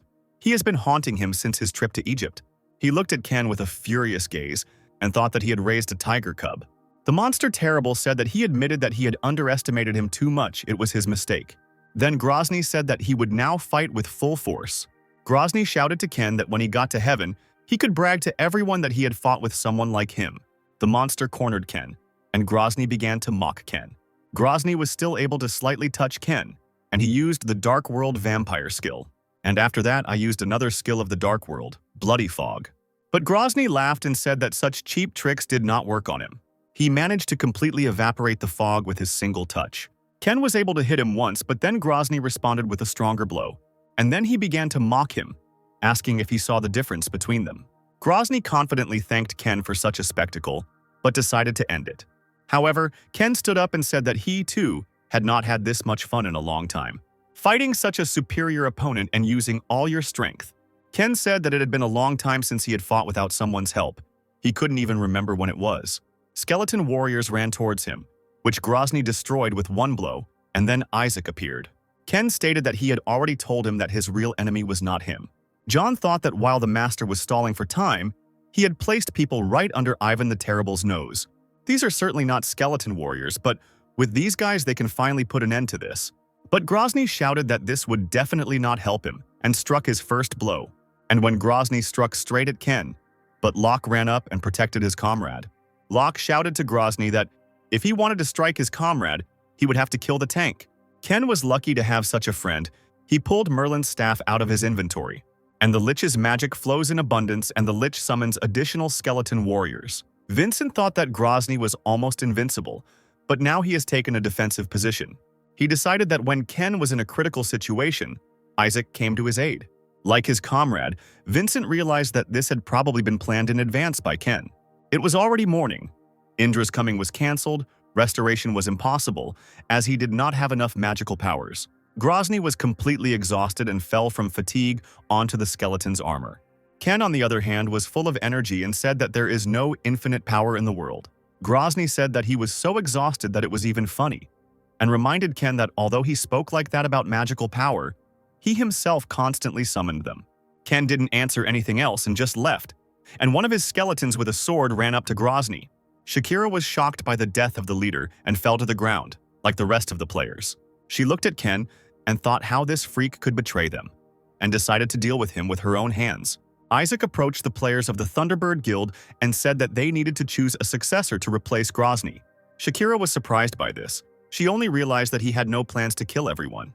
Then she stood up and said that the boss didn't say who would take over the guild after him. Therefore, she suggested that Isaac be chosen to be the one who would represent the Thunderbird Guild. Shakira herself thought that there were no idiots who did not know that she was his right hand. She decided that they needed to survive the dungeon first and then deal with Ken. But her grandiose thoughts were interrupted by Ken when he said that he would take over the management of the guild. Ken stepped forward and said that before going to Egypt, he had made some sort of deal with Ivan the Terrible. For killing one person, he promised to give him a high position in Thunderbird. He stated that he had accepted his offer and fulfilled his part of the agreement, and therefore had every right to the boss's position. Ken said Shakira was there too when Grozny offered him a deal. But Shakira started screaming that he was talking complete nonsense and that there was no deal. Shakira thought that the boss was dead. Even if he lied, no one had proof. If the differences were not resolved, most likely they would have to fight. But she is not stupid, and understands that in the event of a fight, Isaac will kill the entire guild, and admitted that there was such an agreement. She was angry and said that even if Ken had the right, she was the one who was always by the boss's side. Shakira screamed that when the boss was running the guild, she was there, and that Isaac should appoint her. And then other guild members will accept it, and it will also be beneficial for clearing the dungeon.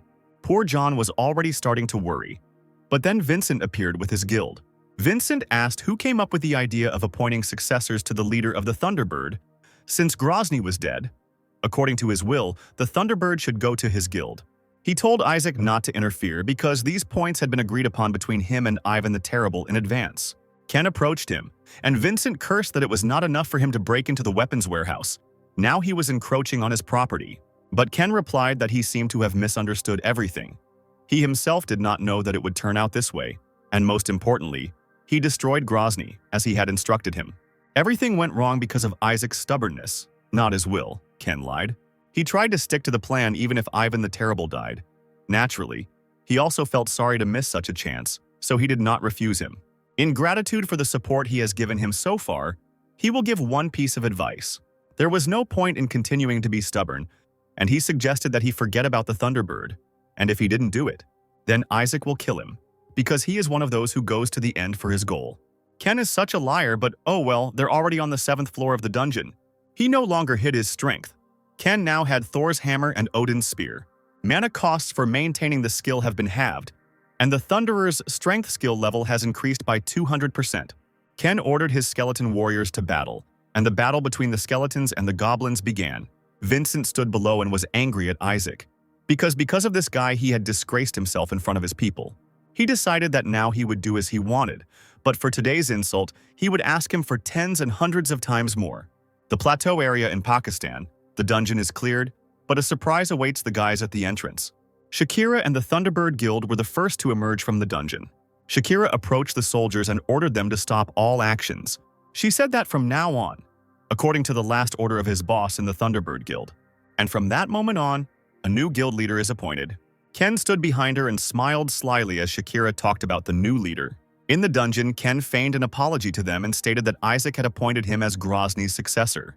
And he said that since that was the case, before they left the dungeon, he would give them one warning.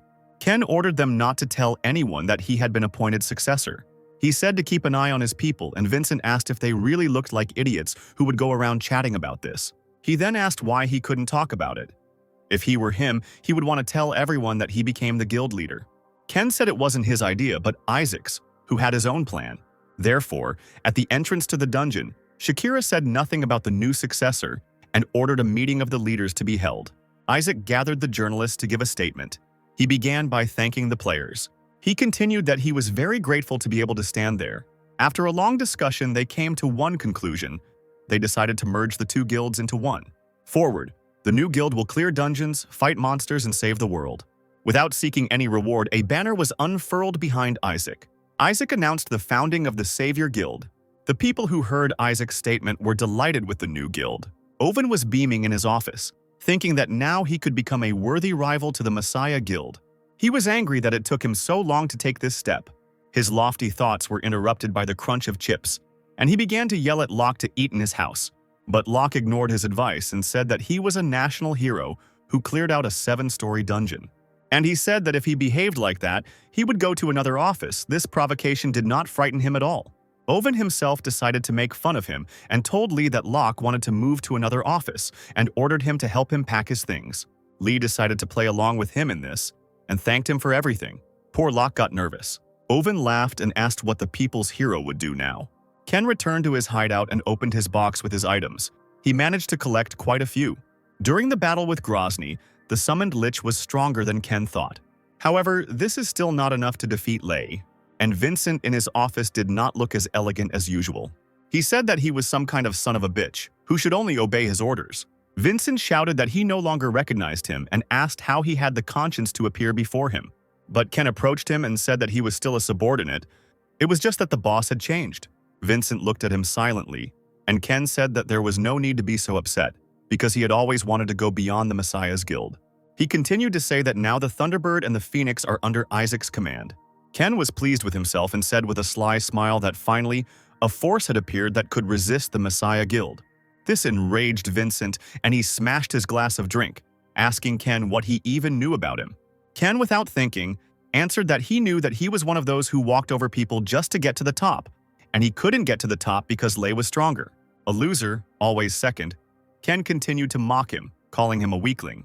He said that Vincent pretended to be a strong man, but in reality he was a coward who had a lot to lose. And Ken added that he now had two choices: to remain angry until the end of days, or follow Isaac and become a real hero. Vincent leaned back in his chair, feeling sorry for himself, thinking that he was Vincent and that he could lose everything in one moment. He wondered what he had done wrong and where he had made a mistake. Vincent did not understand anything. But the world did not stand still. A huge dragon appeared in the city, repeating the scene from Godzilla.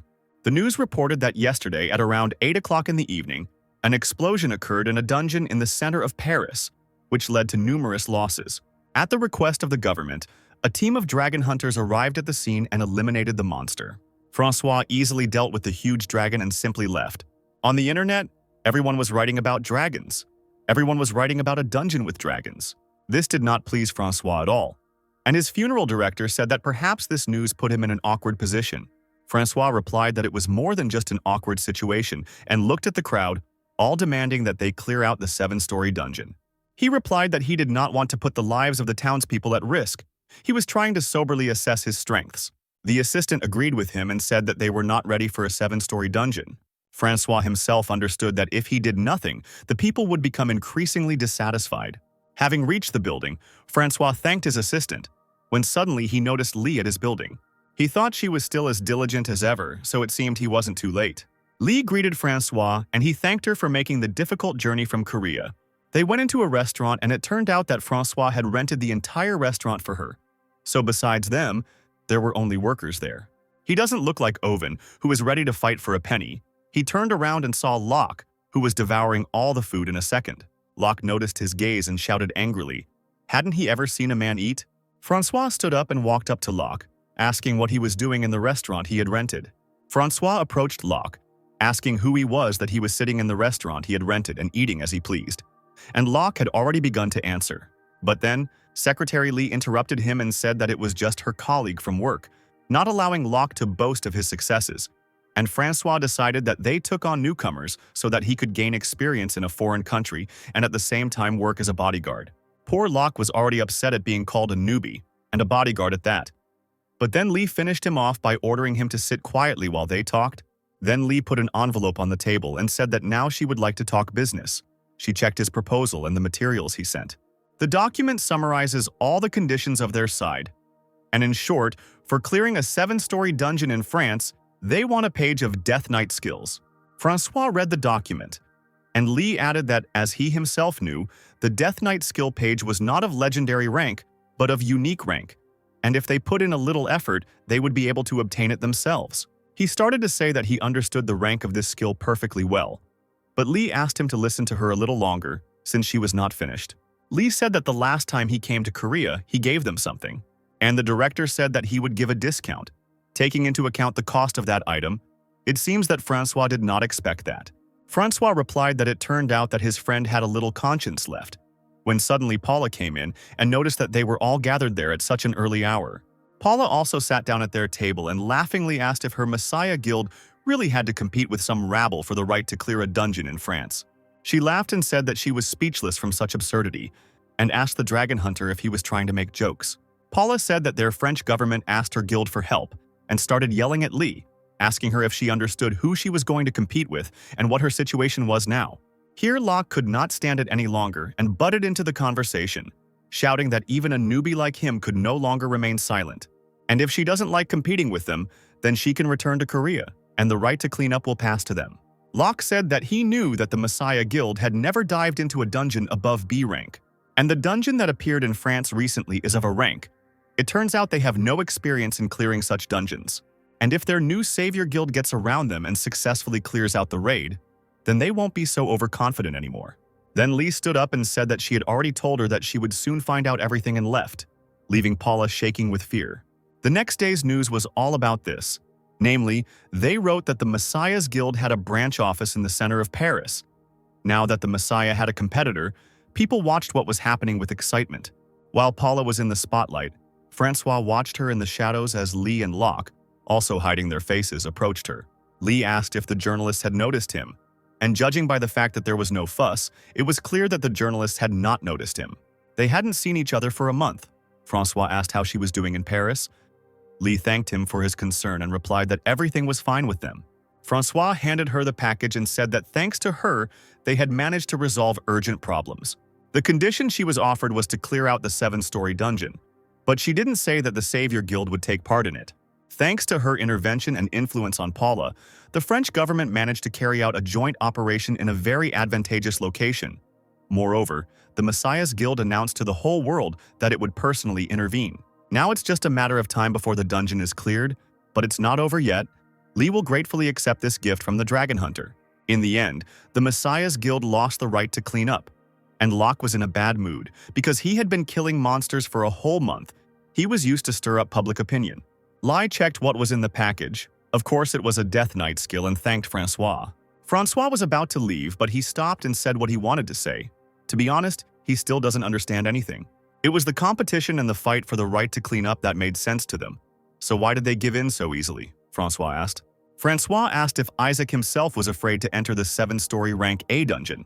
Lee calmly said that there would be a press release in a few hours. It seems that Locke himself did not know anything. And Ken at this time was in the North York Moors National Park. The Savior Guild must enter the dungeon as soon as possible, namely the 7-story dungeon of A+ rank in Britain. It seems that both Francois and Locke were unaware that another 7-story A+ rank dungeon had appeared. 3 months ago, inside a 7-story C rank dungeon, after the very battle in which Ken was able to create a new guild, Shakira, Locke, and Georg left after Ken ordered them to, and he used his Eye of Anubis skill to look into Grozny's past. Ken himself didn't expect that the merger of Grozny was so great. Who knew that he would hide from everyone the existence of a rank A+ dungeon in Britain? Apparently, Ken got lucky once again. While he was rejoicing, they called him. Picking up the phone, the voice immediately asked how the weather was in Britain.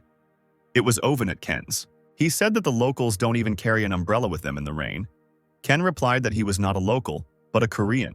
But Owen jokingly said that Isaac was not Korean but American. Ken asked how things were going at the moment. Owen replied that this was not their first day working together, and naturally everything was going according to plan. Everyone was amazed that the Savior Guild had only been founded a month ago, and they were already heading to the 7-story A-rank dungeon. The guys from the Messiah were probably furious.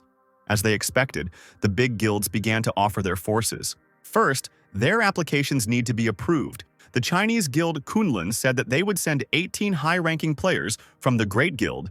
Carrie, Rowana, and Ellis, whom Ken already knows, will come.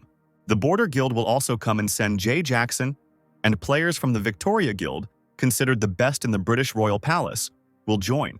Ken replied that he had assembled a good lineup of players, but Owen added that it was not over yet. Despite the fact that they need to clear a dungeon in France, a request to join was received from the Messiah Guild. It looks like they want to send their people by any means necessary. Owen said that he probably knows him, Chad. He is from Paula's inner circle, one of the members of the Round Table, of which there are not many left.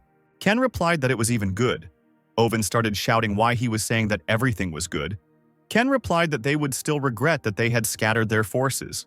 Great Britain, the day of clearing the 7-story rank A dungeon, all the participants gathered. Even Vincent put aside his pride and came. The Great Guild from America, the Chinese Guild Kunlun, and of course the Messiah Guild. Already in the 7-story dungeon of rank A, everyone received a notification that they had destroyed the master of the Minotaur Labyrinth. The Messiah Guild was fighting in the dungeon. Leia asked what day it was today, and Paula replied that it was already the 10th. Leia apparently wasn't happy with this because he told her that he would go ahead on the next floor. Paula was confused and said that the guild members would suffer then. But Leia interrupted her and said that the growth of the guild members was important, but it was too slow. Leia said that the Savior Guild had most likely already entered the A-rank dungeon. Leia was scaring Paula. He said that they should finish before them, and when they exited the dungeon, they would immediately begin preparing for the next one, possibly an 8-story dungeon. Leia hoped to meet his main rival there. Isaac read a message that said that in order to move to the next floor, they must hold out for 10 days. Isaac was happy that the survival quest was starting from the first floor when Chad approached him, asking if he was Isaac. He gave his name and said that he was from the Messiah Guild, adding that he was glad to meet them, extending his hand. Isaac shook his hand and said his name. Then Rowana came up to them and asked if they wanted to leave without them. Rowana pointed to Ellis and Jay, saying that he already knew them. It was a long time ago, but they saw each other in the dungeon of Duracana. Now these guys weren't acting so arrogant, and Ellis even greeted Isaac. Isaac himself thought that Ellis had become calmer than before, and said that now he remembered her, which is why they seemed familiar to him. He decided to make fun of them by saying that he was glad to see them again. Of course, the two of them weren't very happy about it. Suddenly, the guys from the Chinese guild said that he finally found them. He said that they would have to fight together for some time and get to know each other better beforehand. A player greeted everyone on behalf of the Kunal Loon Guild, and another player also greeted everyone on behalf of the Victoria Guild. Only Vincent stood aside and was angry that they had arranged some kind of meeting of friends and whined again about why everything turned out this way. Isaac said that since representatives from all the guilds were gathered here, he wanted to propose a bet to raise morale. The boss monster on the top floor of the dungeon is a dragon, Isaac said. Therefore, all other monsters can be considered as guardians, protecting the dragon's lair. As they all know, unlike normal monsters, they will unite with other races and form armies to attack players. Everyone probably already saw that there was a survival quest on the first floor, which meant that a large number of guardians would gather there. Chad asked what kind of bet he was offering. Isaac replied that it was simple. They had already done this before, and since those who had participated then were gathering, the explanation would be brief. The guild that destroys the most monsters will be given Merlin's staff by Isaac, but it won't be free. Those who want to take part in the bet must bet an item of legendary rank, approximately equal to this staff. The Chinese guild player thought that this was Isaac's style, but all 5 guilds, including the Messiah Guild, had made a secret agreement to maintain their fighting strength all the way to the top floor. He hoped there would be no unexpected obstacles in their plan, as he noticed that Rauna had spilled. Rauna told Isaac that he must know that this staff he was holding was the property of their great guild. Ellis thought Rauna looked like a monster, while Rauna told Isaac that this was clearly a provocation. Isaac, of course, sarcastically replied that he wouldn't dare do such a thing, and Rauna only became more angry. Locke stood further away so he didn't understand anything. But then Rauna decided to calm down and said that if he wanted to return Merlin's staff to them, then there was no reason to refuse. She decided to accept the bet, but said that they also had a condition in return, and Locke had already run to Isaac. The condition was that he would have to promise that neither Merlin's staff nor King Arthur's ring would be used during the competition. Isaac asked why. Did it really irritate them so much when he used these items in front of others? Rauna admitted that this was true, however. That was not the whole reason. Isaac's abilities and powers could be compared to Master Lei, and if he wants to make a bet with them, then they must make this concession. Let me remind you that Rauna herself used these items in the same bet. But Isaac agreed to such conditions. Locke thought that without King Arthur's ring and Merlin's staff, the effectiveness of the items on the course table would greatly decrease, and he was worried whether Ken would be able to cope with this. Then a Chinese player ran up and asked who gave them the right to make this decision alone. But Rauna looked at him with such a look that he immediately shut up, and Rauna said that he seemed too self-confident and asked if she could add one more condition. They will bet on how many guardians will be destroyed by the Savior Guild alone and how many by other guilds. That is, the Savior Guild against all other guilds. Locke started shouting that this was too much, but someone said that it made sense. It was Chad, saying that Isaac had been the one to suggest the bet in the first place, and trying to motivate them to get to the top floor as quickly as possible. While it may sound a little disadvantageous to him, Lady Rowanna's offer makes sense to Chad. Locke only grew more angry and wondered what they had done. Whether they were taking them for fools, he believed that Isaac would not agree to these terms. But then Isaac said that he would like to add something if he wins this bet and gets all the legendary items, which the players have, so that later there won't be a single objection. It seems he really believes in his victory. Meanwhile, Lee was watching the news, which reported on the restoration work on the Hansen building, which had been destroyed in the terrorist attack. Suddenly the light came on and Owen appeared in the room. He apologized and said that he didn't want to scare her. Owen approached her and asked why she hadn't left yet. Lee didn't give a clear answer, and Owen thought that something must have happened to her. Then he noticed that she was reading articles about the Hansen Group and the Messiah Guild, apparently all because of her old friend. So he hurriedly said that it was already late and suggested going to the corporate party today and asked what she wanted for dinner. Owen patted her chest and said that he would treat her to an expensive dinner of her choice. Lee remained silent and continued to look at Owen, and he began to get nervous, but then Lee finally agreed. They went to a tent snack bar, of which there are many throughout Korea. Owen said that it seemed like there was a misunderstanding. She always saw only how he saved on everything, but she did not have to eat such food. Lee replied that she knew he had a lot of money, the money he won from bets he made on clearing dungeons, since she was the one who looked after the accounts in Isaac's name. He probably doesn't act like this because he's obsessed with money, but Lee would just like to help him, because she knows that both of them have the same goal. Then Owen, after a short silence, asked about her father. This dragon hunter told her everything. 4 years ago in Seoul, Father Lee was in his office when he was called by the chairman. The chairman swore when he saw his stock price plummet, shouting that he had told them earlier not to let reporters in. Neil, apparently Paula's father was the chairman of the Hansen Group, he scolded the director for the information reaching the journalists. Lee's father also read all the articles about their group, while Neil shouted out what the government man who proposed working together knew. There has been chaos since the morning.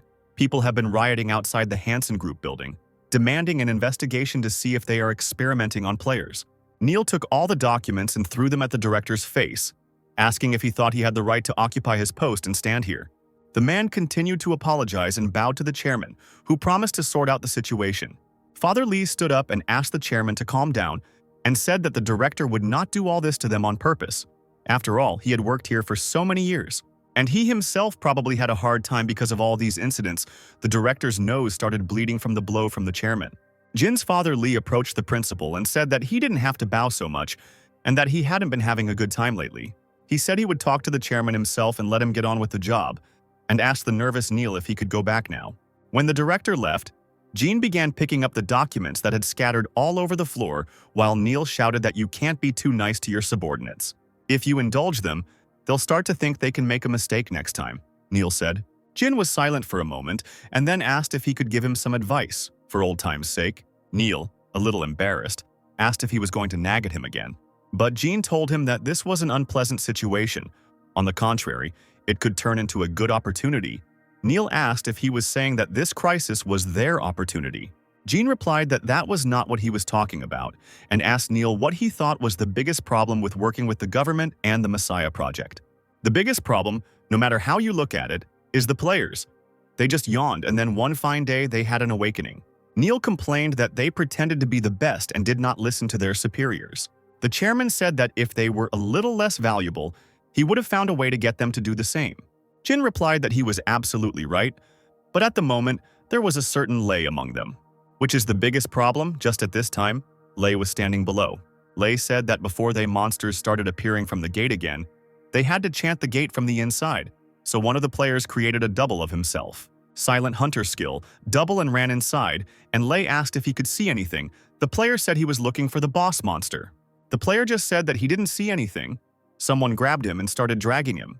Then he stopped and said that it seemed like there was some kind of flying monster behind the gate. Moreover, it was the first time he saw such a kind of monster. Other players tried to calm him down. The flying monster, seen for the first time, Lei said that he needed to talk to the director and delay the cleanup time. At this time, Jin said that the special security team, including Lei, they all abandoned all their duties. Jin said that they keep delaying the gate clearing time. Lei stood at the door and listened to Jin say that if the player were to push back the gate that was still being held back in the Hansen Group's basement might rupture and spread outward. Jin said they had to make a decision. He was flying to France tonight. In order to hire a player to replace Lei, Neil asked if he had anyone in mind. Apparently, the narcissist Lei did not like this. Jin said that there is one guy who has been the focus of attention from all over the world lately. The only survivor of a quest called Dragon. Lei's ego took a huge hit from this. He opened the door to Neil's office and immediately said that he had something to report. Jin said that the chairman was talking now and asked what he was doing. Lei replied with a smirk that he had an urgent matter. Jin replied that no matter how urgent it was, he was being too rude. The chairman couldn't resist and threw a glass at Lei, but he of course dodged it. And he said arrogantly that the chairman shouldn't worry so much. It was bad for his health? Neil shouted, how dare he come here, as if it were his own home. Jin ran over to calm him down while Neil shouted that who was he to decide what was urgent and what wasn't. Neil complained that once you treat the players normally, they no longer understand what's what. Lei only became more angry and attacked the chairman, who then immediately fell silent. Jin noticed the blood on his face and protected him with his body, saying that Lei had crossed all boundaries. A sullen Lei replied that if he had crossed all the boundaries, the chairman would now be lying on the floor, cut in half. Then he said that now there is a different generation, and it is the chairman and the director who do not understand the situation here. And also, all the members of the security team guarding this building are under his command, and he doesn't think that there is an idiot among them who would want to help them. The bastard said that if they said any more nonsense, they wouldn't get off with a light cut. Jin didn't answer.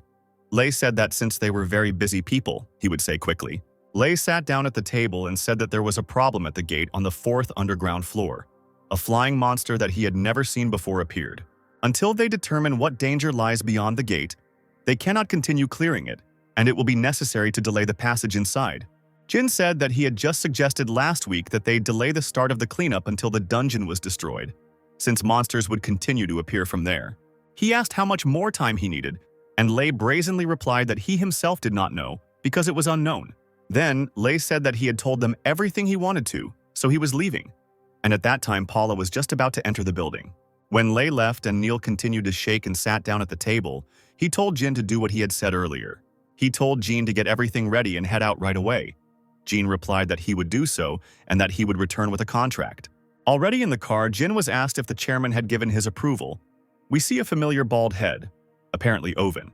Owen said he would take him to the airport at full speed, and Paula didn't have time to open the door before the man pushed her away. Suddenly, one after another, the others ran, and one of the players said that there was a civilian here. The player said that he had no time to explain everything, and if she wanted to live, she needed to leave here right now. He just extended his hand to Paula, but suddenly he was crushed by a huge troll. Suddenly, Lei came down and asked Paula who she was. Of course, Paula recognized him, but she didn't answer, and Lei went down to her, when suddenly the player crushed by the troll activated the immortal fighter skill.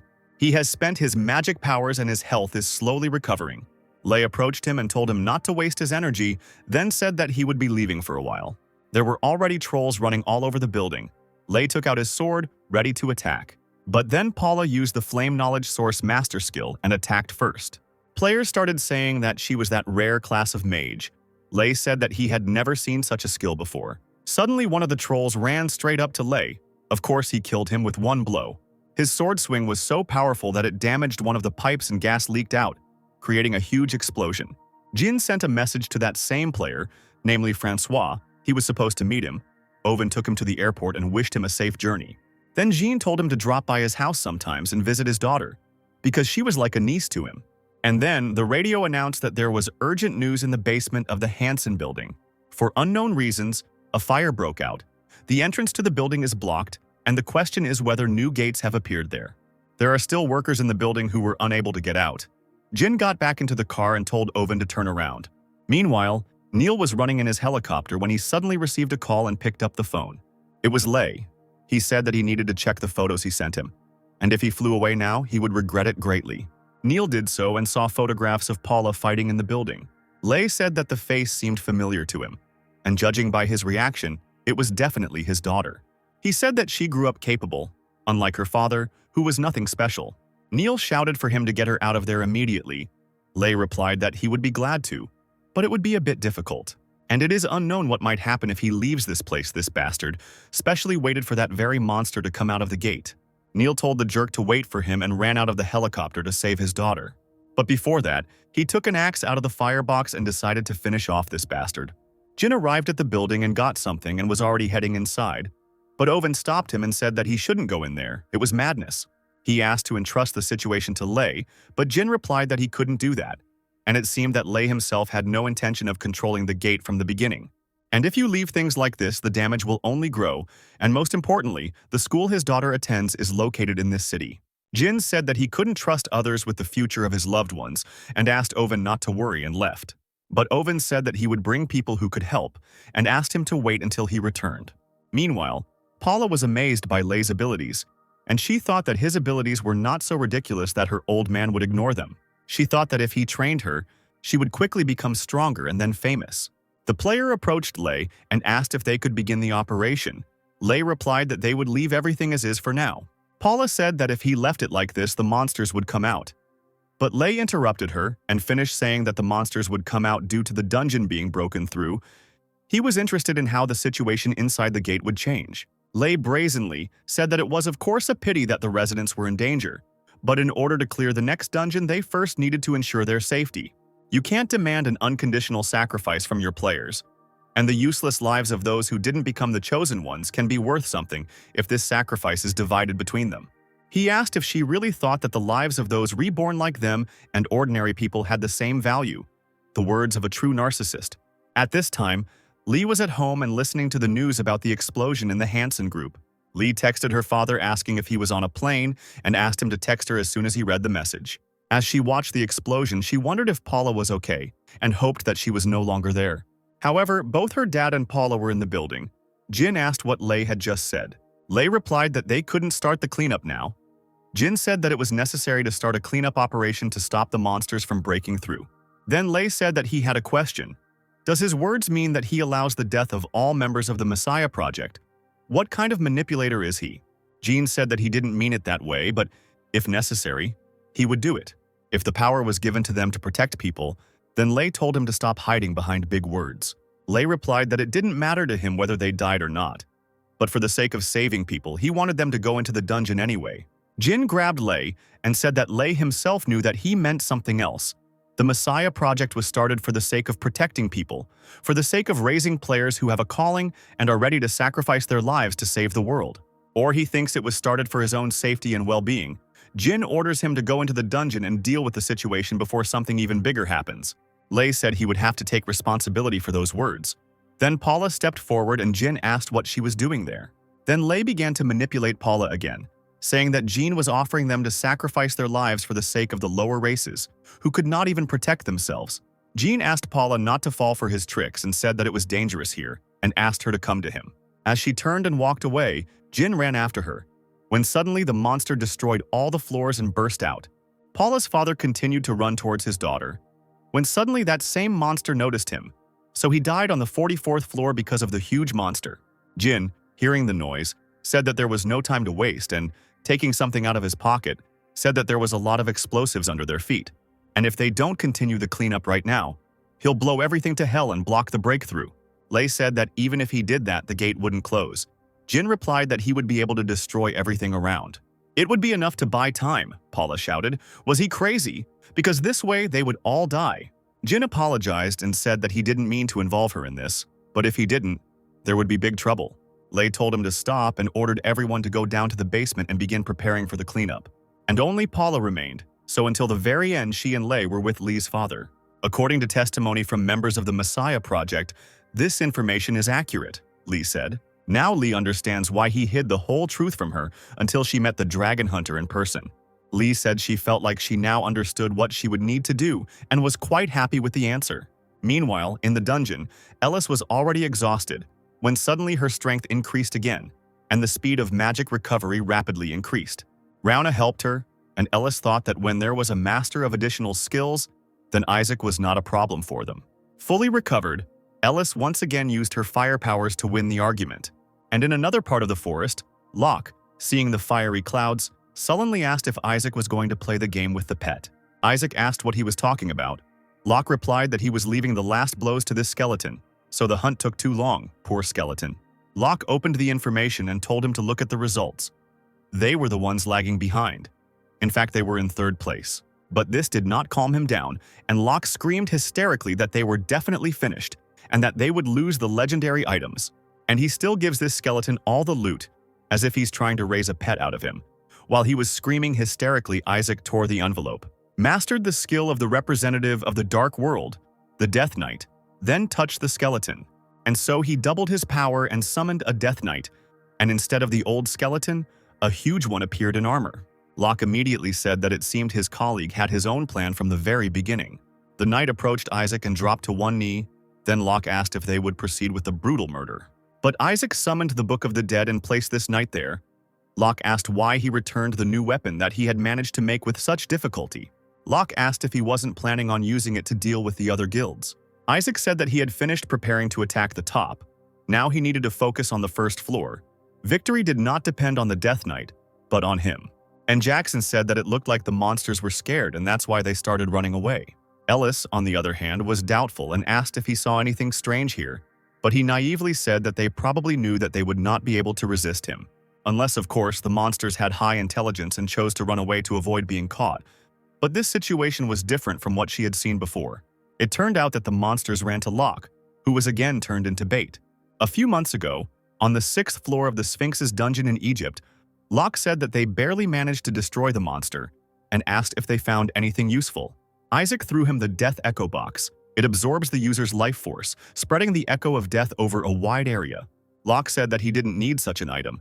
He didn't want to waste his life force and be prepared to die first. But as we see, Locke again had no choice. And Vincent approached Isaac and said that he had again proposed a useless argument and everything had only gotten confused.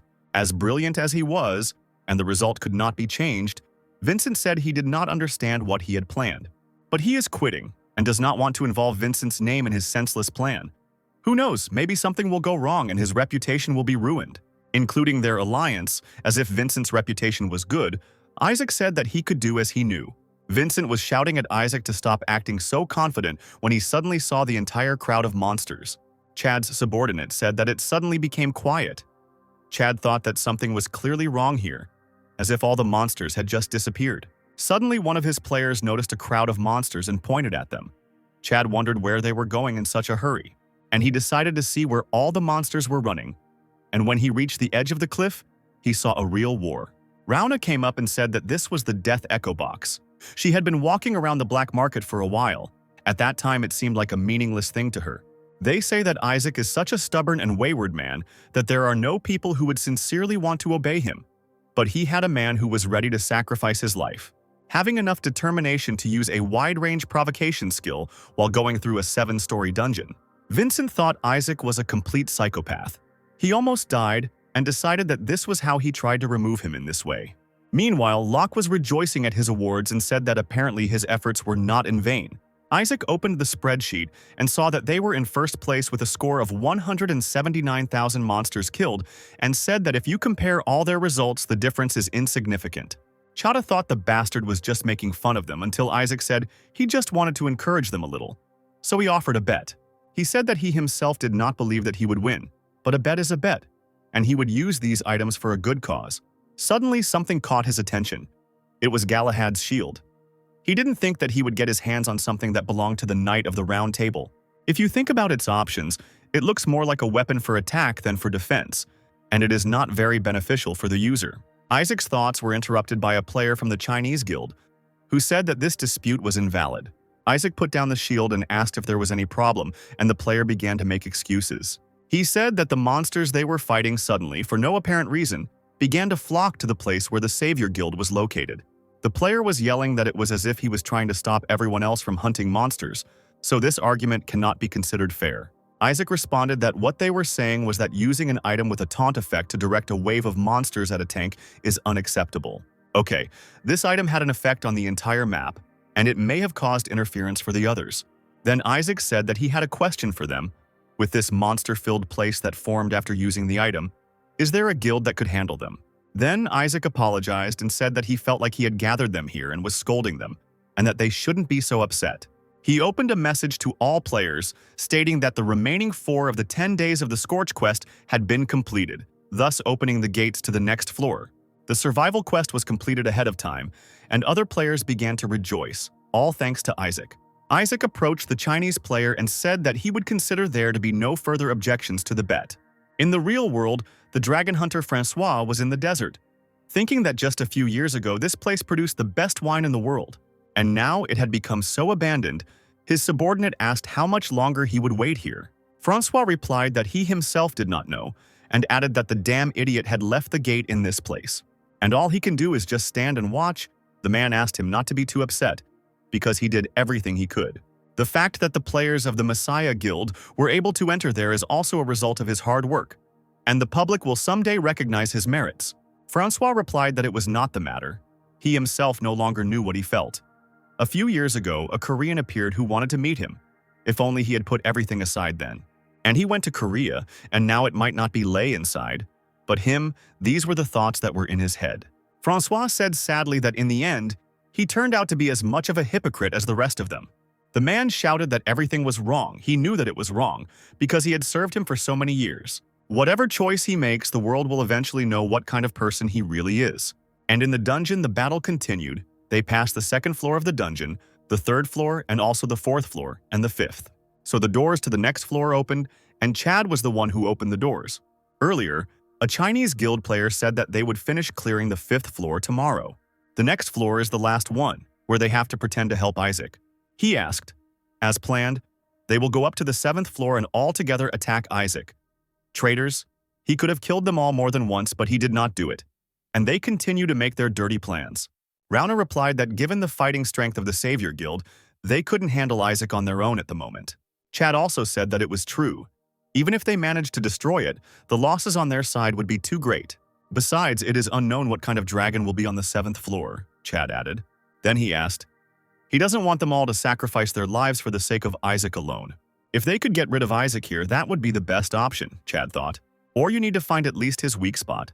The most important thing is to survive and get out of the dungeon. When they first entered, everyone received a notification that they needed to destroy the boss monster in order to proceed to the next floor. Suddenly, everyone froze in fear when they saw a huge dragon that was on this floor, which is strange. Surely everyone was wondering why the dragon, which should be on the 7th floor, appeared here. The Chinese player thought that there was nothing to even plan for Isaac, and was angry that the dragon appeared on the 6th floor. While this may be even better, the red dragon is enough for Isaac to spend a significant portion of his strength on it. Isaac noticed his intense gaze and asked if he wanted to tell him something. But of course, the pathetic coward lied that he was thinking about how to attack the dragon. And he added that naturally his guild would also join, and said that Isaac would be in front and they would be behind. It's too easy to understand what's going on in their heads. Each of them is pursuing their own goal. But if they want to stay alive, they will have to give up their plans because on the next floor, a monster much more terrible than this one awaits them. Of course, Isaac and Locke stepped forward, and Isaac decided to call upon his Book of the Dead, and Locke happily asked if it was finally time for a new weapon. Isaac replied that he would do so. Isaac resurrected the Death Knight from the Book of the Dead. He resurrected the Skeleton Warriors from the Book of the Dead. The same formidable knight appeared, and he called Isaac commander and asked him to give him orders. Locke was shocked that this knight could speak, which meant he had consciousness. Isaac said that his first task was to fight this lizard and show his strength. Suddenly, another demon said that the summoner should give him some task too. Isaac told him to just watch for now, pointed at the knight and said that he was currently performing in a one-man show. The knight said, "How dare that damn magician talk to the king in such a tone?" The magician asked. "Some pathetic knight doesn't dare call him a damn magician. We have never seen such a squabble before, cool." Even with the Lich, the Death Knight does not split into two, which upset Isaac. There will probably also be a Skeleton Knight added here, who was originally a Death Knight. Locke shouted that how much longer would Isaac wait? The other guilds had already started the battle, and indeed, the magicians were already attacking the dragon with fireballs. Rauna was shouting for them to tie him up so that he wouldn't fly away. They continued to strike the dragon, and the mages tried to restrain the dragon by freezing the dragon's wings, but its tail was free. The dragon's tail almost killed Ellis, but Jackson ran to protect her with his shield. However, it turned out that others were not so lucky. The dragon's tail killed the rest of the players. Rauna thought it would be difficult to defeat him, but then she activated the recovery skill and saved the players. And then the players immediately began to attack the dragon. Chad was able to make a couple of hits, but of course it was not enough. The dragon began to breathe fire, and the Chinese player suggested that the Messiah Guild retreat for now. Chad shouted what he was talking about, and the player replied that they couldn't count on winning. First, they needed to reload their equipment. Then, in a short skirmish, they would figure out the dragon's weaknesses. Then Chad told him to stop talking nonsense and think about attacking while he had the opportunity to fight on the ground. Once the dragon spreads its wings, about half of their forces will be unable to do anything and will silently watch. But if anyone ends up participating in the battle, they will be the first to pay. Chad said he didn't care about Isaac. The main thing for him now was staying alive. The player got scared and asked him to calm down and put away his sword, while he scolded him in his thoughts. Suddenly, a Death Knight walked past them and used the Death Chain, taking it out of his armor. The knight swung with all his might and grabbed the dragon's neck with such force that it started bleeding. Everyone was so surprised because the knight was able to hold off a huge dragon single-handedly. As the players silently watched the knight hold the dragon, Rauna shouted out why they were frozen in place. Rowana ordered the mages to attack the dragon. Chad also did not stand aside, and his players attacked him. The humans looked like bugs compared to the dragon. The Chinese player thought it would be crazy if they continued to attack him. And then the Death Knight jumped onto the dragon's head and with just the smell of his sword cut his eye. Isaac realized that the knight had wounded his eye to limit his vision, then moved into the line of sight of the damaged eye, dodging the blows. And now he is aiming for wings. In this he is similar to Isaac, the same strategic mind and cruelty. Then the magician appeared and asked how long they would just stand and watch. He asked if the army of death wasn't waiting for a fight. Isaac replied that he just wanted to test their effectiveness by finishing off this lizard. And only in the morning the battle with the dragon finally ended. Locke said that it was a difficult battle, and Isaac approached the dragon's corpse, thinking that after all, an adult dragon is very different from a cub. 5 guilds spared no effort in the attack and did everything possible. But the damage was still quite significant. Then the other players approached Isaac, and Locke became nervous. Chad said there was one problem left. There was a monster stronger than this one waiting for them on the next floor. But they've already suffered a lot of damage, Chad said. Apparently they want to use Isaac again.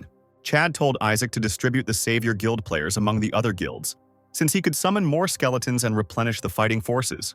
Isaac wondered why he wanted to split his army on the 7th floor. Locke also didn't understand what the players from the other guilds were up to again. However, Isaac agreed to send his players. Chad responded that this decision was worthy of his reputation, whatever that meant. Isaac added that he had a condition. They would split into 2 squads. He and his partner and the Messiah Guild would be on the same team, and the rest will be on another team. This news did not make Vincent and the other players very happy. Chad thought that Isaac was choosing to enter the tiger's den, and he would have to change his plan. Isaac extended his hand and asked if he agreed, adding that he thought that would be enough. Vincent stood there, and then Shakira said that if he had something to say, let him say it. And he asked her what she thought Isaac was up to.